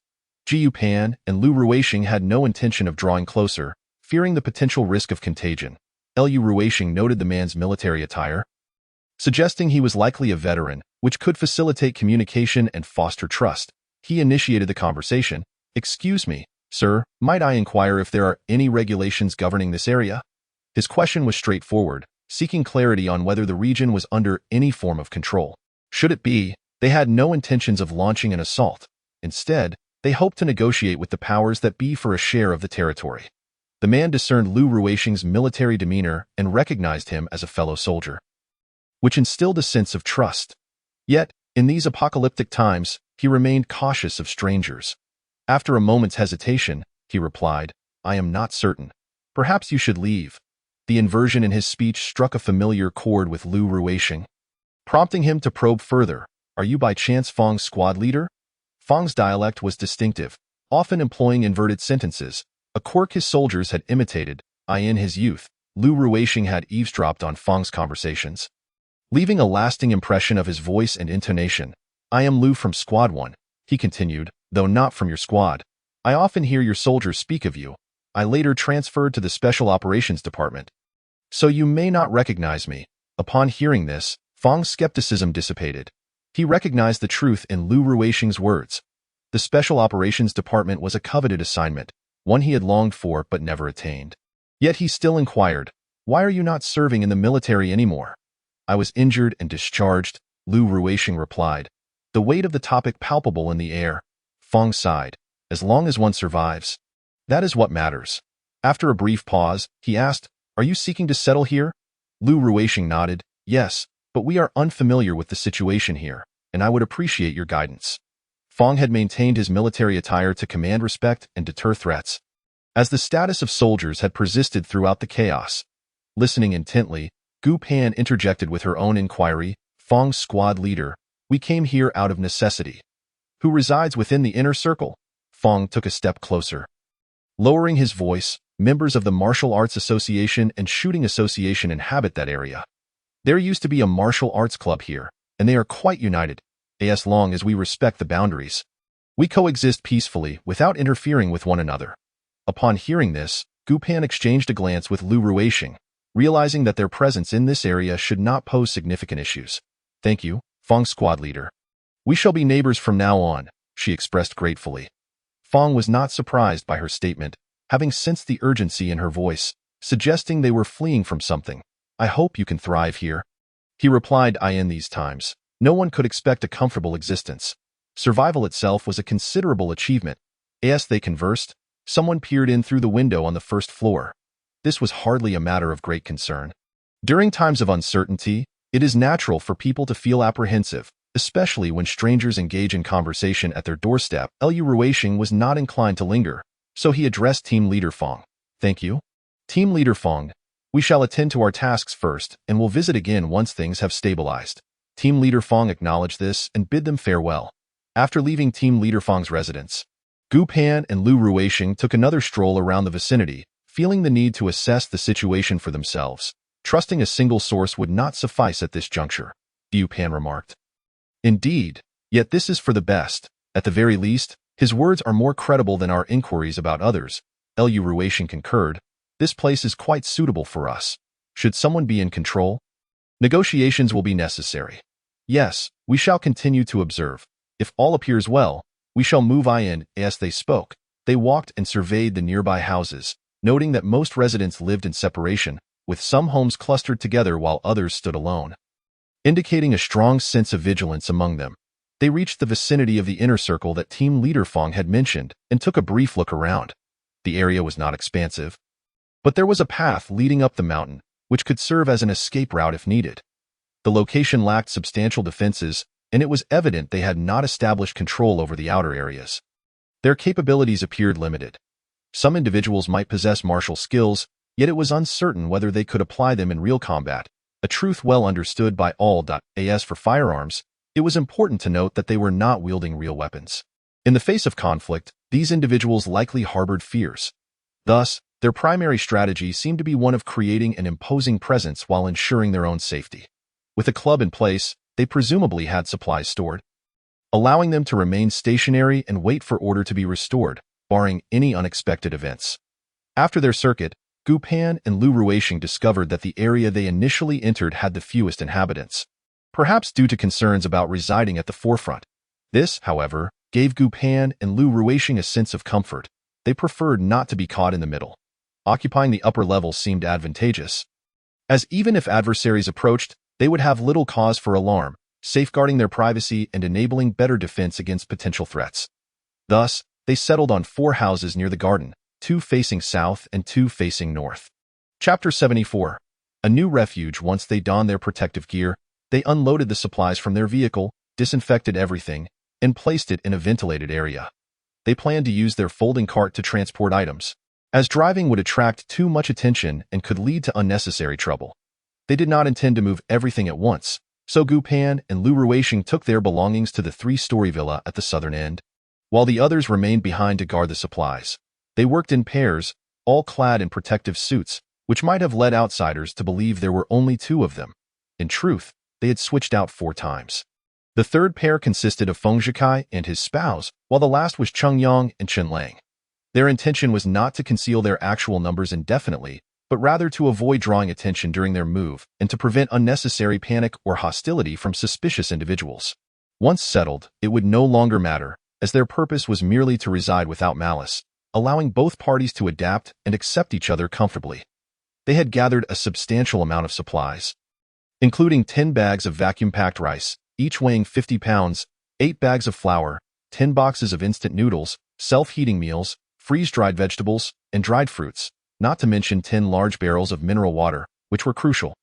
Along with various essential living items, it was impractical to transport everything at once, as the sheer volume would attract unwanted scrutiny, so they decided to conceal most of it for the time being.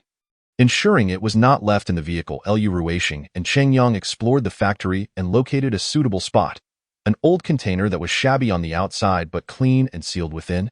Impenetrable to snakes, insects, and rodents, Gu Pan's space was private, only shared with her spouse, so the logistics of their supplies would be managed collectively, following the most prudent and rational approach. As for the vehicle, they planned to hide it and simply drain the fuel, as they were not short on vehicles but lacked fuel, alleviating concerns about theft.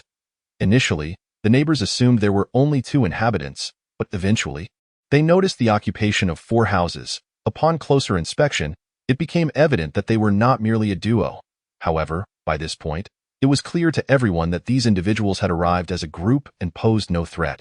Consequently, there was no need for introductions, as the ongoing pandemic prompted everyone to maintain a respectful distance.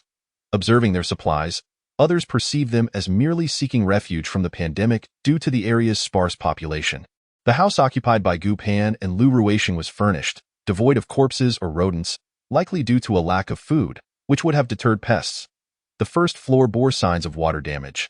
Though the levels were not severe, the neighborhood's elevation prevented flooding from reaching significant heights, causing minimal impact on the property. The house's security was commendable, with burglar bars on the windows. Although the door had been damaged, Gu Pan and her companions were unconcerned, as Lu Ruixing was skilled in repairs, and they possessed numerous heavy-duty locks to reinforce the entrance. They intended to reside on the top floor, necessitating the installation of an iron gate at the second-floor stairway to enhance security. The interiors had been ransacked, leaving no useful supplies, yet substantial furniture remained. Bedding had likely been taken during a harsh winter, and the previous occupants may not have frequented the place. This was of little consequence. Qin Xiaonan and Feng Zhikai's households revealed old bloodstains, yet no bodies or rodents were found.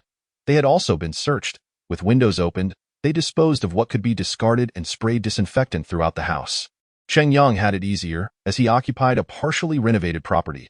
Originally, there was a fully renovated house adjacent to his, but Cheng Yang deemed his to be preferable, sparing them from the need to discard items. They simply needed to bring an ABE deed. Gu Pan and the others followed suit, discarding all soft furnishings from their previous homes, including mattresses and sofas. The remaining cabinets and beds were temporarily moved to the yard for ventilation and sunlight exposure. After spraying disinfectant inside, they opened all doors and windows, deciding not to sleep indoors that night.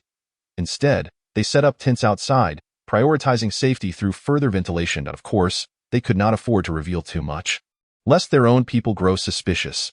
There was no rush. Once the pandemic subsided, they could present their supplies as newly acquired goods, thoroughly cleaned for use. This was entirely reasonable. Given the current situation, caution was paramount. While disposing of items, Gu Pan noticed a wall with a notice affixed to it, weathered and faded, yet still legible enough to discern the warning and protective measures regarding the pandemic. It appeared that the outbreak had not spread in this area, suggesting that the sparse population was not the sole reason. Someone had likely anticipated the potential for an epidemic post-disaster, taking proactive measures to inform everyone, incinerate bodies and refuse, and implement protective strategies. This person was likely a leader from the inner circle, someone with previous leadership experience. Certainly, the isolation of these villas from the city served as a natural barrier, facilitating protection, as long as everyone shared the same awareness and collaborated. Containment was manageable, thus averting an outbreak in this vicinity. Furthermore, there was minimal interaction among residents. Apart from their families, the individuals they observed rarely engaged in conversation. Thus, even with a pandemic, transmission would be difficult. This realization provided Gu Pan and her companions with considerable reassurance, solidifying their decision to weather the pandemic and oppressive heat in peace. Cheng Yang, having tidied everything up, approached Gu Pan. "Sister, we should procure some seeds. We have gardens here, and we need to start growing vegetables. The meat has thawed, and thinking of it pains my heart. However, life is paramount. We can enjoy hot pot another time, though it will likely be a vegetable hot pot." Gu Pan regarded Cheng Yang with resignation. "You may not even get to enjoy a vegetable hot pot, considering our limited supply of mineral water. How could we possibly water the plants? Although the pandemic here is not severe, the groundwater is contaminated, so we cannot take the risk. Let's wait and see. We can discuss it once the pandemic has passed." Cheng Yang only then realized, right, the water is unusable. We had stored some previously, but now we have so little left. "Sister, if this pandemic drags on for months, will we not perish from thirst?" Upon hearing the mention of thirst, Cheng Yang sighed in relief. "Being with you truly is a blessing. I must cherish this fortune." With that, he gazed into the distance, pondering the well-being of his parents. Gu Pan reassured him, "Once the base begins recruiting, we will head there and will surely find them." Cheng Yang's eyes sparkled with hope. "Yes, I will definitely see my parents again." Lu Ruixing handed Cheng Yang a piece of chocolate, saying nothing, yet the taste brought a moment of comfort to Cheng Yang's heart. Sometimes, a mere morsel of sweetness could ease one's burdens. Chapter 75. The inner circle having relocated, They decided to celebrate with a meal together, choosing to gather at Chang Yang's residence. Ji Yupan and Lu Ruixing made the first trip, as their vigilance was paramount, enabling them to assess the surrounding environment for potential dangers. Ji Yupan nodded in understanding. Subsequently, she gazed through the infrared telescope from the top-floor window, surveying the elevated surroundings. She noticed a figure moving atop a scenic tower at the entrance of the community. She and Lu Ruixing entered the bedroom. Given the power outage, they had not lit any candles, relying instead on the moonlight to see each other clearly as they sat on the edge of the bed. Lu Ruixing remarked, "If I'm not mistaken, that person is likely from the inner circle. They cannot remain completely isolated within, as there are intelligent individuals among them. They cannot exert control over such a vast area. Yet they utilize those outside as a buffer. They must constantly monitor the external situation to maintain overall control. Tomorrow, we should explore nearby areas for potential hiding spots, especially with the impending extreme heat. If that fails, we might need to find a safe location to dig a cellar. Otherwise, our supplies will not last, as extreme heat accelerates decay." Ji Yupan responded, "All right, I will venture out with Cheng Yang and the others tomorrow. We have space and clean water, but they do not. Thus, we must also consider how to resolve the water issue on the mountain. It's getting late. Let us rest for now.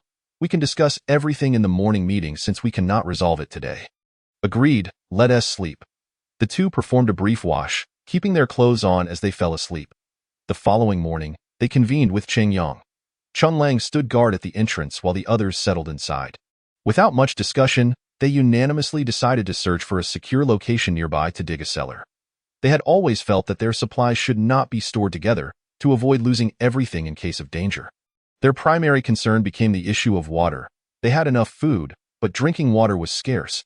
Ji Yupan stated, "All right, if there are any materials you need that we Haven Tea discussed, we brought some tools with us." Gu Pan observed that the presence of others heightened their sense of urgency. Everyone was beginning to prepare for the future without her needing to say much. After the meeting, Lu Ruixing and Gu Pan took Qing Yang to find suitable places for hiding supplies, while Chen Xiaonan and his family ventured up the mountain, and Feng Zhikai stayed at home to guard their base. Ji Yupan and Lu Ruixing headed towards the vicinity of the abandoned factory, concealing their vehicle there, ensuring that the supplies remained separate. Once confirmed, Lu Ruixing and Cheng Yang took out their entrenching tools and began digging the cellar, which would function similarly to a secret chamber. If danger truly arose, this location was close to their residence and underground, providing an excellent place to hide or store supplies. Ji Yupan glanced around, deciding that once the cellar was completed, they could dig an exit towards the dry well in the backyard. So if danger struck, they wouldn't be caught off guard. However, they need not undertake such a grand endeavor just yet. They first needed to complete the cellar. The foundation of this house surrounded them, allowing for excavation in the center. By midday, Lu Ruixing and Cheng Yang had already dug a depth of 1 meter.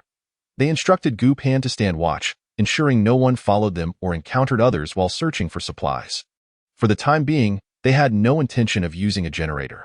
The weather was temperate, and using it would waste fuel while also drawing unnecessary attention. Ji Yupan and Lu Shuerong stood guard at home, wary that Qin Xiaonan and his spouse might become too absorbed in their research, neglecting the presence of others that could pose a threat. For dinner that evening, they had steamed buns and dried vegetables with sauce. These would sustain them while providing necessary vitamins, as they couldn't rely solely on ready-to-eat meals. 3 days later, the cellar was finished, and Lu Ruixing and the others concealed their supplies within, finally easing everyone's anxiety. Duan Shumi's water filtration device was also completed, set up on the mountain to collect potable water. The home was organized, and everyone finally found some semblance of stability. Gu Pan and Lu Ruixing brought a kilogram bag of vacuum-sealed rice to squad leader Fong as a token of gratitude for informing them about the area. Had they relied solely on their own inquiries, it would have taken considerable time and resources. Upon arrival at the entrance, they spotted squad leader Fong in the yard. They did not enter but greeted him from outside. "Squad leader Fong." He approached within a few meters and inquired, "Have you settled in?" Lu Ruixing nodded. "Yes, we've made ourselves comfortable, and a few friends have joined us at tea." That moment, a slender girl with long hair dashed into the house, a clear indication of her youth. Likely in her early 20s. Chapter 76. Encounter with the arrogant girl. Squad leader Fong sighed helplessly and explained, "This is my daughter, Fong Lan Lan. Her mother passed away early, and she has always been rather introverted. During the extreme cold, someone broke into our home at night, which frightened her once again, making her wary of strangers. Thankfully, I have been teaching her martial arts over the years, so at least she possesses the ability to protect herself. I cannot ask for more. Surviving is what matters. Please don't take offense at her behavior. Jiu Pan empathized.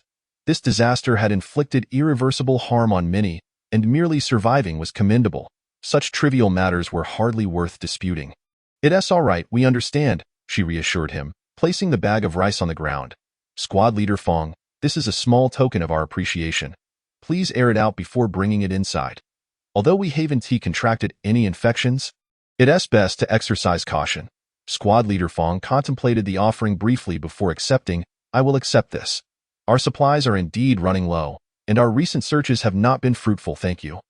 Lu Ruishing added, no need for thanks. You have helped us greatly. Glancing at his watch, he continued, it's getting late. We must be on our way and 1T impose further. Very well, I 1D see you off. Squad leader Fong replied courteously. Jiu Pan interjected, Squad leader Fong, please wait. Recently, Feng Zhikai had been focused on traditional Chinese medicine, with Lu Shuerong assisting him. Thus, it was Gu Pan and Lu Ruishing who took Qingyang and Chun Lang out together for the first time.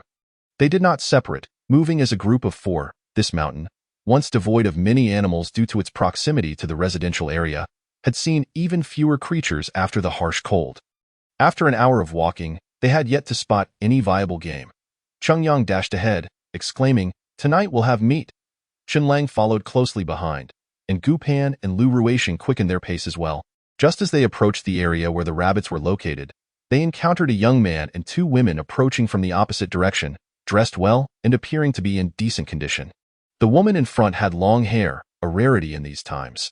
Gu Pan had already cut hers to shoulder length due to the lack of water for frequent washing. Even with access to space and water, she could not afford to appear too conspicuous before others. Yet, the woman before them looked clean, indicating she likely had sufficient water supply. Jiu Pan's mind was preoccupied with thoughts of resources. However, the woman did not seem particularly friendly. Despite wearing a mask, her anger was evident in her eyes. She brandished a bow and arrow, reproaching Gu Pan and her companions. I spotted that rabbit first. What gives you the right to shoot it? Gu Pan, taken aback by such audacity in the apocalypse, retorted, just because you saw it first doesn't make it yours. What, do you claim ownership of this planet because you see it? Clearly, the woman was skilled with her bow, perhaps even formidable, leading her to adopt an arrogant demeanor. Jiu Pan did not wish to speculate further. She would not yield, preferring to avoid conflict but refusing to shy away from it. The woman, noticing Gu Pan's scrutinizing gaze, became displeased. I, Lin Feifei, will not relinquish what I have set my sights on to anyone. She tilted her head proudly. Lu Ruishing stepped forward, asserting, whether you value it or not is irrelevant to us. We hunt our own game, and if you wish to take it, you must possess the ability. As he spoke, his posture indicated readiness for confrontation. Qingyang and Chun Lang also advanced, prepared to support Gu Pan. Just as Lin Feifei was about to respond, a girl of similar age with short hair, slightly shorter than her, tugged at Lin Feifei's sleeve, urging, cousin, uncle has advised us not to stir up trouble. Let us leave.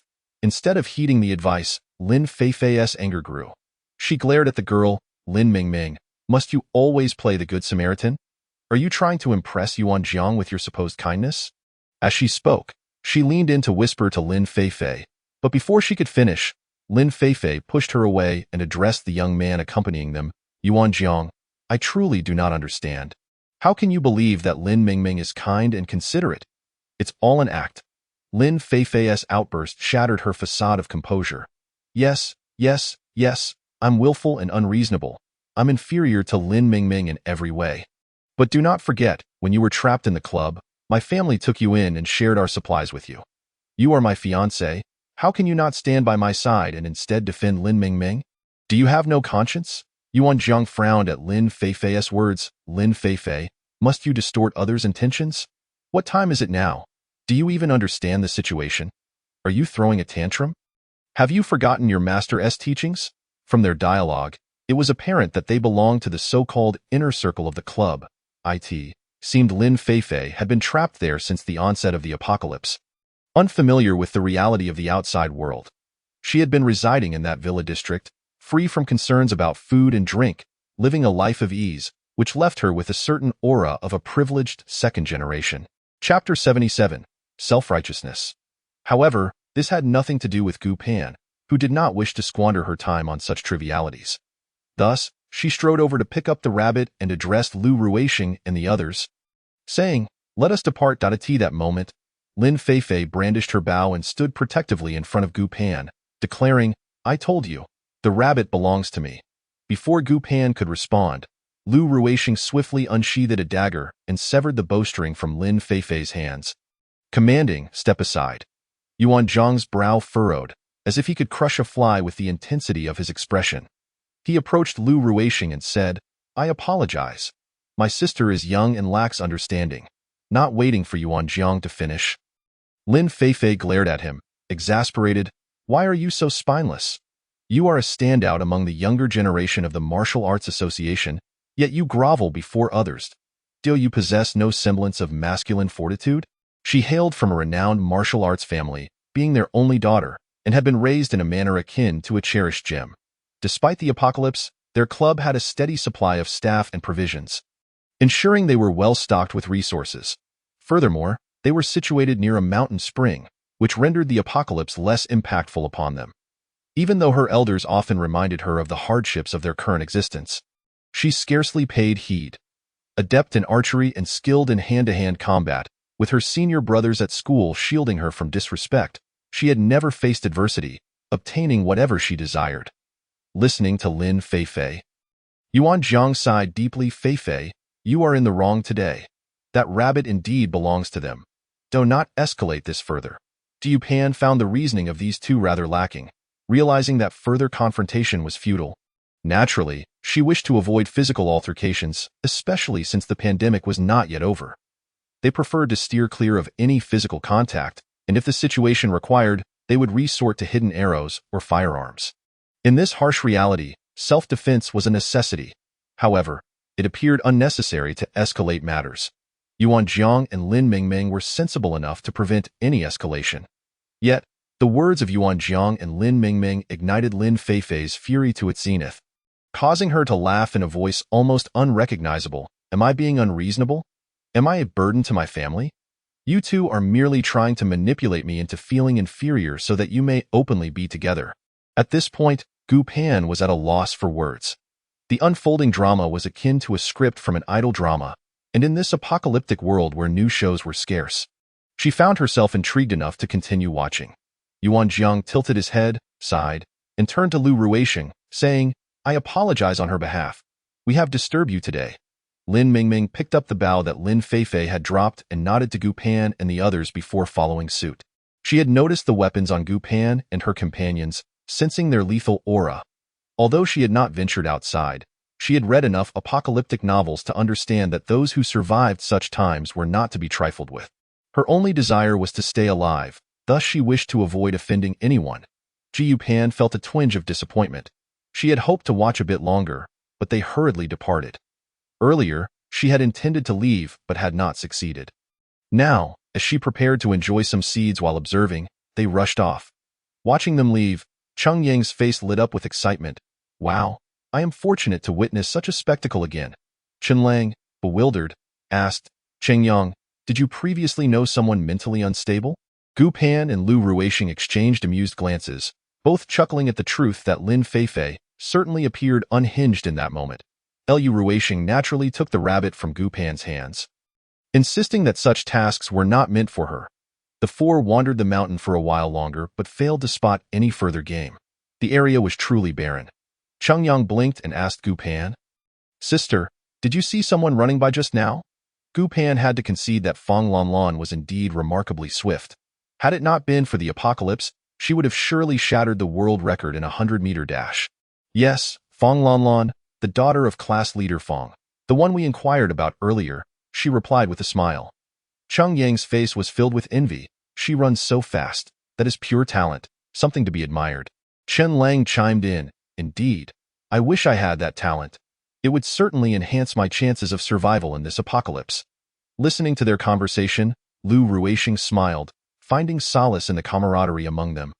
Even in such dire circumstances, upon returning home, Cheng Yang and Chen Lang set about preparing the rabbit, while Gu Pan declared she would cook, as she preferred using her own water and enjoyed the process of preparing meals.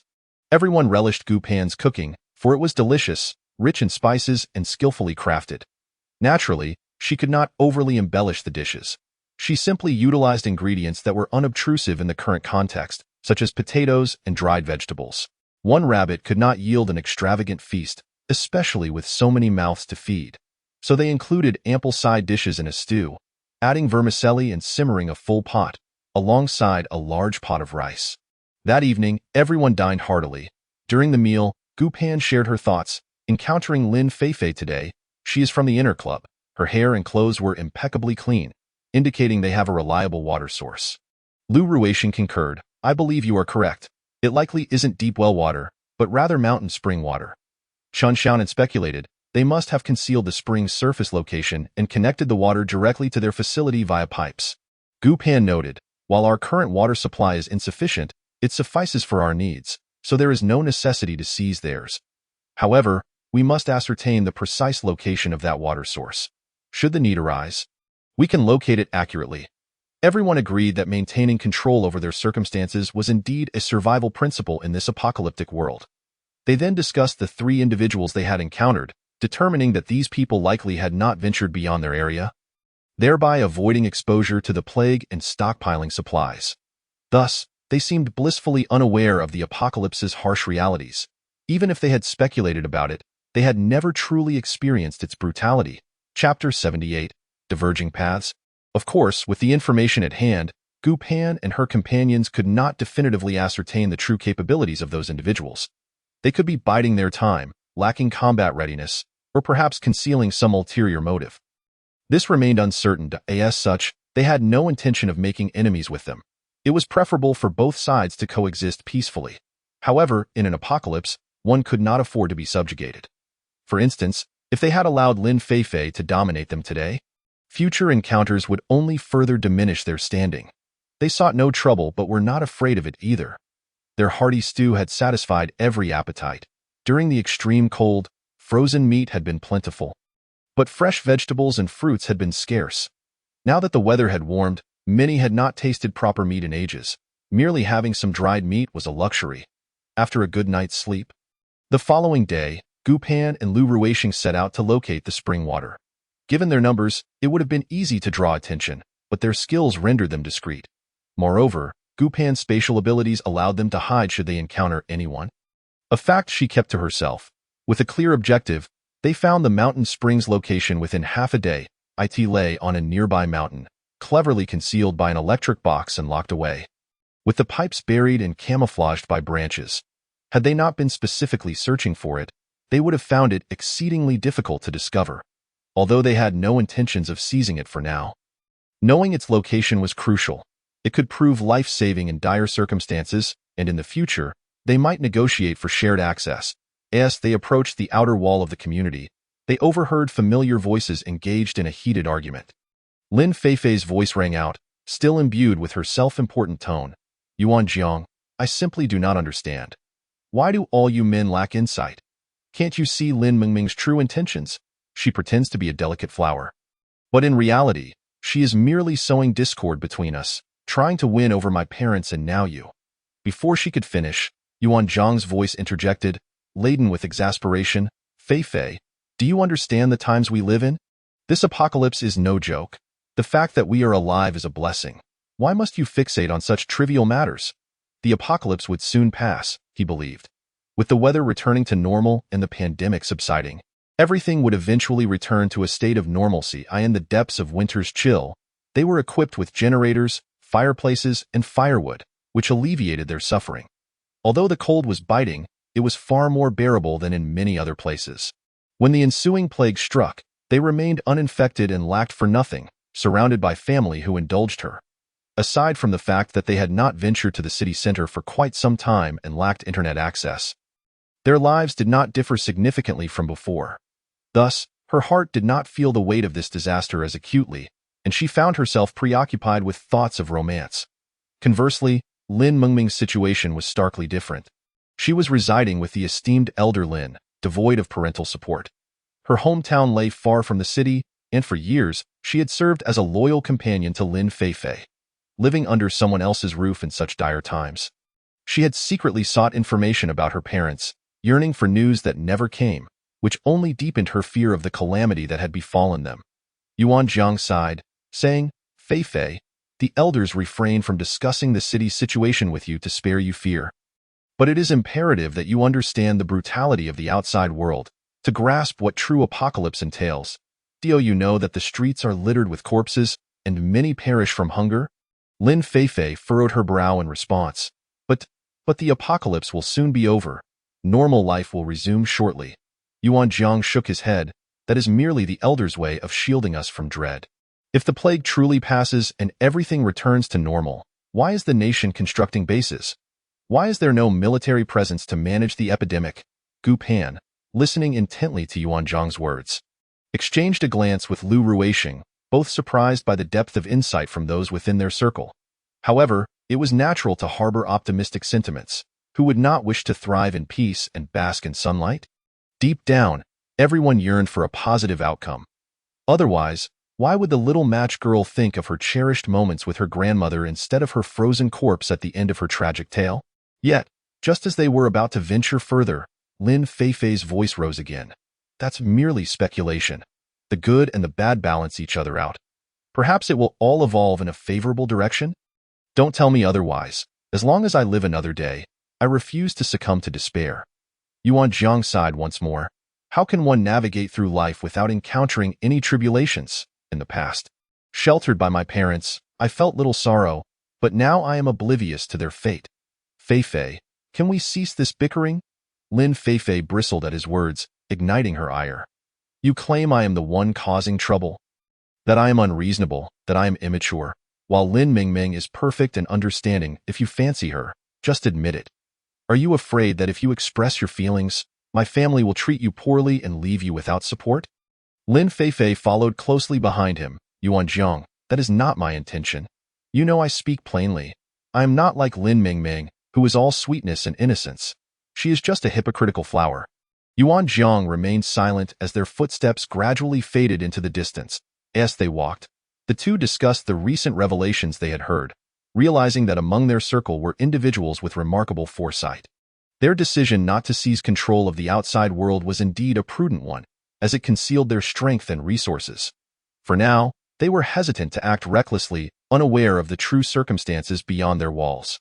Regarding Lin Feifei, Lin Mingming, and Yuan Zhang, Gu Pan found it difficult to comment. She had only heard Lin Feifei's opinions on Mengming's character, making it impossible for her to verify. However, it was evident that Lin Feifei was quite headstrong, while Yuan Zhang was hard to assess. Ultimately, Gu Pan and her partner were not particularly invested in these interpersonal intricacies. As for Yuan Zhang's claims about the absence of military support and ongoing base construction, Gu Pan and Lu Ruixing had already communicated with their allies to prepare their minds and maintain vigilance, which was the reason behind their persistent state of alertness. Upon returning, the group was delighted to learn that they had located the water source. As water was of utmost importance, they continued to discuss Yuan Zhang's and Lin Feifei's comments, enhancing their caution as the days passed. Knowing that the extreme heat was not far off in the following days, the men ventured out to gather supplies or hunt in the mountains. Although their harvests were modest, their reserves were sufficient to alleviate their concerns, particularly in light of the ongoing plague, where safety came first. Gu Pan led the women in clearing out every basement, which had been flooded with water and mud from the melting snow. She informed them that these basements could serve as storage for vegetables, in case the plague subsided and circumstances changed. One day, after Lu Ruixing and the others departed, Gu Pan took the opportunity to air out the contents of the basement, preparing for the imminent heat wave. She recalled the information she had encountered regarding the survival conditions of fungi. Wood-ear mushrooms required minimal light and were quite heat-resistant. It occurred to her that during the extreme heat, she could attempt to cultivate them in the basement or on the first floor.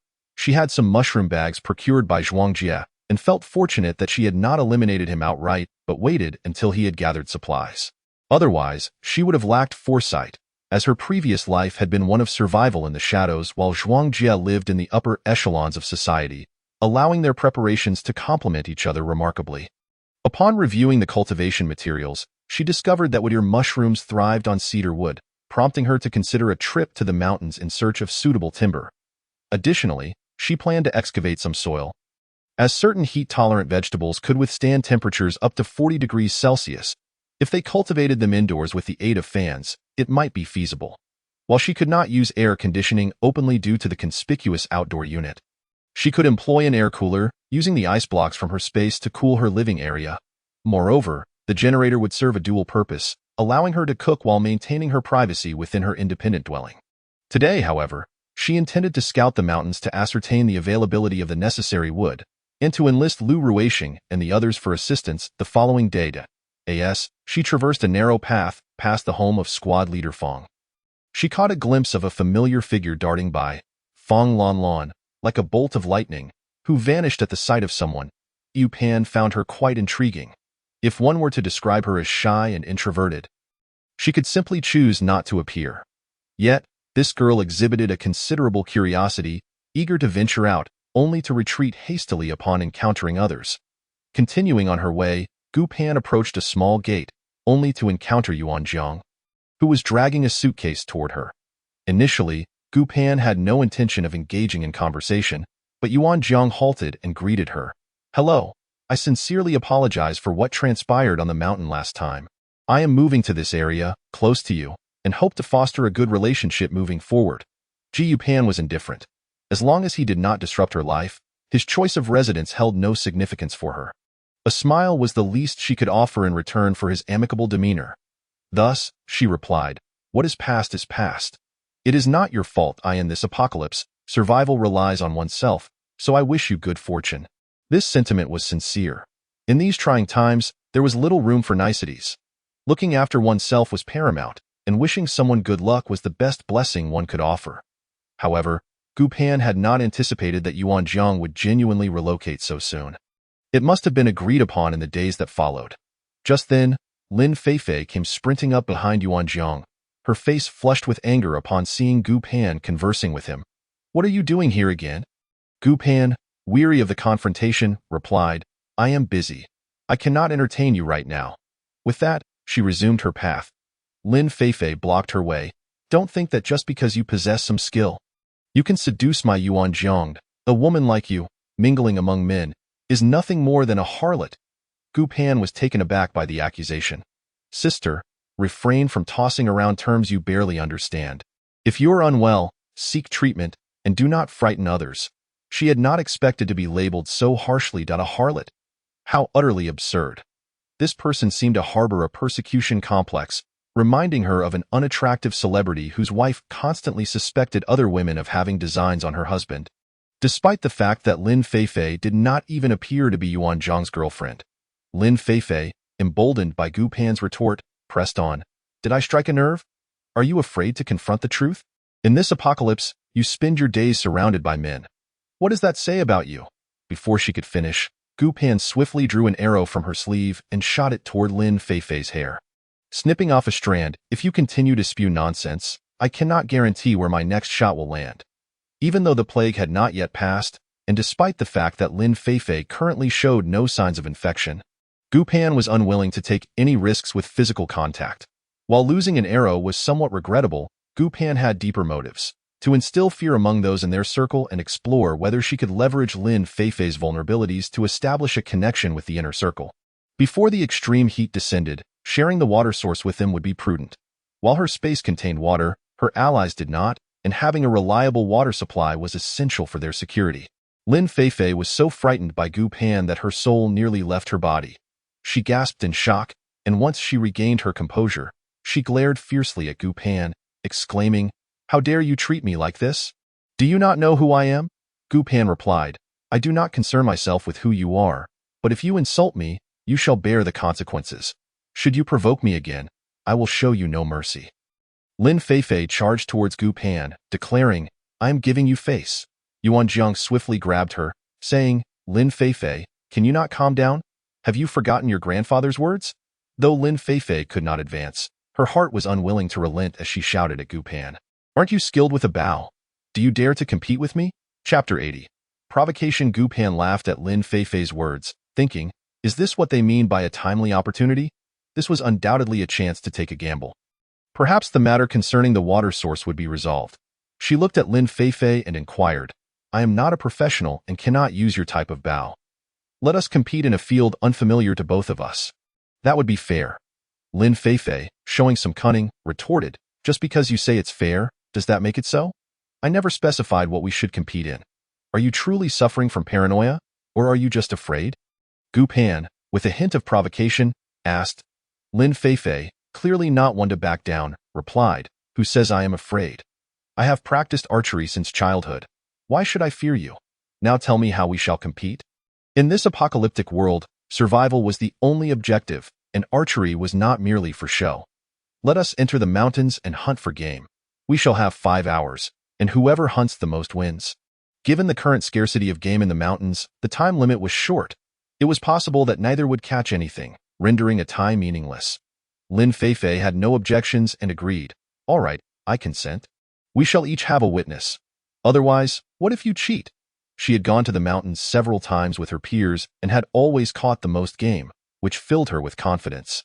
Gu Pan concurred, very well, tomorrow we will exchange a mutual acquaintance as a witness. Agreed. We shall meet here at 7 o'clock tomorrow morning, Lin Feifei said. Gu Pan nodded. Now that we have settled on the competition, it is time to discuss the stakes. Lin Feifei, slightly bewildered, asked, Stakes? What stakes? Gu Pan chuckled. Do you think I have nothing better to do than waste time with you?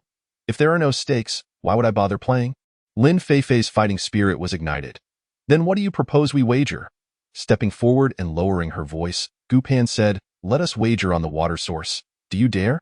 The mention of the water source startled Yuan Jiang. You know? Immediately realizing the foolishness of his question, he noticed how cleanly they were dressed, their faces and hair washed. How could they lack water? He quickly attempted to diffuse the situation. My friend, my sister isn't very bright. Don't take her seriously. This is just a playful banter about betting. However, Gu Pan had no intention of letting the opportunity slip away.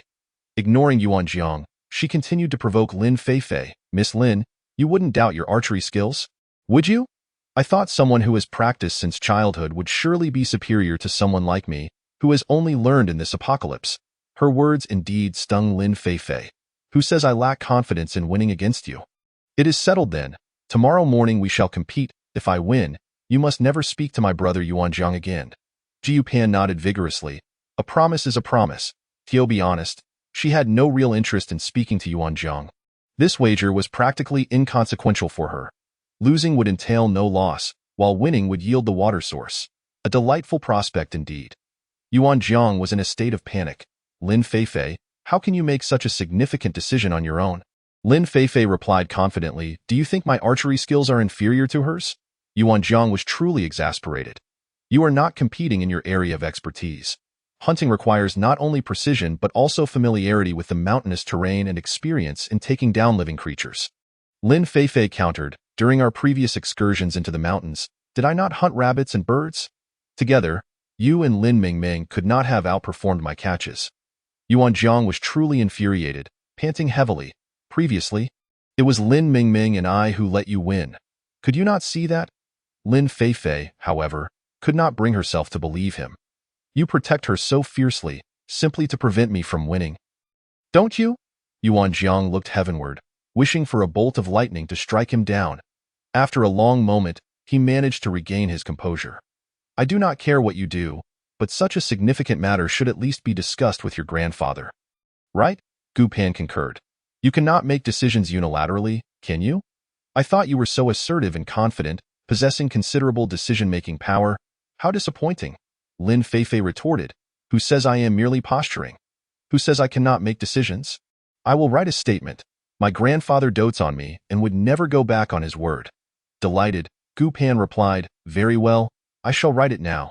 With that, she pretended to reach into her pocket, pulling out a notebook and a pen from her space, squatting down to write.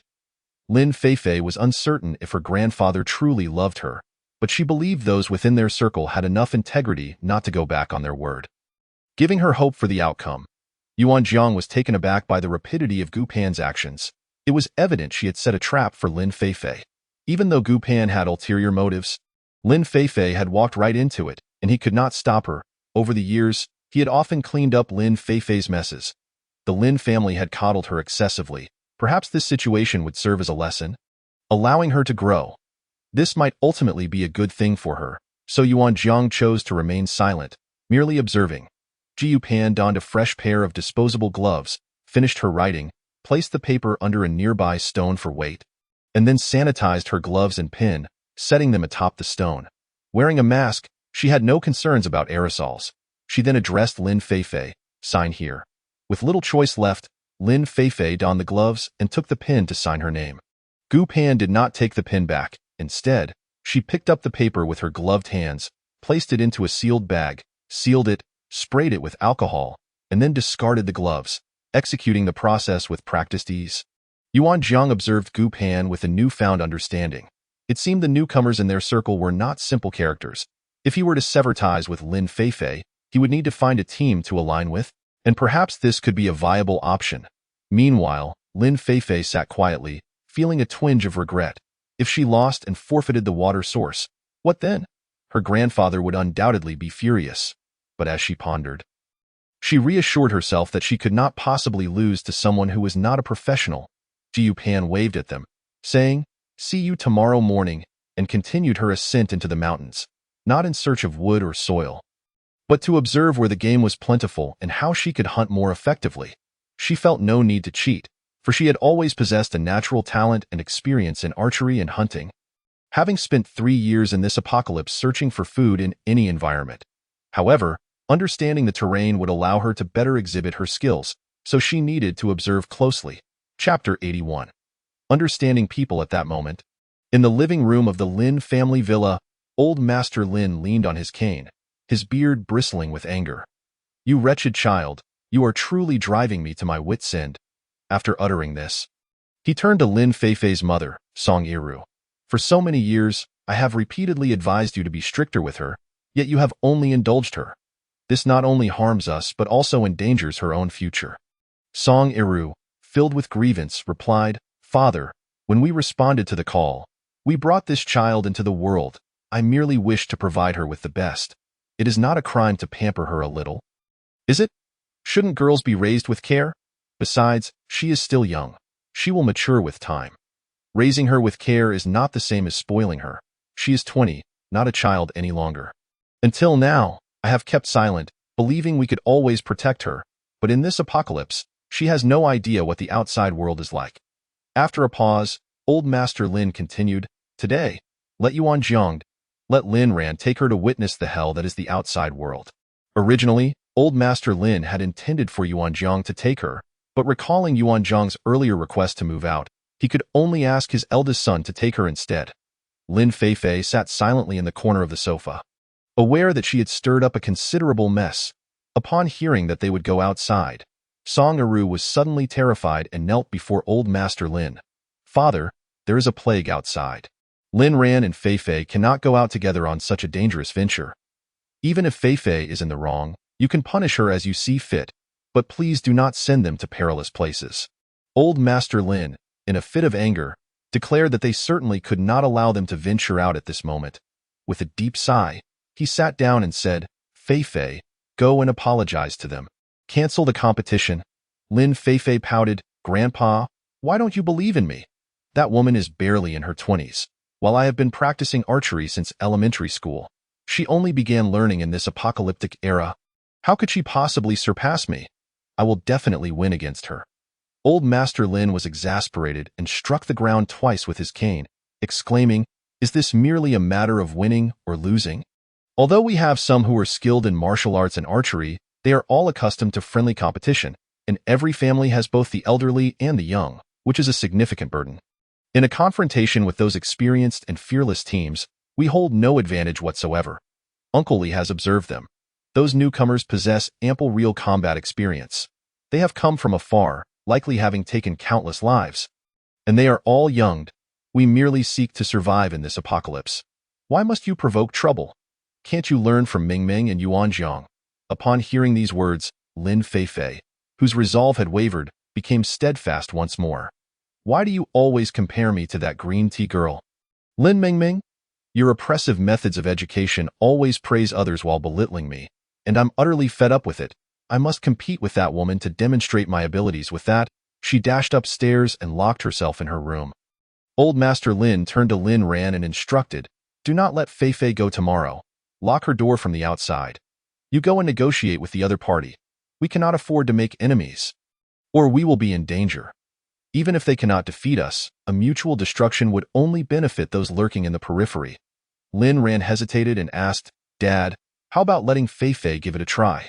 It's just a competition, not a conflict. I believe she can win, and it would also serve as a warning to those outsiders." Old Master Lin shot a glare at his eldest son. "Are you unaware of what your daughter is like? Those outsiders have fought their way through mountains of corpses. Do you think this is a game?" Lin Ran fell silent. Indeed, he had ventured outside and witnessed the brutality of the world. Although they had never clashed with others, he was not ignorant of their viciousness. After a moment, he said, "Then I shall meet that girl tomorrow." Old Master Lin sighed. "We have many elderly and children here. We are fortunate to be in a good place with resources and water. We must learn to cherish what we have. This is not like before. We do not need to compete for superiority. To survive is to hold on to hope.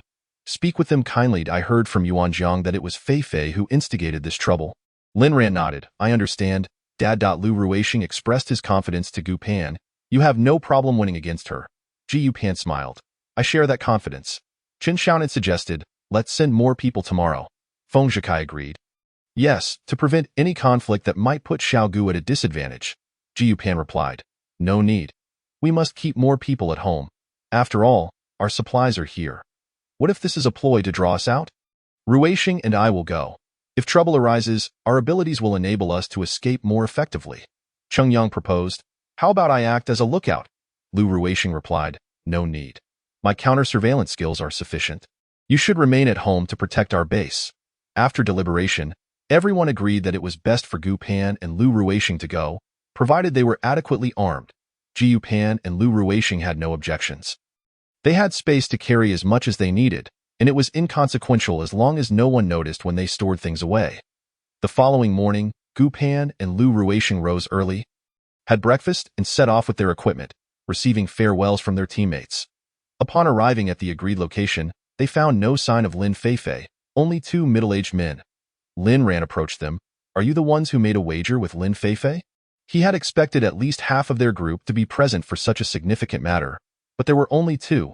Yu Pan responded, "We are." "Where is Lin Fei Fei?" Lin Ran gestured ahead. "Let's discuss this at a quieter place down the mountain." Ji Yupan hesitated, wary of potential ambushes, and suggested, "Let's go to the open space outside the community. There are fewer people there." Lin Ran did not oppose. "All right." As they walked, they introduced themselves. The man accompanying Lin Ran was named Li Changzong. Ji Yupan and Lu Ruixing only provided their surnames, referring to themselves as Xiao Gu and Xiao Lu, adhering to this pattern. Cheng Yang and the others followed suit, using numbers as names in descending order. Lu Ruixing was 5th, Gu Pan 6th, creating a phonetic similarity to aid identification in case they got separated. Upon reaching the open area outside the community, they found it deserted. They stopped some distance away while maintaining a safe distance. Lin Ran spoke first. "My daughter is quite naive and does not represent our capabilities. Therefore, regarding the wager, let us consider it null and void. We are willing to offer some supplies as compensation." Ji Yupan produced the written agreement, stating, "You cannot dismiss this with a mere casual remark. It is not possible. Moreover, we do not wish for supplies. We only seek water." Lai Chongsong frowned. "Are you trying to coerce us?" Gu Pan replied, "It was Lin Fei Fei who initiated this situation, and we are merely following her lead. This is not our doing but hers. Now that she has stirred the pot, after we have invested our time and effort, you cannot simply wish for it to be forgotten. Lin Fei Fei is an adult, not a child." Lin Ran increasingly felt that this woman was extraordinary. He was grateful he had heeded his father's advice to come today. Had Lin Fei Fei attended, their water source would undoubtedly be at risk. He also recognized that the man beside Gu Pan was no ordinary individual, but rather a formidable expert. Remembering his father's admonition, he lowered his stance. "We have been operating within our own territory, and you can see that we do not favor conflict, since you arrived. There has been no pillaging, which indicates you are not marauders. Therefore, can we not reach a mutually satisfactory agreement?" Gu Pan and Lu Ruixing exchanged glances, as they too were averse to fighting, and they agreed with this sentiment. Gu Pan then asked, "What are your thoughts? Please share." Lin Ran responded, "Let us discuss it briefly. Please wait a moment." He and Li Chongsong stepped aside to whisper. Ji Yu Pan and Lu Ruixing understood each other's thoughts without needing to speak. Lin Ran exhaled deeply, as if making a significant decision. "Your numbers are few, and our water source is temporarily sufficient. Therefore, we can share the water source, but it must remain undisclosed. Should this information leak, you will forfeit your right to access it." Ji Yu Pan and Lu Ruixing accepted this proposal. Sharing resources without conflict was indeed a favorable outcome. Additionally, they had no intention of spreading news of this arrangement. As resources were scarce in the apocalypse, and a single spring could not supply everyone, Ji Yu Pan agreed. "All right, we will share the water source, but this must be documented. Otherwise, if you renege, we will have no proof." As she spoke, Gu Pan took out paper and pen and repeated the terms from yesterday. Both Lin Ran and Li Chongsong were somewhat bewildered. It seemed as though these two young people had planned everything meticulously. Avoiding enmity with them was indeed a wise choice.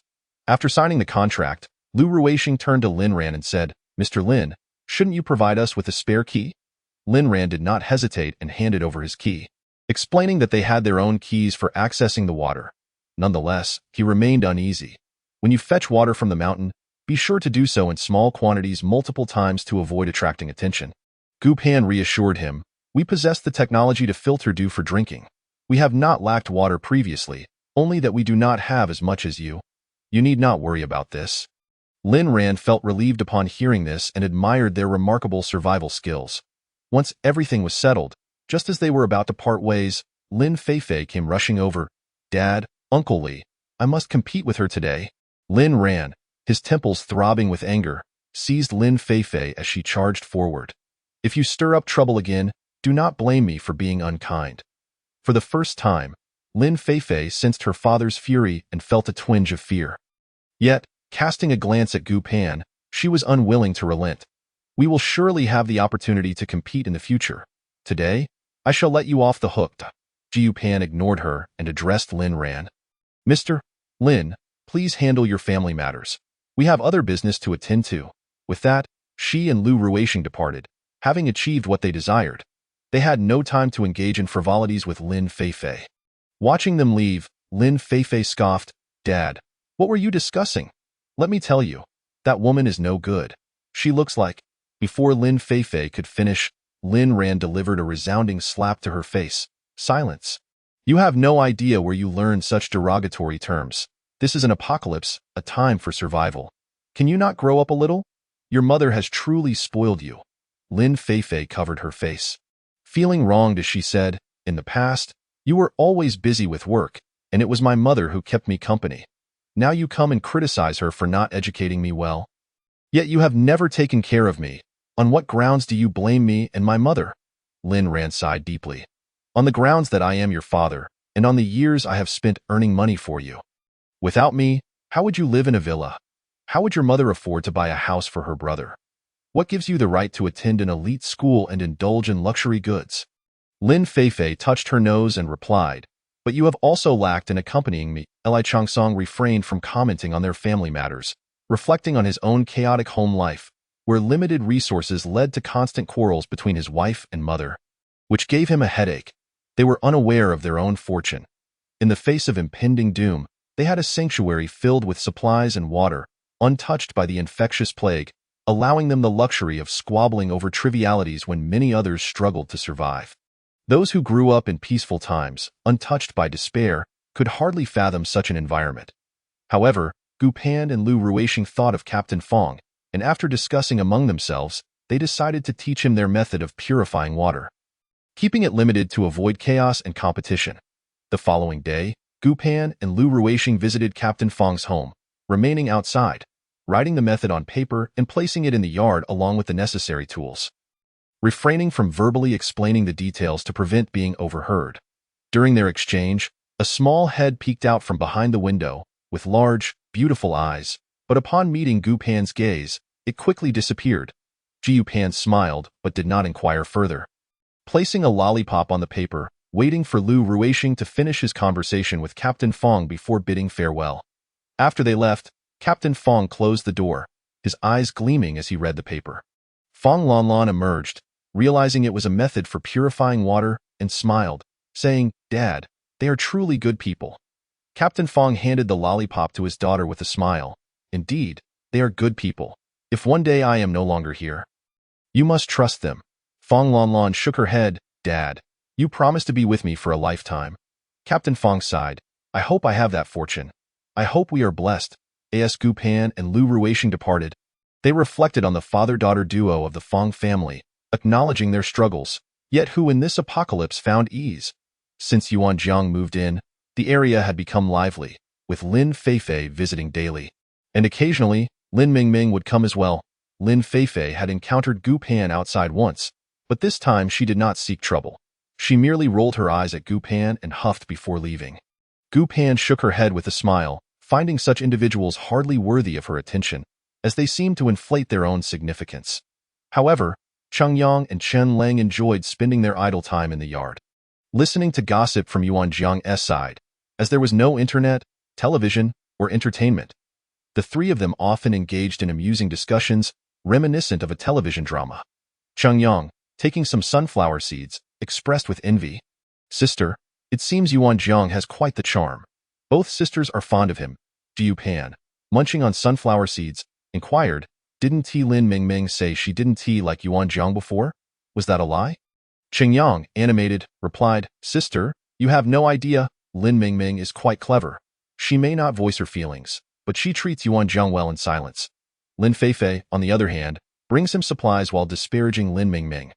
Though she offers gifts, her resentment is palpable, while Lin Mingming, though she gives less, speaks with such comfort." Gu Pan laughed and asked, "Cheng Yang, if you had to choose, would you pick the elder sister or the younger sister?" Cheng Yang quickly waved his hands. "Sister, please don't scare me. How could I, a mere mortal, handle such an existence? I just want to survive this apocalypse with you all. I have little interest in women." Gu Pan teased, "Let us see what happens when you meet someone you like. You might just eat your words." Cheng Lang chimed in, "I'm not looking for a partner either. I plan to roam the world with Cheng Yang." Lu Ruixing approached from behind. "Once dreamed of wandering the world with a sword, only to cancel the plan due to lack of funds." Gu Pan couldn't help but laugh. "That's too much. We mustn't shatter the dreams of the young die in the dusky yard." The setting sun cast a warm glow on the group, their faces adorned with radiant smiles.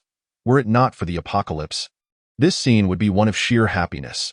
Due to their stringent measures against the pandemic, they had maintained their safety, and infections within the community were minimal, resulting in an overall tranquility in their pursuit of safety.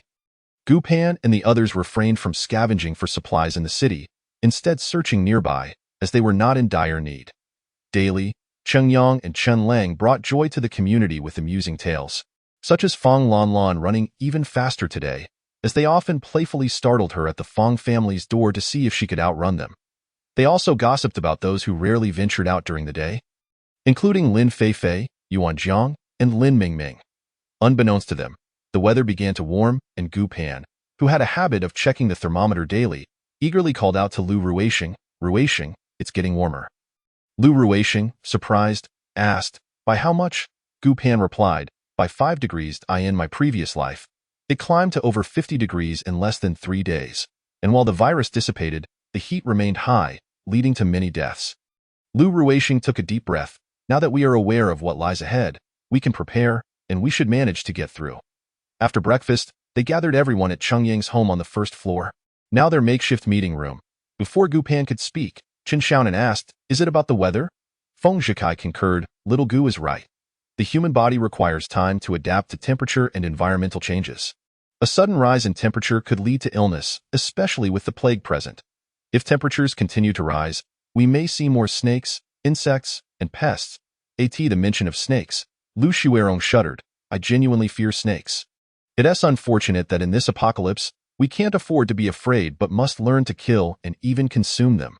With this, everyone sighed in agreement. Indeed, if it were not for the apocalypse, everyone had their fears and dislikes, but now fear was a luxury they could not afford. Faced with life or death, one could only choose courage. At this moment, having food was a blessing. There seemed to be no room for picky eaters unless one had allergies, and those with poor health were likely few and far between. Cheng Yang remarked initially, "I secretly hoped the plague would pass, restoring everything to normal, but thankfully, you all kept sounding the alarm. It seems this apocalypse may truly be insurmountable. No wonder they are building a base. Chunlang added, previously, my classmates and I thought apocalyptic novels were fanciful and unrealistic, never imagining we would wake up to find ourselves in one. Duan Shumi playfully tapped Chunlang's head. Children today are even more pessimistic than us. We will survive this apocalypse and embrace a new beginning. Let us remain optimistic. Ji Yupan felt grateful to be with them, for in her previous life, it was just her and Lu Ruisheng, struggling to survive with scarce resources, constantly battling for a meal, which was agonizing now. Despite the ongoing apocalypse, she could hear laughter each day, a rarity indeed. By evening, the temperature had risen to 32 degrees, causing concern among everyone. Having experienced extreme cold, many began to worry about the possibility of extreme heat. However, worrying was futile. Those without resources could not find a place to escape the heat and still had to venture out for food. Residents of the city, with foresight, began occupying underground malls and basements, seeking cooler refuge. Those who had not yet realized the dire situation were left anxiously unprepared. The next morning, Gu Pan was awakened by the heat. The thermometer read 38 degrees and continued to climb. She quickly turned on the air conditioning fan and drew the blackout curtains, cooling the room. She and Lu Ruisheng had breakfast in their bedroom. Not planning to go out today. Soon, the intercom crackled with voices. Will the temperature reach 100 degrees? Will we all perish? Is humanity doomed? Cheng Yang asked nervously. Chun Xiaonan reassured him, we don't need to reach 100 degrees. Anything above 60 degrees would be fatal, so you 1T even feel 100. Don't worry. If extinction is our fate, none of us can escape. You're not alone in this. While his words carried a hint of jest, fear was futile at that moment. If temperatures continued to rise indefinitely, humanity could face extinction. But if that were the case, it was beyond human control, rendering fear pointless. The outcome would remain the same. Gu Pan recalled that in her previous life, the daytime temperature peaked at 55 degrees, while nighttime temperatures hovered around 45 degrees. Thankfully, nights were cooler than days, providing a buffer. If temperatures soared above 50 degrees for an extended period, few would survive. She held the walkie-talkie and declared, let us all refrain from venturing outside. If necessary, we can retreat to the basement, where we have provisions and water. We shall first assess the situation.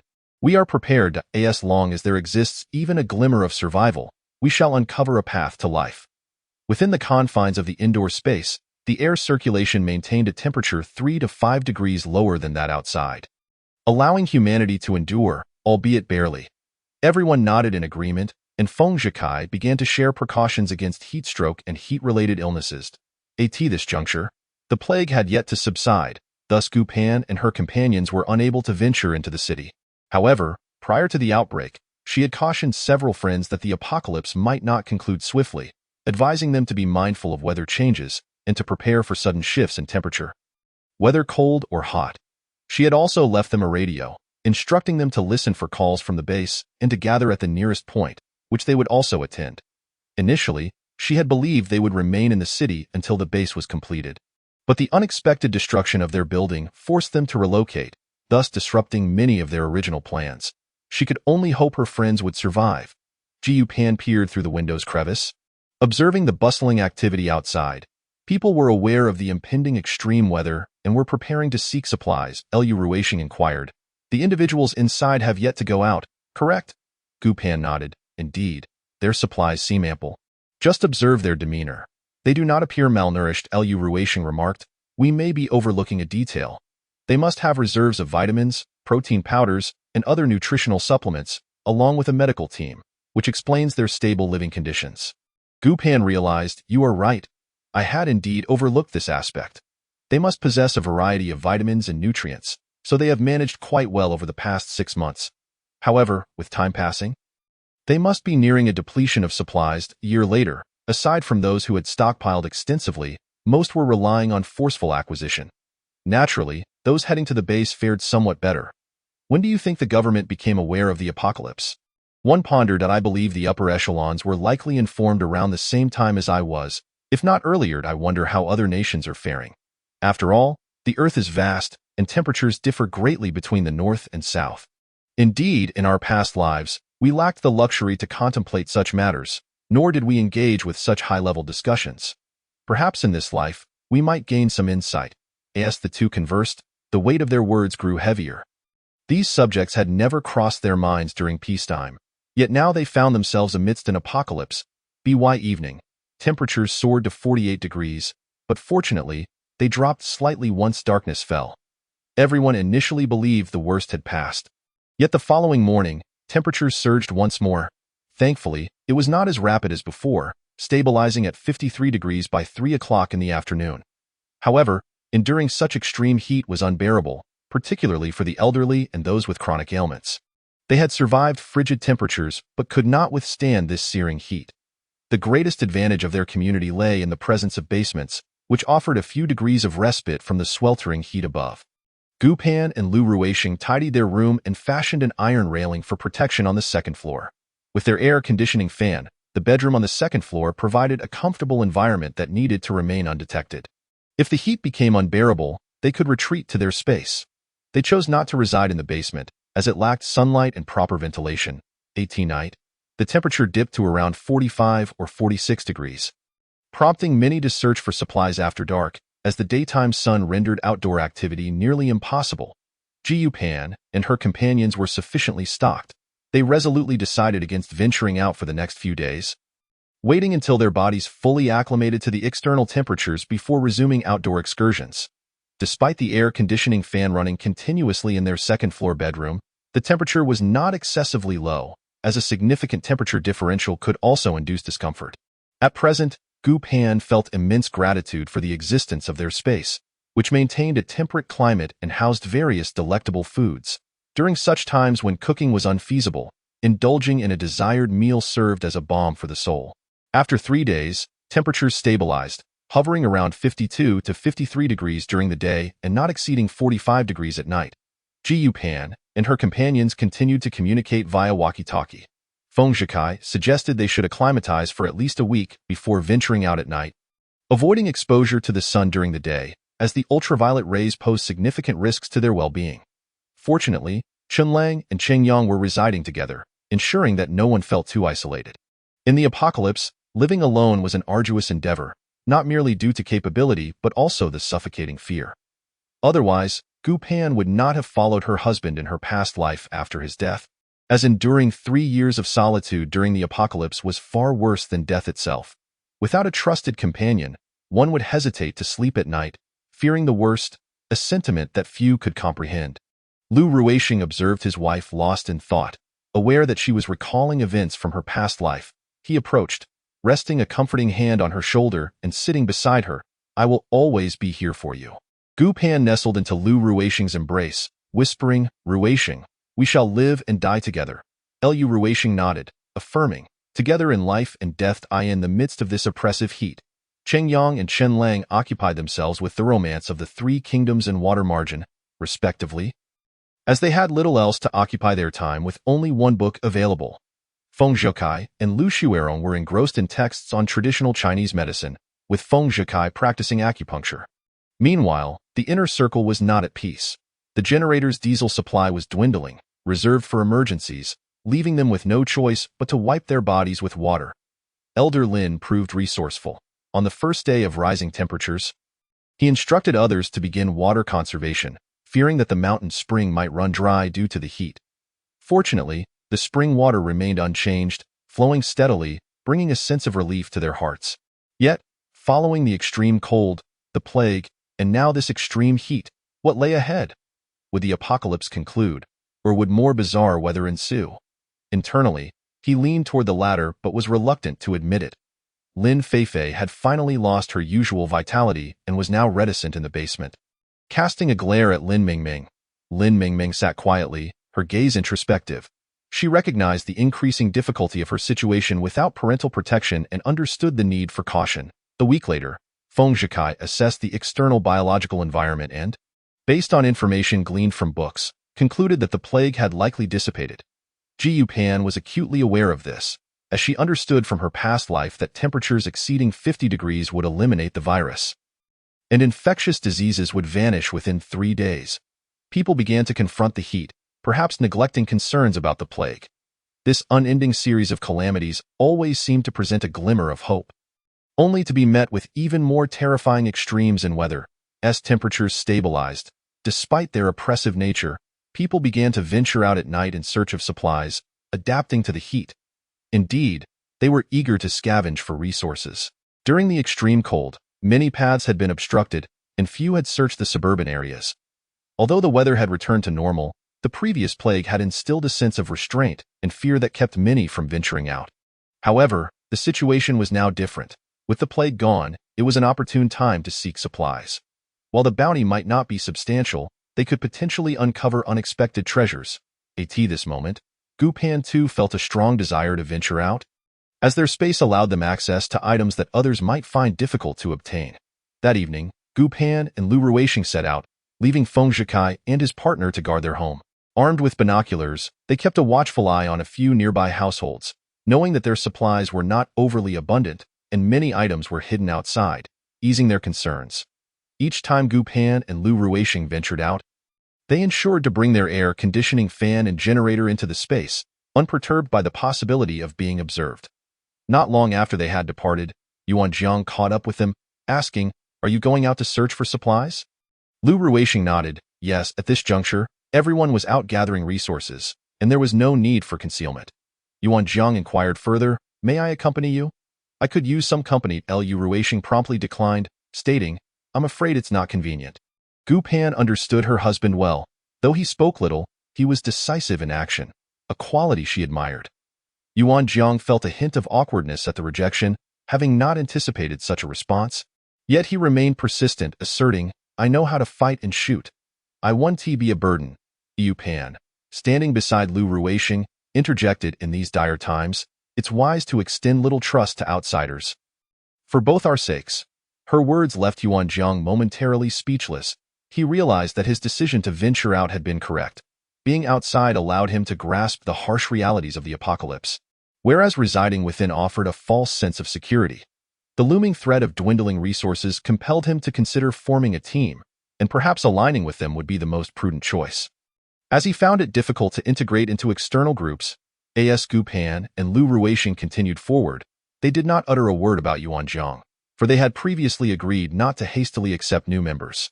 Their search today was directed toward the suburban areas, where factories were plentiful and, most importantly, several wealthy estates awaited. This was their target. They are somewhat different from others. While others primarily focus on food, they do not currently lack sustenance. With Gu Pan's guidance, they aim to seek out other non-renewable resources. Once the base is established, these non-renewable resources could fetch a handsome price, while the base itself will have no shortage of food. Of course, their non-renewable resources do not refer to mineral deposits, but rather to items that are challenging to manufacture in a post-apocalyptic world, such as contraceptives and rare medications. Upon arriving at the factory, they discovered that nearby establishments had already been ransacked, leaving them no choice but to explore the wealthy estate for potential finds. At the entrance, Lu Ruixing instructed the others to conceal themselves while he and Gu Pan ventured inside to assess the situation. In case there were people or unexpected circumstances within, Yu Pan and Lu Ruixing scaled the wall, finding the estate quite expansive, with high fences and an additional layer of walls surrounding the villa. Providing double protection, as they approached the outer wall, they heard a cacophony of voices from within, prompting them to press against the wall and listen intently. After 2 days of searching, how can such a vast estate yield no valuable items? A rough, angry voice exclaimed, "Boss, do you think the occupants took their wealth elsewhere?" A young man's voice chimed in, laced with flattery. "Even if they did, they must have left behind some antiques or gold artifacts." "This is absurd," the coarse voice retorted. "What should we do now, boss? Should we continue here or relocate to another site?" The young man inquired again. "Let's check another location. We can't hang ourselves on a single tree." Listening to their exchange, Gu Pan and Lu Ruixing deduced that the owners were absent, and that these individuals were also scavenging for supplies, operating in an organized manner under a leader. They chose not to speak, quietly retreating to avoid any potential conflict should these individuals discover Qingyang and the others outside. Upon returning home, the group convened for a brief meeting, planning to set out the following evening to search for resources. They still had some gasoline left, and as long as they parked their vehicle far enough away, they would not raise any suspicions. Given that some people had previously acquired gasoline, it was not unusual to hear vehicles on the streets. However, they understood the necessity of safeguarding their car. Finding another functioning vehicle would be troublesome. At home, Gu Pan and Lu Ruishing began expressing their thoughts. Ruishing, I believe we should venture out once more. That estate must hold something of value that those individuals overlooked. Gu Pan suggested that I concur. Such a large place cannot possibly lack valuable items. If there are no antiques or gold, it is highly likely that there exists a hidden room or basement. Lu Ruishing replied. Then let's go right away. Those individuals are heading to another location, and this is the perfect opportunity, he added. Jiu Pan nodded in agreement. Let us go. The two stealthily exited through the back door, retrieved the vehicle from their space, and drove directly to the estate. Upon nearing the estate, they turned off the engine and switched to a small electric vehicle, pedaling to the entrance. Jiu Pan secured the electric vehicle, and the duo re-entered the estate. As they entered the main gate, they were met by the noisy group exiting, prompting Gu Pan to pull Lu Ruishing into their space. It's much safer here than hiding outside, she remarked. Once the raucous group departed, the two emerged and cautiously made their way inside, uncertain if there were any sentinels remaining. Upon confirming the area was clear, they proceeded further. The villa was impressively large. A circular structure spanning 4 floors, Jiu Pan, having encountered numerous luxurious homes in her line of work, was still astounded by the opulence of this residence.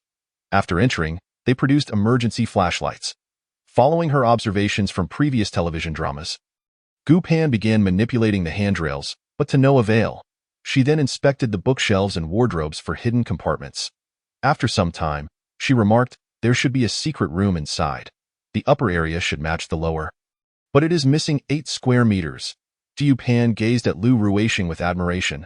Specialized knowledge is indeed best left to specialists. Lu Ruishing chuckled, tapping her lightly on the head, put the calculator away. Let me find the entrance. Jiu Pan complied, watching Lu Ruishing as he searched for the entryway, eager to learn from him. Before long, Lu Ruishing discovered the door, which was not on the same level, an unexpected revelation.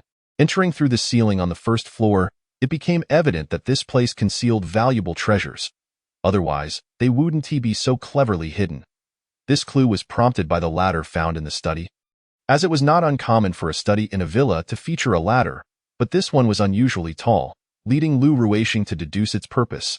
Upon entering the secret room on the second floor, they were taken aback by the sight of antiques, paintings, gold, silver, diamonds, and various jewelry, likely items meant for auction. Returning home, Gu Pan and Lu Ruishing hurriedly entered their space, only to be greeted by a message on the display screen. Space usage duration has been exceeded. Injecting gold can expand the usable area. Current area is 8,120 square meters. This revelation elicited gasps of astonishment from both of them, as it was entirely unexpected. The potential for expansion was thrilling. If the area were sufficiently large, they could accommodate cruise ships or airplanes, and if it grew even larger, the possibilities would be limitless. They pondered whether there was a cap on the space, and if so, whether reaching that limit would unlock new features, or if the space was indeed infinite. Such uncertainties remained. For now, they could only speculate, but they reminded themselves not to be overly greedy. They had always maintained this mindset. They were content with their current situation, and any additional surprises would merely be icing on the cake. Nonetheless, their hearts raced with excitement. Jiu Pan remarked, this individual certainly hoarded hard currency. There is a considerable amount of gold here, enough to replenish our duration completely. As they observed the space, the previously vacant areas appeared larger, revealing the system's intelligence. It expanded from the previously empty spots rather than uniformly increasing from the edges, making it more convenient to utilize. Lu Ruishing reflected, the previous area was slightly larger than a soccer field. A standard soccer field measures 7,140 square meters, so the initial area was likely around 8,000 square meters. After all, the starting figure should be an integer, right? Of course, this is just conjecture. We'll need to inject more gold later to observe changes in the area. Jiu Pan nodded. So today's gold has increased the area by 120 square meters. It seems this estate was quite affluent. These items must have been stored prior to the apocalypse. Let us see what else we can find. The shelves were filled with visible antiques, but their interest lay in the boxes. Eager as children opening surprise gifts, upon opening a moisture-proof box, they were shocked to find it filled with stacks of large denomination US dollars, 3 full boxes, confirming that these were indeed preparations made before the apocalypse. In the aftermath, these dollars had become less valuable than toilet paper. Gu Pan then opened another box, only to find it empty. Could this have been a container for gold? Perhaps the space consumed the gold in exchange for duration and area. Lu Ruishing expressed uncertainty. It's possible. Let us check the others. As he opened yet another box, it contained small containers. Gu Pan awkwardly opened one, revealing a collection of jade ornaments. This gold-inlaid jade is left with only the jade. The gold has been devoured by the space. I wonder if this was crafted by a master. Such a pity, Lu Ruishing chuckled. You can't have both fish and bear's paw. We've done quite well. Let us keep exploring. Chapter 87. Expanding the area, the two examined the boxes, noting that all gold-containing items had vanished, but pieces like red coral remained intact. It was then they realized the same pattern applied to the shelves. Wherever gold was present, it had disappeared. Such is the nature of gain and loss. There was no avoiding it. This space truly was a gold-devouring beast. They continued to open boxes filled with antiques and paintings. However, the three safes before them, two large and one small, proved impenetrable.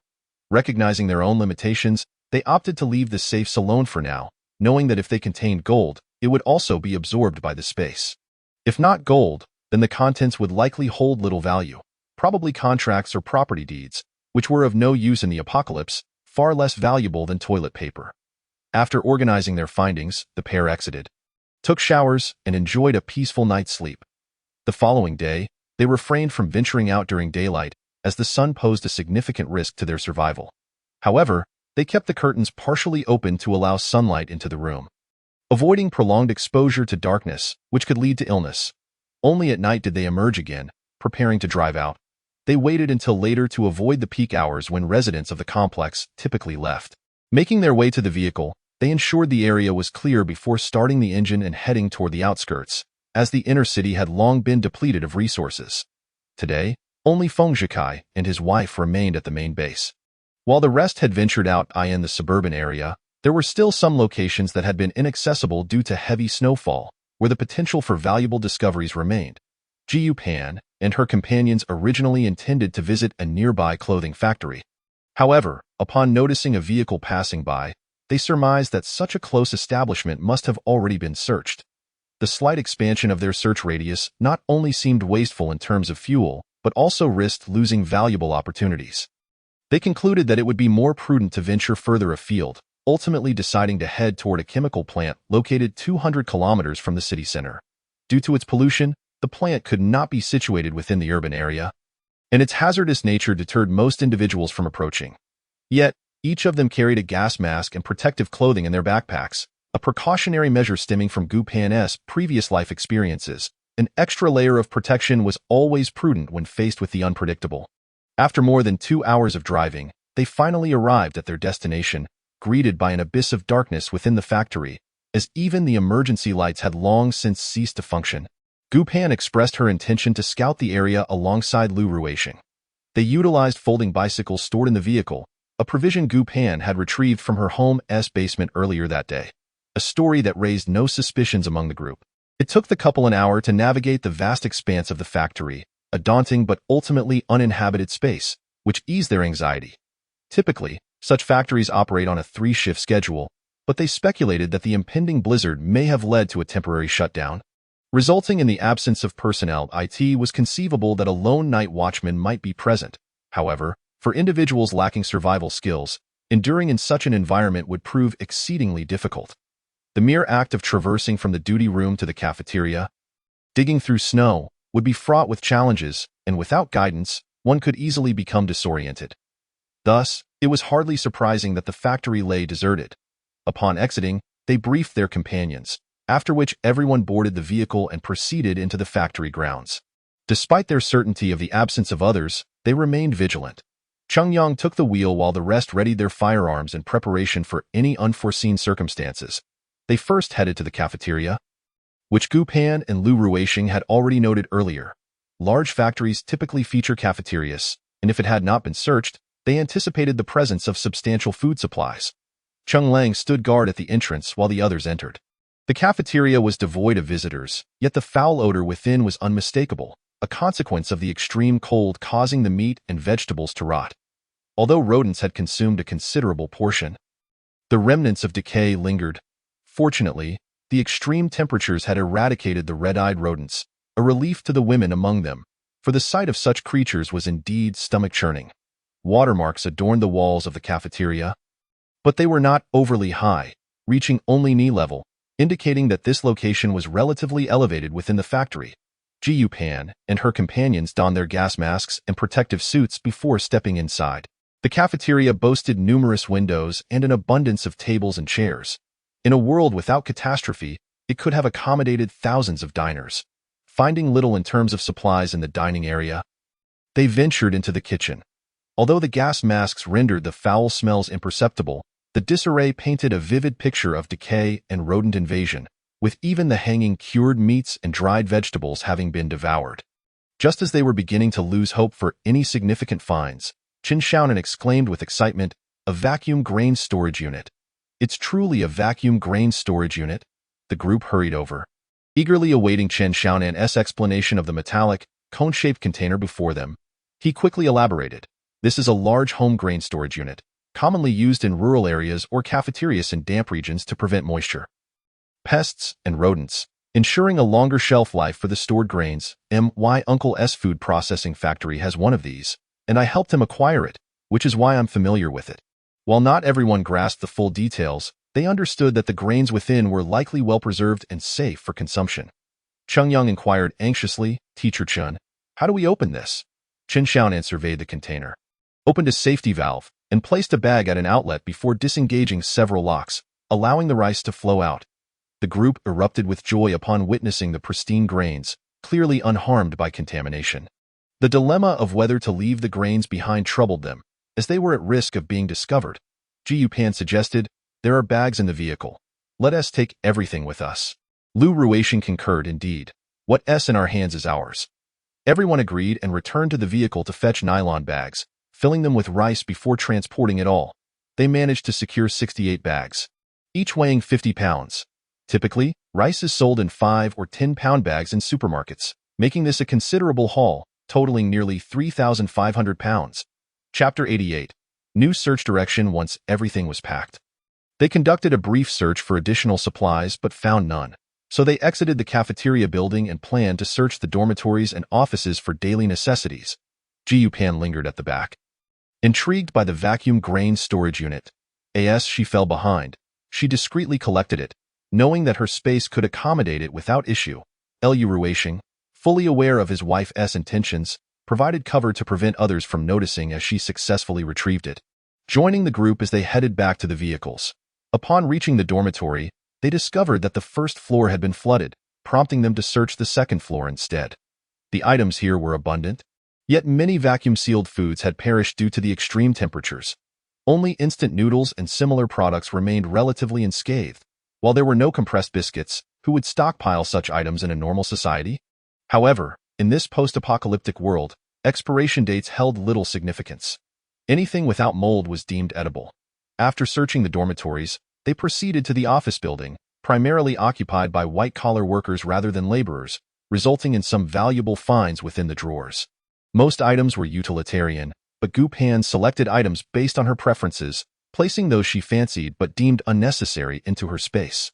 Upon their arrival, Fong Lan Lan dashed home at an astonishing speed. Leaving everyone astonished, Ji Pan had long believed that Fong Lan Lan could outrun even Usain Bolt. Cheng Yang blinked in disbelief, shaking his head in astonishment. "My idol," he thought to himself. Lu Ruixian greeted Fong Banzhong, inquiring, "How has it been for you these past few days?" Fong Banzhong nodded. "It's been manageable. I have good skills, so I've been able to set traps and catch some rabbits. As long as I can survive, I am content." Ji Pan retrieved 2 packages of sanitary napkins, along with soap and a pack of tissues, handing them to Fong Banzhong. "For Lan Lan," she said. Fong Banzhong gratefully accepted the items, expressing, "Thank you so much. I don't know how to repay you." The group then made their way to Feng Zhikai's residence to deliver their share of supplies, acknowledging that whether guarding the house or venturing out, everyone contributed equally and thus deserved a fair distribution of resources. Listening to their recounting of the night's findings, Feng Zhikai and his wife were filled with excitement. These supplies could potentially last them a year. Typically, 8 individuals might consume 3 pounds of rice per meal, totaling 9 pounds daily, which amounts to 270 pounds monthly. While they could not afford to be extravagant, they would still require a minimum of 200 pounds each month. Given the scarcity of other foods, they could not afford to live as others did, merely fighting for survival, making 200 pounds a necessity. Over the course of a month, that equates to 4 bags of rice, totaling 48 bags for the year, over 60 bags, enough to last approximately a year and a half. If they were to reach a base, they would likely need to contribute grain upon arrival. And this stock could facilitate their entry. Even without accessing the base, these supplies would sustain them for quite some time, allowing them to continue searching for more resources rather than living off their dwindling supplies. The following day, they collectively decided to rest, as transporting the rice had proven exhausting. They planned to organize the supply storage location, opting for a day of relaxation otherwise. Jiu Pan and her companions, mindful of startling Fong Lan Lan, came to a halt, hoping to ease her tension. However, it seemed that Fong Lan Lan was momentarily frozen. She wanted to collect potatoes, but was equally eager to avoid drawing attention. The potatoes were vital for her and her father's dinner, yet evading the group felt equally important. The more she struggled with her dilemma, the more rigid her body became, ultimately resulting in her maintaining a running posture. Completely motionless, Chun Lang felt a surge of amusement. Seeing Gu Pan laugh caused him to double over in laughter, while Lu Ruishing, typically serious, couldn't resist chuckling either. Jiu Pan and her companions endeavored to compose themselves, stifling laughter out of respect, yet the scene was far from manageable. Chung Yang, feeling guilty, lamented, "It's all my fault. I couldn't hold back," which led to everyone losing their composure. "What should we do?" "We can't let the young lady become more withdrawn," Jiu Pan replied. In this moment, perhaps being reserved isn't entirely negative. If she avoids contact with others, she can seek resources independently, which is a viable survival strategy. Lu Ruishing nodded in agreement. Indeed, encountering the wrong individuals could place her in peril. Chun Lang gestured toward the potatoes on the ground. "What should we do about those?" Cheng Yang stepped forward to retrieve the potatoes, admitting, "This is all my doing. I'll apologize and ensure she knows we mean no harm." Jiu Pan suggested, "Let us all go together. After all, we did share a laugh." A few individuals ventured together to Fong Banzhong's residence. Upon arriving at the doorstep, they encountered Fong Banzhong, who was outside gathering potatoes. Having heard his daughter recount the earlier events, he was reassured that Gu Pan and her companions posed no threat to their supplies, and thus he emerged from his abode. Upon seeing Gu Pan and the others, Fong Banzhong initiated the conversation. "Just now, that child Lan Lan made quite the spectacle of herself," Lu Ruishing replied. "Fong Banzhong, we should not have laughed. It was inappropriate on our part." Lan Lan quickly retreated beneath the windowsill, but to everyone's surprise, she spoke up, "Thank you." This expression of gratitude encompassed not only the return of the supplies, but also a profound respect. Many had mocked her, yet none had offered an apology. She understood that these individuals were kind and respectful. She was genuinely grateful for the items Gu Pan had given her previously, yet she struggled with the means to communicate. In that moment, her thank you carried immense weight, as it required her utmost courage to utter it, directed towards everyone outside. Fong Banzhong was taken aback. "This child is speaking to others. This must be Xiao Cheng. Could you please exchange a few words with her?" After a brief pause, Lan Lan's voice emerged. Rainbow candy is pretty." Fong Banzhong beamed with delight. "Look at that. Who would have thought she would converse with Xiao Cheng? In the future, if Xiao Cheng passes by my house and has the time, could you please say a word or two to her?" Chung Yang turned to Gu Pan, who nodded and replied, "It's nothing significant. Just a greeting when passing by will suffice." Chung Yang agreed. "All right, I will make it a point to speak with her on my way past." As he spoke, Chung Yang handed the potatoes to Fong Banzhong and also retrieved a box of rainbow candy from his pocket. Offering it as well, Fong Banzhong expressed his gratitude. After exchanging pleasantries, Gu Pan and her companions took their leave. On their way up the mountain, Cheng Yang hummed a cheerful tune, feeling particularly special. The group discussed that if they passed by Fong's home, they should make it a point to greet Fong Lan Lan. While being introverted is not inherently negative, it is crucial that her life does not revolve solely around Fong Banzhong, in this unpredictable world. Should she find herself alone, she must retain the ability to communicate with others. This could be seen as meddling. On one hand, Fong Banzhong and Lu Ruishing were comrades, and on the other, it was merely a matter of offering a word of kindness when passing by. Currently, they had secured a water source, yet the estate's perimeter remained unknown to others, making the search for water a diverse endeavor. However, Gu Pan and her companions recognized that they could not afford to be overly altruistic. This water source must remain confidential. Otherwise, word would spread, leading to contamination, and they might find themselves without water. That evening, they ventured out once more to scavenge for supplies, leaving Qingyang and Chunlang to guard the home. Being young, it was essential to train them comprehensively. They could not merely be lively and active outdoors, but must also learn the skills to safeguard their stronghold. Jiyu Pan and her group journeyed far that day, yet returned empty-handed, having only discovered a small amount of gasoline, which at least justified their efforts. Upon reaching an isolated area, Gu Pan retrieved a motorcycle from her space. The motorcycle was agile, fuel-efficient, and the refreshing breeze it provided at this temperature was quite pleasant. The two rode toward Shiliang, as it was nearby. Nowadays, people tended to operate at night, so the second-hand traders near Shiliang were likely still gathered outside the mental hospital.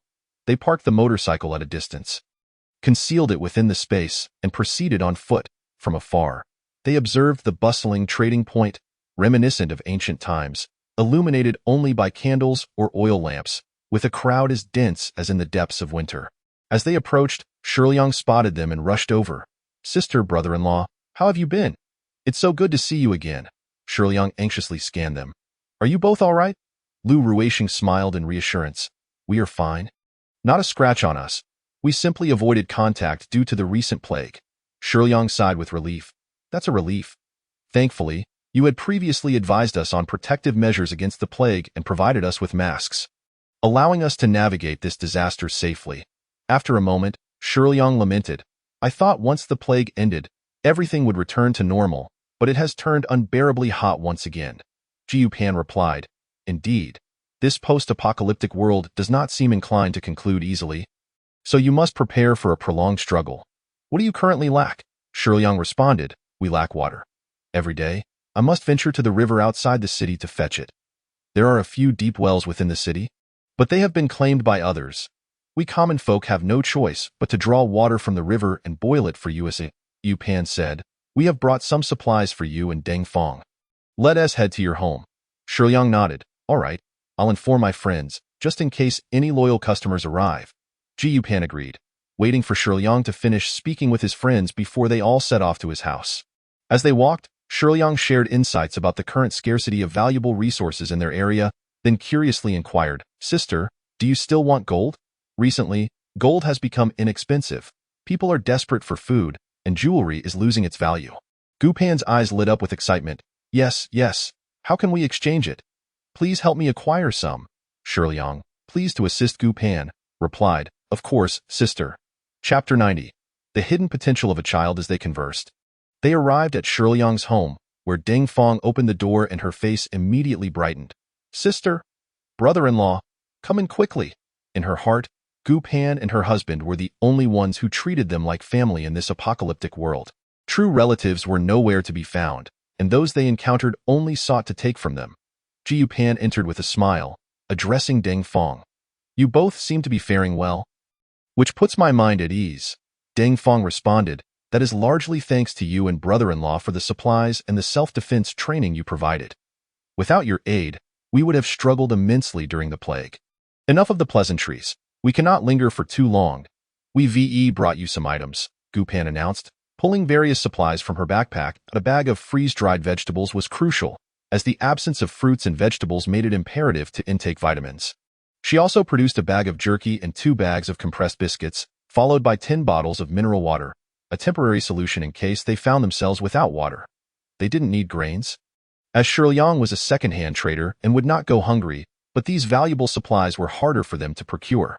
Shiliang and Deng Fong watched in admiration as Gu Pan pulled out so many items from her bag. They marveled at her strength. Sister is indeed remarkable. She can carry such a heavy load, and brother-in-law's bag must be even heavier. They were unaware that Gu Pan had concealed these items from her space. Finally, Gu Pan presented a box of contraceptives to Deng Fong. "In these times, we must avoid pregnancy at all costs. Otherwise, survival will become exceedingly difficult."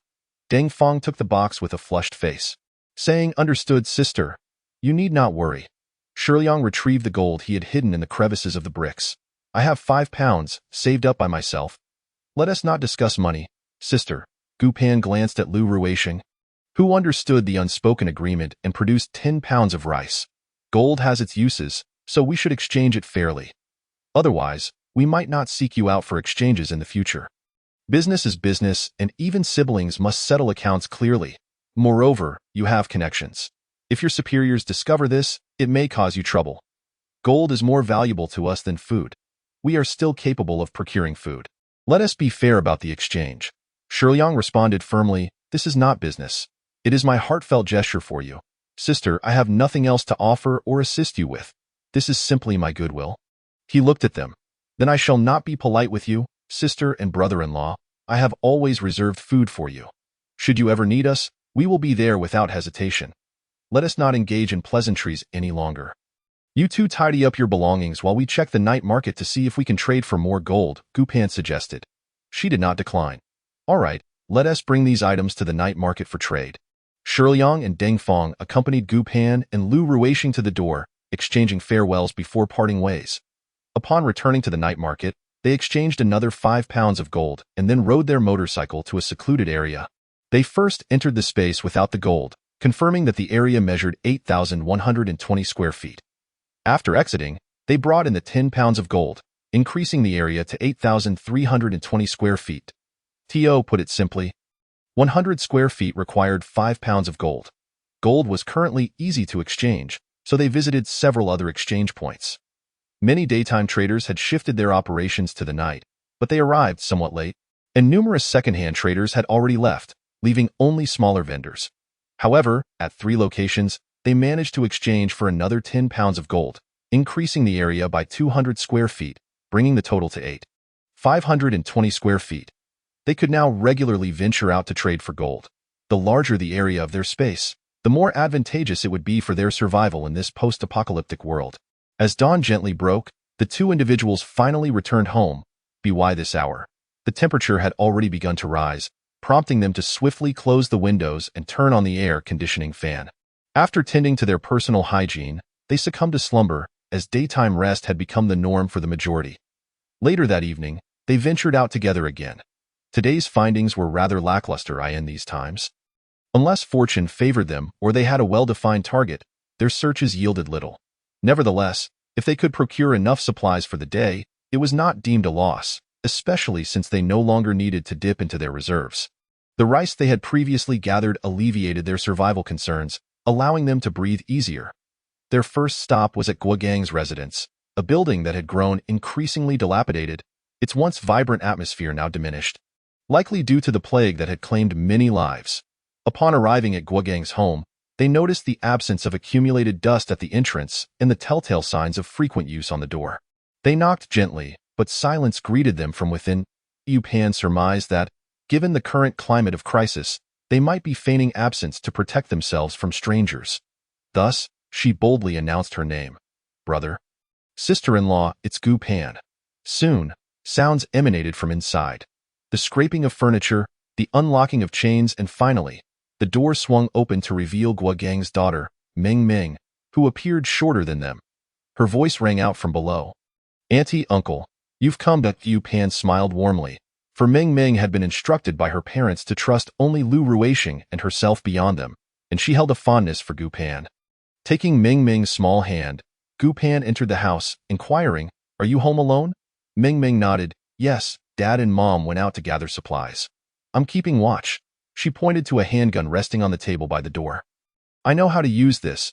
Yu Pan gazed at the loaded firearm, marveling at the unexpected realities of the apocalypse. Even a child so young had to learn to wield a gun. Guogang had ensured it was ready for emergencies. Their outings were brief, so the weapon's readiness was not an immediate concern, and it remained undamaged. Such sentiments were likely only born from the trials of a post-apocalyptic world. Yet what choice did they have? They could either struggle to survive or adopt unconventional methods. Ming Ming was obedient and refrained from touching the loaded gun when there was no danger. She understood it was a tool for survival. Yu Pan affectionately ruffled her hair. "Ming Ming, you're so impressive. What should I reward you with?" As she spoke, Gu Pan retrieved a lollipop from her pocket. Ming Ming's face lit up with joy. I haven't had candy in ages. Meanwhile, Lu Ruixing assessed the safety of the home. The windows and doors had been reinforced. Though Guogang and his wife were absent, Meng Meng was well informed about the events following the plague. The oppressive heat lingered, yet aside from that, conditions were manageable. Her mother had become adept in both agility and marksmanship, and her parents were capable of procuring supplies, ensuring that their family was not in want of food, which provided Gu Pan and Lu Ruixing with peace of mind. After months apart, Meng Meng seemed to have matured significantly. Yu Pan chatted with her for a while, leaving behind some supplies, including vitamins and calcium-rich items, along with cookies and snacks to ensure her compliance for future visits. Reluctantly, Meng Meng clung to Gu Pan's hand. "Auntie, when will you come again? I like your visits." Yu Pan squeezed Meng Meng's small hand reassuringly. "I'll come whenever I can. We were hesitant to venture out due to the plague, but now that it has passed, we can visit, right?" Meng Meng beamed. "Then Auntie must come often." Gu Pan, however, refrained from making promises. "I'll try my best to come when I have time," Lu Ruixing advised Meng Meng. "After we leave, make sure to lock the door and barricade it with items." "Understood?" Meng Meng nodded earnestly. "I'll remember." He reiterated a few safety precautions, reminding her to keep an eye on the candles to prevent any fires. Meng Meng listened attentively, assuring him she would keep it all in mind. After departing from Guogang's home, Gu Pan and Lu Ruixing made their way to Dong Mingyue's parents' house, where only her brother and sister-in-law remained. The children and elderly had perished during the plague. Gu Pan felt at a loss for words, leaving behind some supplies with a note for them to contact her if they decided to relocate, facilitating future reconnection. With a heavy heart, they proceeded to Dong Mingyue's location. Dong Mingyue was still residing in that neighborhood. Upon arriving at the entrance, they spotted a young man who had previously accompanied her. Lu Ruixing approached to inquire about Dong Mingyue's whereabouts. The young man recognized Gu Pan and Lu Ruixing. His excitement palpable. "Brother and sister, you're here. Our sister is at home. I'll take you up." As he led the way, he eagerly shared. "This entire complex now belongs to our sister. No one dares to cross her." She swiftly made a name for herself after eliminating the leader of a neighboring complex. Yu Pan listened to the young man's effusive praise of Dong Mingyue, her feelings a mix of admiration and complexity. Yet, in this apocalyptic world, such survival tactics were indeed fitting. Yu Pan understood well that achieving Dong Mingyue's position was no small feat, likely forged through her past suffering at the hands of her husband and mother-in-law. The security measures were stringent, with guards stationed at the entrance and hidden sentries, indicating Dong Mingyue's strategic prowess. Ascending to the 6th floor, the young man knocked on the door, announcing, Sister Gu and Brother Lu have arrived." Gu Pan couldn't help but smirk at the peculiar title, but she dismissed it. It was merely a name, not worth taking too seriously. The door swung open, revealing Dong Mingyue, who enveloped Gu Pan in a warm embrace. "It's wonderful to see you both alive. My people have been searching for news about you. Where have you been? I was terrified when I heard your building burned down, fearing the worst. I checked for your bodies, but only the attackers were found, and with the ropeway, I knew you must have escaped." Hearing Dong Mingyue's worried ramblings, Gu Pan chuckled. "Since when did you become so caring?" Once inside, they settled on the sofa, which was tastefully arranged, suggesting that Dong Mingyue was faring quite well. She wasted no time in having the young man fetch them bottled water and snacks. Gu Pan interjected, "No need to fuss, we're just glad to see you doing well. Come on, tell me about your ambush. I want to learn from your experiences," Dong Mingyue urged, her enthusiasm for military strategy apparent. Gu Pan recounted the events of that day, even sketching out their defensive layouts and the ropeway-esque configuration. Dong Mingyue absorbed the information eagerly. Yu Pan then produced 2 military strategy books and 100 rounds of ammunition from her bag. Fully aware that Dong Mingyue's ability to maintain her stronghold hinged on her access to firearms and ammunition. Grasping these items, Dong Mingyue held Gu Pan's hand tightly. Pan, it's truly a blessing to have you." Gu Pan replied, "No need for thanks. We have our means of transportation. Save your fuel for critical moments. Now that I know where you are, I'll visit when I can. Don't trouble yourself with that. Just manage your territory well. We'll frequently come by to trade for supplies and we'll visit you then," Gu Pan assured her. "If you're ever in need, just let me know and I'll bring you some." "No, our trading is to maximize our interests. We're not lacking at the moment.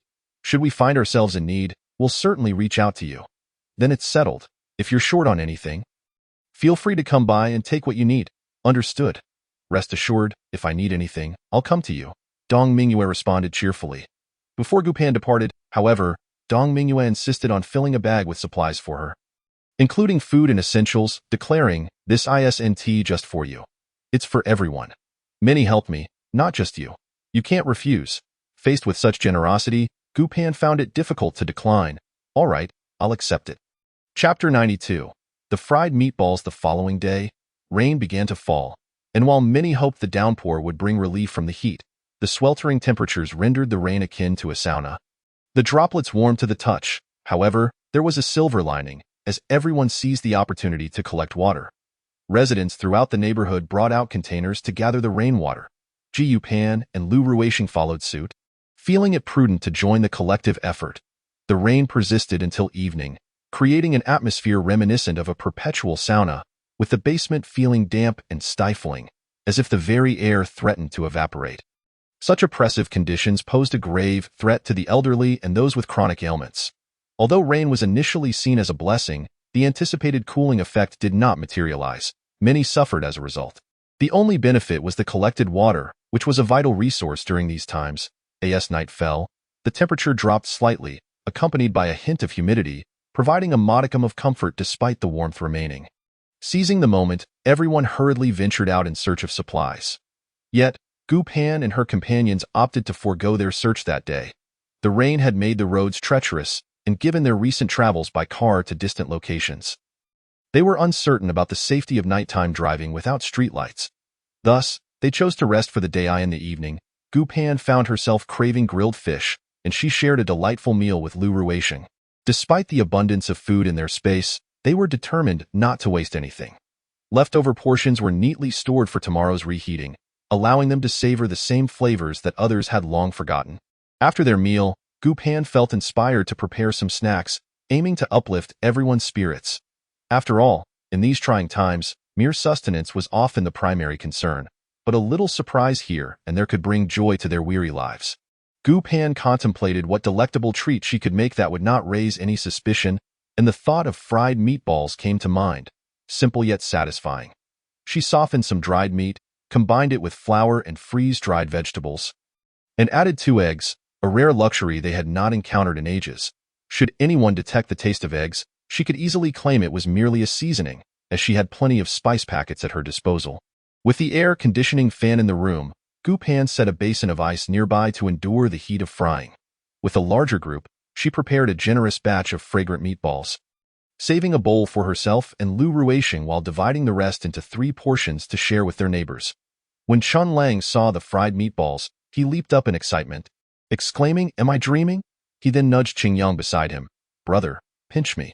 Qingyang obliged, pinching his arm. "Does it hurt?" Chun Lang yelped, "Ouch, yes." Qingyang, already enjoying his share, teased, "Silly boy, if you want to know if it's a dream, just eat one." Gu Pan chuckled, "Well, for the sake of food, we can hold on a little longer." This jest brought laughter to everyone. Feng Zhekai and Lu Shuerong were particularly pleased, as they were not adept in cooking. Having relied on a housekeeper in their previous lives, the simple pleasure of enjoying such delicacies in their current situation was immensely satisfying. That night, they discussed via intercom their plans for the next day. Gu Pan and Lu Ruisheng would take Qingyang and Chun Lang up the mountain to check on the rabbit traps they had set earlier. As it had rained that day, they decided it would be too dangerous to go that night and planned to head out in the morning instead. After a restful night, the following morning, Gu Pan and Lu Ruisheng led Qingyang and Chun Lang up the mountain. The 2 boys snacked on a small bag of fried meatballs as they walked, having saved some from the previous day. When they reached a wall, Qingyang raised the paper bag and called out, "Fong Lan Lan, would you like a meatball?" Fong Lan Lan hesitated, her hands still on the wall, torn between desire and restraint. It had been ages since she had savored a fried meatball, and the temptation was strong. Qingyang, feeling slightly embarrassed, glanced at Gu Pan, aware that the meatballs were her creation and that offering them felt a bit inappropriate. "Sister, he had been mulling over Fong Banzhong's advice to engage with her when the opportunity arose. Gu Pan, catching on to his thoughts, teased, "A gentleman's word is his bond. Are you really going to backtrack on your promise? Surely you can be generous enough to share with Lan Lan?" Blushing, Qingyang approached Fong Lan Lan and handed her a meatball, saying, "Gu Pan made these. They are delicious." Watching her scale the wall with agility, Chun Lang exclaimed, "Wow, I thought she was just fast, but she can climb walls that quickly?" Lu Ruishing remarked. Her reflexes are remarkable. Such speed is rare even among special forces, and she seems quite skilled. He then turned to Qingyang and Qinlang. Don't just stand there grinning. You two might not even be a match for her. This comment dampened their spirits. Could they really be outmatched by a seemingly frail girl? They trained daily and had fought before. How could they possibly lose to her? Gu Pan trusted Lu Ruishing's judgment. Recognizing that Fong Lan Lan must possess exceptional talents, a gift that not everyone could attain. However, it was also undeniable that she had diligently trained with Fong Banzhong, putting in as much effort as anyone else. Consequently, Chengyang and Qinlang were less lively than usual during their outing, focusing on checking a few traps for rabbits, but to no avail. Perhaps the rain had driven them away, or the heat was simply too much. That day marked the author's birthday, thus a bonus update was promised. As they continued their musings, Qinlang sighed. We tease Fong Lan Lan daily, yet here we are, outdone by her. How humiliating. Chengyang added, I always thought she was just fast. I never imagined her skills were so refined. You think we might have underestimated her? Surely, Uncle Lu couldn't be mistaken. Impossible. What kind of eyesight does he have? Not just anyone can become a special forces soldier. He's a leader who has seen countless experts. True, we must work harder from now on. They contemplated their own strengths, acknowledging that while Fong Lan Lan excelled in evasion, Gu Pan was formidable with her hidden weapons and marksmanship. What should we focus on? Qinlang pondered, realizing he had never considered it before. Let us practice in the early mornings when it's still cool, Chengyang suggested. Agreed. We'll secretly train and surpass Fong Lan Lan. Absolutely, by the way. Do you think she has some sort of martial arts manual? Perhaps she can perform the light body technique? Qingyang mused, genuinely curious. Brother, you're older than me. How can you be so naive? In this apocalypse, anything is possible. Well, we might as well start honing our throwing skills. Without a unique talent, how can we survive in this world? Indeed, as their discussion grew heated, Fong Lan Lan was at home enjoying her fried meatballs. She held one up to Fong Banzhong, saying, Dad, you should try this, I'd prefer you to eat it. I'm not fond of fried foods, he replied, swallowing hard as the aroma proved tantalizing. Come on. Let's each have one. I'll use the rest to make dumpling soup later, which will be rich and flavorful as Fong Banzhong chewed. He remarked, Lan Lan, don't you think these meatballs taste like they have eggs in them? It has been ages since I've had eggs. If only it weren't the apocalypse. Fong Lan Lan nodded. They really do taste like eggs. There must be some chicken essence in there as well. It's delicious. You're not upset that I kept you outside today, are you? Not at all. I know you mean well and want me to socialize with others. I actually like them. I'm just scared.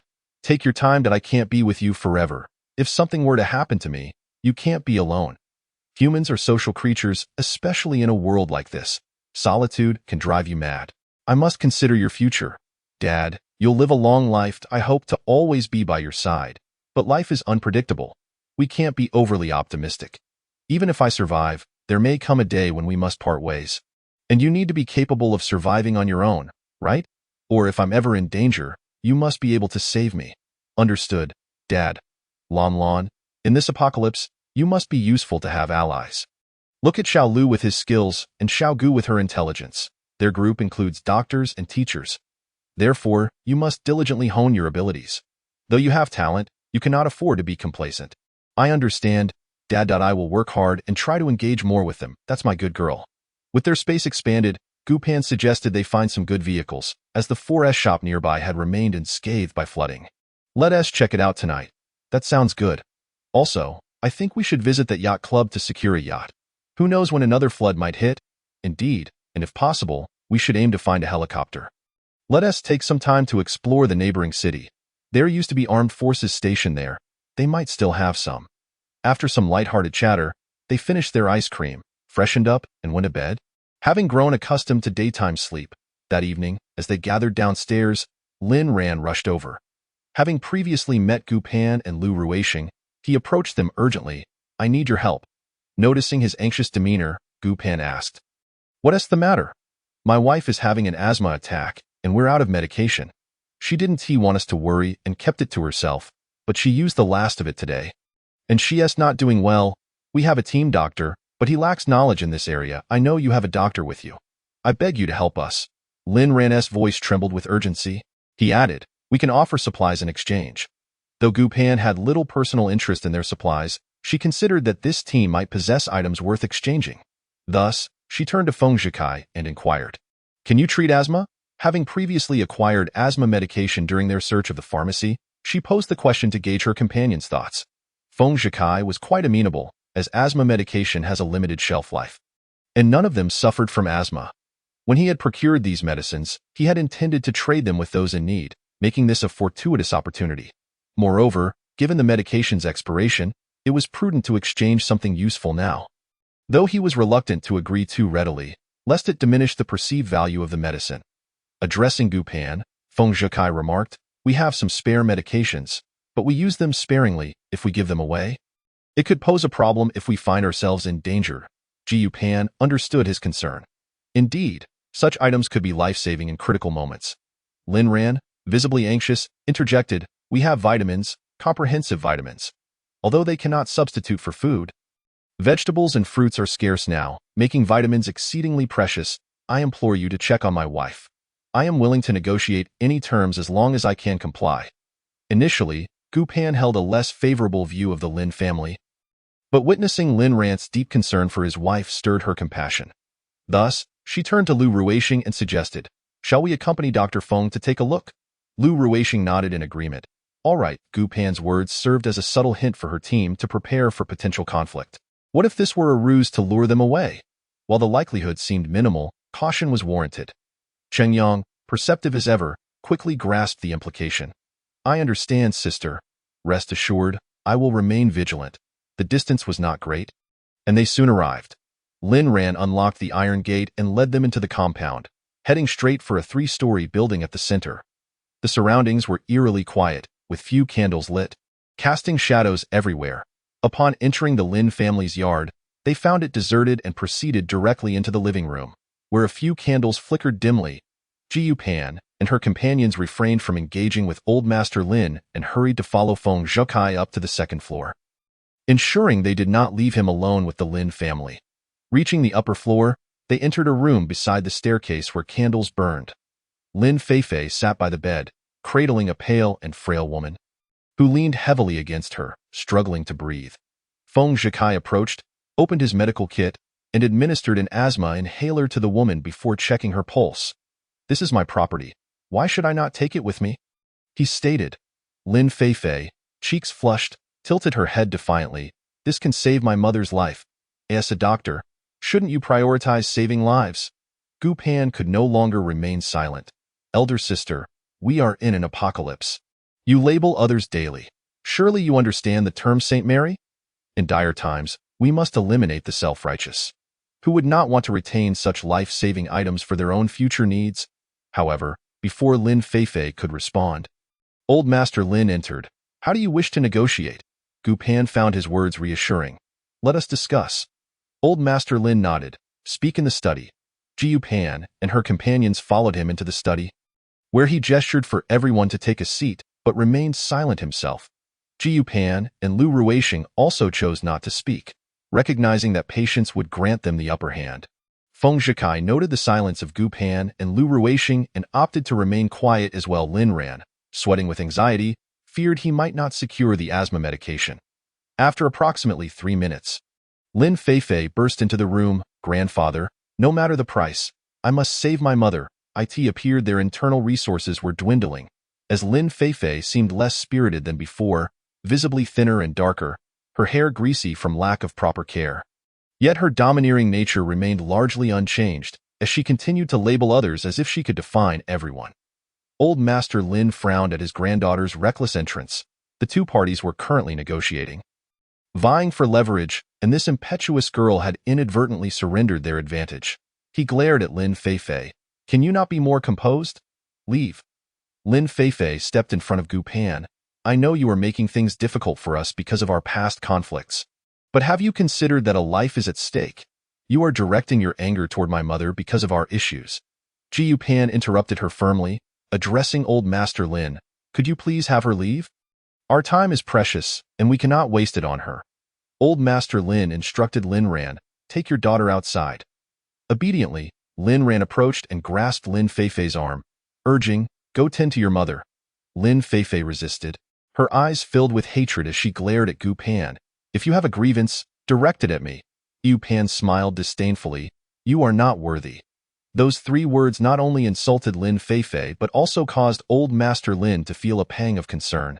He had initially regarded Gu Pan as merely a young girl, but now he realized that her intellect was far beyond what he had perceived. He exchanged glances with his son. Lin Ran forcefully dragged Lin Feifei out.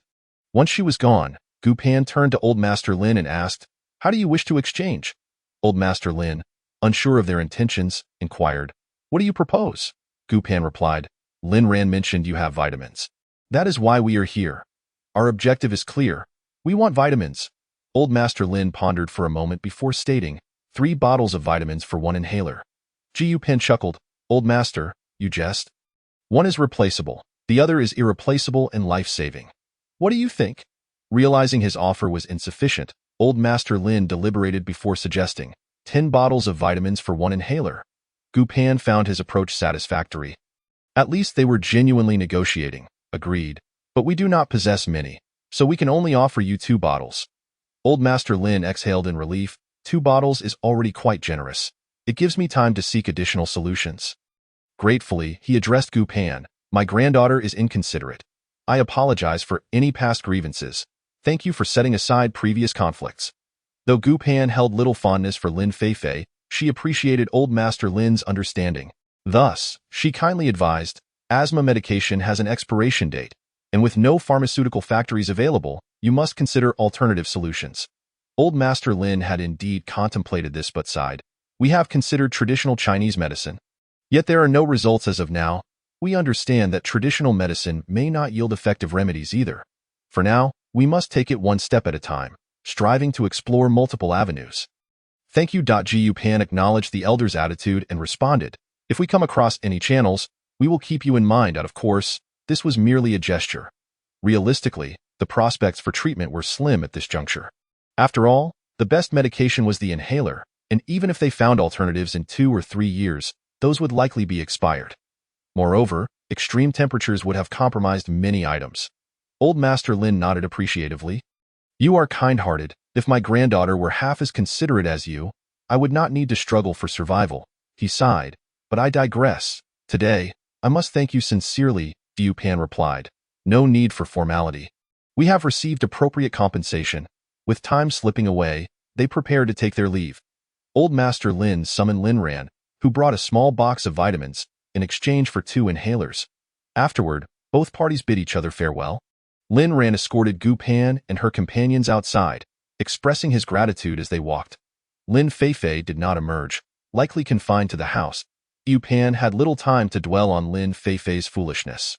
It was unnecessary. Without Old Master Lin's protection, she would not survive long. In truth, it was not just Lin Feifei. Her parents were equally ineffectual. Though Lin Ran was not overtly aggressive, his thoughts invariably followed his wife's lead. If he had a more virtuous spouse, that would be one thing. However, with her it was no wonder Old Master Lin remarked that he feared death. Indeed, if he were to pass, this family of 3 could not possibly unite their wits. Not far from their departure, Lin Mingming caught up to them, blocking their path. May I speak with you for a moment? Gu Pan and her companions halted, offering her the opportunity to speak without protest. Seeing they had paused, Lin Mingming hurriedly added, May I join your group? Gu Pan, somewhat perplexed, asked, Why? At least for now. It appeared that the inner circle was more suited for a female presence, given the diverse ages and the mutual support offered. Making survival more feasible than in their current situation, Lin Mingming fell silent for a moment before resolutely raising her head. I cannot tolerate Lin Feifei any longer. Grandpa's health is deteriorating, and should he pass away one day, living with my uncle's family would be exceedingly difficult.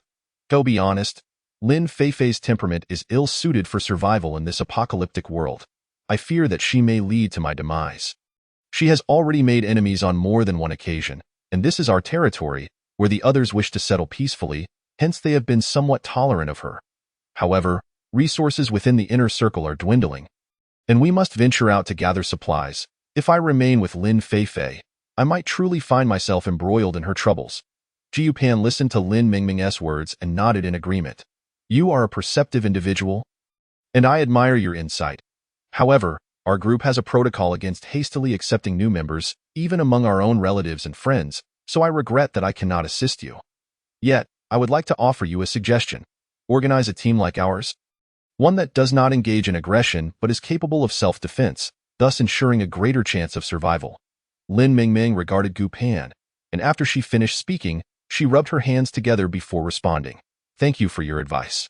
I shall contemplate it earnestly. Gu Pan found it challenging to comment on Lin Mingming. Previously, matters involving her, Lin Feifei, and Yuan Jiang had been rather chaotic, and she certainly harbored her own motives. Nonetheless, when it came to survival in this harsh world, Lin Mingming proved to be astute to IT that moment. Cheng Yang hurried over, relieved to find them unscathed.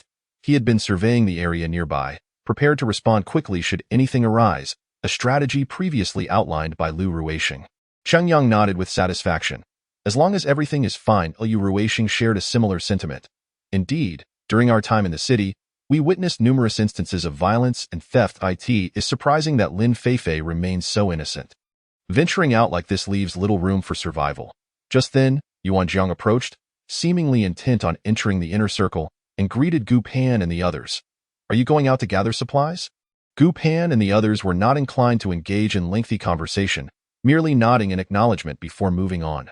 Soon, they overheard Yuan Jiang conversing with Lin Mingming, though the distance made it difficult to discern their words. Yet it was clear they were in discussion. Upon returning, they went to Qing Yang and Chen Lang, distributing 20 bottles of vitamins evenly among the families, 5 bottles each. Gu Pan cautioned them that these had an expiration date, urging them to consume what they could for the sake of their health, as future solutions would surely present themselves. The priority was to navigate the present circumstances well. After the day's tumult, the hour had grown late, and no one wished to seek supplies anymore, so they decided to rest. The following 2 days passed rather peacefully. Although their scavenging yielded little, there were no significant events. The next morning, just as Gu Pan drifted into slumber, she was awakened by the crackling of the intercom. Cheng Yang's voice rang out urgently. Armed trucks are heading our way. Everyone, get up quickly. He and Chen Lang had been secretly training in the mornings, but the heat had caused them to drink excessively, and upon rising to use the restroom, he unexpectedly discovered the situation and hastened to alert them. As they had grown accustomed to the routine of venturing out at night and sleeping during the day, this moment was particularly opportune when the streets were deserted. Gu Pan and Lu Ruixing swiftly donned their clothing, completing their outfits with white sun protection shirts, which provided effective camouflage during daylight. They also donned sunglasses, as exposure to the sun could harm their skin and eyes. Lu Ruixing directed over the intercom. Do not reveal your positions yet. Cheng Yang, keep an eye on the situation ahead. Teacher Chen, monitor the rear. Gu Pan and I will take up a sniping position on the roof. Acknowledgements echoed through the intercom. Gu Pan and Lu Ruixing ascended to the rooftop, where they had previously rehearsed strategies for dealing with external threats, familiarizing themselves with the terrain for both attack and defense. The rooftop had been prepared as a concealed sniping point. With sniper rifle in hand, Gu Pan peered through the scope as the 2 trucks entered the community, bypassing their scattered households and heading directly toward the inner circle. It was now evident that these individuals aimed to seize this location. Though this area was not ideal for scavenging, it could serve as a suitable habitation for those with ample supplies. If the inner circle were to change hands, they would likely be required to pay protection fees. This had its advantages and disadvantages. On one hand, it would deter further attacks on them, but on the other, it would mean yielding control to the inner circle. However, there was no immediate need to dwell on such concerns, as their position and capabilities allowed for a swift retreat at any moment. Nestled against the mountains and equipped with a basement, this place offered a comfortable refuge in the sweltering heat, and they were reluctant to abandon it. Moreover, the base was soon to recruit new members, and it would be best to endure for a few more days until then. After all, relocating so many individuals would pose its own challenges. So Gu Pan and her companions resolved to assess the situation before deciding whether to leave. Moments later, the sound of gunfire erupted from the inner circle, scattered and sporadic. But for the residents of the previously tranquil villa district, it ignited a profound sense of terror. Most of those in the inner circle awoke from their slumber, paralyzed with fear and uncertain of what was transpiring. Gu Pan whispered to Lu Ruixing. It seems someone has leaked information about the inner circle. Otherwise, they would not have been so easily routed. Previously, she had observed sentries stationed outside, and the inner circle possessed its own military might, indicating they should not have been so easily overwhelmed. It was likely that betrayal had occurred within. Lu Ruation concurred, yes, those who have come here are likely not lacking in supplies. The external heat is unbearable, while the inner circle offers water sources and the comfort of a basement, an attractive choice indeed. Those in need of supplies would not venture here. The fuel expenses for entering and exiting are considerable. Clearly, these individuals are well supplied. With so many individuals lacking in scruples, it seemed unlikely they would remain here for long. Initially, they had hoped to endure until the base began recruitment, anticipating news within a month. Let us observe the situation. If it is merely a matter of paying protection fees, there is no need for us to leave. We can remain discreet. Agreed. We should monitor the situation closely and see if they indiscriminately slaughter the innocent. If things take a turn for the worse, we will withdraw immediately. Understood. We shall proceed with caution. After their hushed discussion, they lapsed into silence. The gunfire from the inner circle persisted for a mere 20 minutes before falling silent. Lu Ruation remarked, "Indeed, we must remain as inconspicuous as possible. Having just engaged in conflict, they will not pose a significant threat to us." While Gupan understood that the base would soon initiate recruitment, the absence of information from the outside world rendered it essential to keep their knowledge to themselves, lest it raise suspicions. However, both Gupan and Lu Ruation were reassured, as their space permitted them to remain safely inside at all times. Their greatest concern was ensuring the safety of their companions. Aiming for a collective arrival at the base, through the intercom, Lu Ruation, along with Chen Xiaonan and Feng Zhikai, continued to analyze the situation, ultimately deciding to first assess the environment and then seek a suitable relocation point in the evening, should conditions dictate a swift departure. After a while, Chun Lang's voice broke through the intercom. "The people from the inner circle have been expelled." Jiu Pan and Lu Ruation hurried to the rooftop, binoculars in hand, and observed as members of the inner circle emerged, burdened with belongings. Elderly individuals and children among them, painting a sorrowful picture.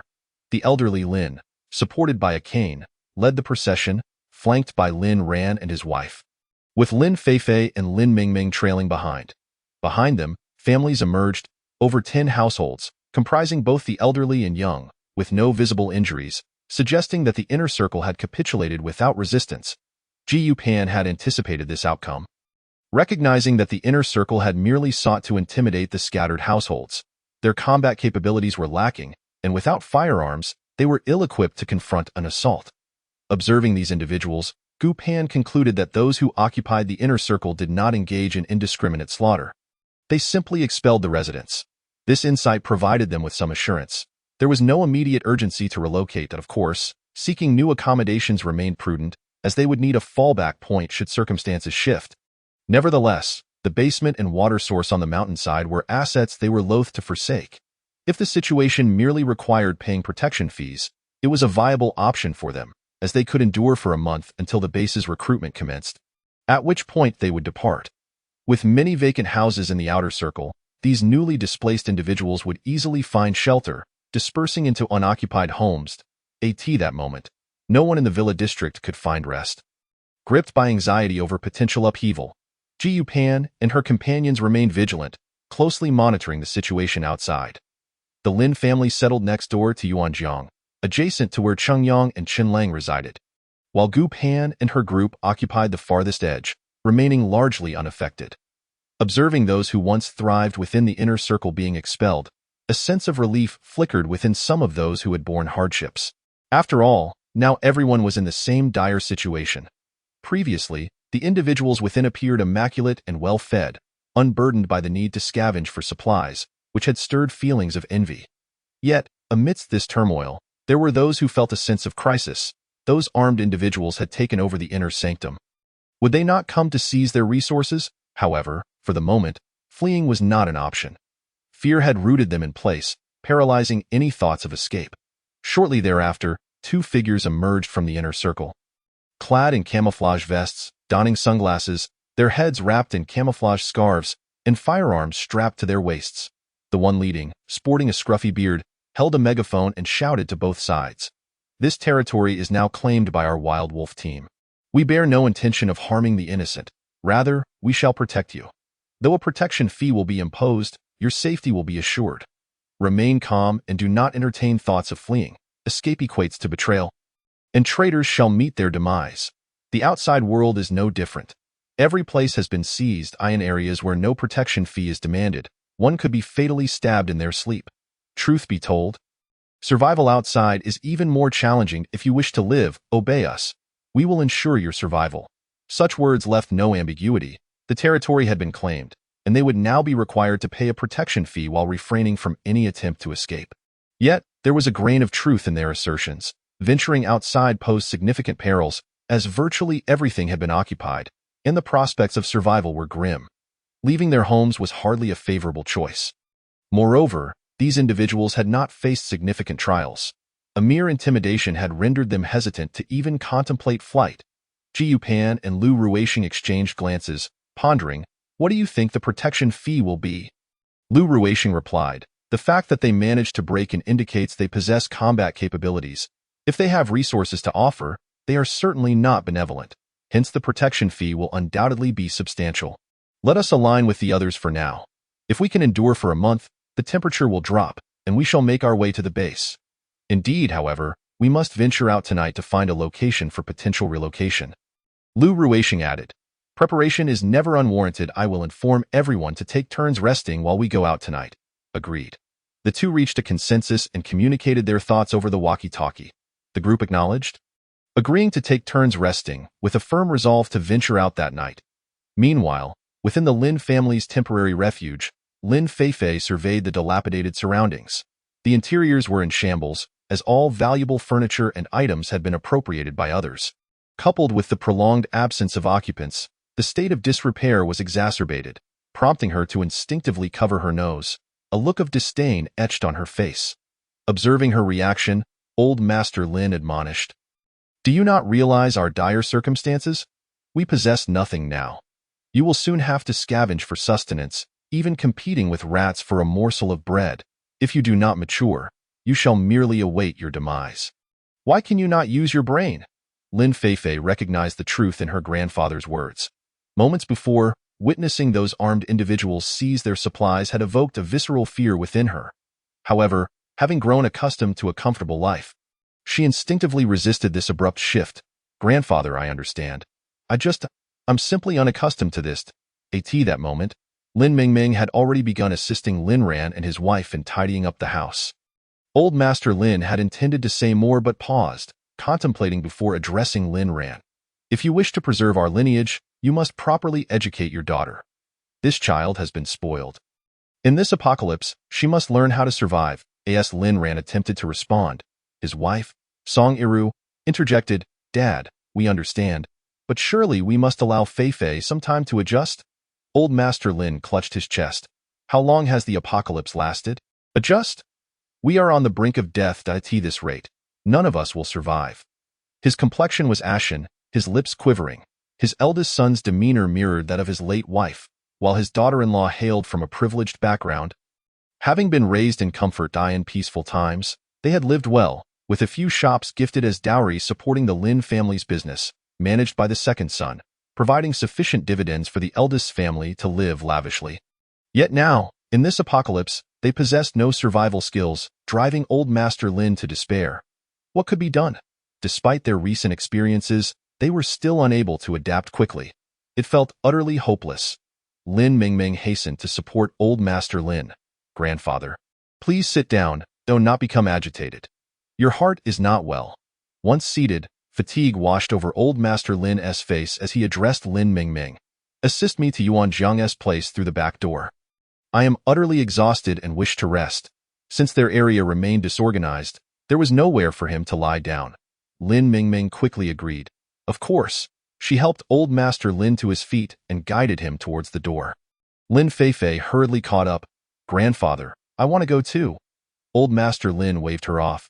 "Help your parents tidy up the house. If everyone leaves, who will clean? I also desire some peace. And your presence makes it impossible for me to rest." With that, he patted Lin Mingming's arm. "Let us proceed." As they moved outward, Lin Feifei clutched Lin Mingming's clothing. "Lin Mingming, you only pretend to be the good one. Have you been speaking ill of me behind my back to grandfather?" Lin Mingming took a deep breath. "Lin Feifei, You must cease this nonsense. Look at the situation. Grandfather is in this state, and you cannot show some sense? Lin Feifei reacted as though her tail had been stepped on. Lin Mingming, what do you mean? Do I need your guidance? Why do you act so superior, pretending to be the understanding one? You are nothing but a false white lotus. Lin Feifei, silence. Old Master Lin was genuinely enraged, veins bulging on his forehead. He turned and struck Lin Feifei across the face. From now on, you are forbidden from uttering such nonsense. Lin Mingming clenched her fists, aiding Old Master Lin as they continued outside, her mind made up. She no longer wished to associate with Lin Feifei's family. These individuals were incapable of surviving in the apocalypse. She longed to ally with Yuanjiang. Gu Pan was right. Everyone must discover their own means of survival. If they refused to accept outsiders, she could not force the issue, yet remaining with Lin Feifei's family would eventually lead to her demise. She had intended to discuss this matter with Yuanjiang in the coming days. Yet unforeseen events had unfolded. Lin Feifei cupped her face where her grandfather had struck her, watching them leave with resentment brewing within her. However, she dared not confront her grandfather, so she rushed to her mother. Song Yiru, Mom, look, grandfather is being influenced by that little harlot Lin Mingming. They are dependent on us yet speak against us. Why is that justified? Song Yiru felt a surge of frustration. Though she sympathized with her daughter, she recognized the truth in her father-in-law's words. The events they had just experienced revealed that Lin Feifei, if she continued down this path, would indeed struggle to survive. Yet, she could not bear to see her only daughter suffer. She grasped Lin Feifei's hand. Feifei, though your grandfather may be harsh, you truly must grow up. Your father is soft-hearted. Previously, we had your grandparents to protect us, and we lacked for nothing, thus we indulged you. However, now is different. We are in an apocalypse, and you must mature. My health is failing. I cannot predict when I may depart this world.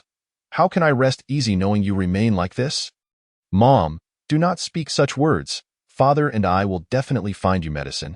You will live a long and prosperous life. Lin Feifei clung to her mother, heavily reliant on her support. This dependency mirrored her relationship with her maternal grandparents, who had spoiled her as their only granddaughter. Lin Ran surveyed the disarray within the house, frowning as he addressed them. We must hurry and tidy up. We must learn to live in hardship. Song Yiru, also frowning, rose to assist with the cleanup. Having previously been unaccustomed to manual labor, she now found herself doing so, albeit reluctantly. Lin Feifei, though resistant, had no choice but to join in it that moment. Gu Pan and Lu Ruixing entered the space with walkie-talkies, having taken a moment to eat. As they dined, Lu Ruixing summarized their observations. There appear to be about 30 individuals, devoid of elders and children. They seem to be part of an organized group. Those sent out are somewhat intimidating in appearance, yet their skills are mediocre, indicating that not all within their ranks are elite. Thus, in a direct confrontation, we may not necessarily be at a disadvantage. Their reluctance to kill suggests limited bloodshed and infrequent battles, leading me to conclude that they are not as formidable as they seem. We need not be overly anxious. Listening to her husband's analysis, Gu Pan felt considerably reassured. To occupy this territory, they likely stumbled upon substantial resources, hence their desire for stability. Indeed, so we need not worry excessively if we endure for a month. Heading to the base should be feasible. Nonetheless, we must remain fully prepared, seeking potential new locations and the like. Absolutely. Finish your meal quickly. Once done, we shall take turns resting, agreed. After the two had finished their meal, they took turns sleeping in the space, finding it more restful here. With the walkie-talkies in hand, they could remain informed about any developments. Their 4 families took turns keeping watch, and since they were stationed at the end, they set an alarm, alleviating any worries.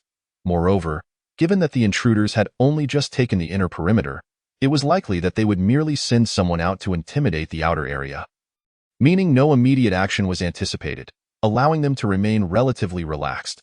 They aimed to ensure they were well rested during the day, as they intended to venture out at night in search of a suitable place to settle, contemplating whether it was necessary to transfer some supplies as well. Furthermore, their villa was slightly overstocked, necessitating the removal of some items to avoid detection by the newcomers, thus preventing unnecessary complications. There would be an update shortly. Chapter 98. Seeking a way out at this moment, Lin Mingming assisted the elderly Lin into Yuanjiang's yard via the back door. encouraging him to rest in the bedroom. Lin Mingming then shared her thoughts with Yuan Jiang. After listening, Yuan Jiang nodded. I had considered joining them before, but they did not accept me. However, they are correct. We can organize our own team. Yuan Jiang, may I move in with you? Lin Mingming asked earnestly. Do not misunderstand. We are merely forming an alliance in this apocalypse. I harbor no ulterior motives. You know Lin Feifei's temperament. Living with him would be exhausting. The prospect of occupying a building alone is somewhat daunting. Especially as a woman, if we ally, we can look out for each other in case of trouble. Yuan Jiang did not reject the idea, recognizing that living alone could be unsettling at night, as even the slightest noise could rouse one from sleep. Having a companion would indeed offer mutual support, particularly in these dire times when survival was the only concern. All right, once Lin grandfather awakens, we shall discuss it with him, he replied. Subsequently, Yuan Jiang and Lin Mingming conversed about the day's events. There were over 30 individuals occupying the inner perimeter, all armed, yet they had not resorted to violence, allowing them to choose to stay temporarily, given their familiarity with the area. Unlike Lin Feifei, they had no guardians or close relatives nearby. They had to rely solely on themselves. Ji Yupan and her companions had brought some supplies to the outskirts. But upon stepping outside, they discovered armed individuals guarding the entrance, who would stop anyone attempting to leave with goods for inspection. It became evident that they could not take the supplies out for now and would have to conceal them at home. Fortunately, they maintained a stock of food sufficient for 5 to 7 days to avoid starvation in case of emergencies. As they possessed no items, the guards allowed them to pass without further scrutiny. Once outside, they recalled a small factory located a 20-minute drive away, which was still unoccupied due to its large gates, high walls, and barbed wire, making it a viable option. The environment was rudimentary, with only a 2-story row of dormitories housing people. Accessible from both sides via external stairs, comprising 10 rooms on each floor. The factory stood at the front, with a canteen adjacent to the dormitory. Aside from the lack of comfort, the arrangement was acceptable. They had deliberated on this beforehand, so they were not aimlessly searching. After inspecting the premises, they deemed it suitable and settled on it. They tidied up a bit and reinforced the door with their own lock, which would offer some indication of security upon their next visit.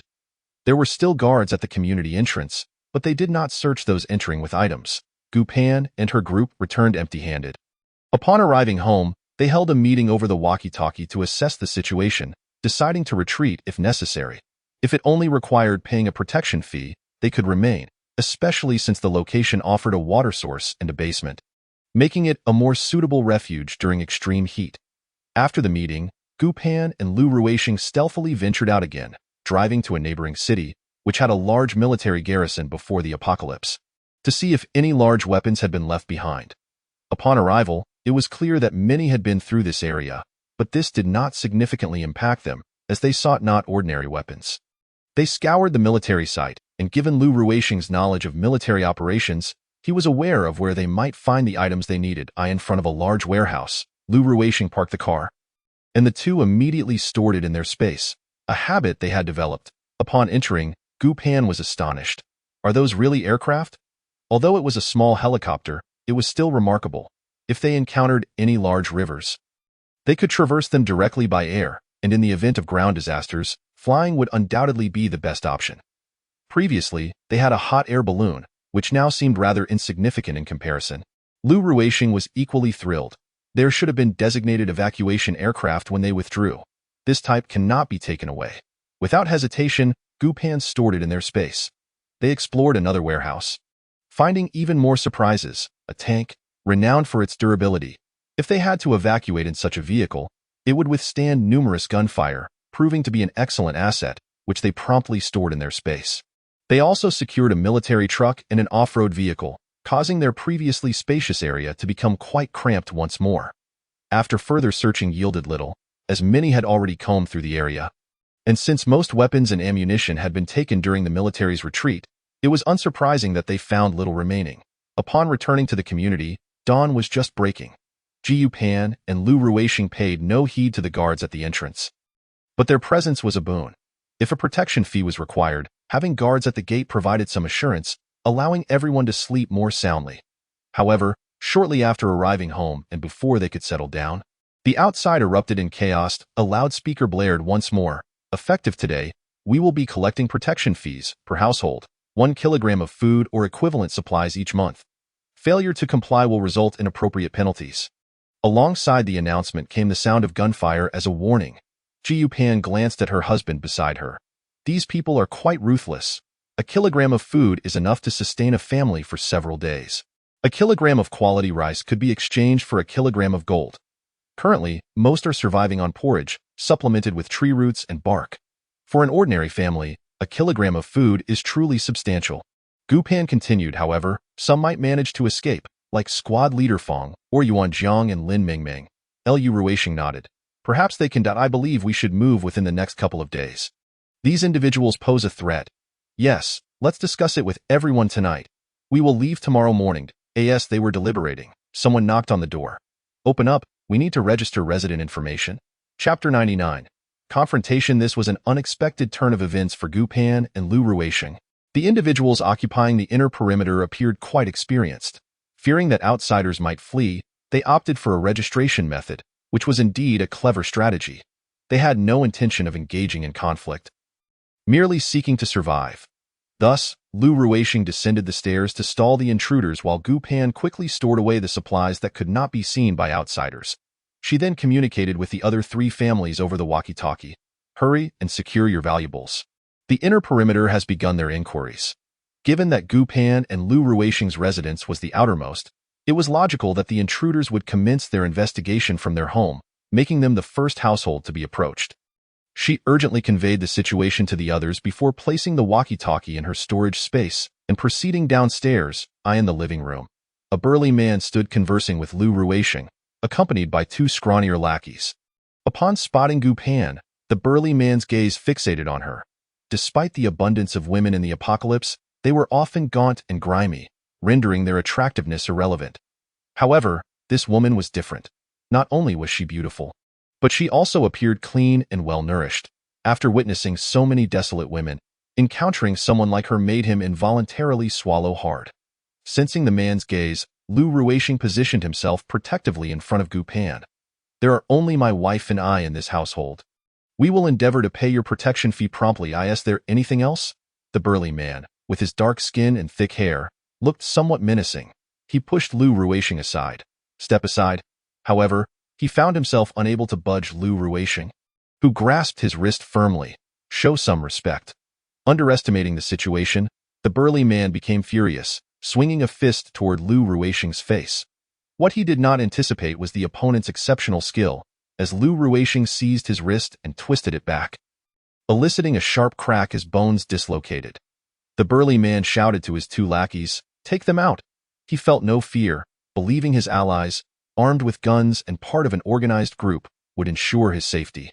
The 2 lackeys, initially caught off guard, quickly drew their weapons, having relaxed their guard in what they considered their territory.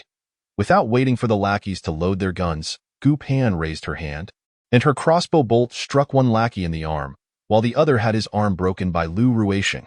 The 2 lackeys howled in pain. The burly man's forehead began to sweat.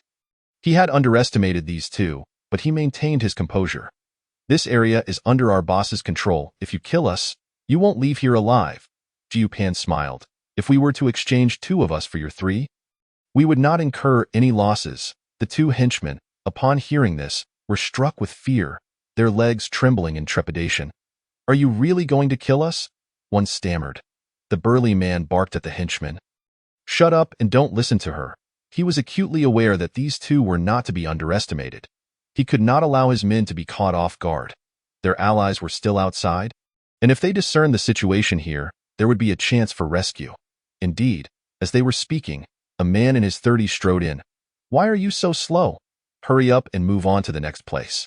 Before he could finish, he caught sight of the scene within and spun around to shout outside. Xiao Kuei, go find the boss. We've run into trouble with that.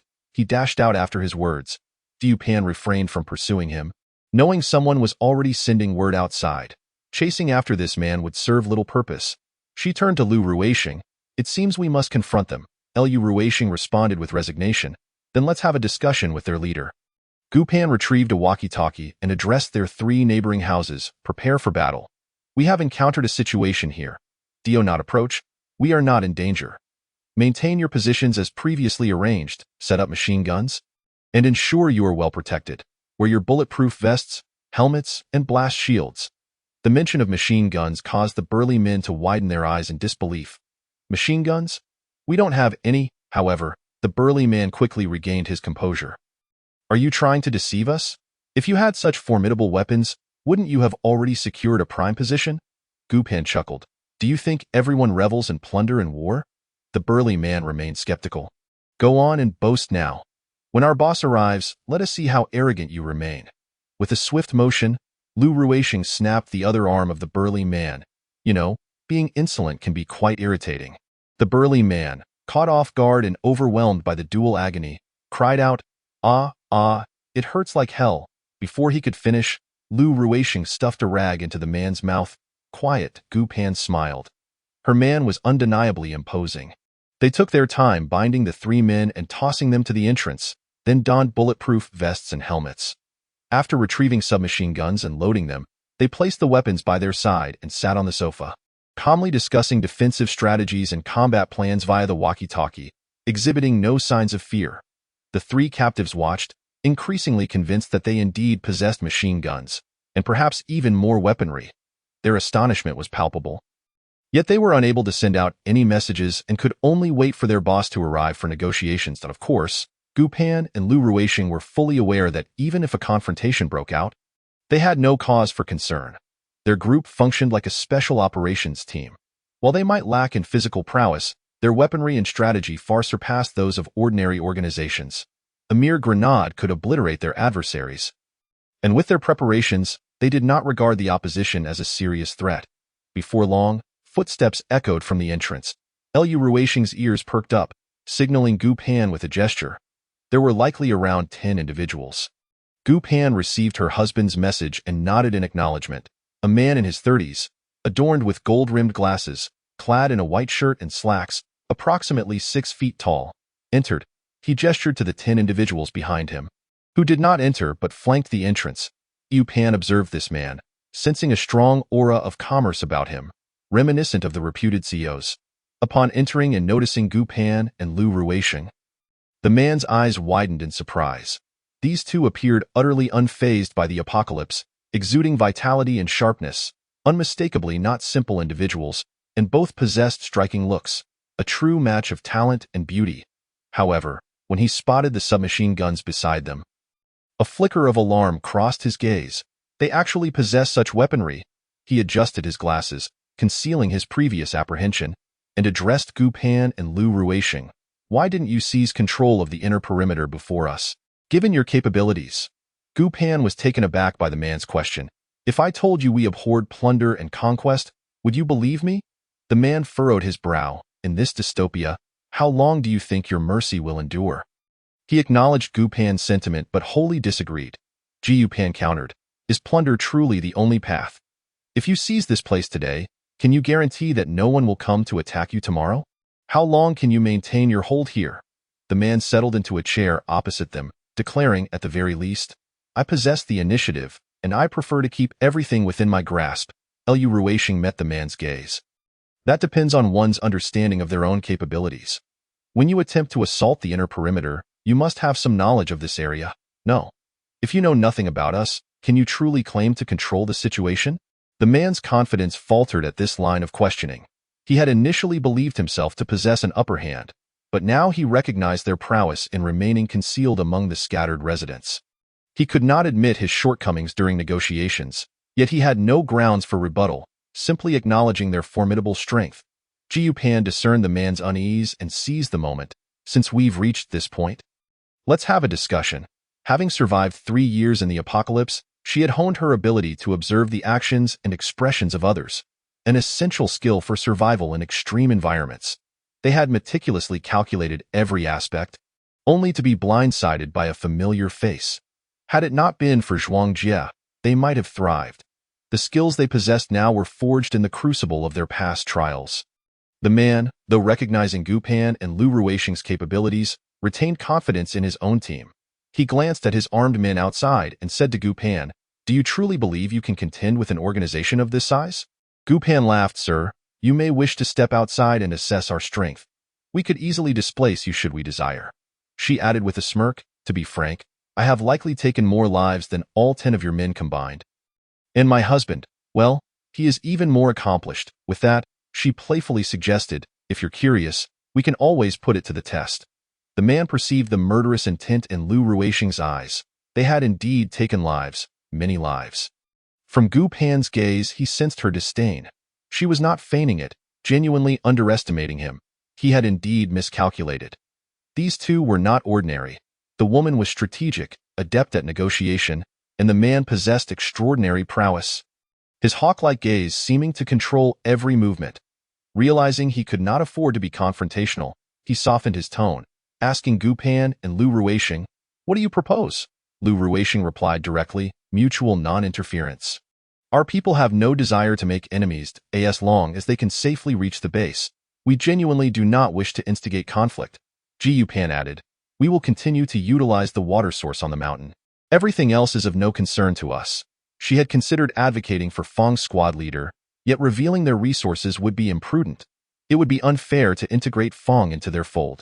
Thus, she chose not to speak on his behalf, believing that if they were to part ways later, it would only serve to create animosity. Instead, she could discreetly provide him with supplies if needed. Perhaps even some gasoline to facilitate their journey to the base. The man surmised their intentions. They disliked warfare and had refrained from seizing the inner perimeter, so he had not anticipated a challenge. Yet, he was surprised by their lack of support for the outer residents. He had assumed those opposed to war would display some altruism, but they did not. It appeared he had underestimated them. He had thought that in this dystopia, such ideals could not survive, yet they were merely seeking to live quietly and had done so quite successfully. Had this not been an apocalypse, he might have sought to befriend this couple, for they exuded great wisdom. Regrettably, in this world, their paths diverged. He recognized that confronting them head-on would yield no advantages, and he might even face defeat. Since they showed no inclination to ignite conflict, he saw no reason to instigate war. This was undoubtedly favorable for him. Thus, the man conceded, very well, let us agree to mutual non-interference. I hope you will honor your word. Gu Pan warned, the 30-plus men who ambushed us in the dead of night did not survive. Do not attempt any underhanded tactics. This was not merely a reminder but a warning. The man could not ascertain the truth of Gu Pan's words, yet he had no desire to become adversaries with them. Their aura was overwhelmingly formidable. He had previously managed a publicly listed company, and no rival had ever exuded such a commanding presence during negotiations. The apocalypse had indeed birthed heroes and talents. He stated, I, Fu Qinyuan, am a person of standing and would not stoop to such petty actions. As Gu Pan listened to the name and observed his attire, it was difficult not to associate him with the grand CEOs depicted in novels she had previously read. If it were not for the apocalypse, perhaps getting to know him would be quite intriguing, to see if he harbored an unattainable love, a white moonlight, or something akin to that. However, in this end-of-the-world scenario, it was imperative to maintain a distance from everyone. Such gossip held no significance whatsoever. She calmly remarked, that's good. I have no desire to waste ammunition. Before Fu Qinyuan could respond, Lu Ruisheng also addressed him. Take your people away. Let us each go our separate ways.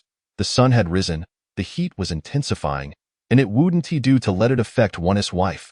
There was no need to squander time on him. Fu Qinyuan rose, stating, I take my leave. After saying this, he instructed his subordinates to escort the 3 individuals at the entrance out. His men were still unprofessional, even though he had managed to find trainers for them and had tactically subdued a few minor organizations. Acquiring firearms, he remained a businessman at heart, and there was an undeniable gap between them. No, the man in the room just now must have been a soldier. Indeed, his aura felt familiar, akin to that of his elder brother, who had served in the military for many years. They shared a similar presence, which explained why his men were so knowledgeable about combat. It occurred to him that having such individuals around might be beneficial. Positioned at the entrance, they would serve as the first line of defense should an attack occur, while he and his group would be in the rear. Although he had not gained the upper hand today, the outcome was favorable. Naturally, he harbored thoughts of allying with Lu Ruisheng, but then reconsidered. It was impossible. They had no fondness for warfare, and their aspirations diverged too greatly for a common path to be forged. Chapter 101. Could it be the Grand CEO? He often engaged in extreme sports without his family's knowledge. He relished racing cars, climbing, and wilderness survival, all under the radar. Now, in this apocalypse, he suddenly found himself presented with an opportunity to showcase his skills, and he was elated. However, encountering this couple today altered his previously reckless mindset. He realized his capabilities were insufficient and that he had been overly arrogant in the past, both of which required correction. The apocalypse, in truth, was rather liberating. One could truly pursue whatever one desired, unbound by constraints, even to the extent of taking lives. As he watched Fu Qinyuan and his group depart, Gu Pan sighed with their presence. Daytime has become anything but tranquil. Lu Ruixing chuckled, indeed, and that individual is excessively conceited. There is something indescribably off about him. Fu Pan echoed his sentiment with a smile. Exactly. Doesn't he resemble the grand CEO from a novel or a light-hearted drama? Upon hearing this, Lu Ruixing finally discerned the connection. Indeed, I was just thinking how familiar he seemed, reminiscent of the male lead from that web drama we watched a few days ago. If it weren't for the apocalypse, wouldn't he be in a luxurious mansion, pondering over billions in business deals? In that case, it would be quite challenging for us to intersect with him. The two of them erupted into laughter. After a while, Lu Ruixing playfully ruffled Gu Pan's hair, saying, "All right, enough jesting. Quickly check in with the others." Gu Pan stowed away her smile and promptly grabbed the walkie-talkie. "The situation has been resolved. Let us regroup." 10 minutes later, Cheng Yang gathered the team. Subsequently, Gu Pan and Lu Ruixing removed their bulletproof vests and stowed their firearms before heading to Cheng Yang's courtyard.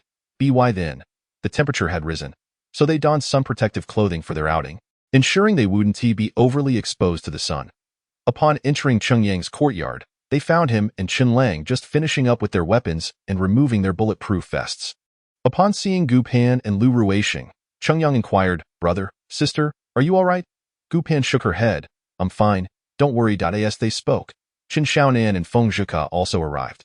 Once seated, Gu Pan recounted the earlier events to everyone and concluded, "We shall maintain a mutual non-interference policy with the outer circle. We can still utilize the water source without having to pay protection fees.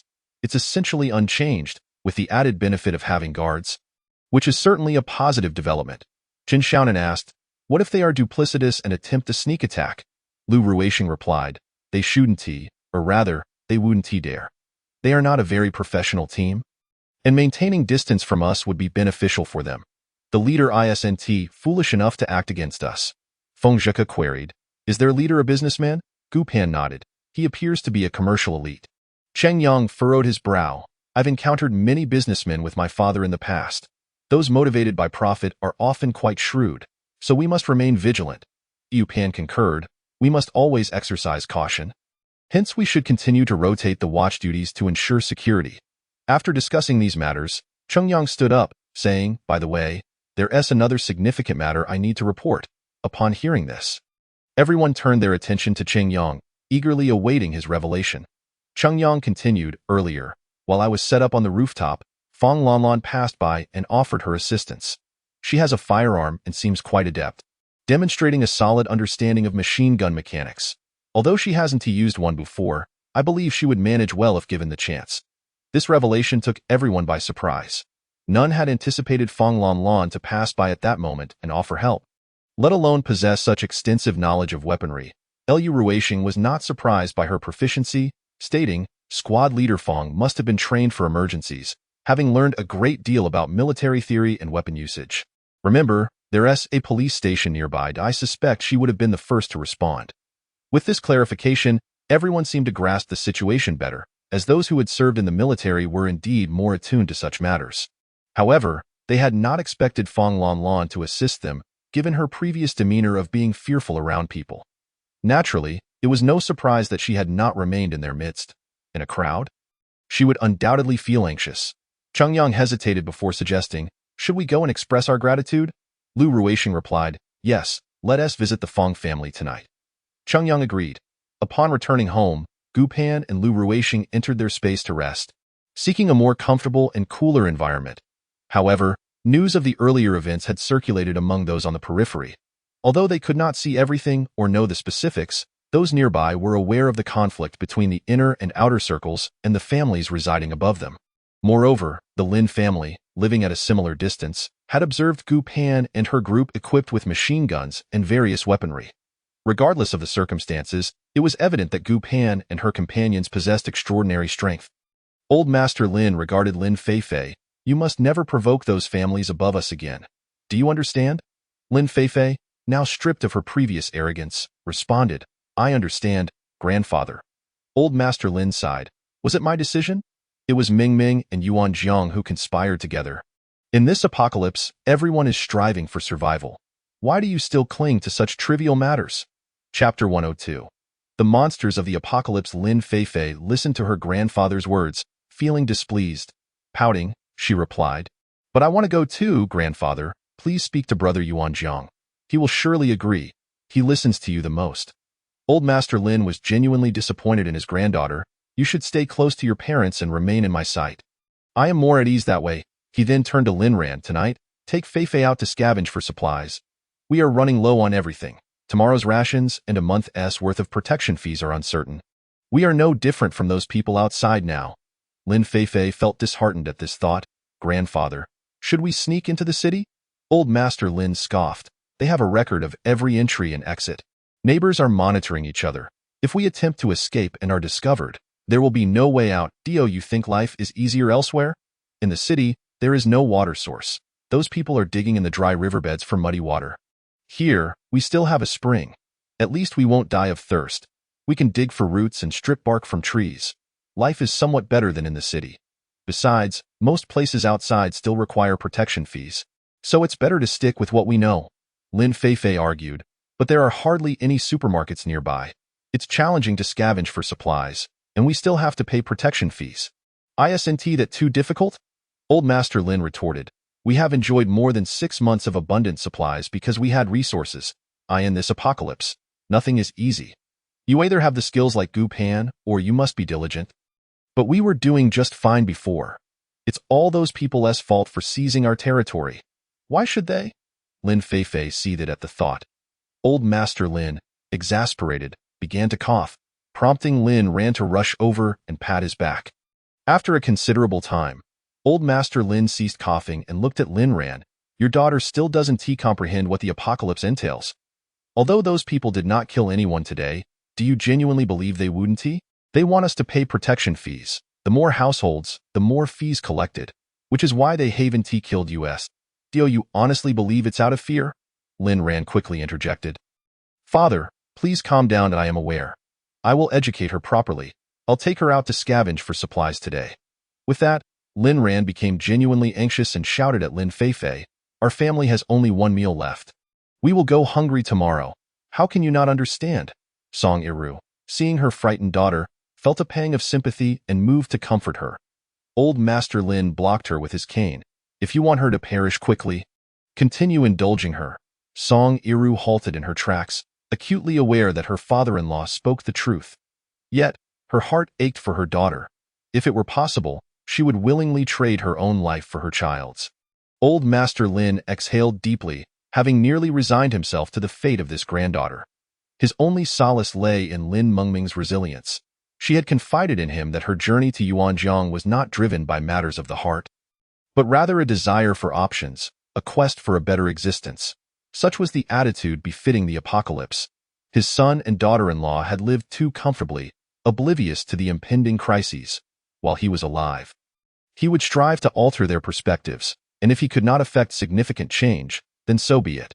Such was life. As evening fell, Gu Pan and Lu Ruisheng awoke, dressed themselves, and first glanced at the vegetables on the windowsill.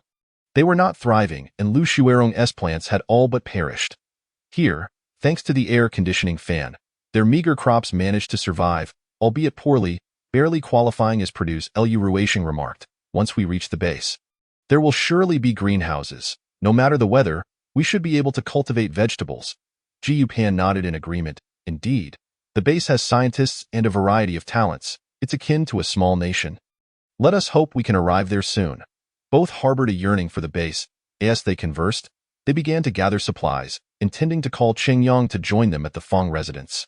Just as Gu Pan picked up the intercom to summon Qingyang, a knock echoed from outside. Lu Ruisheng, alert, approached the door and inquired, Who is it? A somewhat unfamiliar voice responded, I am your neighbor from 2 courtyards over. I wish to speak with you. Lu Ruishing exchanged a glance with Gu Pan, and after a silent agreement, he opened the door. Standing outside was a middle-aged woman in her 40s, accompanied by a young woman in her 20s. The middle-aged woman addressed Lu Ruishing. May we come in to talk? Lu Ruishing firmly declined. Let us speak here. The woman did not acknowledge Gu Pan, but instead pulled her daughter forward, presenting her to Lu Ruishing. I know you possess skills. My daughter Hui Hui is quite capable. I believe having someone to help with boiling water and cooking would be more convenient for you. Let Hui Hui stay and assist you, shall we? Gu Pan found this proposition rather peculiar. Akin to offering a concubine in ancient times. Surely, this was not the intent. Even in the new Huaxia, despite the apocalypse, people had received higher education. Regardless of the implications behind the woman's words, Lu Ruishing was resolute in not allowing outsiders to intrude upon his and his wife's life, so he simply dismissed the notion. The middle-aged woman assumed Lu Ruishing had not comprehended her suggestion and reiterated. I recognize you as a capable man. You possess weapons and skills that in this apocalypse. Times have changed. Given your capabilities, what harm is there in having a few more women around? She had heard tales of various organization leaders who had multiple women by their sides, reminiscent of ancient polygamous customs. Despite being a modern individual educated in the new era, the harsh reality of the apocalypse left her family unable to support all its members, as the eldest sister. She could not let her younger brother go hungry, and she had made a difficult decision to propose this arrangement with Lu Ruishing. The woman implored Lu Ruishing, I know your wife is present. You may feel hesitant to accept. However, you are a man, and your wife will inevitably rely on you. Before she could finish, Lu Ruishing seized the woman by her clothing and thrust her out the door. Growling, leave immediately. The girl named Hui Hui suddenly knelt before Gu Pan, stating, I understand that no woman wishes to see another by her husband's side, but in this apocalypse, if your man possesses skills, even if you do not accept me today, there will be others in the future. I am not as attractive as you. I pose no threat. Please accept me. It is better than allowing someone else to take my place. Gu Pan was rendered speechless, choosing not to assist the kneeling Hui Hui. You believe everyone shares your mindset? Get out and do not tarnish my doorway, she retorted. Hui Hui took a deep breath, looking at Gu Pan with understanding. I comprehend your perspective and your reluctance to accept me, fearing I might siphon off your affection. Frankly, if this were not the apocalypse, I would not contemplate sharing a man with another woman. However, these are desperate times, and I must survive, asked the eldest sister. I cannot let my brother go hungry. During such times, who does not compromise? Why can you not offer me a chance to live? Her acceptance of her parents' decision weighed heavily upon her. She had sacrificed much for her family and her brother. If not for the apocalypse, she would yearn for a romantic relationship, to share a lifetime with someone. But today, food was scarce and protection fees loomed. What else could she do but strive to survive? Gu Pan laughed. You are aware this is an apocalypse, and many have perished. Should I take responsibility for everyone? Even in non-apocalyptic times, I lack any inclination to play the savior, let alone now. Your inability to survive is your family's issue, not mine. Those who can endure in this apocalypse do not rely on others. If you genuinely wish to live, strengthen yourself. But as for my family, do not even think about it. It is impossible. Hui Hui clenched her hands tightly, turning to Lu Ruishing. I acknowledge I may not be as appealing as your wife, nor do I possess her skills. However, I hope you will grant me a chance to survive. If you do not accept me, I may truly starve. Lu Ruishing felt a chill at the term brother, hastily rubbing his arms. We are not related, so do not call me that. Many are perishing from hunger outside. This is a time of survival of the fittest. If you lack the capability to endure, then that is your fate. It has nothing to do with me. Hui's fear intensified. This man was utterly unyielding, showing no hint of hesitation. If he had displayed even a trace of uncertainty, she might have found a way to persuade him further. But his words left no room for negotiation. Lu Ruishing frowned, asking, is my stance not resolute enough, or do you not understand human language? Whether you survive or not is your concern. Why are you pestering me? With that, he drew a dagger, threatening, leave now, or I will not be responsible for my actions and may draw blood. This time, Hui Hui was truly frightened. She retreated from the doorway, fleeing alongside her mother. Watching them depart, Lu Ruishing's brow remained furrowed. Is this person out of her mind? Gu Pan could not suppress her laughter. Indeed, in these apocalyptic times, one encounters all sorts.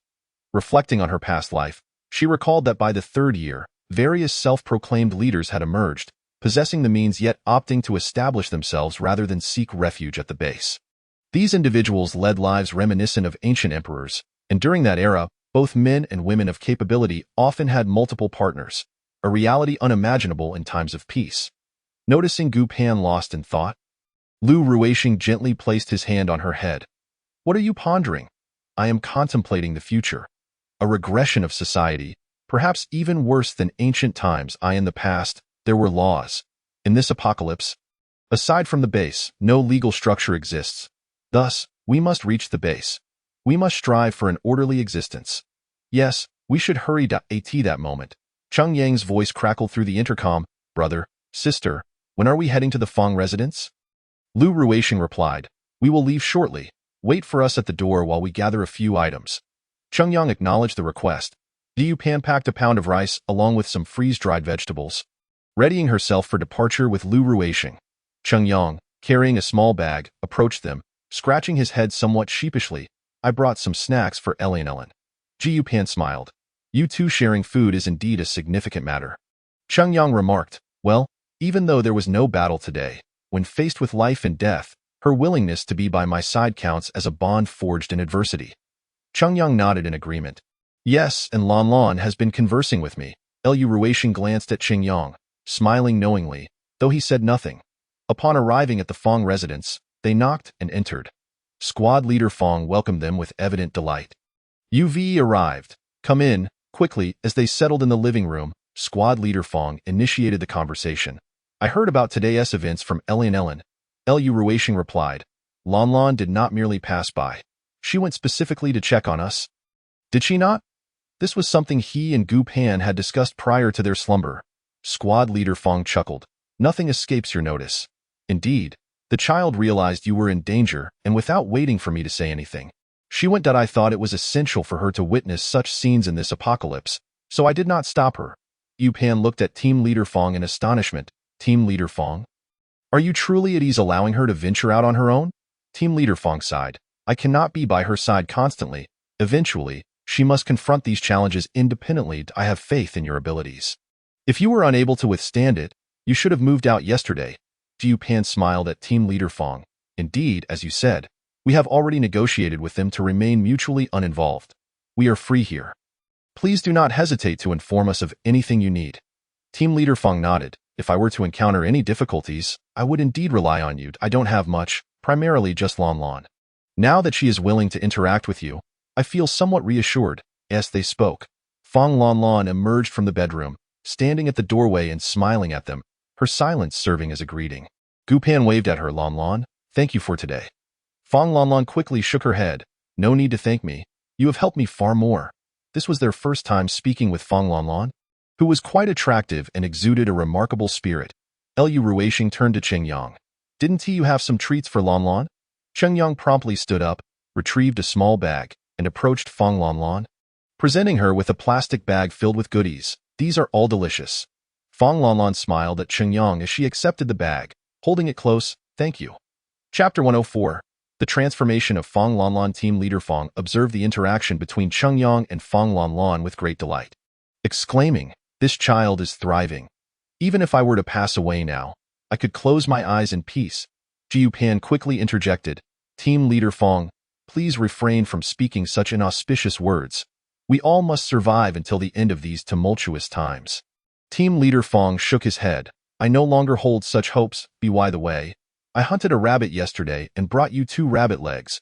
Lu Ruixing promptly declined. "No need. There are many of us, and we can procure what we need. You should save these for yourself to enjoy later." Team Leader Fong insisted, "Regardless of what you have provided us, this is insufficient for your needs. It will merely add flavor to your soup." He understood that they had aided his family significantly. Even though his daughter was willingly helping them today, they were not in dire need. Ultimately, they had supported him more. Though he had considered joining Gu Pan and her group, he recognized their well-organized team and abandoned that thought. They possessed resources, channels, and weaponry, and he could not simply waltz in with his daughter to claim what was readily available. Not only was it uncertain whether they would welcome him, But he also lacked the audacity to do so. Consequently, he felt compelled to offer them whatever he could. Gu Pan, not wanting to continuously decline, realized that if she did not accept something, it would be awkward for them to request it. After some idle chatter, Gu Pan set down the items they had brought, including some feminine hygiene products for Fong Lan Lan and a small bag of brown sugar, before bidding farewell. That evening, they rested and engaged in their own activities. And Gu Pan and Lu Ruixing went to the city to exchange gold. Recently, the gold market had seen an influx. Previously, gold had maintained its value as people believed the end of the world would conclude swiftly.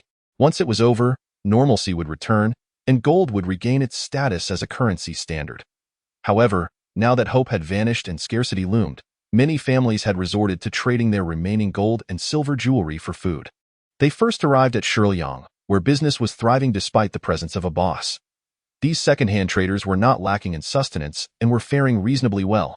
Upon seeing Gu Pan and Lu Ruixing, Shiliang approached to discuss the recent scarcity of goods. Sister, brother-in-law, can you acquire freeze-dried vegetables or vitamins? Gu Pan inquired. What is the exchange rate for gold? Shiliang replied, if you can obtain them, you can set your price. Gu Pan smiled, pulling out a half-kilogram bag of freeze-dried vegetables from her pack. Let us start with this. Just offer me a price based on the market. Freeze-dried goods are not weighed down, and half a kilogram is quite a substantial quantity. Shiliang's eyes lit up. Sister, I knew you would understand the market and recognize what's valuable. I will fetch you some gold. He produced 5 kilograms of gold and handed it to Gu Pan. Recently, gold had become plentiful and Shiliang whispered to Gu Pan, if you have more, feel free to exchange some here. Our boss has gone to the neighboring city for a few days. If you exchange more, no one will notice. Gu Pan was particularly pleased to hear this. All right, then we will exchange a bit more. You go about your business. We will be visiting frequently. Shiliang agreed. Sure thing. Sister Gu Pan and Lu Ruixing provided Shiliang with their current address, allowing him to contact them in case of an emergency. Previously, they had refrained from sharing their exact location due to their unclear relationship with the inner circle, but now that their connection was more transparent, there was no need for such caution. They planned to visit others later to share their address, ensuring their friends could find them in times of need. Moreover, when the base began recruiting, she intended to unite her friends to join, as they had transportation and supplies. When the time came, they would all head to the base together, providing a sense of security. After bidding farewell to Shiliang, they visited several more stalls, exchanging a total of 20 kilograms of gold at this location before leaving the trading point. Upon reaching a deserted area, they entered their space, where the 20 kilograms of gold expanded their area by 400 square meters. The previously cramped space felt more spacious, allowing them to seek out larger items to store. They also visited 3 more exchange points on the road. They opted for a modified off-road vehicle instead of a motorcycle, as the latter posed a risk of accidents due to roadblocks. Driving a 4-wheeled vehicle provided more safety and helped prevent ambushes. The city was vast, and walking would consume too much time. With their enlarged space, Gu Pan and her companions kept an eye out for any vehicles that had not been waterlogged, ready to store them in their space. While driving, they encountered people periodically blocking the road, particularly the elderly and children. However, they could not afford to be soft-hearted and stop, as the intentions of those begging were uncertain. Many exploited the compassion of the wealthy. Once they stopped, they could easily be surrounded, robbed of their supplies, or even worse. Thus, Gu Pan and her companions could not afford to play the role of saviors. In these dire times, survival depended on one's own abilities. Each individual had their own means of living. If one could not endure, temporary aid would be useless. No one could be expected to provide for anyone indefinitely.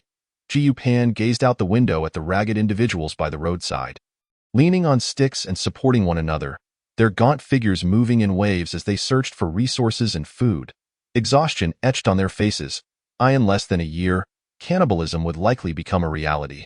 She shuddered at the thought of what would unfold in 3 years. Too brutal, too merciless. Lu Ruixing, sensing that his wife was reminiscing about their past life, sought to change the subject.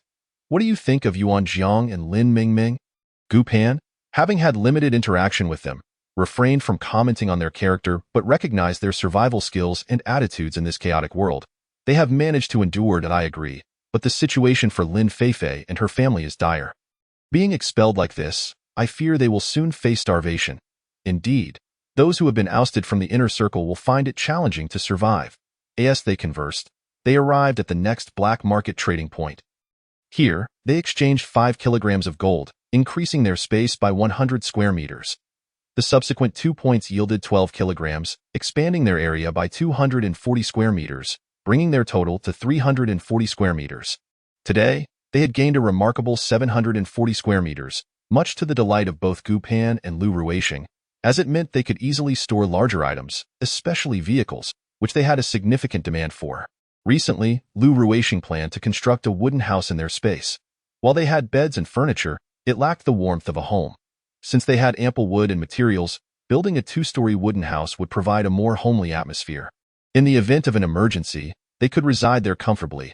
Due to the foundation, they could not simply place a building inside, but constructing a wooden house was certainly feasible, as their space continued to grow. It would eventually become vast enough to accommodate their needs. Chapter 105. The inability to show softness now that they were out, if they ventured away from the city to deserted areas. One would drive while the other kept watch with binoculars to effectively avoid ambushes. Naturally, they drove cautiously. Speeding could lead to flat tires and dangerous situations.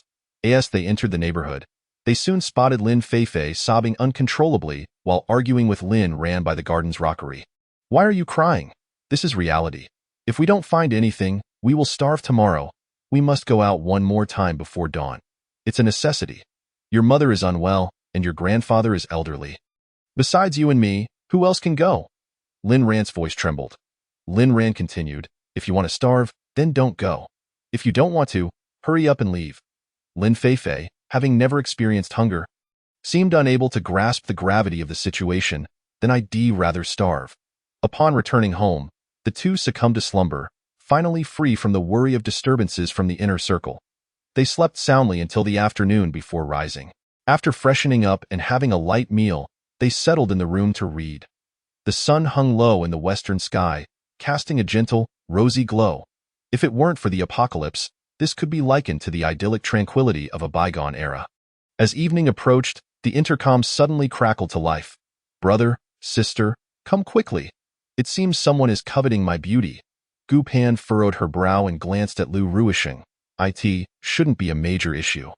Lu Ruishing nodded in agreement. "I think so too. Let us see who has the audacity to cause a ruckus at this hour." With that, the two donned their attire and stepped outside, heading towards Cheng Yang's residence. Upon entering the yard, they spotted Cheng Yang brandishing a broom, shouting at a young woman. "Step back." The woman, in her early 20s, appeared somewhat frail, dragging a suitcase and standing bashfully with her head lowered. Gu Pan's lips twitched. What a comical sight this was! Upon seeing Gu Pan and Lu Ruishing approach, Cheng Yang finally found his allies. "Brother, sister, this woman wants to move in with me. I refuse to allow it. She insists on entering and even tried to touch me. It's terrifying." Although Gu Pan and Lu Ruishing had not anticipated this scenario, they were not entirely surprised. After all, those who could stand against the inner circle possessed weapons, and their prolonged coexistence without warfare or extorting protection fees spoke volumes of their benevolence and capability. Hence, it was only natural for those unable to survive to seek refuge with them. The previous day's encounter with Hui Hui and her mother, and now this girl, illustrated that their motivations were purely pragmatic, mere survival, devoid of emotional ties. However, they were not a charity and could not indiscriminately take in newcomers. Even friends and family were not exempt from scrutiny, lest they jeopardize everyone's survival. Turning to the girl, Gu Pan stated, "We cannot accommodate outsiders. You would be wise to abandon this notion and seek alternatives." Cheng Yang, frightened, interjected, "You can't expect me to provide food. I have limited supplies myself. You must leave." The girl, wiping her tears, gazed at Cheng Yang. "You are a grown man. Having a woman by your side isn't a bad thing. In this apocalyptic world, loneliness is rampant. I eat very little and can contribute." She continued, "But you currently have nothing, do you? This apocalypse may linger indefinitely. Can't you consider me as a companion for survival?" Gu Pan perceived the girl's cleverness. She had hit the nail on the head. Finding a partner in these dire times could stave off madness. This was one of the reasons she had not succumbed to despair after her husband's death in her past life. Facing the harsh realities alone was far more daunting than death itself. Cheng Yang scratched his head, stammering, I will manage." "You cannot." He then turned to Gu Pan, "Sister, please help me persuade her to leave. My arms are growing weary." He clutched the broom tightly, fearful that the girl might step closer. Yu Pan sighed and addressed the girl. You know full well your intentions, but he does not require your presence. He has his own life. Your insistence is futile, I assure you. We cannot accept outsiders. You would be better off contemplating other options. The girl, discerning the underlying message, understood that this path was futile. Looking at Gu Pan with a forlorn expression, she implored, I truly do not know what to do. Can you guide me? Her situation was desperate. She had ventured out unprepared, and the gnawing hunger left her devoid of hope, coupled with the uncertainty and fear of the future. She desperately sought guidance from others, yearning for Gu Pan to illuminate a path forward. Gu Pan, observing the girl's demeanor, recognized her lack of martial prowess. Though she hailed from the inner circle, not everyone was adept in combat or archery, rendering her survival skills quite limited. While Gu Pan felt sympathy for her plight, she could not offer refuge. Instead, she imparted a few survival truths. We live in an apocalyptic world, and those from the inner circle are fortunate. I have lost friends. I cannot protect everyone die in this world. Each individual must devise their own means of survival. The only true survival strategy is to strengthen oneself, for relying on others is not a sustainable solution. This was an undeniable truth. Survival in a post-apocalyptic world necessitated personal strength. One could either take charge like Dong Mingyue or cultivate skills like the Gua couple. Alternatively, one could resort to trading, as Shi Liang did. Adaptability was crucial for survival. One could not depend on others. How could one rely on them? Even if Gu Pan wished to guide her, it was futile. Those devoid of survival skills would merely exist in a state of precariousness. Living day by day, the girl wiped her tears and, despondently trailing her suitcase, departed. Watching her leave, Cheng Yang felt a pang of sympathy and sighed. I wish I had a choice. Alas, we are in an apocalyptic world. Gu Pan echoed his sentiment with a sigh. Indeed, in these times, no one can be a savior. One must rely on oneself. Lu Ruishing placed a comforting hand on Gu Pan's shoulder, encouraging her not to dwell too heavily on the matter. Upon hearing Gu Pan's words about someone sending women to them, which might lead to Lu Ruishing being made a consort, Duan Shumi was genuinely taken aback in a way. What kind of mindset is that? Qin Shaonan remarked, what mindset? This apocalypse has fewer principles than ancient times. The ancients had laws. What rules govern this world? Lu Ruishing nodded. Thus, we must prioritize our safety. Once we establish a base, we must relocate there. Lawless realms are unsuitable for our survival. Feng Zhuka agreed. Indeed, we must keep our ears attuned to the broadcasts to avoid missing opportunities. Chen Lang chimed in. I listen daily. Cheng Yang sighed in relief. I thought I was the only one with troubles. I didn't realize brother and sister faced similar experiences. It terrified me. Chen Lang added, I won't leave you again. If I had been home earlier, you wouldn't have had to be so frightened. Cheng Yang scoffed. What can a woman do? Can you really fight her? Chen Lang shook his head. No, but it's not entirely impossible. The boy seemed a bit muddled. Gu Pan observed the two and cautioned, you both must be wary of falling for a femme fatale. Youth makes one susceptible. Chen Lang protested. I'm still young, Lu Ruishing retorted. In ancient times, one your age would already be married. In the apocalypse, anything is possible. Better safe than sorry. Qin Shaonan nodded. Right, I didn't consider this before. Now I see Chen Lang must also be cautious. Lu Shuerong laughed. Look at us. We VE become the desired catch. Chen Lang proclaimed exuberantly, isn't this what you call strength? With power comes a better chance of survival in the apocalypse. Hot pot. The group gazed at Gu Pan in astonishment, in a time devoid of meat and vegetables. How could one indulge? However, Cheng Yang's earlier panic had dissipated, replaced by excitement. Great. Let's start preparing for hot pot. Chen Lang's heart soared. The flavor I've longed for. Qin Shaonan and the others shared in the joy, grateful for the options still available to them when many others lacked even basic sustenance. They soaked various mushrooms, retrieved a piece of meat from their supplies, knowing well that in these times, one could not simply take meat rolls, but such items were available in the black market, making their retrieval unremarkable. They sliced the meat thinly, then chopped the 2 rabbit legs given by squad leader Fong into a paste, mixing in some chicken to form meatballs, which were then rolled in flour and seasonings before being boiled for convenience later. They also pulled out some fried tofu skin and other ingredients, which added up to quite a spread. Gu Pan prepared multiple types of meatballs, with shrimp and fish dried. She crafted shrimp and fish balls as well. Once everything was ready, Gu Pan communicated via intercom for Qingyang and Chunlang to assist in gathering the ingredients. As Gu Pan and Lu Ruixing prepared to dine, they sourced all the water from their supplies, still somewhat wary despite the mountain spring water being uncontaminated. Thus, they utilized the water from their storage.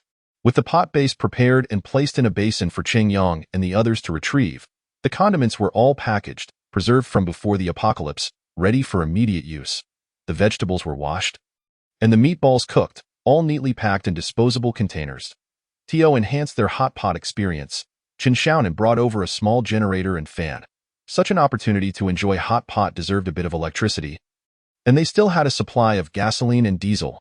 That moment, being able to enjoy hot pot with a fan was a luxury only they could afford, given the scarcity of generators and the rarity of skilled repairmen. This was also why Gu Pan had initially been inclined to ally with their neighbors. The doctor and those next door were part of her grand scheme, and although Qingyang was an unexpected addition, he proved beneficial, uncomplicated, and obedient, with a clear mind. Moreover, he possesses remarkable computer skills. In the future, when computers and mobile phones become operational again, should they malfunction or encounter issues, he will be capable of resolving them. Although his skills may not be immediately applicable, they will undoubtedly prove invaluable in due time. In this post-apocalyptic world, there is truly no room for idleness. Take Qingyang, for instance. His expertise may not be of current use, yet he diligently practices throwing, engages in martial arts sparring with Chen Lang, and hones his skills in darts. Indeed, every individual who wishes to survive in this harsh reality is striving earnestly. As the meal commenced, the sight of a table laden with dishes astonished everyone, with the exception of Gu Pan and Lu Ruixing, who were primarily taken aback by the variety of food. How long had it been since they had seen such fare? Duan Shumi remarked, "Let's eat sparingly today. These dishes are too precious." Gu Pan replied, "If we don't eat, we might perish. Let us enjoy them while we can. If they sit here any longer, they might deteriorate even further."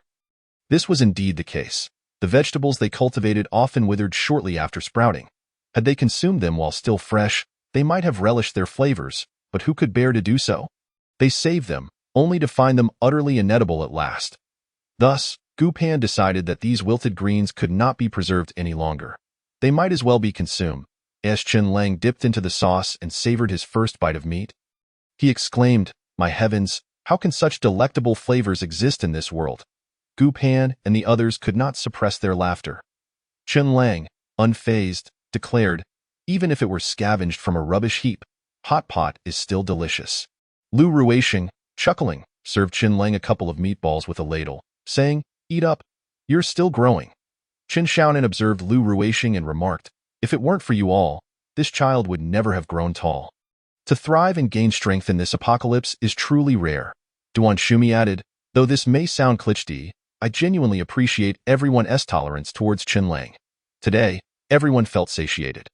Although they lacked the beef and lamb rolls of the pre-apocalyptic era, to enjoy hot pot with authentic flavors and an array of dipping sauces was a luxury in itself. Meanwhile, the Lin family was suffering from hunger, their stomachs growling.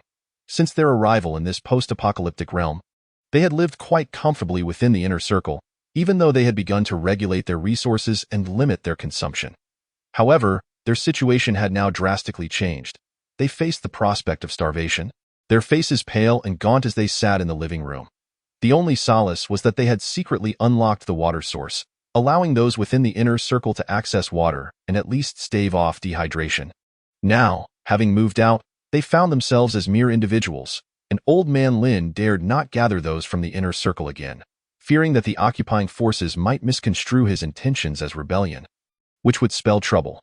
Moreover, what purpose would it serve to gather them? The elderly, the weak, and the sick comprised half of the group. While some possessed agility or archery skills, what could they do against firearms? He regretted not recognizing the true abilities of Xiao Gu and Xiao Lu sooner. Had he allied with them earlier, the breach might not have occurred. Yet, regret was futile. He needed to focus on confronting the current challenges. Lin Feifei's stomach growled once more, signaling her hunger. She turned to Old Man Lin and suggested, "Grandpa, shall we ask Brother Yuan Jiang for some food?" Hearing this, Lin Feifei displayed visible reluctance. "Grandpa, I haven't eaten all day, and if I go out again to search for food, I'll starve." Without hesitation, Old Man Lin replied, "Given your current state, You are bound to starve sooner or later. It matters not if it is a day or two. Lin Feifei was taken aback by her grandfather's harshness, feeling resentment rise within her. Grandpa, you allowed Lin Mingming to accompany brother Yuan Jiang, and he takes care of her, ensuring she lacks for nothing. But I must accompany father to find food and care for this household. Why must it fall upon me? Old man Lin's eyes widened. Because Lin Ran is your father, and Song Iru is your mother. Before she could retort, Lin Ran struck Lin Feifei across the face, saying, "Be silent. He is my father." Stunned by the blow, Lin Feifei, already weak from hunger, felt dizzy and crouched down, momentarily disoriented. Song Iru rushed to embrace her daughter, and the two wept together, their tears a clear expression of displeasure towards old man Lin. Lin Ran glanced at his hand, regretting his earlier harshness, and moved to console his wife and daughter. Old man Lin closed his eyes and exhaled deeply, addressing Lin Ran. I remain in this household out of concern for you all. Now that your daughter despises me, I see no reason to stay any longer. You will have to fend for yourselves. With that, he began to gather his belongings, intending to find his own place, confident that he could survive, having secretly stashed supplies in the underground basement of the transformer station, a detail unknown to most. After all, the inner circle had shared resources, and he had prepared for contingencies, ensuring a final safeguard for his children and grandchildren. Unexpectedly, Lin Feifei, clinging to her thoughts, observed her grandfather's intentions to move out. Hoping to gauge her father's stance one last time, that moment, Lin Ran did not immediately intervene to stop old man Lin but instead suggested, "Dad, why not stay at Mengming's for a couple of days? I will share any food I find with you. So you want to have to stay here and be upset with us." For Gu Pan and the others, they had finished their meal. Utilizing disposable utensils and leaving the table spotless, with only a single lunchbox left for the Fong family. They almost drank the soup entirely. Cleanup was minimal. They simply discarded everything into a garbage bag, which would be disposed of later. Cheng Yang felt awkward about delivering the leftovers to the Fong family, so he asked Gu Pan to accompany him. Jiu Pan, wishing to walk off the meal, agreed and went with him to the Fong residence. Upon arrival, Fong Lan Lan was in the yard, and this time she did not flee. Although she kept her head down, she still greeted them, "Sister Pan Pan." "Cheng Yang, come inside. My dad is in the house." Jiu Pan smiled, saying, "We want to go in. We brought some food for you." Cheng Yang, feeling shy, added, "Everyone insisted we bring it. It's not just me," Jiu Pan playfully remarked. "Is that so? I thought you were the one orchestrating this." Fong Lan Lan's face flushed, and she lowered her head even further. Jiu Pan realized her teasing might have crossed a line. At that moment, Fong Banxian emerged. "Xiao Gu is here. Come in," Jiu Pan replied. "Fong Banxian, we want to go in. We have to head out to gather supplies soon. We had a good meal and wanted to share a bit with you." Cheng Yang quickly offered, "Uncle Fong, we saved some hot pot and dipping sauces for you." Fong Banxian was pleasantly surprised. "You all are truly resourceful. How do you manage to acquire so much?" Gu Pan, sensing something unusual, felt more convinced of her earlier intuition that Cheng Yang might have deeper feelings for Fong Lan Lan. After bidding farewell to Fong Banxian, Gu Pan turned to Cheng Yang and asked, "What do you think of Fong Lan Lan?" Cheng Yang blushed deeply. "She's really nice." Jiu Pan smiled. "If we go to the base in the future, let us bring them along." Cheng Yang, not entirely grasping her meaning, was thrilled. "That sounds great. We can still be together." Gu Pan laughed. Despite the myriad uncertainties in this apocalyptic world, there was no need to deny such sweetness.